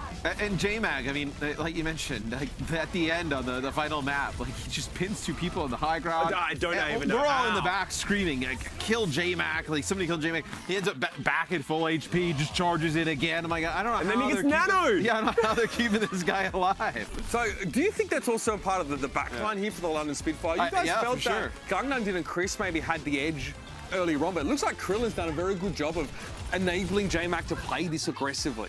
Is that fair? It just felt like Kariyama was getting isolated, and then J-Mac was also in the same situation, but J-Mac just never died. He always was getting saved. He was just sort of pushing through. Who knows if it comes down to the BQP damage and Glister damage, but it just felt like, you know, J-Mac could do whatever he wants. As you said, he's pinning onto the high ground somehow. So Florida did attempt to go for a Sombra Doomfist setup, but BQB has been known to be quite a Sombra player. Yaki known for his Doomfist and Farah as well. We haven't seen as much of that. Didn't quite get them across the line. The composition may be a little bit too specific, do you think, for the Mayhem? What do you want to see them incorporate going forward? I think they just need to get way cleaner. Like, I think they have the right comms. I think they have the right players, but, like, sometimes it's just an absolute mess. Like, this was really messy, right? There are just players everywhere. We saw on this round specifically, like, BQB EMPs, but it was, like, super late. Yaki goes in early, uses his sound barrier. Late sound barrier. It just, across the board, it was just kind of sloppy. I don't know if you give it nerves. We're in map 5. This is sort of a new roster coming into, like, with new pieces. It just didn't come together at the end. Okay, what about the Cleston sub there in that last map? Anything there? Why? I don't get it. Yeah, I mean, clearly they kind of feel like they need to make that change in terms of, like, the playstyle I ungrew. The truth is out there. I've exposed it. Oh, no, now I'm down on the ground. No, his seat's the same height as ours. All right, up next. I'm so tiny now. Up next, we have our final match of the day. The Toronto Defiant versus the Houston Outlaws. And they're backed by their home crowd. So let's have a look at the starting lineup for Toronto first. What are we looking up? Nevic's in there, of course, in the mix. Logic's and Agilities to start. Get Johnny a mic so you can come out and talk about Nevic. Yeah, we have Logic starting again. I don't know if he's won a map yet. I'm not even sure. That he always plays the first Koth for the Toronto Defiant, but it hasn't been working out for them. And I don't know, it's getting predictable at this point what they're going to do. Consistency is key. Although you're losing, I mean... Except they're not being consistent because they keep switching him in and out. Is Logic's and Agilities the best look that Toronto can put forward right now? I like Surf4 and Agilities. I think Surf4 is a very intelligent player. I think he brings a lot of like in-game leadership, and then I think just the ability to play like the hit scan heroes that Logic can play. Maybe not at the, I mean, debatably at the same level or whatnot, but he can play so many other heroes as well. And that's why I think you would just never take out Agilities. He is probably the best well-rounded flex DPS that they have in terms of the Doomfist, the Genji, the Pharah, the Mei, so he can play it also. I just think the Surf4 Agilities, I would really like to see them just stick with it. Okay. With that said, they are playing the Houston Outlaws, so who knows if it's going to work this time around, and then they're just going to think it works and keep running. So let's button up very quickly on Toronto. We saw them, we feel like Atlanta played a composition that was designed to counter a lot of their strengths. Yeah. And I feel like, well, we felt like Agilities, when he went to dive in on the Genji or whatever it was he was playing, he was actually having a lot of trouble getting kills. He was playing against Batiste. We saw Dogman make the switch over. Do Toronto need to worry about that from Houston? I don't think as much. No. To be honest, I mean, we have not seen Houston come out with anything that's like a double main tank type of setup that could be really like slow, like a stationary type of composition. So I don't really think if you're Toronto, you're too worried about that. You probably kind of see what they give you map number 1, like on control, and then make adjustments post. Gotcha. Let's have a look at the Houston Outlaws, though, as there's a lot of expectations on their shoulders. Their fans are hoping to see a big victory for the gang from the Lone Star State. So Linkser and Hydration listed as starters here. Jack said it will be Raucous instead of Rappel to come out with now. They're looking for that first win. Toronto might be the option. I asked you the hard question yesterday. Where do the Houston wins come from? You said this is a possibility because there aren't many more. Yeah, I think this is the opportunity. We saw this lineup from the... No, wow, that's creative license. I was like, we're 5 games in. Do you think there are more? Outside of upsets. Like, would you say there are many more matches after this that you'd consider the favorites going into? Look, we have not a clue when hero pools come in how these teams are going to adjust. Who's going to be able to play well week to week? Yeah, in the first, 6 games, could they go 0-6? Yeah, absolutely. But I mean, it's a much longer season. It's going to change dramatically week to week. So I think like the notion of like teams like upsetting, I think there'll definitely be teams that definitely grasp multiple things better than others. But can you have a few weeks where Houston looks lights out? They could probably beat some. Like once hero pools come in as well, like I think you're going to see a lot more flexibility. And something that you can say about the Houston Outlaws is they have veteran players. They have players that have played on the stage and played multiple characters over a long period of time. So these players can step up to the plate when they're required to, and I'm expecting them to. Maybe they can't win this match because Toronto have looked solid, but looking forward to the future, I think you're not going to see Houston go 0-28. I mean, look, Blase, Hydration, and Dante are 3 very flexible, capable damage dealers. Yeah. Right? So I think you start kind of rotating around those players. We saw Linkser as well look really good out the gates yesterday. If the meta changes, I think you definitely have a damage dealer core that can do some nice things. So last question here as well. What do you think, if you're a Toronto fan or player or coach, what's exploitable about Houston? What are your keys to victory as the Defiant? They're 0-5. Everything's exploitable. Yeah, I think if I'm Toronto Defiant and I'm the coaches, I tell you, just go in, play our game that we've always been playing. Don't get in your head about the Atlanta match, okay? They're an incredibly strong team. Play your game. So you want to play ping pong with half the table folded up, almost. Like play your own kind of game. Yeah. I'm following along now. What the hell is he talking about? No, I think that's a great point. It's like a lot of games, maybe you kind of go in and you game plan for like a specific team, but with the way that Houston's playing right now, I think you come in and play your game, and you should be confident enough if you're Toronto that that's enough to get it done. So you heard it here from the desk. Our experts say stick to your guns and then adapt on the fly to win a match like this one. But it's time now to send it back to Houston, Texas, where we'll have the team walkouts, and the Outlaws will be retiring Jake's jersey. That's coming up right after the break. The Overwatch League is brought to you by ZipChair Gaming, the official chair supplier of the Overwatch League, and by TeamSpeak, the official voice supplier of the Overwatch League.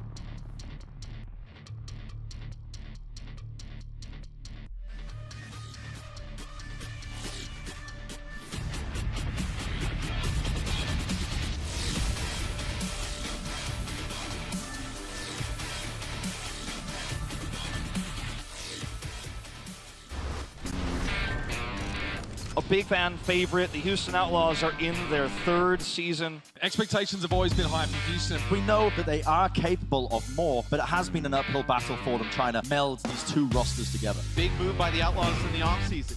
Blase capitalizes. What is that, Dante? Houston Outlaws, just when you thought it was over, not quite yet. Moving with the Earth Shatter. Outlaws are the ones coming out on top. And that is what you want to see if you're a Houston fan. Houston Outlaws have won their first map of 2020 and they stay alive in this series. The fan base has been described as enthusiastic at times, rabid at other times. It's time to rise together and make some noise. It is the Toronto Defiant. The Toronto Defiant picking up some huge names in the offseason. The Toronto Defiant come out strong. The Outlaws, they are looking mighty fine. Welcome back, Houston. Here we go. The moment you have been waiting for all day long. Your home team getting ready to square up against the Toronto Defiant, the last match of the inaugural Houston homestand here in 2020. Jaime Kilios back on with Wolf for this final cast of the weekend. And oh boy, this is certainly looking like this could be a very exciting matchup. It certainly could be. The last time the Outlaws had a similar matchup like this one, it was against the Boston Uprising. It went the distance, ended up being one of the most exciting series we've had so far in the Overwatch League. We had 2 great series leading up to this one.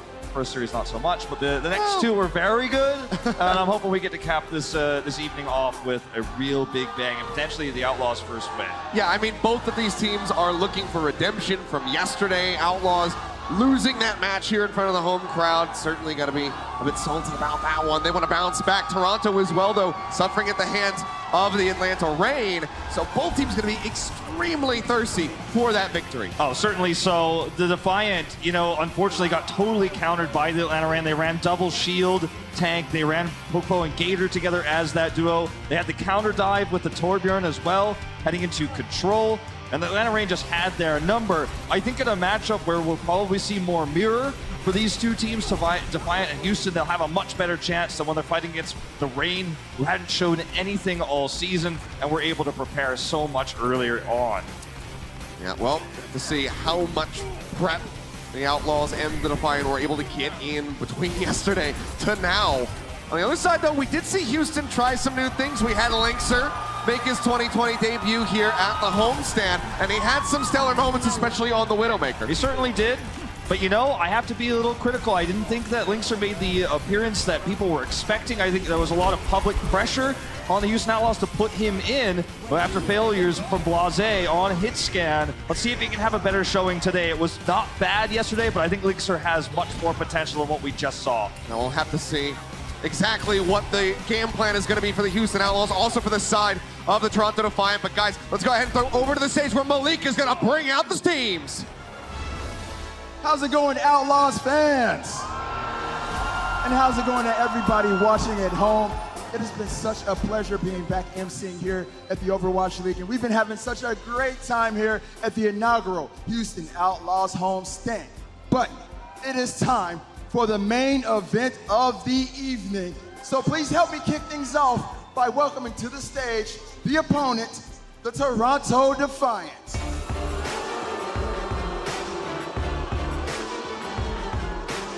This team is stacked with some of the finest talent coming out of Canada. And though they suffered a defeat yesterday, they're going to be looking to bounce back against the home crowd. Will they be able to do that? They got a tall order amongst themselves because this Houston Outlaws crowd is ready to see their team do the thing.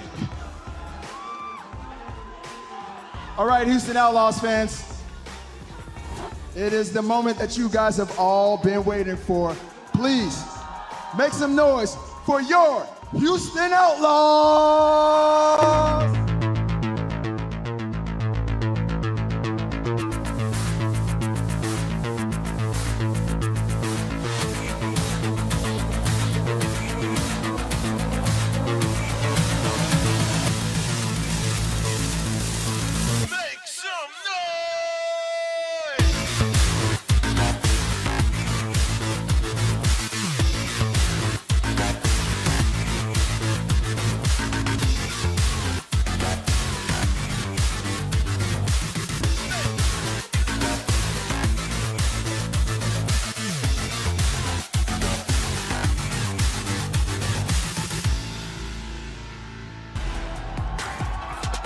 starting things off. If you're dying of thirst, you should call on him first. It's hydration!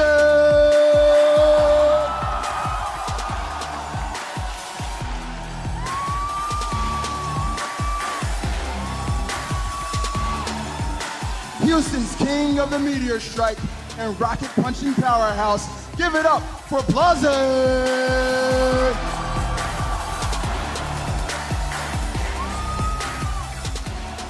His sleep darts are like unique art.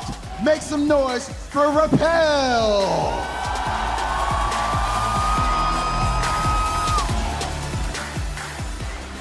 The man who can bench press Roadhog, Winston, and Reinhardt all at the same time. Make some noise for Spree!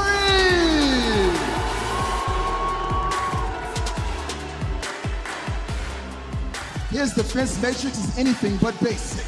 The Diva Specialist, Meko!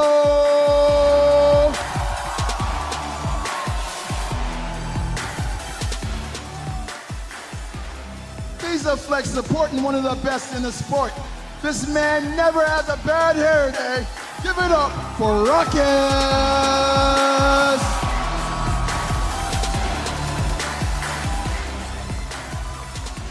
The breaker of immortals, the king of corn dogs, it's the Boop Lord, Born!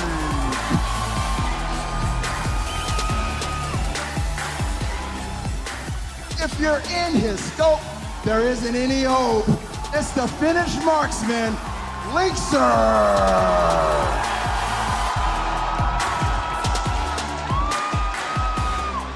He's been known to come through like a wrecking ball, but he's way cooler than Miley Cyrus. Give it up for Muma!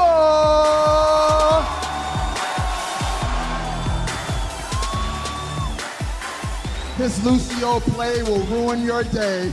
The bloodthirsty support, Jackson!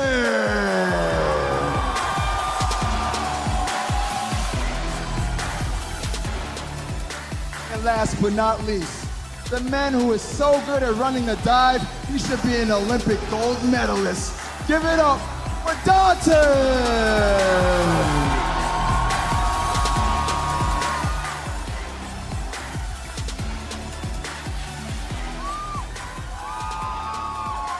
Guess what, guys? Wait a second.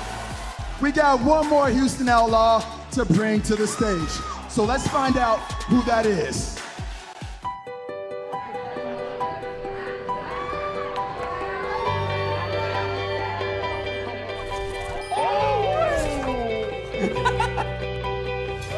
Everyone's feeling relaxed.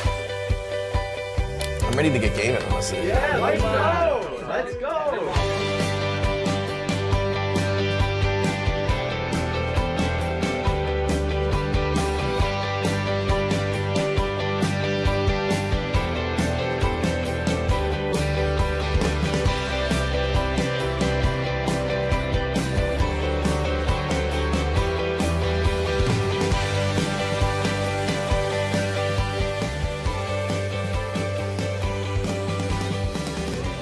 Make the crowd excited with what you do. It's just like a immediate rush when the crowd cheers. So why are we Outlaws? We do crimes! Who runs Texas? We run Texas!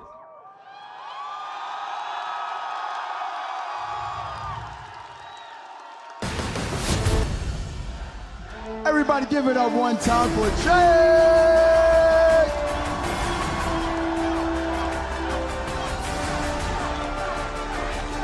We saw him lead Team USA. We saw him make Junkrat great again. And he is here in Houston with his old Outlaws buddies.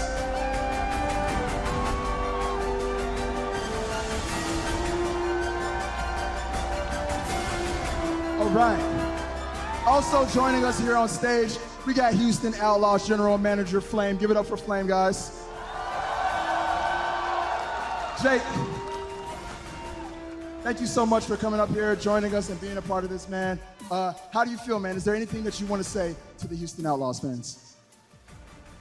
Definitely. What I want to say is that for me, pursuing esports and playing at a professional level was like my original childhood dream. And I couldn't be happier to play for a more amazing group of fans. There's no other city I would have rather played for. And I just want to say thanks for always supporting me and the team through thick and thin. I can't say what a wind at our back you guys have always been. There's just an amazing community of fans behind us. Y'all are awesome and so supportive, and I really always appreciate that.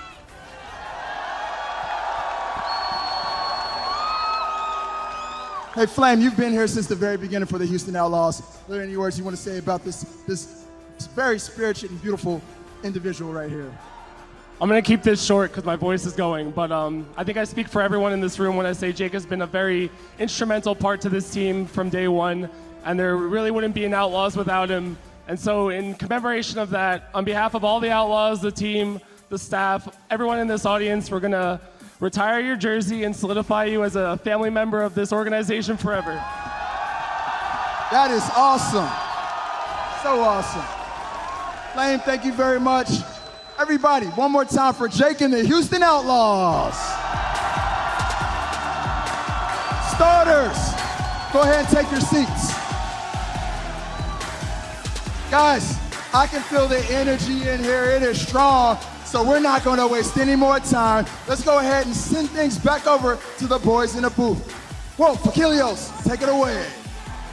Thank you very much, Malik. A nice gesture there from the Houston Outlaws, but sorry, guys. He's with us now. He's on the commentating team. He's mine. You can't have him back. I'm just kidding, but let's go ahead. Get ready to kick off this series. You just got to look at our starting six. Linkser is back in the lineup for the beginning. Yeah. We'll have him scoring up against Logix on the side of the Toronto Defiant. That's right. I think diversity is the best way to describe what the Outlaws fans have across the world, not just here in Houston right now. But I think adversity, is what brings the Houston fans together. This is not the first time the Outlaws have been struggling at the beginning of a season. Stage 2 last year, they went 0-7 back when we had stages in the Overwatch League. They've got one more chance here against an opponent they absolutely can beat in Toronto in front of the home crowd to take that first win, to avoid the 0-6. The crowd's behind them, and I think the team, it's now or never. It's tonight is the Outlaws' night. It's not going to be tonight. This might be the beginning of a terrible losing streak. I think they've got to shatter it now, and we'll see if the Outlaws can make that happen. Be such a great way to end the weekend here for the fans. Toronto Defiant, though, going to be looking to play spoiler to that. Send everybody home just a bit upset. We'll see if they can do that, or if the Outlaws can finally persevere, put that win on the board. We're taking a look at our map set, see where we go, and it is going to be Nepal, followed by Kings Row and Horizon. From there, beyond, who knows? That is, where those looking for that Game 5 that I want are looking beyond, but we've got to have a strong start first for the Outlaws. They're running Linkser here. We didn't get a chance to hit on it during the walkouts, but Logix will also be the starting hit scan player for the Defiant, so no Surefour to start. This is a roster where we have seen a lot more McCree, not really the Sombra that we've seen the Defiant run. No Genji from Agilities when Logix is in usually on control. So we'll see, I think, a little bit more of a mirror here. The Outlaws tease Muma on Winston, but we all know that's not going to stay. Linkser, however, looking to stick to the point with Reaper. They're going to have to rush in, grab that point first to get the value out of that Reaper and the damage he provides. Keeping it a secret as well here, hidden on the left side. He's going to port into the back. They will be able to press tab shortly and spot that he does have that Reaper soon enough. It won't be too much of a ruse for too long, but here he goes. He's into the back lines. He's looking for a kill, and he finds the first one. Kareem's going to be taken down. An excellent flank from Linkser to start off this round. Logix will go down as well. Nevix, however, does manage to find a hope, pulling Muma into the pit. Still, Linkser now getting cut off by the Maywall, will fall. Move comes through from Jexek, sends Nevix down as well, finding some vengeance for his Reinhardt. Gratian trying to trap Beast in. He's stuck in between two Maywalls, and he will fall. The first lockdown of the point here at Sanctum goes to the Houston Outlaws. A little counter kill here onto Jexay, but he did his job, getting that kill back onto Nevix after Nevix was able to pull Muma off. You see the kills come through here on the chase out. This is huge for the Outlaws. Forward aggressive play here from Houston. Will this pay off? Looks like the answer is going to be yes. Rock is able to find 2 kills with that Coalescence. Now just getting the cleanup, building up those ultimates where they can. Hydration still quite far behind Agilities as far as the Blizzard is concerned. When you go into a choke like that, when you've got Rockus' Coalescence to support you, it's reasonable to chase. They have that staying power with the May Reaper composition. Really appreciate the fact that they were able to go forward, get those staggers, but they didn't stay too long. They're back now on the point. As you mentioned, the Blizzard is ready here for Agilities. You can see the flank here, but he slept. Yep, sleep does come through onto Meko. Bionade onto 2. Blizzard gets jumped in over the top, and Muma's bio will be taken down. Nevix finding that kill. Hydration as well going to fall to the Toronto Defiant Diva. Pushing forward now, Houston getting ready to approach 60%. They're still losing out on members, so it seems like this is going to be a flip for Toronto Defiant, who are still holding strong at 6 members on the point. Very surgical there by Karif. He sets up the sleep dart to make sure that Agilities gets the Blizzard off no matter what. You can see the silhouette of Meko hiding around the corner because he knew the Blizzard engage was going to be right on those stairs. He wanted to absorb it, but Karif denies him one simple sleep. Worldstar here, support, making it happen. He's got the nano boost ready now as well. Big 6, however, coming up for Houston Outlaws. Lynx are just a little bit further behind for that Death Blossom. Huge Wall comes up, denying away the Coalescence. Rockus, however, not losing out on any members yet, still keeping them topped up and offering a little bit of chip damage. Nevix denies the Blizzard away from Hydration, and Muma gets pushed into the pit right as the sound barrier comes down. Now they don't have the Shatter. Lynx are going to be something out of the Death Blossom, doesn't get any kills. Just chips away at the barrier that Helix had laid down for his team. Nevix back over onto the point, trying to play protection for Beast to keep him alive. Has to retreat, 29 HP remaining in that suit. Meko is going to be taken out of his own. Nevix going to get top back up, Linkser gets pinned. Toronto Defiant so close to losing this point. Hydration trying to fight back and push them across the line. But Muma frozen, taken down by Agilities. Linkser going to be swapping over to the McCree, coming back through as the Nano Boost gets tossed in onto Beast. But for now, Toronto Defiant will maintain They're control. totally safe, they're good. They've got Agilities again with the Blizzard.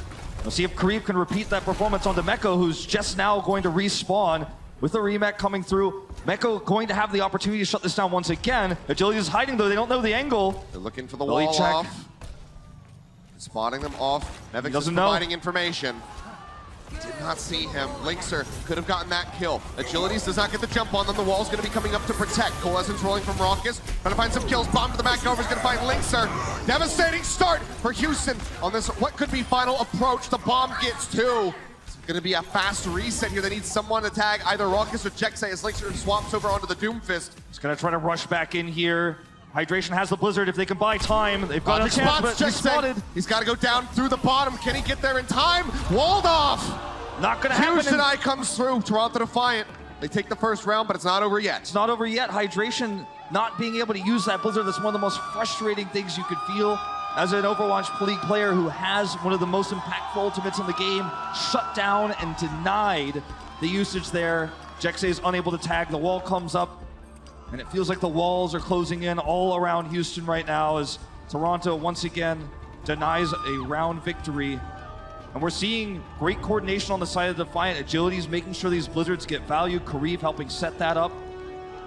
Nevix once again shows the Zarya that we saw him play just yesterday on this map, on Village. CB sticks with it. Reinhardt Zarya can be quite powerful, especially if you get that point first because of the coverage the wall provides. Teleporters out, and it will be the Reaper variation for Defiant as well, same that we saw yesterday. A little bit further ahead here. Toronto Defiant managed to find the first kill already. Agilities taking out Hydration with the uppercut. Linkser just trying to weave some shots in. A couple hits there onto Agilities, but he will get topped back up.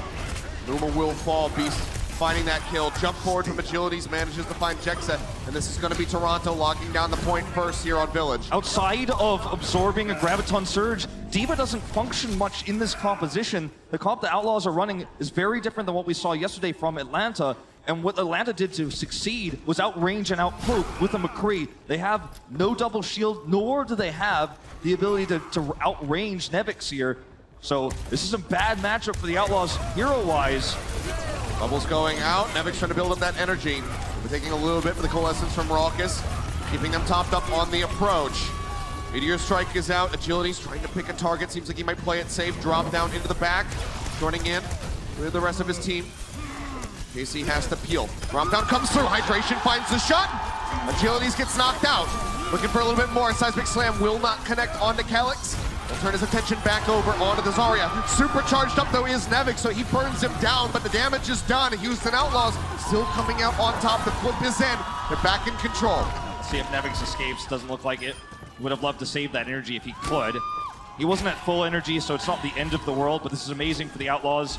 And it's really one of those matchups that can go either way at the tip of a scale with these Doomfist punches. We are going to see a replay here of Linkster getting that chase down onto Calyx. Always frustrating when you have to try to shoot from that distance as the Reaper, but gets back in close to help take down Beast. This engage, though, it's coming through. Yeah, back over into live action. Sound barrier comes down. Shadow gonna be dropped in by Beast. Manages to find Doom. The sound barrier from Vexy is perfectly timed. And Raucus hoses down Calyx. Beast finds one. The pin on the laser gets the Reaper out of the fight. Now the Death Blossom is in from Logix. Claims one, but can't get any more. Go cuts him down with the rockets. The Agilities cannot make it out. Houston Outlaws maintain control, and they take the lead. Yeah, Houston Outlaws with a massive lead now, and they have great ultimates to control the choke. Nevix has a swap back to D.Va, a choice he didn't make while holding Graviton Surge in the previous series. He's learned Graviton can't get you much if you don't have a way to use it, if you don't have energy. He swaps over to D.Va. And this is absolutely the best choice he could make right now, but still the Outlaws with ult advantage, positional advantage. Death Blossom's ready to go. Seismic Slam goes in. Reef gets deleted. Punching Beast away. They don't have the shields to stand behind. Drop down onto the top, spots Agilities, goes for the punch, just gets the lice. The primary fire onto Calyx to finish him off. Outlaws at 80%, looking to take us to one more round. Hydration has positional advantage, but even without it, he was winning those trades against Agilities. He's getting more value out of the Doomfist. He's getting more kills, and those picks are essential with a composition like this, especially the one the Outlaws is running. Lynx are going to set up for a Death Blossom flank here. It's up to Nevix to help deny that. Their way around, Linkster dropping low, goes in for the TP. Pretty aggressive here as he holds onto that Death Blossom. Agilities off the top, uses the Meteor Strike. He's trying to find a target, plays it safe yet again. Just go ahead, slide down off the rooftop. These Linkster, punch goes through. Jack's going to be taken down. There's no supports now for the Houston Outlaws as we are at 99%. Hydration manages to knock one out. Agilities instantly takes down Linkster as he uses the Death Blossom.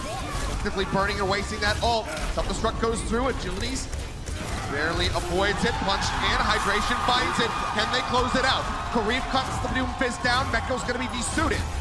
Flip comes through. Toronto Defiant back in control. Houston Outlaws still playing forward. Spuma advances. They want to win this right now. They're not looking for a full reset. They want to try to force this to their favor.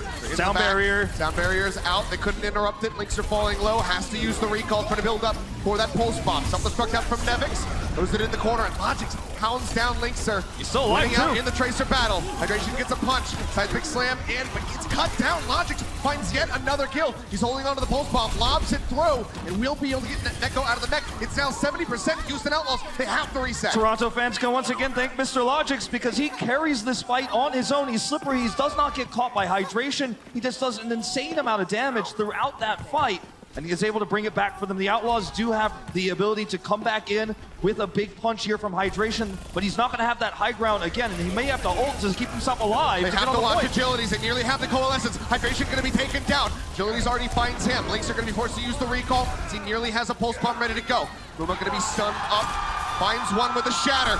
Taken down now is 3. The pin is good.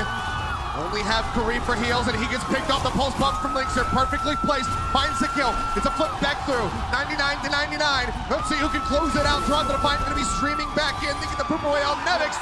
They will close out the second round. One more to go. Shrine will settle map 1. Despite Hydration getting picked early in that fight, Numa makes the shatter happen.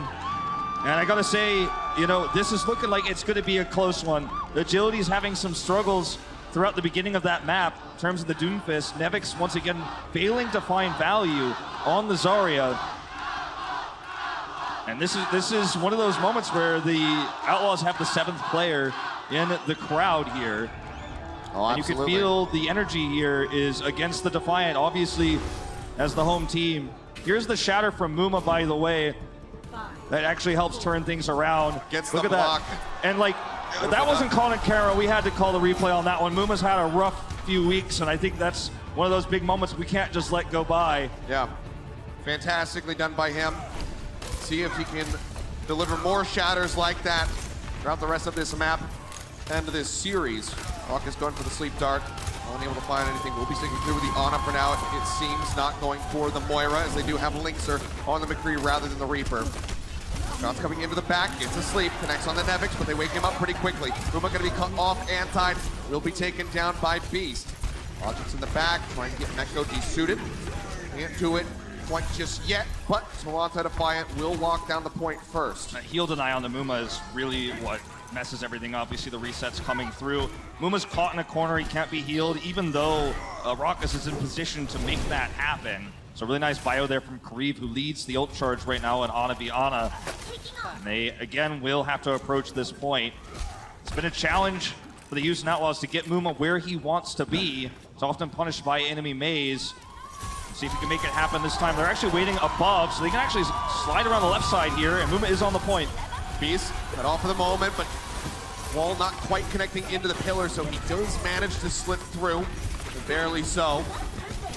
The May wall coming in, boosts hydration up, gives him a little bit of high ground. He wraps around to the back, forces agilities into the ice block where he nearly has the Blizzard ready to roll. Hydration gonna be blocked out as well. We will hear the Blizzard come through from agilities, slamming that one down. Muma frozen, pinned into the wall. They try to nano him to keep him alive. He's not dead yet. Can they actually sustain him? He's frozen yet again. The beat comes through.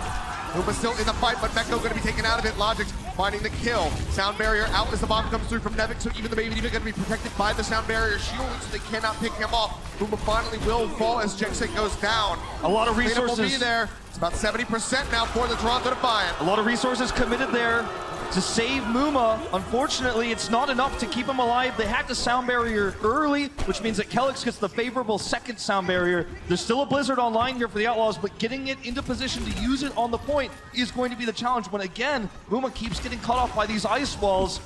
And Logic can help shut this down with a Deadeye. They cannot lose this Blizzard. If Nevik sees that, it's likely all over for the Houston Outlaws. Flashbang goes up over the top. The Shatter comes down. Muma answers back, manages to find two. Logic's going to be taken to the ground. The pin coming through now. Onto the back line as Beast goes low. Bomb from Mekko manages to find Logic, but Muma going to be taken down as Nevix comes in to support him. Hydration still holding on to that Blizzard. Can't find the opportunity to use it. Has to get back over here to the point as Linkser will be taken down. Jexay zoned off the point for a moment, was anti. And a boost comes through, trying to keep Mekko in the soup. Logic's Looks like it will work for now, but Rock is now going to be taken down. Mekko finds one. The Rib's going to be eliminated, but the suit comes in. Blizzard tossed in by Hydration as Beast will fall. Maybe they can make this happen, but they have to deal with Logic's on his Tracer yet again. Another Blizzard now going to be tossed in. They get off the point. The Blizzard keeps them tied it off, and Toronto Defiant will be able to take map one. But map, if it wasn't close. Rock in a hard place there. If you're an Outlaws fan watching that happen, they couldn't get back on the point. Between Logic's Tracer and the Blizzard tossed out by agilities, absolute control of the point goes to the Defiant. A rough start here for the Outlaws, but they do show signs of life. Absolutely, this series certainly could go the distance. It'd be in keeping with a lot of their most recent series. We'll see just how far we can go in this one. We'll see if Outlaws can tie us up when we come back for the next map. Coca-Cola is the official refreshment of the Overwatch League.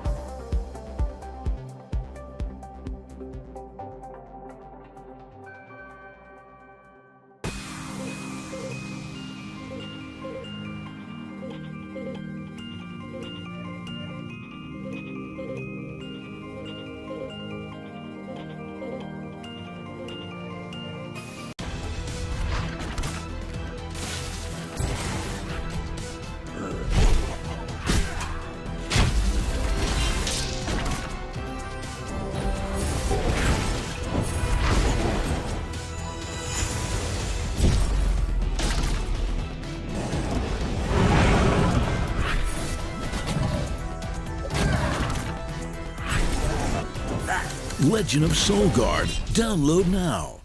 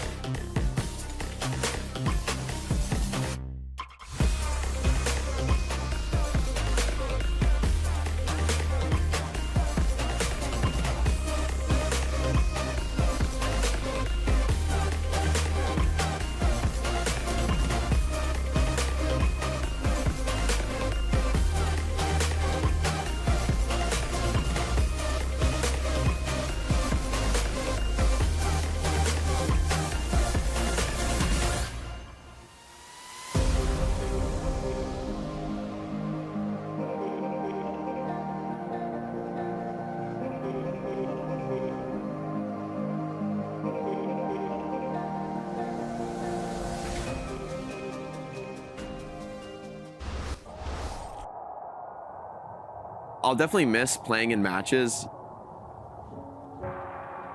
Just incredibly meaningful. It's a huge opportunity for any esports player. The announcement of the Overwatch League, that just put in real focus what I wanted to do with my life. It really crystallized my goal into like this one thing that I really wanted to achieve. I think Jake was kind of the face of the Overwatch League in terms of the pro player side. He always had such strong motivation for the game.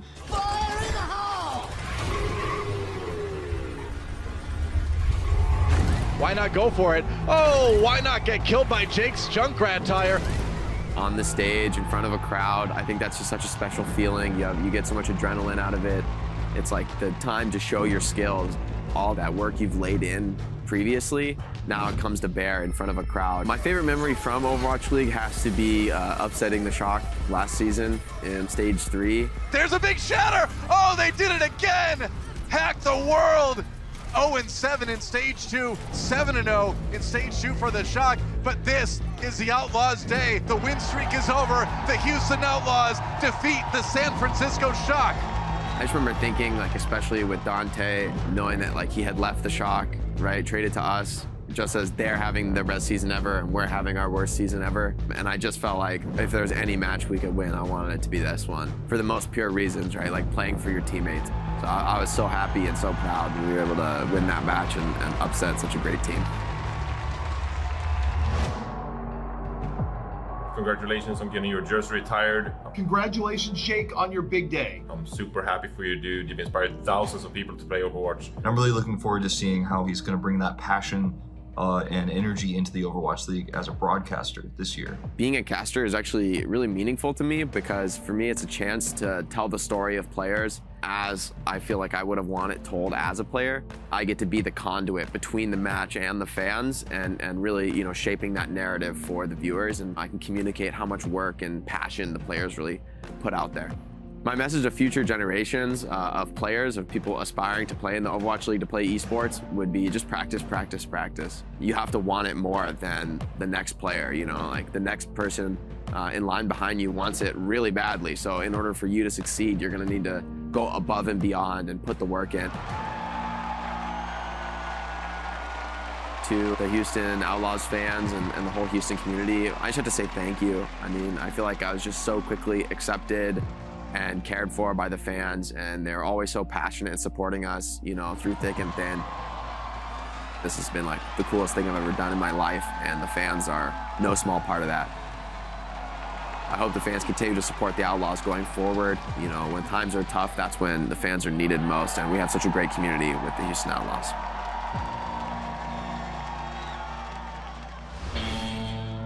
As we said, when times are tough, Houston, you guys are down a map, and your team needs your energy more than ever. Toronto Defiant take Nepal, and Houston clap back.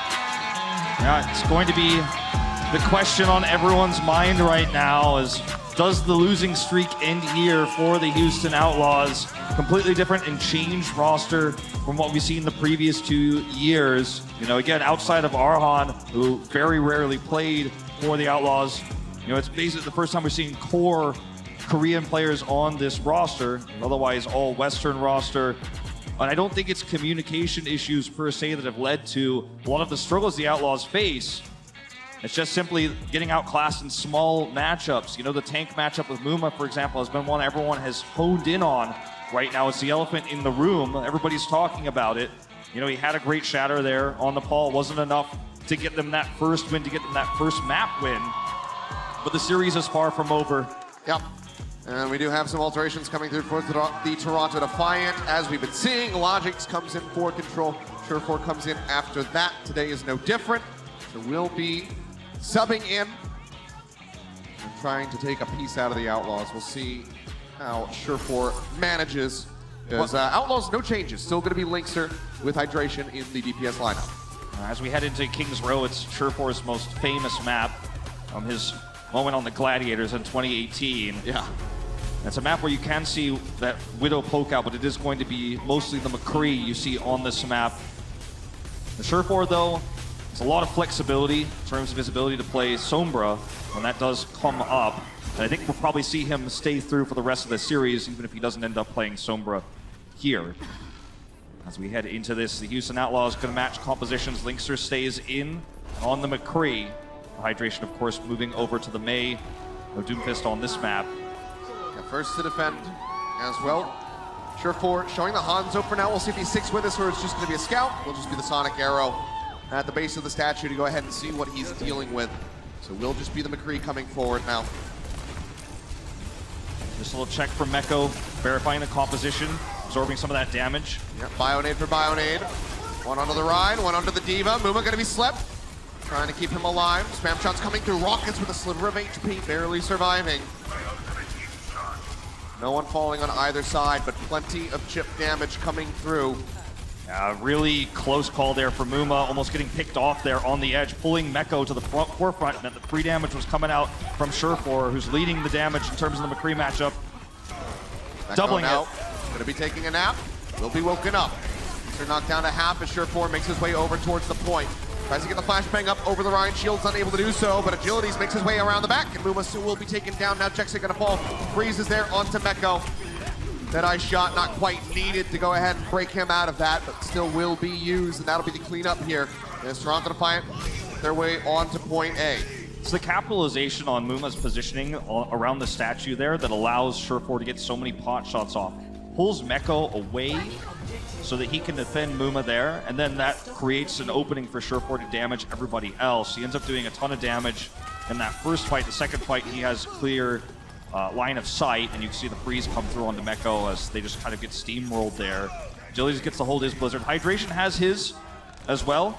They can hold this choke with it if he can get into position. Uh-oh. Shatters out, oh boy, Bionade laid in with all of that. Blizzards will be out from both teams. Beast will be taken out at the cost of 3, now 4 on the side of the Houston Outlaws. Toronto Defiant explode their way through the choke, and we'll be able to continue forward here on the Streets phase. A really unfortunate moment here for the Outlaws. Their one trump card was Hydration's Blizzard. He uses it, but Muma's caught there. The Beast Shatter comes in, and they just are able to force their way through the Outlaws' best choke point. Their best opportunity to really slow this time bank down was that choke. And the Streets phase is so difficult for the defenders here. But, hey, there you go. Great right click from Hydration. It's just Surefour off guard. Cart now going to be snatched. The rest of Toronto Defiant not looking to give up any additional ult charge. Just go ahead and heal their way back. And he didn't get the Blizzard, but he got the stray pick, and that puts them back in the choke, and this gives the Outlaws a real fighting chance here. Still got to be careful, but they have 5 ultimates, so still advantage to them. Just have to play this out right. Great reaction by Beast there when the ice walls come up, he steps back. That ice going to be coming through, bomb toss into the back.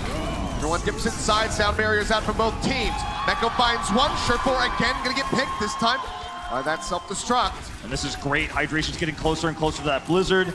And Toronto Defiant really at a rough spot here. It's almost like the A defense didn't, or the A attack didn't even succeed. The archway is still locked down. And that's when you're on B as the defender, you have a really hard time defending that sight line, but the choke gives you such an opportunity. And a boost on the Beast, but he's going to be antied.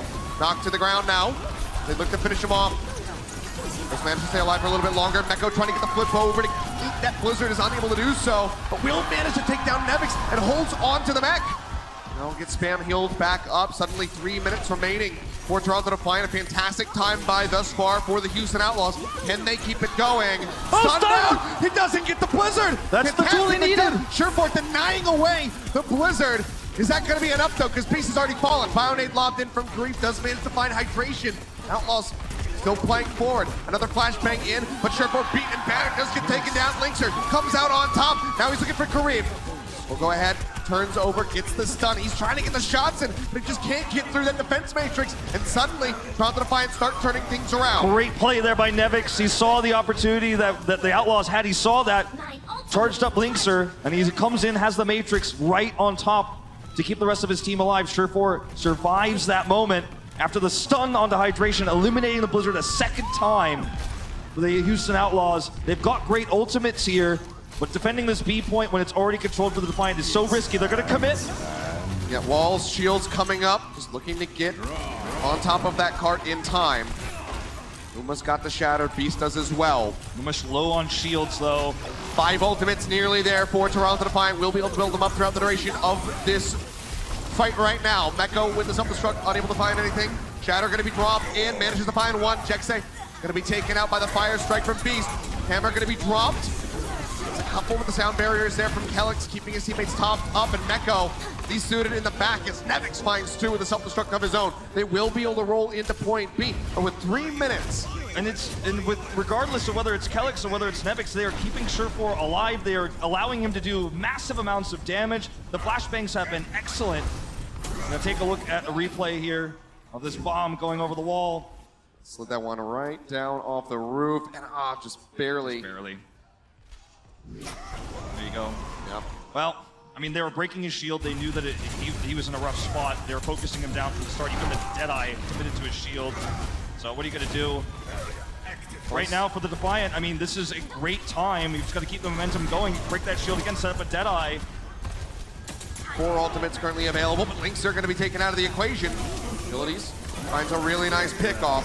Trying to get the freeze on Muma as the nano boost will go through. Now he's going to be stunned up. Sound Barrier will save his life, and Beast, his anti cannot get healed up. It's taken down, but Surefour answers back. Ryan for Ryan exchanged. Looking for a little bit more, but now Nevic's going to be gone. They don't have a defense matrix to mitigate the damage coming out from Linkser and Hydration, as well as eat those potential sleep darts and bionades from Raucus. They're going to have to play patient. Agility's, however, still going to be committing in with a Blizzard. Finds the freeze on a Hydration, takes him out. Linkser around the back, tries to get the flank, but can't quite get the shots onto Karev. Rolls forward, goes straight into the May, and now is going to be taken down.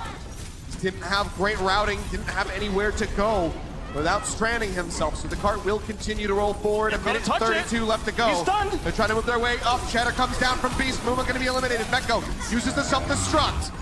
Get the kill here. Ryan for Ryan yet again. Deadeye from Linkser gets Karev. 3.5 meters left to go. Outlaws might just be able to stop it right here. An extremely close call, but it looks like they will be able to shove this back. Linkser being very careful, but they do get the hold here. Really scary moments there after Hydration died before he could use his Blizzard. He had to use his Ice Block to stop the flashbang from Surefour from killing him, but then he was exposed to the follow-up Blizzard from Agilities. Agilities is going to have another one very soon. They'll get it before that time is up. That's the really big, scary thing for the Outlaws right now. Maybe Muma can make a Shatter happen. I mean, that's the best option right now to slow that down, to slow this push down. There's a big Shatter from Muma. He's had a rough time getting those. That or Meko getting an eat on the Blizzard. We'll have to see what he can do. They're pushing up, approaching the corner. Nano boost toss in. Muma to start. Frozen instantly. They try to stay alive, and there it is. The eat on the Blizzard from Meko. Takes that away from Agilities, but Surefour finds 2 with the Deadeye. Kelix goes forward, gets rid of Muma the Shatter. Not doing anything for the Outlaws. Now Jack's going to be gone. Meko anti taken out. This could just be it. 19 seconds. Can they delay? Can they force out overtime and take the clock to 0? Mixer's on the Tracer, Muma on the Wrecking Ball. Have to keep this one contested. Muma does not get hit by that, but he gets sent into the pit and he doesn't have the grapple hook. A great move there from Kelix. 3 seconds remaining. Meko is here.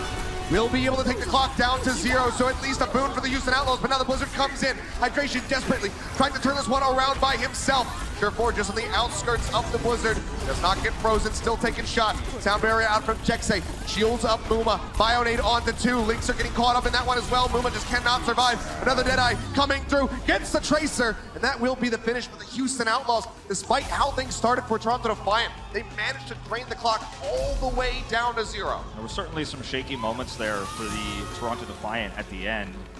And, you know, I do want to focus, we'll take a look at Surefour really quick here on the Deadeye at the last moment. That's the Meko eat. So you have to deal with not only Surefour's Deadeye here as Meko, so they combine those 2 together with the Blizzard, and meanwhile Muma's trying to make sure that Beast can't get a Shatter off, so he's not in the greatest position either to deny the Deadeye. And I really do appreciate, I'll reframe this from the shakiness of the Toronto Defiant, but actually what they're doing really well is we're seeing a lot of combinations around stuns. Even when they were using Logics previously on McCree, on Nepal, they were tossing his flashbangs over Muma's shield to try to set up for big shatters for Beast. We're seeing Surefour try to bait out cooldowns from Hydration with those same flashbangs. Follow-ups coming through from Agility. Sometimes you're seeing the follow-up shatters from Beast. A flashbang is something that you usually think is a flank deterrent, you know, if there's a Tracer coming at you or you catch maybe a Sombra, but it can actually really open up a lot of possibilities. You can bait out cooldowns, you can set up shatters with it, and the Toronto Defiant are utilizing that ability from McCree very well right now. But it's not, by any means all said and done, because as you mentioned, the Outlaws did deplete that time bank to 0.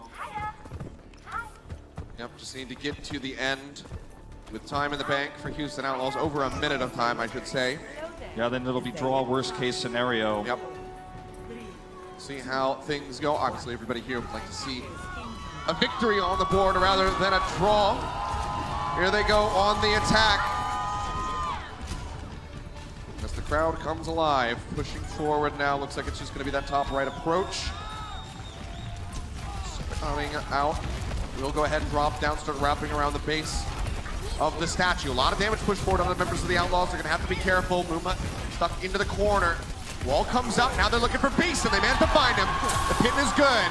Bionade onto 3, however, will deter the Outlaws for a little bit longer, but Hydration still pushes up. Gets rid of Surefour. Just like that. Seems like a very similar start to the map. Very great time bank start here. No escape here for Nevix. Gets frozen. It's going to give Hydration more Blizzard charge as well. Amazing for him. And they turned that rough situation, what looked like it might have been a dangerous spot for Muma, into a re-engage. They're still pushing forward, however. Shield raised. Muma is bioed, but so is Beast. It's taken out. Griff will fall as well. And now you have to kind of just make the call for the Toronto Defiant to just surrender this one over. Outlaws just going to be stacking up more and more ult charge. They lose out on Linkser, but they're going to be picking up a hell of a lot more than that. There's two ways of thinking about a moment like this. One is to let it go, as you say, to prevent ult charge. Another is, look, we've got a great top that can stall. We've got a Diva, we've got a May, so we can, buy some time when we know that time is so important. If we let them have this at 5 minutes plus, if they finish, they're going to have a better time making us. It feels very likely. It's a very scary thing. So they decide to stall a little bit longer, but they don't overstay the welcome by any means. May ult charges the same here. And actually, they get into a pretty good spot as the defenders here. It's rough on King's Row before B. Well, 5 readily available ultimates for the side of the Houston Outlaws, and they are up through the choke. As long as they don't lose control of the cart, it can still be quite good for them. The Blizzard comes out first from Agility's bomb, out from Meko, to try and deter them. That keeps Muma alive as he is frozen. Sound Barrier is well committed to the fight. Kellick's about to have his online. Shatter gonna be dropped in. Beast drops one of his own. That's gonna be a 4-man Shatter. They hit the ground, and just like that, Toronto Defiant will be able to claim control of the choke. Let's talk about, you just mentioned it, they had basically all their ultimates. They've got none now, the Houston Outlaws, for this attack. They've given the choke point back to the Toronto Defiant, and Kellex gets to hold the Sound Barrier. So Toronto won that fight with less ultimates, with the counter Shatter that was much more effective than Muma's coming through from Beast. This is best case scenario for the Defiant. Absolutely could not be better. Now, Outlaws need to try and engineer a retake of this card with a neutral fight, no ultimates. So they try the best Defiant with the ultimate that they have readily available. Hydration already nearly taken down. Nevix Flashbang gonna be lobbing the bomb up over the top. No will way. get caught.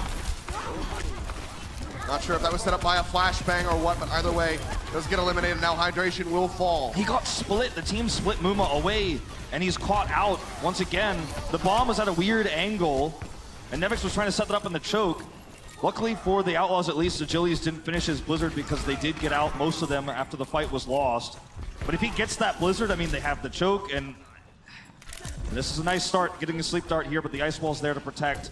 They have a window of time here to try to sneak through this passage. They get through the arch. Mana boost invested now. Muma pushing forward. Sound Barrier in response for Toronto.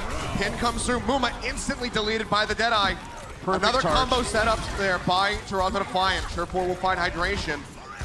It's huge. I mean, the combo you speak of, for those who missed it, is the charge comes through that allows the Deadeye to connect through with no shield there for Muma, and now they can just push through around the statue even. Not going to commit too far, but any stray kills would be amazing. Agilities holds Blizzard, and things are starting to look really dire for the Outlaws despite an amazing 5-minute plus time bank. With pick after pick. That's actually huge, though. I'll hold my thought. Meko gets a need on Agility's Blizzard. Surefour will get taken down, and Linkser gets Kellex in the back.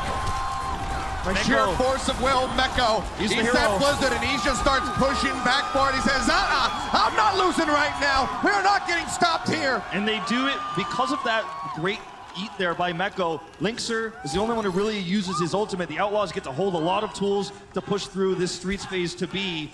Look at where Hydration stands right now. He's looking for pot shots. He's looking for that last 9%. And the cart keeps rolling. 1 minute plus is all they need to guarantee they will not take a map loss here. Blizzard about to be online. Bomb coming through from Meko, looking for a pick, finds Kareem. That's a really big one. They can probably hold this Blizzard now. Yep. Huge block. Beast drops the hammer straight into Hydration's wall, perfectly timed by the Outlaws May. Now the cleanup will come through. And this hold for Toronto Defiant, it's slipping through their fingers. It looked so assured in that first half, but now B comes in. A minute and a half added to the clock, nearly 3 minutes for this final stretch. That's right. And it's Hydration gets to keep the Blizzard. As we were talking about before, just great plays by Meko. The eat on the Blizzard into a great self-destruct. Toronto Defiant need to set up a big fight here with their own Blizzard, but they have to buy time in order to get that. The ult advantage is absolutely for the Outlaws. Here's another Muma Nano, but he's slept. It does get slept right up front, but can't quite go for a pin onto him, it would seem. He's gonna pull back. Hydration throws down the Blizzard. A couple people gonna be caught in it. Ice block is there. Wall comes up. Agilities tries to keep himself safe. Linkser taking that shot to the face, but he's got another shot straight back into Agilities. Deadeye finds one. Playing well into the back, looking for that flank angle. Something struck from Nevix, finds nothing. Kellick's gonna be taken down with nearly 2 minutes remaining. Houston Outlaws look to push across the finish line. Surefoot, doesn't matter if you're nanoed. Takes a shot to the dome. He hits the ground. The cart will glide forward. 1 minute, 49 seconds. Houston Outlaws make it to the end of Kings Row. Excellent plays there at the end, despite what looked like a devastating stagger on in that archway. The choke that's so difficult to pass through when you're down on ultimates. And it's the individual plays we're seeing from Meko, we're seeing from Linkser and Hydration. You know, and it's those heroic plays that save members of the Outlaws, that set up big kills, whether it's a Meko bomb that gets one kill that allows Linkser to get in position to click heads, or perhaps it's Hydration who finally gets into that spot to drop the perfect Blizzard. It's those small things, the little things, that keep the Outlaws potentially able to take this to a 1-1. Worst case scenario, we go into map 3 with Defiant having that 1-0 lead. So Houston Outlaws should feel very good about this. There's really no downside. Yeah. Just a win that slips through your fingers. Either tie it up or don't fall any further back. So minute 49 on the clock here, which is actually, not the greatest time bank, but it's absolutely winnable. It's just one tick they'll need to take off the whole entirety of A, so it's just one team fight they need. And Linkser, with his first leading shot, could guarantee them the point if he gets a kill. He's gonna look to try it. He waits. A shot onto Kareem could win them this map. If he can just get one. Who misses the shot on the Kellics? Could have been it. We'll go ahead, heals back. It'll just be the McCree coming out now. In the meantime, back over at the statue. Maywall comes up from Agilities. He was anti, uses this to keep himself and his teammates safe. Hydration pushing forward aggressively, gets the wall in behind Beast. He's getting juggled around. Stun comes in, Hydration makes it into the ice block safely. Beast's gonna be topped back up. They're on the point. They're off the point right now, are the Toronto Defiant. They have to re-aggress. Shield nearly broken for Beast. Maywall not really cutting off anybody. Sleep Dart goes straight into the back of Nevix, and Beast is the first one to fall. Linkser finds a headshot. He'll get a second. He will get a third. Do I hear a fourth? No, I do not. Surefoot cuts him down, but the damage is done. It's a baby demon Kareem against the world, and they're not even on the point. So there you have it, Houston. Tied up 1-1. 1-1. As we head into our first break, a great turnaround for the Houston Outlaws. A dominant performance on their attack, and a first push win in overtime. Looks like the Houston Outlaws are just starting to get heated up, starting to warm themselves into this series. We have the backing of this hometown crowd. Everybody on their feet, elated as we go in to the second half, tied up 1-1. Still plenty more Overwatch to be played. Let's take a look at Linkser's perspective here at the end. The hero that they needed. They certainly deserve Linkser. A fantastic pre-debut in 2020. Let's see what he's got for us on the other side of this break. The Overwatch League is brought to you by T-Mobile. Rank up with America's first and only nationwide 5G network. And by State Farm. For auto, home, or renters insurance, like a good neighbor, State Farm is there.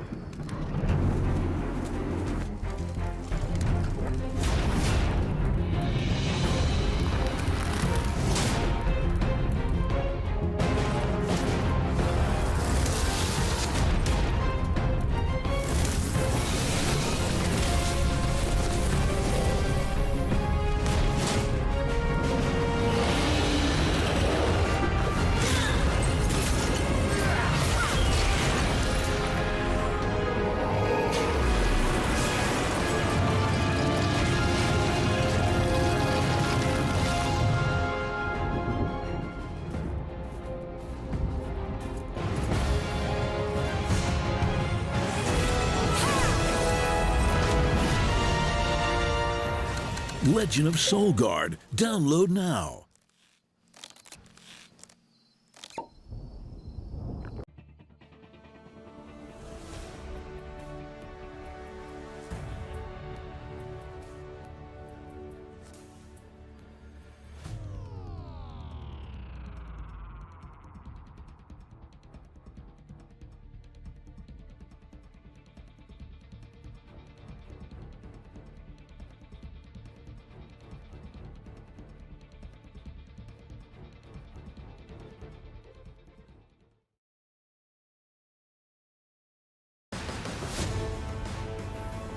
The Houston Outlaws are looking for their first win of the season in front of their home crowd, but Toronto doesn't care, and they're not making it easy for them. Welcome back, everybody. This is our game break presented by Cheese It Grooves. It's halftime, and it's all up for grabs now in Houston with one apiece. Expected result or no, gents? I feel like I've seen this movie before. We're going to I've seen this movie We're before. going to 5 just to be disappointed around round 5. Oh boy, I'm watching a rerun. Let's dial it back to Nepal. So let's start. We've got a fair bit to unpack because there's been quite scrappy play. What did you think about the team cons on Nepal? Toronto managed to win out, but were you still surprised they didn't start with Surefour? No, it seems like this is a decided decision, probably playstyle driven between Logix and Surefour, where they decide to play Logix in round number 1. We were talking about it in the back, and it's like, oh, well, maybe they want the Reaper, but like Surefour's a good Reaper as well. So maybe you're just trying to find Logix some playtime. And I found it really funny because Toronto Defiant came out with like a double main tank, which they've never really done, and they sort of played something that you don't expect from them, and then they just got hard counted on the rollout by Houston's rollout with a Reaper. So as I said, if I'm Toronto, I wouldn't get in my heads. I would just play the comps, but we saw the Zarya come out from them as well. On it this actually round. worked. It did, but they still switched off of it. Who played the Zarya, Johnny? Nevix. Oh, nice. I've done my part on the desk. Am I done? Can I leave now? So Nevix has shown us 3 different picks there. Obviously, you know, the Diva, Zarya, and also the Orisa was attempted. So it seems that Toronto are trying new things. Does it feel like they're trying to make themselves like uncounterable after they kind of got exposed yesterday by Atlanta? Like show a couple of different looks, show you got the flexibility that you can't be hedged into one corner? Yeah, I feel so. And I mean, it's a pretty simple swap to make. You know, one day after, they don't really have enough practice time to maybe figure it out when it comes to the heroes they already know. So instead, they just try to make for a simple Orisa swap instead. So I can see why they would try it, but I don't think it was necessary against Houston Outlaws compared to Philadelphia. Right, so the second map, Houston managed to turn it around, right? Kings Row looked like, to start with, especially with Toronto on defense, that they had it pretty solid. They were holding just after first point pretty comfortably. Let's discuss that now as well. Linkster looked super aggressive, always rolling forward, looking for these fights. Surefour also seemed to be just as prominently featuring on the right side of the kill feed. It was kind of surprising that the Houston Outlaws actually sort of finish the map, in my opinion, but they ended up coming through and blazing through with the time. It feels like they made some adjustments in this sort of meta matchup. You know, as we said, Linkser is playing more aggressive, but if I was going to make a difference, it would be hydration on the Mei. Yeah, and I do think you saw Linkser play significantly better, like when it got into the OT, when they needed to just get on a point A and make a play. He's ended up being able to kill, like, I think 4 players there. So to see Linkser get rolling like that is good. Now it's probably like the worst thing that it's like halftime, because he just starts to get hot and feels good. They win a map, and then he just sits in the back. They're subbing him out. I saw they were packing up their stuff. So I'm expecting Dante and Blase to come in. They're the Doomfist though, the Doomfist is pretty good. So you know, it's not necessarily a bad thing. It could be a pretty good thing as well. We've seen it turn out pretty well. Boy, Linkser starts playing well, then you take him out. Like, yeah, come on, man. Something we're seeing that Toronto are going for is a bit of a combo that we've seen sort of over the years in Overwatch, but they look like they're going to quite often. So it's time now for Crunch Time, presented by Cheez-Its, while Custer breaks down this specific combination from the Defiant. Lay down the law. I actually want to give it to Shawfort. He's actually using the utility of the flashbang, probably better than we've seen anyone else use it.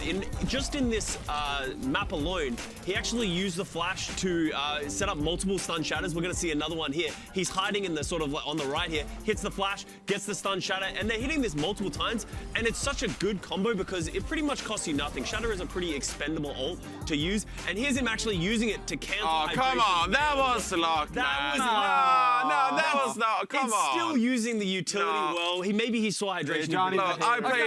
I will say, I played a lot of Reinhardt. You gotta be ready for those. If that was sharp, you would have been like, great play. You can't tilt your shield up, okay? So you can't block the flashbang. You gotta be ready for those, especially when you know the enemy Reinhardt has the shatter. You know that flashbang is gonna come out, so just tilt up. Okay, now look, in fairness, tilt up, everybody. Tilt up. It's like phase up, except the less positive version. No, we'll just make a gift, dude. Okay, so the intent and the impact weren't the same thing, but regardless, he still gets stunned. Hydration still loses his Mei ult, and that actually starts to look pretty tough for the rest of the Outlaws there.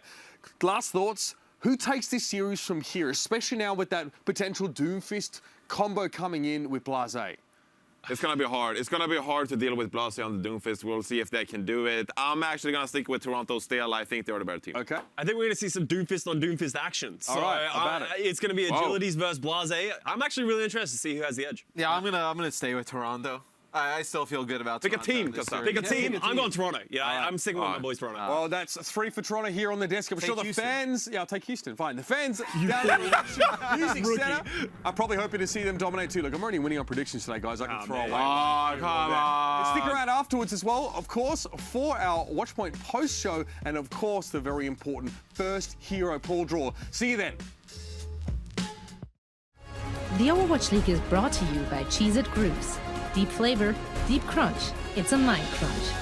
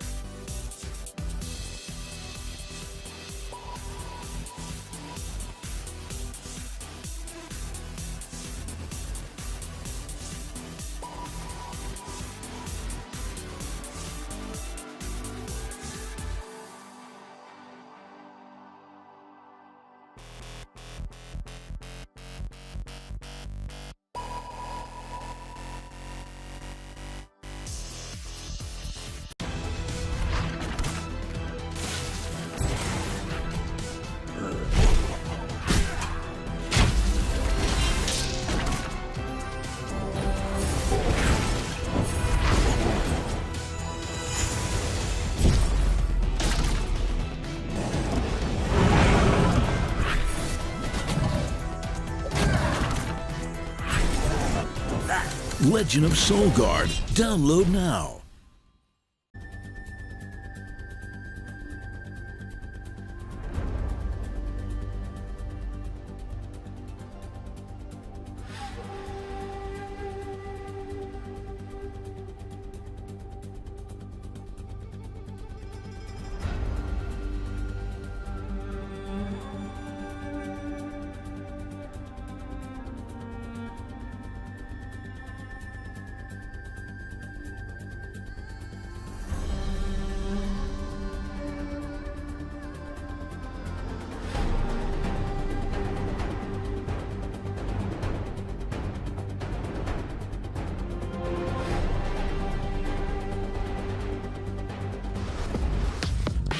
And welcome back. We are all tied up here in Houston, Texas. The Outlaws able to get a victory on Kings Row, but there is still a lot more Overwatch that has to be played before we can figure out who is walking away with a win. If you're just now joining us, you've been missing out on some crazy action, some pop-offs, and also some disappointing fans from map 1, but it's okay. They're back in it. Houston's in the driver's seat. Question is, can they keep that win in their sails, push forward, or can Toronto Defiant turn this ship around? They've got the momentum for sure. The question is, can they keep it? And I wonder if that will be the case. I feel like if Toronto loses this next map, with the crowd behind Houston, I mean, they may just run away with this. Could be it. When you have two teams that are so evenly matched in games like this, even though most people would favor the Toronto Defiant to win this series, when you have a crowd behind you, I feel like that energy almost flips the scale into the home team's advantage. That's why home teams exist. That's why we have these homestands, etc. So I'm excited to see if Toronto can prevent that first win. But right now, I think Houston has all the energy behind them. I'm excited to see if these changes that Houston is making are going to pay off for them, because we do have some substitutions. That's right. For the Houston Outlaws. DPS duo is going to be swapped out. See Blase subbing in for Linkser. Yep, and that's not the only substitution we are going to have. We will have Dante in as well over Hydration. And as we head into Horizon Lunar Colony, there are some questions about whether we'll potentially see Doomfist Sombra, the Hackfist, as it's so lovingly called, heading into a map where it is quite popular. Dante, one of the better Western Sombras last year. And we'll see if he can continue that claim to fame as we go into this map here. You know, otherwise these substitutions just simply don't make sense. Hydration, despite some inconsistencies on the May last map, I don't think it was enough to sub him out. It wasn't performance-based. I think this is simply a specific strategy for Horizon Lunar Colony. Oh, absolutely. We've been seeing so much dive on Horizon, and that suits the playstyles of both Blase and Dante extremely well. So I'm sure there's some people, you know, back at home on Reddit. Why is he subbing up Linkser? He's doing so well. It's a strategy, you know? Yeah, and on the other side of things too, Surefour and Agilities will stay in, as kind of we were alluding to, with Surefour having the ability to run that Sombra, and he has run it quite a bit. We've seen Agilities even fool around with the Genji quite a bit throughout these past few matches the Toronto Defiant have played. So absolutely the possibility of his Doomfist coming out. So I think this is a map where you do look at these 4 damage players and say, this makes sense. These are who you want to have for that type of play. And, you know, Muma on Winston, something that I think a lot of people are always excited to see. The Beast on Winston, he's been doing quite well, and that's kind of been the focus of the Toronto Defiant throughout these last few matches. You know, I sound like a broken record with it, but they were the team that was really trying to push this dive meta forward. A few other teams have messed around with it, a few other teams have tried it, but it's the Defiant who kind of popularized it right now in the Overwatch League. Well, all right, had a minor issue there, but we have everything squared away, and we'll be jumping into game momentarily. Houston, you guys ready to keep going? That seemed a little uncertain. I'm not sure. Houston, are you ready to keep going? Thank you. That's what I want to hear. All right, Horizon Lunar Colony, map number 3. Let's see who can take a lead in this series, or if we have a draw. There's always that caveat. We came very close in the London, Florida series. But one thing to keep in mind about Horizon Lunar Colony is, even though it's been a while now since these changes came through, the changes to spawn rates on 2CP, Sombra can oftentimes lead to double caps on the attack. You do see Sombra coming through for one or both of these teams, because often Sombra will get an EMP on A and then head into B with that ult advantage. And with a lot of teams running Lucio lists right now, having that sound barrier to shut it down, that can be quite devastating. Toronto Defiant right now, though, showing us what looks like just May Reaper to start things off. Not going to be going for that dive that they've played so much, perhaps too predictable, but it will be the Hack Fist on the defense for the Outlaws. So Dante rocking that Sombra, he's made quite a name for himself on. Yeah, a couple shots going forward on the Blase as they make their way into the side room. Nevix nearly losing out on the mech. That would have been pretty much an instant shutdown on this first push. Dante just going to be farming up for that EMP as quickly as possible. He's into the back. He's looking for a hack. Manages to find Agilities. Not much more susceptible at the moment. On to the point, however. One tick going to be given up. Toronto Defiant starting things off now. The contention coming through. Punch goes in. Manages to find the Diva Mech. Nevix hacked out. Can they get him out though? Jump into the back. Move already with a primal rage. Where did this one come from? He's going to start smacking people all around, but the freeze is going to be there. Will be eliminated, but Blase in all of the chaos manages to find Kelix, and now Nevix is going to be taken out. For a bit more though, they're trying to hold on. Dante goes forward. EMP connects on to 3. Nevix gone, as his agilities. That will be the hold. Fantastically done. Some quickly generated ultimates, I should say, for the Houston Outlaws. Same point. And it doesn't work unless Muma gets Primal Rage that quickly. Sure, he was frozen and blown up early in the fight, but he got that really big leap in, then the cleave damage got him a fast Primal, which bought enough time for Dante. When you're playing an ultimate-based defense, an EMP-based defense like that, everything falls apart if you don't finish the EMP, and Muma bought just enough time for that. Looking for another hack, but the shield blocks that one off. Bionade connects on the 6 members right now of the Toronto Defiant. Seismic Slam is there. Kelix taken out. Another fantastic first volley here for Houston Outlaws on this defense. Toronto gonna have to reset, go again, and Nevix likely gonna be delayed. And this is when the pendulum could swing for the Toronto Defiant, when they have that Blizzard online, when Kelix can have his sound barrier to counter the following upcoming EMP. But those are the big ultimates for the Toronto Defiant. This is going to be the Houston Outlaws' toughest task yet, because this time they're going to have ult disadvantage. This time, Agilities should be able to get onto the point and drop that Blizzard. Dante will have the EMP before Kelix has his sound barrier. He's actually hacked, in fact, at the moment. And that's how Outlaws turns this around. It's a May versus Sombra ultimate battle here. Bionade onto 4. Looking for another hack. This time finds Beast. Dante barely escapes. 22 HP, but will get topped up by Raucus across the way. Maywall blocks off for a little bit longer, but the EMP is now online. Another Bionade connects onto 3. Raucus on fire with these at the moment. And that means Kelix can't get that last percent he needs so badly. He's got it now. He cannot get caught by this EMP, but he's found. And look where Dante's headed. Nearly 6 ultimates for both sides. Dante playing this one out patiently. Oh, no, Sees Kelix, gets the hack. Can they get the kill? He makes it in behind the Rhine shield momentarily. It will be okay, but he gets taken down. Blase goes into the back. Now the EMP tossed in. Catches the remaining 4 members as both supports die first. 1 minute and 5 seconds remaining. Houston Outlaws take the fight yet again. The Dante substitution is absolutely brilliant. You see his Sombra ability on one of Sombra's best maps right now in the meta. He chases down Kelix. Kelix doesn't know where he is, and Nevix isn't able to spy check and find him. He gets the right-click hack, which allows them to get the kill. He's also patient enough to wait. A lot of Sombras would have just EMP'd as soon as the hack went off. They looked for the kill and the ensured team fight win. Now they have to be concerned of 5 ultimates here for Toronto Defiant, including that Blizzard. If they get the Blizzard down with the Death Blossom, that could be catastrophic for the defense of the Houston Outlaws. Mecco gonna have to be Johnny on the spot, and he is! Agilities gets that Blizzard right out of there as Blase Meteor strikes down onto 2. And this is what you're looking for if you're a Houston fan. The Outlaws, it feels like everything is just coming together. The execution is crisp. They didn't even have to use the rally. And now Dante's got another EMP coming online. Nevix has to try to make it over to the point. He's only got 2 seconds. So desperate. Can somebody tag in? Agilities makes it there first. It's a little bit of shielding. Now Nevix there to try and peel for him as the beat comes down from Kelix. Roma with a primal rage stunned up. Doesn't get to use it, however. EMP nearly online for Dante. Has it ready to go now.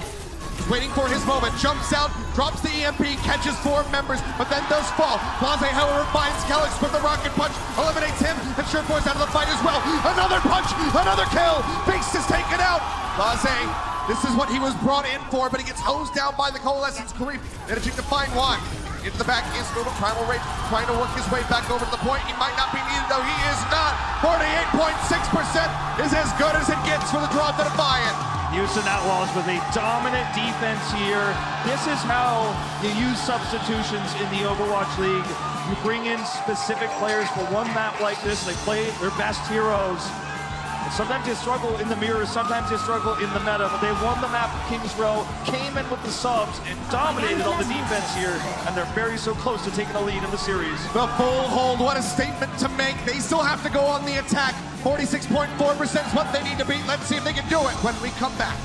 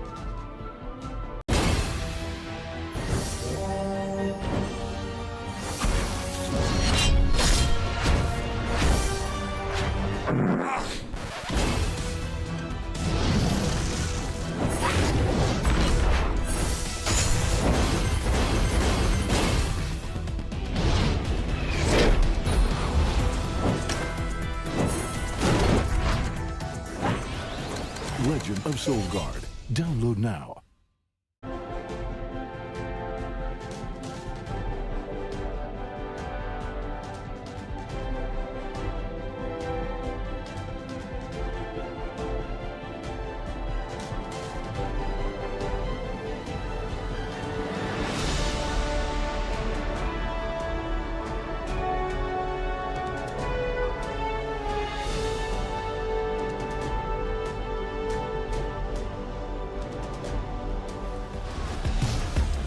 And here we go. One half of Horizon Lunar Colony out of the way. Houston Outlaws pull off a full hold. That's right. A fuller hold is what will be required to win this map for the Toronto Defiant, a term that you and I coined in Korea for getting a hold that's more than the full hold on A. 48.6 is all the Outlaws need on their attack. And it's going to take a stellar defense to prevent that in a meta like this one where EMP is so game-changing. And we saw the Outlaws used on defense, but it's arguably potentially even stronger on the attack. And then we will see Dante already locking that Sombra in. But Surefour has his own this time on defense. Will not be going for the Reaper variation this time. So essentially mirrors here. I mean, going for the exact defensive comp that we just saw from the Houston Outlaws. I don't think that Blase will necessarily continue to run this Genji. He has played it in the past. Much more known for his Doomfist, however. When you're running a Sombra like this, it makes sense. But look, Jexay's on Mercy, and he does swap back. So this is an ult-based strategy where you're looking for the Dragon Blade and the EMP. You have Jexay to pocket Blase so he can play more aggressively, build that up quickly. All you need is one ult fight, and then you can get that 48% and win the map. You're playing around one team fight with those ultimates, so you can play passively, you can play safe. This. Looks like they're going to be swapping this one back out. They don't like what they see, so decide to just go ahead, match this one straight up. So we'll just be the mirror now coming through. Yep. That's fine. No real damage exchange, so no one going to have any sort of lead. No disadvantage here for Blase necessarily. If you get snowballed, that's going to be asleep. Okay, well, kind of probably regretting they woke him up. Jump over to the side, Agility's just waiting at the staircase. Seismic Slam. Tries to get the connection. Goes a little bit low, but will get topped back up. Bionade used by Raucus. He tries to get that first nano online. This is Lucio very close. Both sides, so no great counter to the EMP. Another sleep dart. This time the bubble protects him from being woken up. Over onto the point, halfway to a first tick. It's a race. Outlaws. Blase trying to watch the flank. Hack goes in onto Muma. Jumping in now is Blase, stunned up for the moment by the shield bash, and Agilities comes in. The cross fist manages to find the kill. Raucus gonna be taking a nap. Gets woken up, does have that nano boost just about ready to go. Does he use it now? Do they try to reset and wait for Blase? Bionade connects on the two members of the Outlaws, both supports, and Raucus will get stomped out by the Seismic Slam, so this will have to be a reset, but they build up ults pretty steadily here. Yeah, all hope is not lost by any means. I mean, they still have a decent amount of time, but they lose the EMP race, and that's going to be Surefour getting the first EMP. What often happens in an EMP fight for the defenders is the fight goes longer, and the Toronto Defiant will have 6 ults to bolster Surefour, and he'll likely get most of a second EMP, and then the next fight might be that one where Dante gets to use his first, and if he messes that one up, suddenly, you know, we're looking ahead, but suddenly that's when you got to start worrying. Surefour has his now. Is exposed. Ooh, very Drops exposed. Yep, has to go ahead, jump away. Another translocator going to be coming down, but it's a bit further away from the point. Dante's catching up. Muma playing on the point right now. Dante just 6% away from the EMP. Surefour goes back into stealth. He sees Dante. He try to get a hack on him, it'd be absolutely huge. Hack, speaking of which, lands onto Agilities. He's got the nano boost, punched into the wall. A little bit more damage would finish him off, but he can't quite get the kill. In the meanwhile, Remove with the Primal Rage manages to find Karev. Taking him down, Bubble gonna be dropped in as he tries to survive. Primal Rage now gonna be matched by Beast. EMP comes through from Dante, catches 3. Raucus clipped out by the self-destruct, but they deny the remake from Nevix. Blase finding the Baby Diva. Someone's gonna get on the point. Nearly has the Meteor Strike. Surefour trying to build back up, but Blase finds a punch. Meteor Strike is out, dropping down straight on top of the Winston. Muma with a sliver of HP, trying to survive. Self-destruct is out from Neko, and he finds Karev. Cannot make it back. However, Agilities gets himself a double kill. Another punch goes in. Beast's gonna be taken down. Blase looking for 4. Seismic Slam into the back. Gets shield. Blasted there, but will be able to survive for a little bit longer. Needs some healing desperately. It's the punch. That's the cleanup. That's the tick. Is that going to be the game? They have to get rid of Nevix. They have to get rid of Sherpor. Another hack onto the point. Blase with a sliver of HP, trying to stay alive. Nevix will lose out on the mech. They get the kill onto Kareem. This could be it. They mow down Sherpor, and they will have it. 2-1. Houston Outlaws leading the series. One more map to go. They think better of the Genji pocket. They decide to go for the mirror. They brought their subs in for this, and they beat Toronto Defiant at their own game. Toronto, the team that is running dive more than anyone else right now. But the Houston Outlaws defy them and play it better.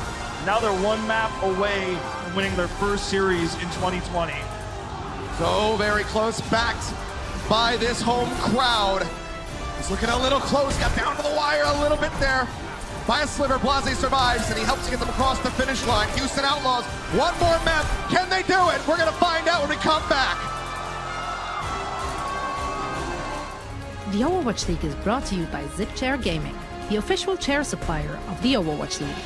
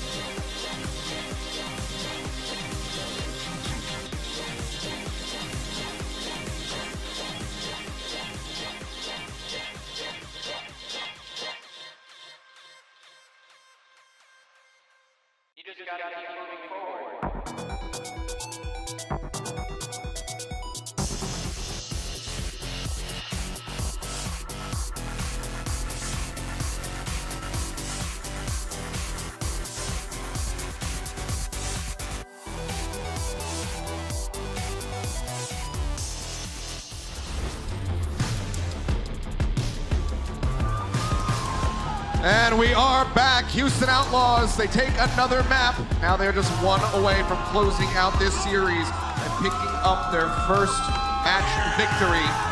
And this is the closest they've ever been this season. A dominant map win that puts them on match point. We know how often the Houston Outlaws go to game fives, but the momentum is in their favor. They're playing in front of their home crowd. You can't ask for a better chance to break the losing streak right here, right now.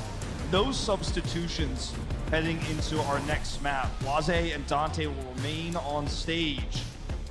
And a controversial decision, or some I'd say, heading into Dorado, a map where we do see a lot of Widowmaker, and the McCree is much more popular than seeing Doomfist, Sombra, those heroes very unlikely to make appearances. And it may be the Houston Outlaws just trying to break the meta here and saying, you know what, worst case scenario, we've got one more map of control. But, you know, it's been public opinion that, you know, Linkser, should he be in, should he not? You know, it's been the big question. Everyone disagrees, but I don't know, Achilles, for me, I look at Blase and I think he's got a wider hero pool here, and his McCree's not that much worse. Well, looks like we will have the Doomfist and the Sombra as the Outlaws kick things off on defense again. Toronto Defiant hovering the Sombra Genji. We'll see if they want to stick through with that. I think it's going to be pretty much exactly like we saw from Houston on their attack on Horizon just moments ago, where they will exit, see that there's a Doomfist and say, okay, nah, Don't worry, Genji. Or they'll just change it now. Yeah, do it now. Sure. I mean, they can always see swap as Why an wait? attacker. You have that advantage. Yeah. The Jexay Brigida here I like a lot. You know, it's reminiscent of the original Hack Fist, which was part of GOATS, where you give the extra armor pack to the Doomfist, so he has extra survivability. They haven't seen this yet, obviously, but they will know now. He's taking a nap out the gate. He'll wake up now as Blase charges up, jumps across. Hopping over top. Cooldowns are up, poking where he can. Clark's going to be halted for now. Nearly got the pick off there on the Beast. As the hack came through for Dante. He's poking with the hand cannon right now because he doesn't have any opportunities. He's waiting for them to step over the line so he can get that rocket punch kill. Going in for the punch, manages to land one. Takes a couple tags from Surefour, but will be okay in the end. Under fire though, Beast up onto the high ground, getting melted down. Trying to trade back against Muma. He's doing well as far as ult is concerned. Muma's not too far behind him. Keeps taking poke damage like that. Everyone's so low. Eliminated, yeah. And EMP is ready, it's out. All right, well that's gonna be the nano coming through, and instantly, Blase makes Karib disappear. Very nice magic trick if you're an Outlaws fan. Now Blase, however, gonna be stuck up. Gets caught there by the Blizzard, but will be taken down by the headshot. Agilities manages to find one. Multiple members of the side of the Defiant do fall, including Beast here on the back end as Mekko just runs him over. If he had gotten his primal off, there might have been an argument to continue that fight with Blizzard in the choke, but they're going to wait for the follow-up fight. They know that Dante obviously won't have a second EMP ready. And the Outlaws just want to slow this down with some hacks to build up another EMP to contest A. Looking for a target, finds Karib, and Nevix is going to be slept. Bionade goes out, connects on the two. Surefour taken down. And Agilities will fall despite the Blizzard being used, so a major cooldown expended here from the side of the Defiant as Muma finds a triple kill with his Winston. And he is back in his comfort zone. This is perfect for the Houston Outlaws. They have another EMP about to come online now. Toronto Defiant going to swap it up, putting Surefour onto the Reaper now, and here's Muma's Primal Rage triple kill here. They're all stuck in this room. They can't escape. And it's just easy cleanup. Jexay's got the rally out, so the extra armor is there. Not as if he really needed it. I like it. Leaping in and out of the Blizzard, just making sure that he can get in, get the damage done. Doesn't stay long enough to get frozen. Kelix pops the rally. EMP comes out, manages to find 5 members. Nevix already going to be taken out of the mech. And they will go ahead and finish off the Baby Diva. Without that mitigation, things become very difficult for the Toronto Defiant. Nano was used on the Surefour, but he's hacked.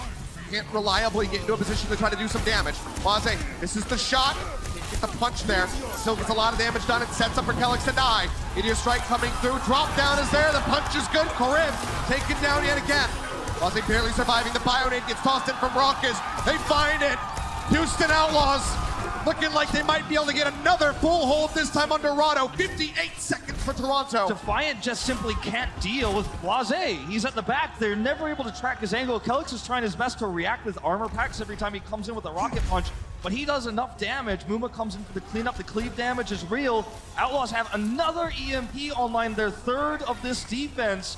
And the Defiant, with the comp they're running, they don't have a sound barrier. Kelix's swap is way too late for that one. Yep. They're going to have to hope for a Blizzard fight here, but I don't think they have any time. They're going to try to get the coalescence built up from Karib, but that EMP can shut everything down. Already pushing up, EMP comes through. 5 members, Bionade also on to Kelix. Can they get the kills? Mekko doesn't find anything with a self-destructed. Muma pops the Primal Rage before he gets taken down.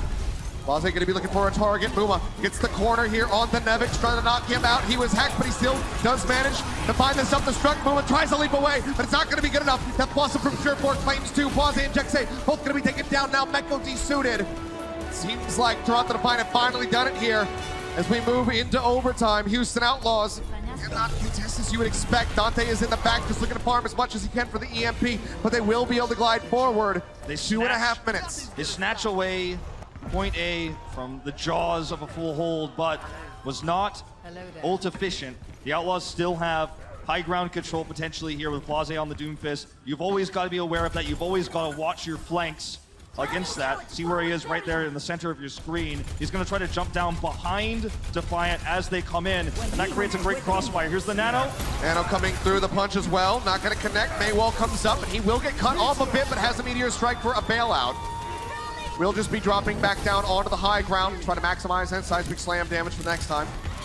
Bionade goes forward, doesn't clip anybody from Toronto, but Muma will stay sustained for now as Meko gets on the opposing high ground behind them, creating a nice little crossfire. Sleep is very nice there on the Nevix.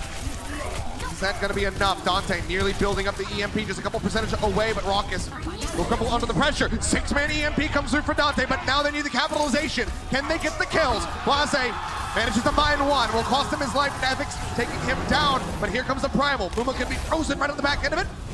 Gets taken out. We'll be okay. Start smacking around, trying to find another target. Toronto will be able to retreat. They're buying so much time for these EMPs. It's crazy what Blase is able to accomplish. Kills or no, he gives Dante so much space to just shoot at tanks and build EMP charge. Then he comes back in and does it all over again. High ground still controlled here for the Outlaws. They get the hack onto Agilities.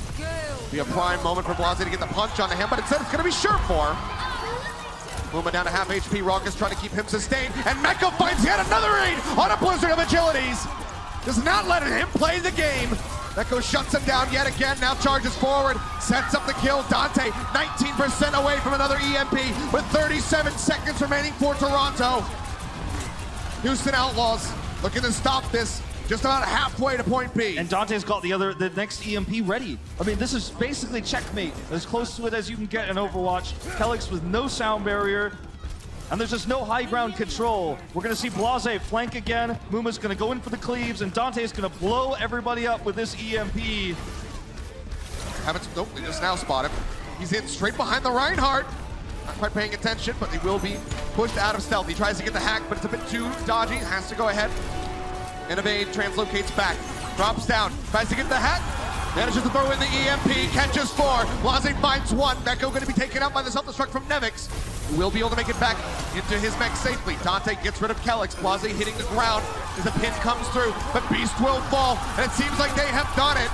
They have the Coalescence running from Karib, but he's only got 1 target, and now Nevix is going to be hacked out and likely popped out of that mech.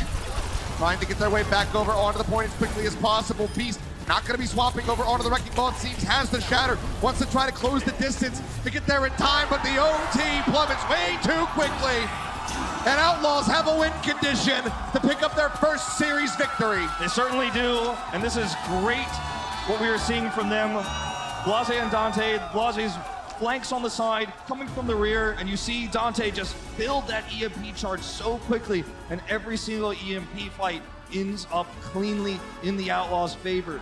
Even that last one, which was the worst fight they had, where several times we saw the reveal there onto Dante. It was scary for him. Looks like he might not be able to get the ideal EMP. Muma dies during the EMP, and yet Dante comes up with a triple kill, is able to bring it back. His right-click hacks are on fire, and it looks like the Outlaws' losing streak may just be over. They are in complete control of this series right now with this DPS duo. And it doesn't matter, I mean, map-wise, this is not a map you see too much Hack Fist on. You see mostly hit scan, you see mostly that McCree, the May, sometimes even the Widow, as we've seen earlier today. But in this series, Houston Outlaws aren't following the rules of the meta. They know if they lose this map, they have one map of control they can fall back on. They don't look like they're gonna lose this one. And the Defiant need to come up with an answer. They're keeping Kelix on Brigitte to try to stun Dante when he does come around with the Sombra. When Blase comes around with a rocket punch, that's what they're looking for here. But without the ability to have a sound barrier, EMPs are always going to be efficient. And Dante is lapping Kelix and ult charge every single time. Now Blase just going to be taking a scouting shot with a Hanzo you would anticipate. Sees that the rooftop there is clear. Where does he want to go? Of course.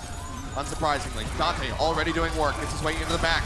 Beast nearly eliminated. Had he been hacked, almost certainly would have died. The defense matrix from Nevix will keep him alive and deny some further ult charge here from Dante. Sneaky has the translocator set up. That stealth gets the hack in onto Kareem. Knows that he cannot be slept, but still has to be concerned about Kelix. Shield bash doesn't lead to his demise, so we'll be okay for now. Jexe found by Surefour as he tries to keep pace with Dante. So far, so good. Solid here for the Toronto Defiant, actually, on this first defense. The ult charge race between Dante and Surefour is pretty even, despite a great start for Dante.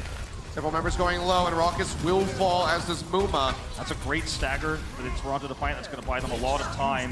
And Kelix is doing a great job at stunning and delaying Dante from actually getting value and getting up to an EMP as quickly as he did previously. If you compare Kelix's ult charge to Jexay's, you can see he's having so much more of an impact, not just with the heals, but also just with straight up flail damage.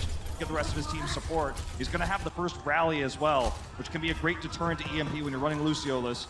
Takes a lot longer to build up, though. Dante's in the back. There's going to be the hack. They get the stop, and he's going to be finished off. Muma with the hit. Now the Primal Rage coming through. Dante, however, going to be picked off. Nevix finds that, but Beast will fall. A 2-for-1. Muma stun. Still has Primal rolling for a couple more seconds. Get the smacks in. Takes down Kelix. Agilities dies as well. And suddenly point A is blown wide open for Houston. It's wide open, and Dante is getting closer to that EMP. I don't think it would be wise for Toronto Defiant to commit in to this choke point here. You're just going to be feeding over ult charge. You're going to have to fight for the high ground, I think. You're going to have that long defense. They're looking for it, but now Surefour going to be forced back. That comes in. Nevix, no D-Matrix. EMP going to be used. Managing to find only 2. Surefour answers in response, gets 3. Nevix going to be taken out of the mech, but Blase taken down. And maybe, just maybe, Toronto can hold on to this. As I say that, though, Agilities will be eliminated. Neko, despite being hacked, will be okay. Successfully retreats. Has great peel for the rest of his squad to keep him alive. And the bomb comes up with 2. Neko is yet again ready to just be done with it. Huge overextension by Toronto Defiant. Would have been okay if they got the EMP and let the wipe come through. But they used so many critical ultimates. They tossed out the rally, the nano. The EMP is there counter-wise. And the Houston Outlaws have so much time to take advantage. They have their own rally to force this through. Toronto Defiant were so willing to commit to try to take A, to try to eliminate that timing, to try to say this map will end here on A. But the execution was poor, and the Outlaws now with every advantage. The cards are in their hand. 20 looking for a flank here. 20 meters left to go, Houston. Rally's out. That is what they need. Rally comes through from Jexay. Hack is in on Naracus, cannot use the nano yet. Blase gets stunned, but Dante finds Karim. Kelix going down as well. Meko finds yet another kill for his new squad. Beast, anti-ed out, has the Primal Rage rolling, but now will be hacked on the back end. Manages to find Blase, but he's just desperately trying to swat Muma off of the cart. As Muma holds on to a Primal Rage of his own. Surefour's so close when he's got it now. Muma pops the Primal Rage. He's looking for a target. He sees Surefour, who just has to try and dance and dodge around the Angry Monkey. Has the EMP ready, but Dante strikes first. He hacks Surefour. Surefour cannot use it. He finds Jexay, but he gets taken down. One more left to go. Agilities comes back into the side. They slam the bomb from Neko. Finds the Doomfist, and they glide forward into victory. The last match of the weekend here at their inaugural homestand in 2020.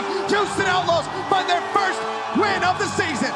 The losing streak is over as the Houston Outlaws have found their footing in the Doomfist Sombra. Great substitutions here. Great coaching decision to keep these players in. Despite the map, for most teams not favoring this style, they forced Toronto Defiant to play their play style. They forced them into the mirror, and they crushed it. Dante absolutely turning this series around. And what a story here. A lot of people thought this was going to be a sad ending to the Outlaws' first homestand. A lot of people thought they'd be going home 0-6, but they do not. Not tonight. No, they do not. They scoop up this ever-important victory in front of an elated crowd here in Houston, Texas. Absolutely wonderful for the Houston Outlaws, for Toronto Defiant. We'll have to see how they bounce back from this one at future homestands. But guys, who better than to interview a member of the Houston Outlaws? We have former teammate Jake there with Raucus and the rest of the squad on stage. Thanks, guys. The energy here is absolutely crazy. I just wanted to ask you, Raucus, how does it feel to finally be able to play in front of the hometown crowd with this insane level of energy? It's crazy. Actually, you can hold the mic. All right.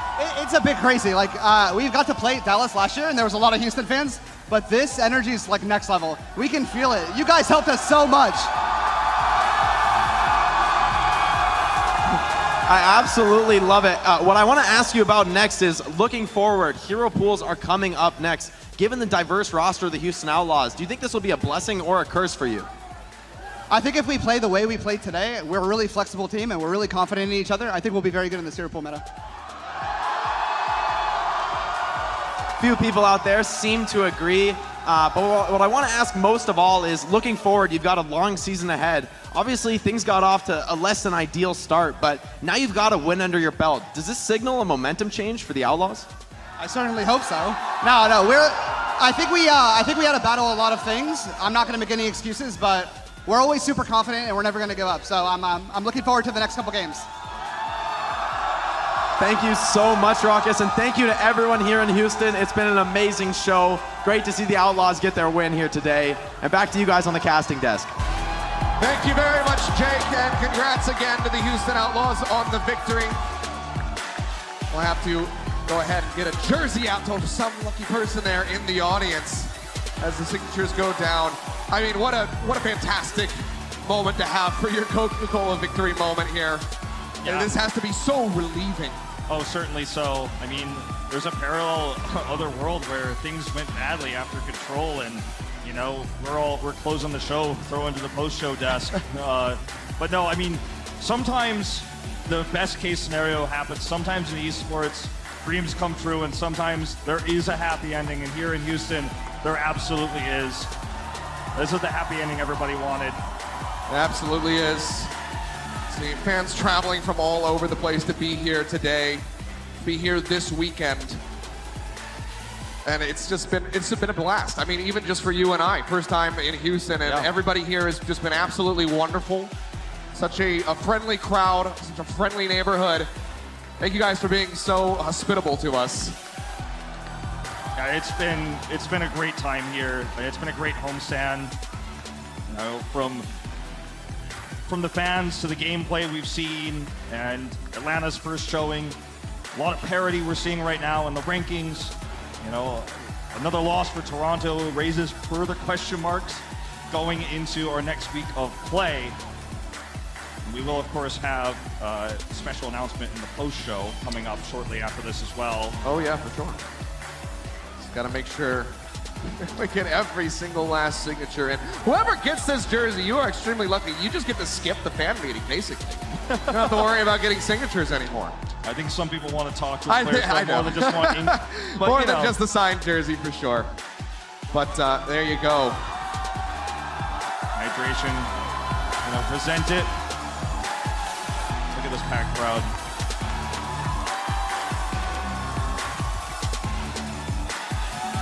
Walking it over. There's there the you go. lucky fan. All right. Making those fans for life. Making his weekend, I'm sure. Thank you so much for the Outlaws. We're all coming together, signing that jersey. But whew, what a day it has been. It's been a very long day of Overwatch. We started at 12. It's about 7:30 now. Well, Achilles, you know what time it is. It's time for player of the match. This is one of our toughest ones of the weekend. There's so many people that you could give this to, but in the end, I won't spoil it for you. Let's just go ahead and unveil it. It's Blase! Blase is going to get it. He had a great Doomfist performance, and he empowered Dante's Tracer at the end. Great series from this guy. He comes in off a sub. A lot of fans are questioning why he's in. He's had a rough season so far when he's forced onto the McCree, but this time he gets to play his hero pool. He empowers Dante, he empowers Muma, and these last two maps were basically all his. He comes in on the Doomfist and makes everyone else's life easier. His disruption is what essentially at the very end of the day broke Toronto apart and won them this series. 14 final blows per 10 minutes is absolutely incredible, and 26 limbs per 10. Yeah. Blase was putting up some absolutely ridiculous numbers on the Doomfist, and I just really love this. Outlaws saying, you know what? We're just going to play our style. We're going to play what we're comfortable with, and they absolutely destroy with it. Solo kills 2, by the way. That low number is because this was a team effort. Team effort, like you said, as they are all there, taking some nice photos with the crowd in the background. Might be able to see the back of my head in one of these, but it really was a team effort. And there's so many people. They got to give a special shout out, of course, to Meko, to Muma, who really stepped up with the Winston play. Everybody absolutely annihilated in this last series. But guys, thank you so much for joining us on YouTube, for joining us here live in the venue. You've been absolutely wonderful, Houston. Till next time, but guys, make sure you stay tuned for the Watchpoint Post-show, because we got the Week 5 Hero Pool Draw coming up live next.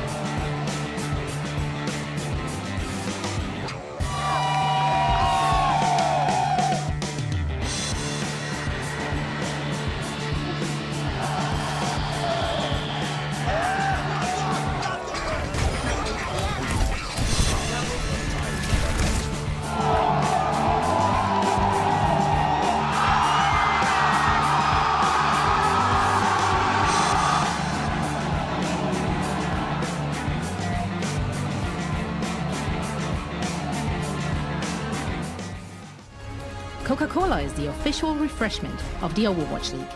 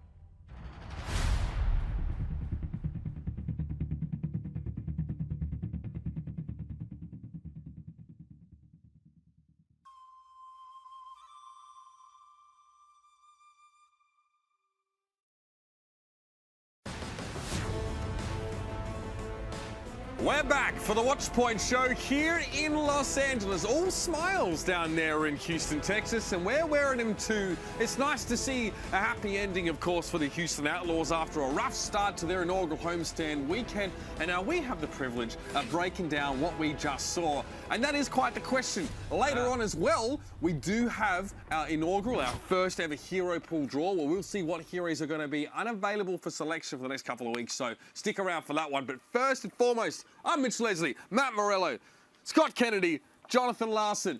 The boys are here. Jonathan Larson. Well, who uses first names these days, man? He's now known as the J-Dog. Well, when it turns out that you have the same nickname as like a very large corporation, you kind of go away from the nicknames. For a second, I was like, what?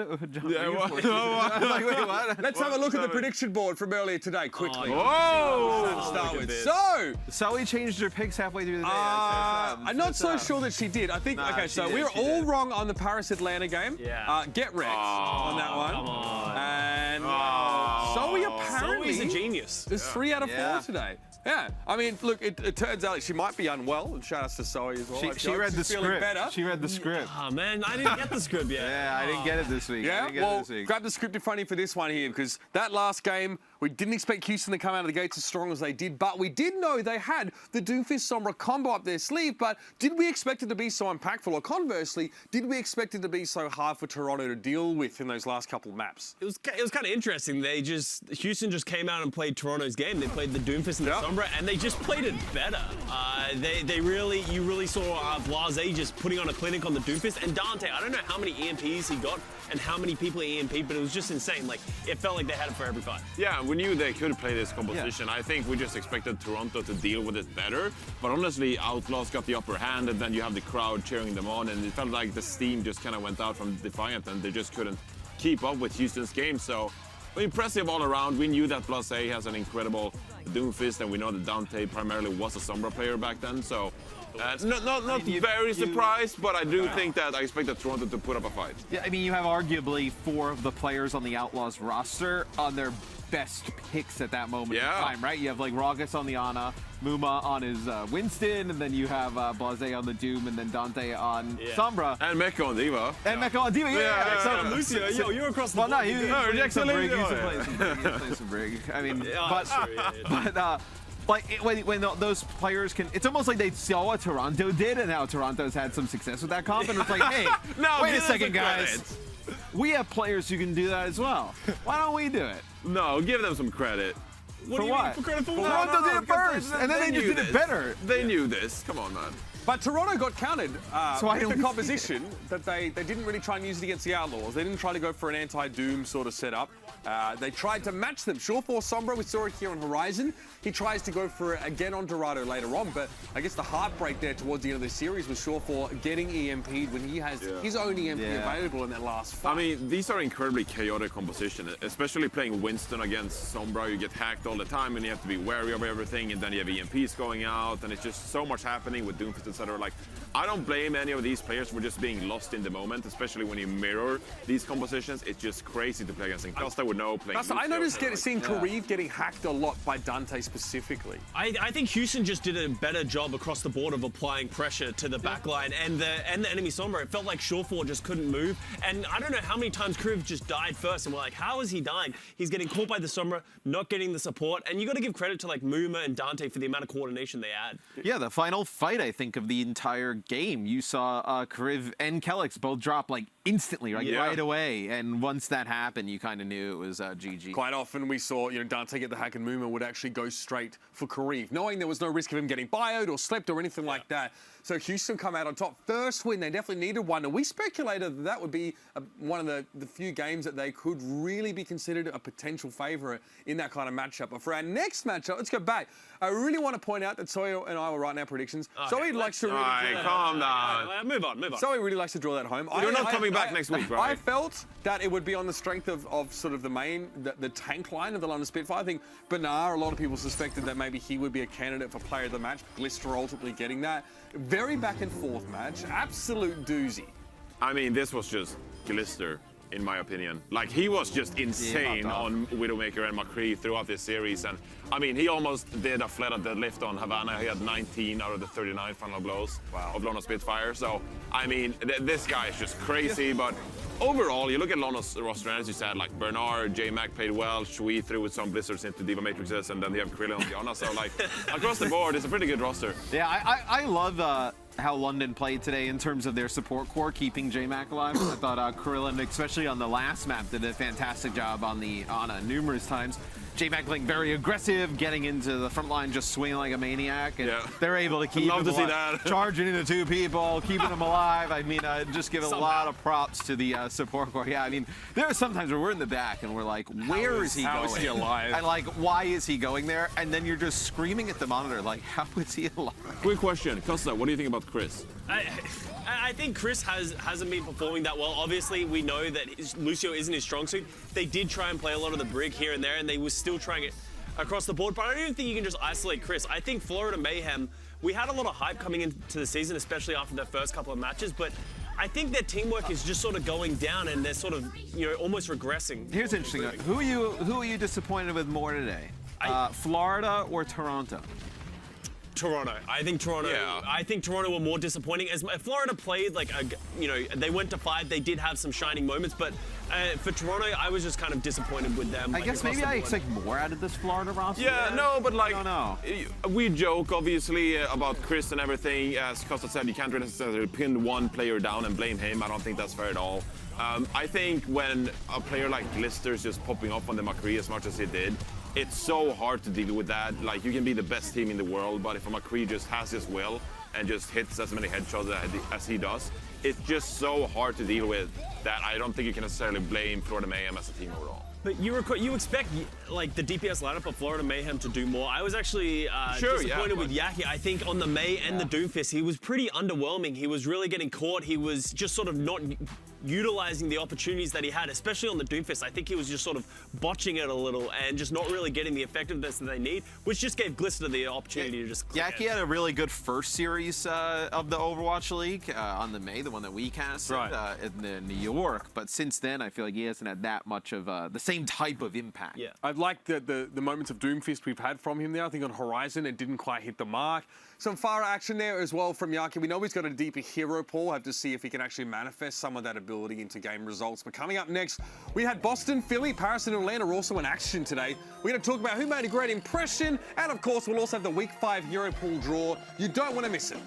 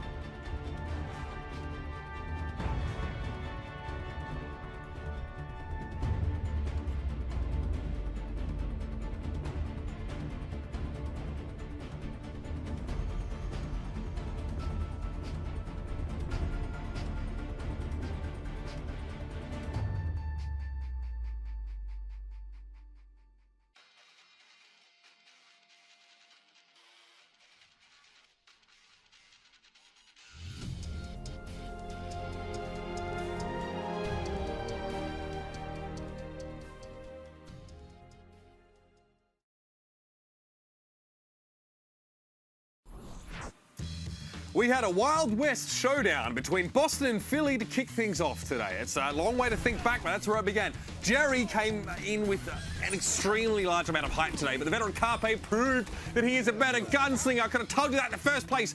Fusion have now won 5 in a row after making quick work of the Uprising. We also saw EQO get a lot of play time today when he was, not on tour with the Red Hot Chili Peppers. How scary is this team, Matt? They're incredibly scary. I think Philly, look, the biggest question mark you had with this roster was not any of the damage dealers, was not it was Sato.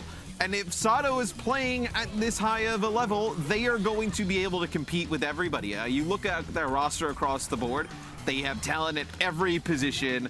They can fill any kind of damage dealer role. And then also you have Carpe, like Johnny mentioned with Glister. Like if you have a McCree you can take over a game, you're in a great spot. There aren't that many McCrees out there who will go toe-to-toe with Carpe. Carpe didn't even have to take over this game. No. He just has to rely on the rest of his team. Okay. Carpe's just chilling in the back, just hanging out. Carpe played super passive as opposed to normal in that game. It takes a lot of star power and understanding to not be like, oh, they're playing really aggressive, yo, team, just come support me more. He goes, okay, well, I'm gonna take a back seat. If you guys want to keep trying to dive me, then it's going to be really hard and you're going to have to invest more resources. And then you just saw the front line go to town. Sato just had a crazy game. His stats were off the charts for this one. And you have to give credit to Carpe for that. Okay, so on the topic of off tanks, it looked like, Muffin was trying to help Jerry pressure Carpe down. What was Fury's job? What was he trying to do in the meantime? I think he was just helping Sato. Helping Sato run over Fusions. Fusions, I don't know what happened, but he pretty much was non-existent in this game. He was getting killed first all the time. He's just getting run over by the front line of Philly. And because Boston had this idea to go for the back line, it just was too hard for him. It's super early in the season, right? But I think, I really believe that if Sato plays this way and they can keep him on this track, this is a team that will make it very, very far into the playoffs. Yeah, look, man, Reinhardt isn't even Sato's best hero. No, exactly, I mean, hero pools comes around, it's like, oh, Sato, you gotta play Winston. Okay, it's your main hero? Better, right? Cool. Imagine you end up with a Winston Diva of Sato and Fury, right? Look at that Sato Look at those Reinhardt stats. 20 Earthshatter stuns for 15 kills. I mean, the amount of cleanup work they do is incredible. The fact that they're able to capitalize on all of those stuns, that's just... Johnny, zoom out a bit. Fusion's got 5 Earthshatter stuns to Sato's 20. A quarter of their stuns. Yeah, but we like to talk about the good stuff on this show. What? Don't call my boy Fusions out. I'm just making a comparison. I'm taking one number, putting it next to the other number. What about Jerry? We talked so much about Jerry in the pre-show. Yeah, what's up with Jerry? What about him? Train from Jerry is at the station, and I don't know if it's ever going to start again. It's in for repair. It's in for repair. How about this tweet from Funny Astro? Hey, let's go, dude.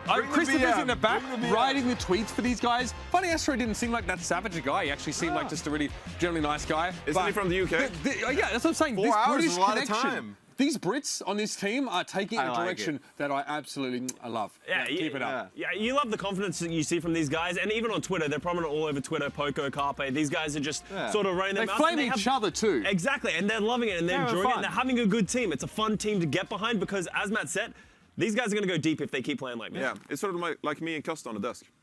What is? We like making fun of each other. Oh, yeah.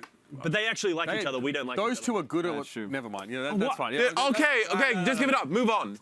Upset alert, by the way. Move along. We all picked Atlanta to beat Paris, but Exy and the rest of the Eternal apparently had other things in mind. The Atlanta Reign couldn't replicate yesterday's dominant performance. Guys, it looks like it was famine, a feast and famine for Atlanta. Custer. What did Paris do that sort of shook them off kilter so much? They just played their game, honestly, and they just played it better. I said coming into this match, it was like... Thanks, I wouldn't, John Madden. Yeah. Well, they just did the... They took the ball and they scored. They took the ball and they scored.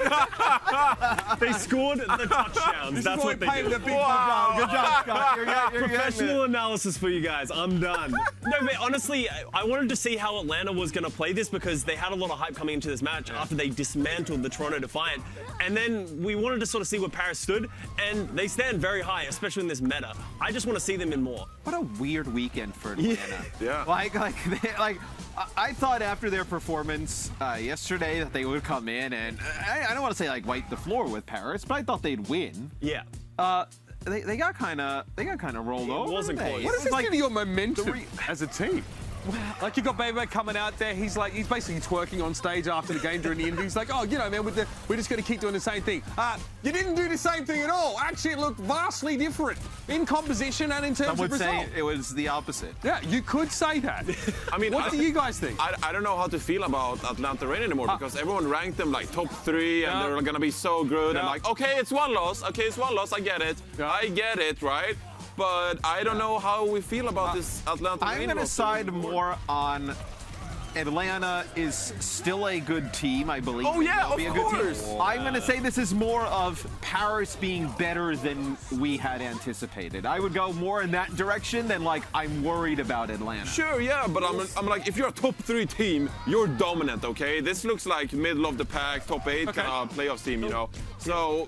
We didn't see Edison though. I'm just going into hero pools. This is the last time we're going to see them play this style of Overwatch. Sure. So we're going into hero pools, and if you're looking at a team that has a stacked roster across the board and isn't going to be affected by hero pools, it's going to be the Atlanta Reign. Yeah, look, I don't want to fearmonger or anything. I still think Atlanta Reign is an incredible team, okay? You'd rather fishmonger instead, Mr. Mackerel? I'm just saying, okay, top 3 is very high. Yes. That's very high, and I don't know if it's warranted. They're 1-1. If they can produce the result. Are you kidding me? 2 games. If people get hyped about, I'm sending them all right. down. If people get hyped about Jerry after 1 game, people are okay to get down the dumps after Atlanta's. No, I'm just saying. Where are they in the power ranking? 17th? No, maybe like Just above the Justice. Just above the Justice? top 8, top 5, maybe. I'm You know, kidding, but they need wins to warrant their hype. Okay, It's 2 games. Yeah, I know, but It's the same as saying people die if they're killed, Johnny. It's the same thing. You're dead Can't right. we just be reasonable on this test?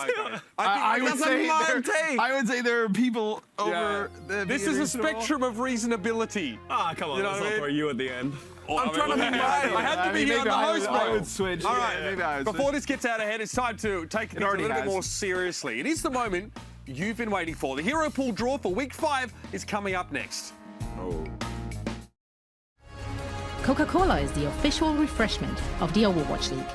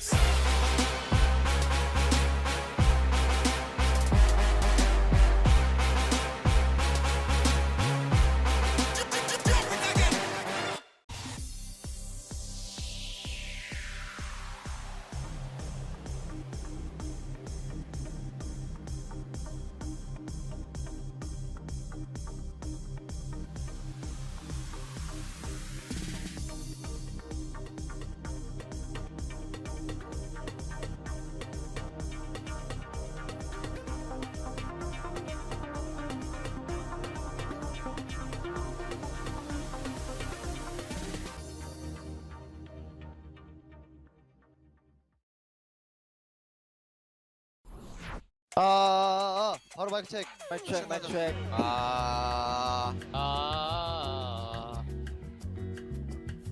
Mike closer, I can't hear you. I'm not talking, that's why. What's up? What's the vibe? Okay, logic. Scorpion in your lot, tell me.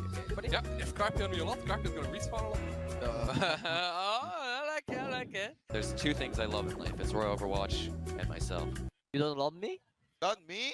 Alright, name God number 1, Arc number 2, Roy number 3. Nice. I'm number 2? I'm Corey number number 0. 1. Corey number 0, sorry, but he and I are kind of getting married. It's a big deal. I love you. Let's go. I want to kiss you. No, I want to hug you. I want to kiss Vincent. What? Yeah, I'd kiss Vincent, honestly. Yeah, same. I'll get so many kiss marks today.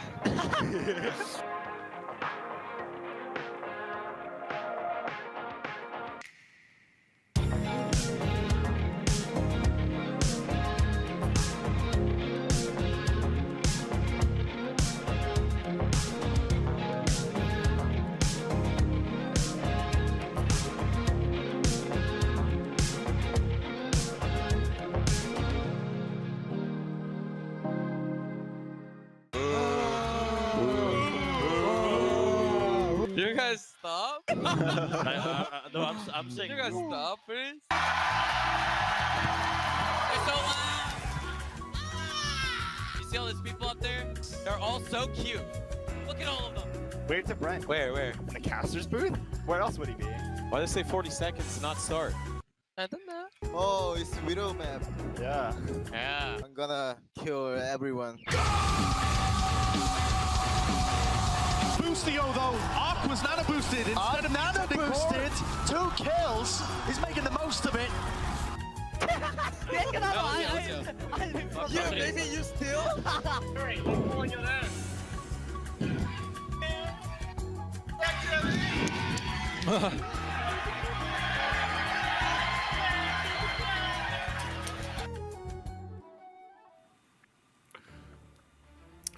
All right, it's finally time. The age of hero pools is upon us. As previously announced, starting next week, March 7th and 8th, 1 tank, 1 support, and 2 DPS heroes will be unavailable for teams to select in the Overwatch League. Teams will only be allowed to use heroes from the available hero pool. How will that hero pool be determined? Pretty much, you're going to see it right here. Teams will only be allowed to use heroes from the available hero pool. And these heroes will be randomly selected from a group of eligible heroes based on play rate data from the previous 2 weeks of Overwatch League matches. So that's the heroes that will be taken out of rotation. Only heroes that are being played at a rate of 10% or more from those past 2 weekends of matches, so in this case it's including today, can be rotated out from the next hero pool. No hero is going to be unavailable though for 2 weeks in a row, and hero pools will not be used for the mid-season tournament, the play-in tournament, the playoffs or the grand finals. So all heroes are available for those matches. You can see hero usage here. These are all heroes that have at least that minimum 10% usage to make them eligible to be taken out of rotation. Winston, why? There's a bit of a selection there. Winston, After today's game, Widowmaker's even snuck in there as well. So today for the first hero pool, we here at the Watchpoint desk will determine what heroes are out of rotation just for today. In the future, Blizzard will handle that internally and report that to you via the usual channels. My friends here will each take turns making blindfolded picks from this drum here. It's literally a lottery drum. So there's a few moving parts in this whole exercise, but what we're trying to do is to make sure that it's very clear that it is randomized as much as possible. So with that in mind, you've now seen the heroes eligible to be taken out of rotation. So I can demonstrate to you here some of the setup. So how are we selecting the heroes from the eligible lot? We're using a highly sophisticated randomization drum, all right? We're using a raffle drum. Very essentially what I have in front of me. These are tickets. They're folded over, and I'll demonstrate them to you now. There are 8 slips per hero eligible getting thrown into the drum. So here I have the 3 tanks that are eligible, right? So there are a bunch of diva slips here. There are 8 diva slips in this hand. I'm going to show you these each individually, just so you're sure. In this hand, I have Winston slips as well. You can see them. Can we remove those? Yeah, it's just, come on. It's 10.1, that's not over. Maybe lose those. Come on, all right? It's like one map too much. It's not fair. I'm explaining to everybody, and of course I've got 8 Reinhardt slips here as well. So they're all going to go in, and I'm going to put them in. They got all happy. Johnny, before you win the prize.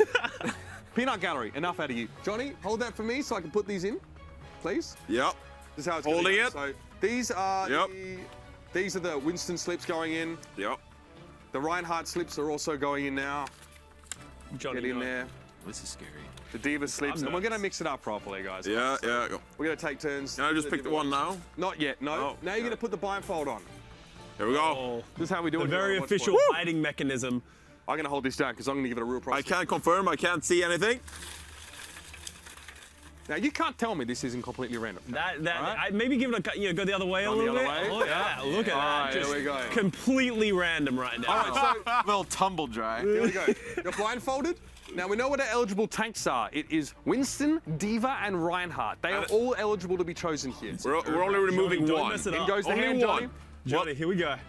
Oh god. Get a good look. That looks like a Winston. Yeah. We'll see. Don't say anything yet. All right. I get to the official announcement. And the first hero to be removed from the rotation in the 2020 season of the Overwatch League is... No! Are you kidding me? No! All right. No! All right, so can I get some thoughts from you guys on this while I clear the tank slips out of here? We should have an analyst rotation where Johnny's removed.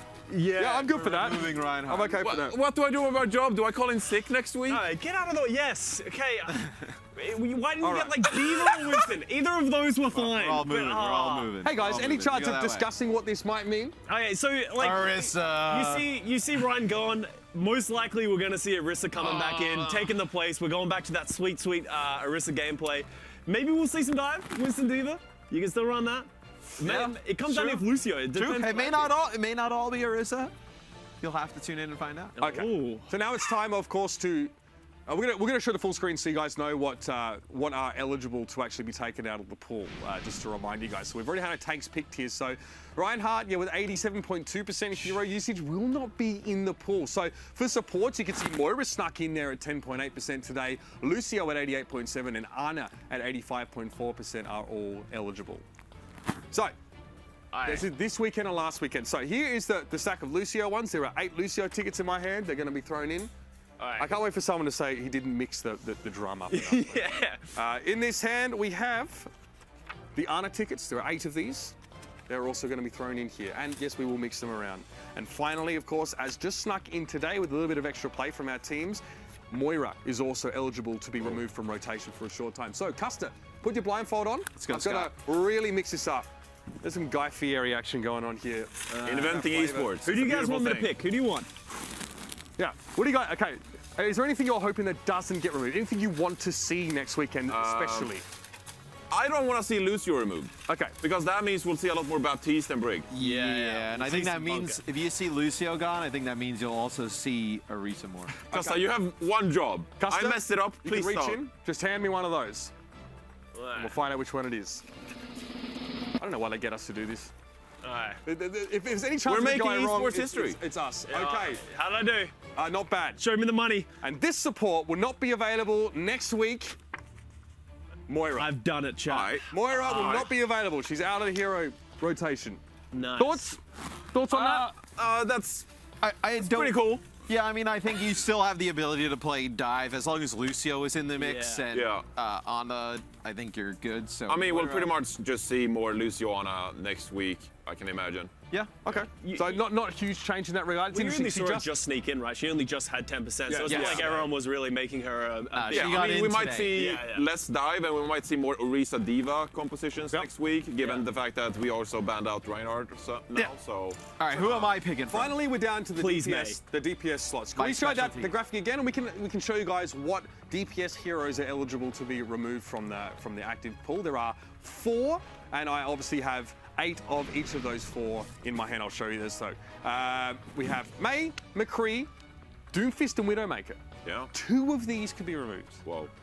Doomfist, I mean, he's played in a lot of like Sombra dive compositions, right? So that would be a huge impact. I think May being gone would be super impactful as well. I think everyone wants to see that. I think everyone doesn't want to see May. I think everyone's been excited with the Doomfist. Like, even McCree, I think, would just sort of make people more versatile. I want to see the legs. When does Soldier start getting locked in? He's If a you May lock card. McCree, The legs. come on, let's see some legs.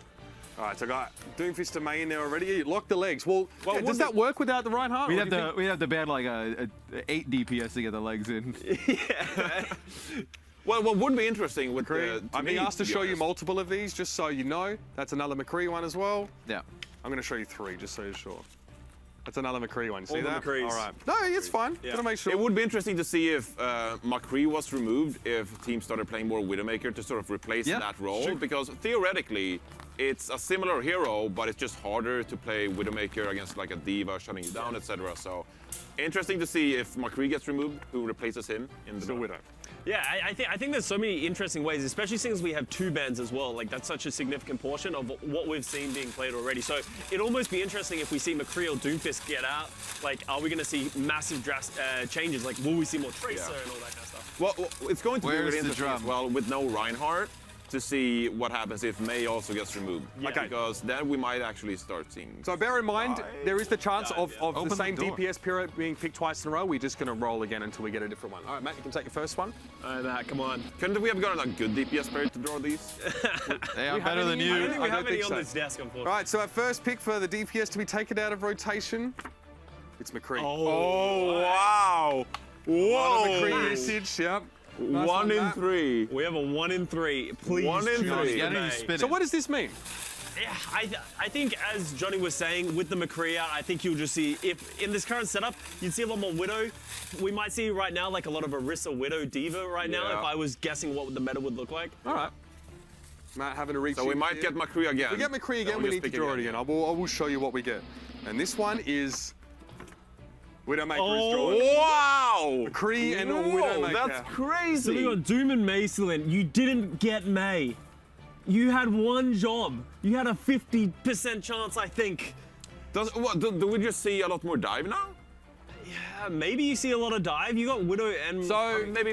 I'm really bad at this raffle stuff. I You see are, USA right, against you South are, Korea you- in the World yeah, Cup. I remember I that. now unselected. I think we just take you out next time. Yeah, I shouldn't be involved in the Yeah. raffle. That's really shouldn't be open. involved in the Yeah, raffle. cut the cameras, yeah. All right, so Get him out of here. based upon the heroes that we just selected that are now not in the rotation for week 5, Tell me about what you expect to see from compositions here. Can you theory craft at all? It's very much on the spot, unlike your plat chat. We get to sit around and have your ridiculous takes sort of. Yeah, I mean, Orisa Diva, it could be a composition, or we could see something like Winston Diva, I feel like, and then it just depends on what you're the most comfortable with. Remember, you don't have a ton of practice with these heroes removed from the pool, right? So it comes down to what these teams have, their preferences. Go back to like the Orisa, May, Hog, Hanzo type of, probably not. I think what you're more likely to expect is people go to exactly what we just saw, the Sombra, Doomfist, Monkey, Diva, Lucio, Ana. That is all still in the pool. I think people have shown that it can be strong across the board.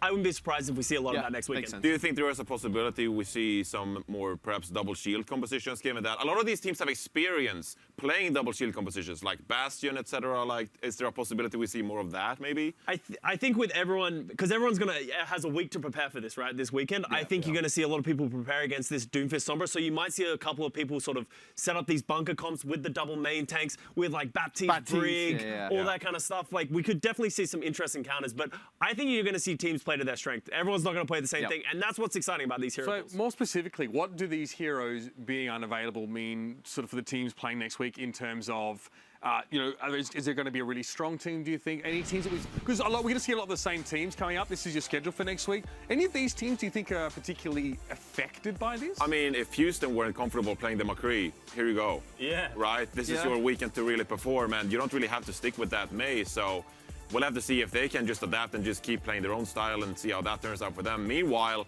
I'm looking at teams that perhaps liked playing in this May McCree meta and see how that is now going to affect them if they had a good Reinhardt player.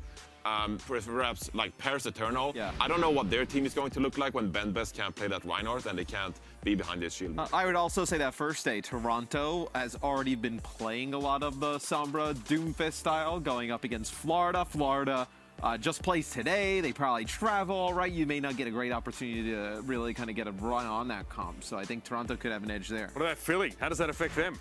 They'll be good. They'll be fine. Yeah, I don't think you ever have to worry about Philly. Like, you don't worry about the ones we've seen, just like the same stuff. Like, as you said, Paris, Mayhem. Like, Mayhem, we've pretty much only seen the, like, Ryan McCree May from them. So maybe we'll see Fate come out. Yeah, and play keep in mind, like, McCree and Widowmaker gone, frees up Yaki to play the Pharah, and he's a great Pharah. That's true. We didn't actually think about that.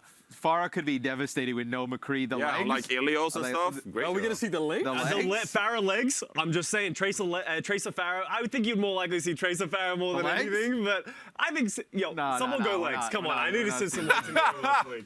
All right, so we've sort of discussed what teams might be affected. We've kind of already talked over what teams might get better, I guess. There's no real sort of teams that get. Look, man, who knows? Look, who knows? This system's only going to benefit the better teams even more. The teams that are more skilled and the teams that are better at adapting are just going to get even better with this type. Where I think a lot of the other teams are going to have to use maybe subs and just kind of put something together that can just work on a weekly basis. Yeah, it's also important to point out that these heroes cannot be taken out of rotation next week. Yeah. So it can only be 1 week at a time that they're not available, and it won't always be done in this particular fashion. Does this mean the end of the legacy of Jerry?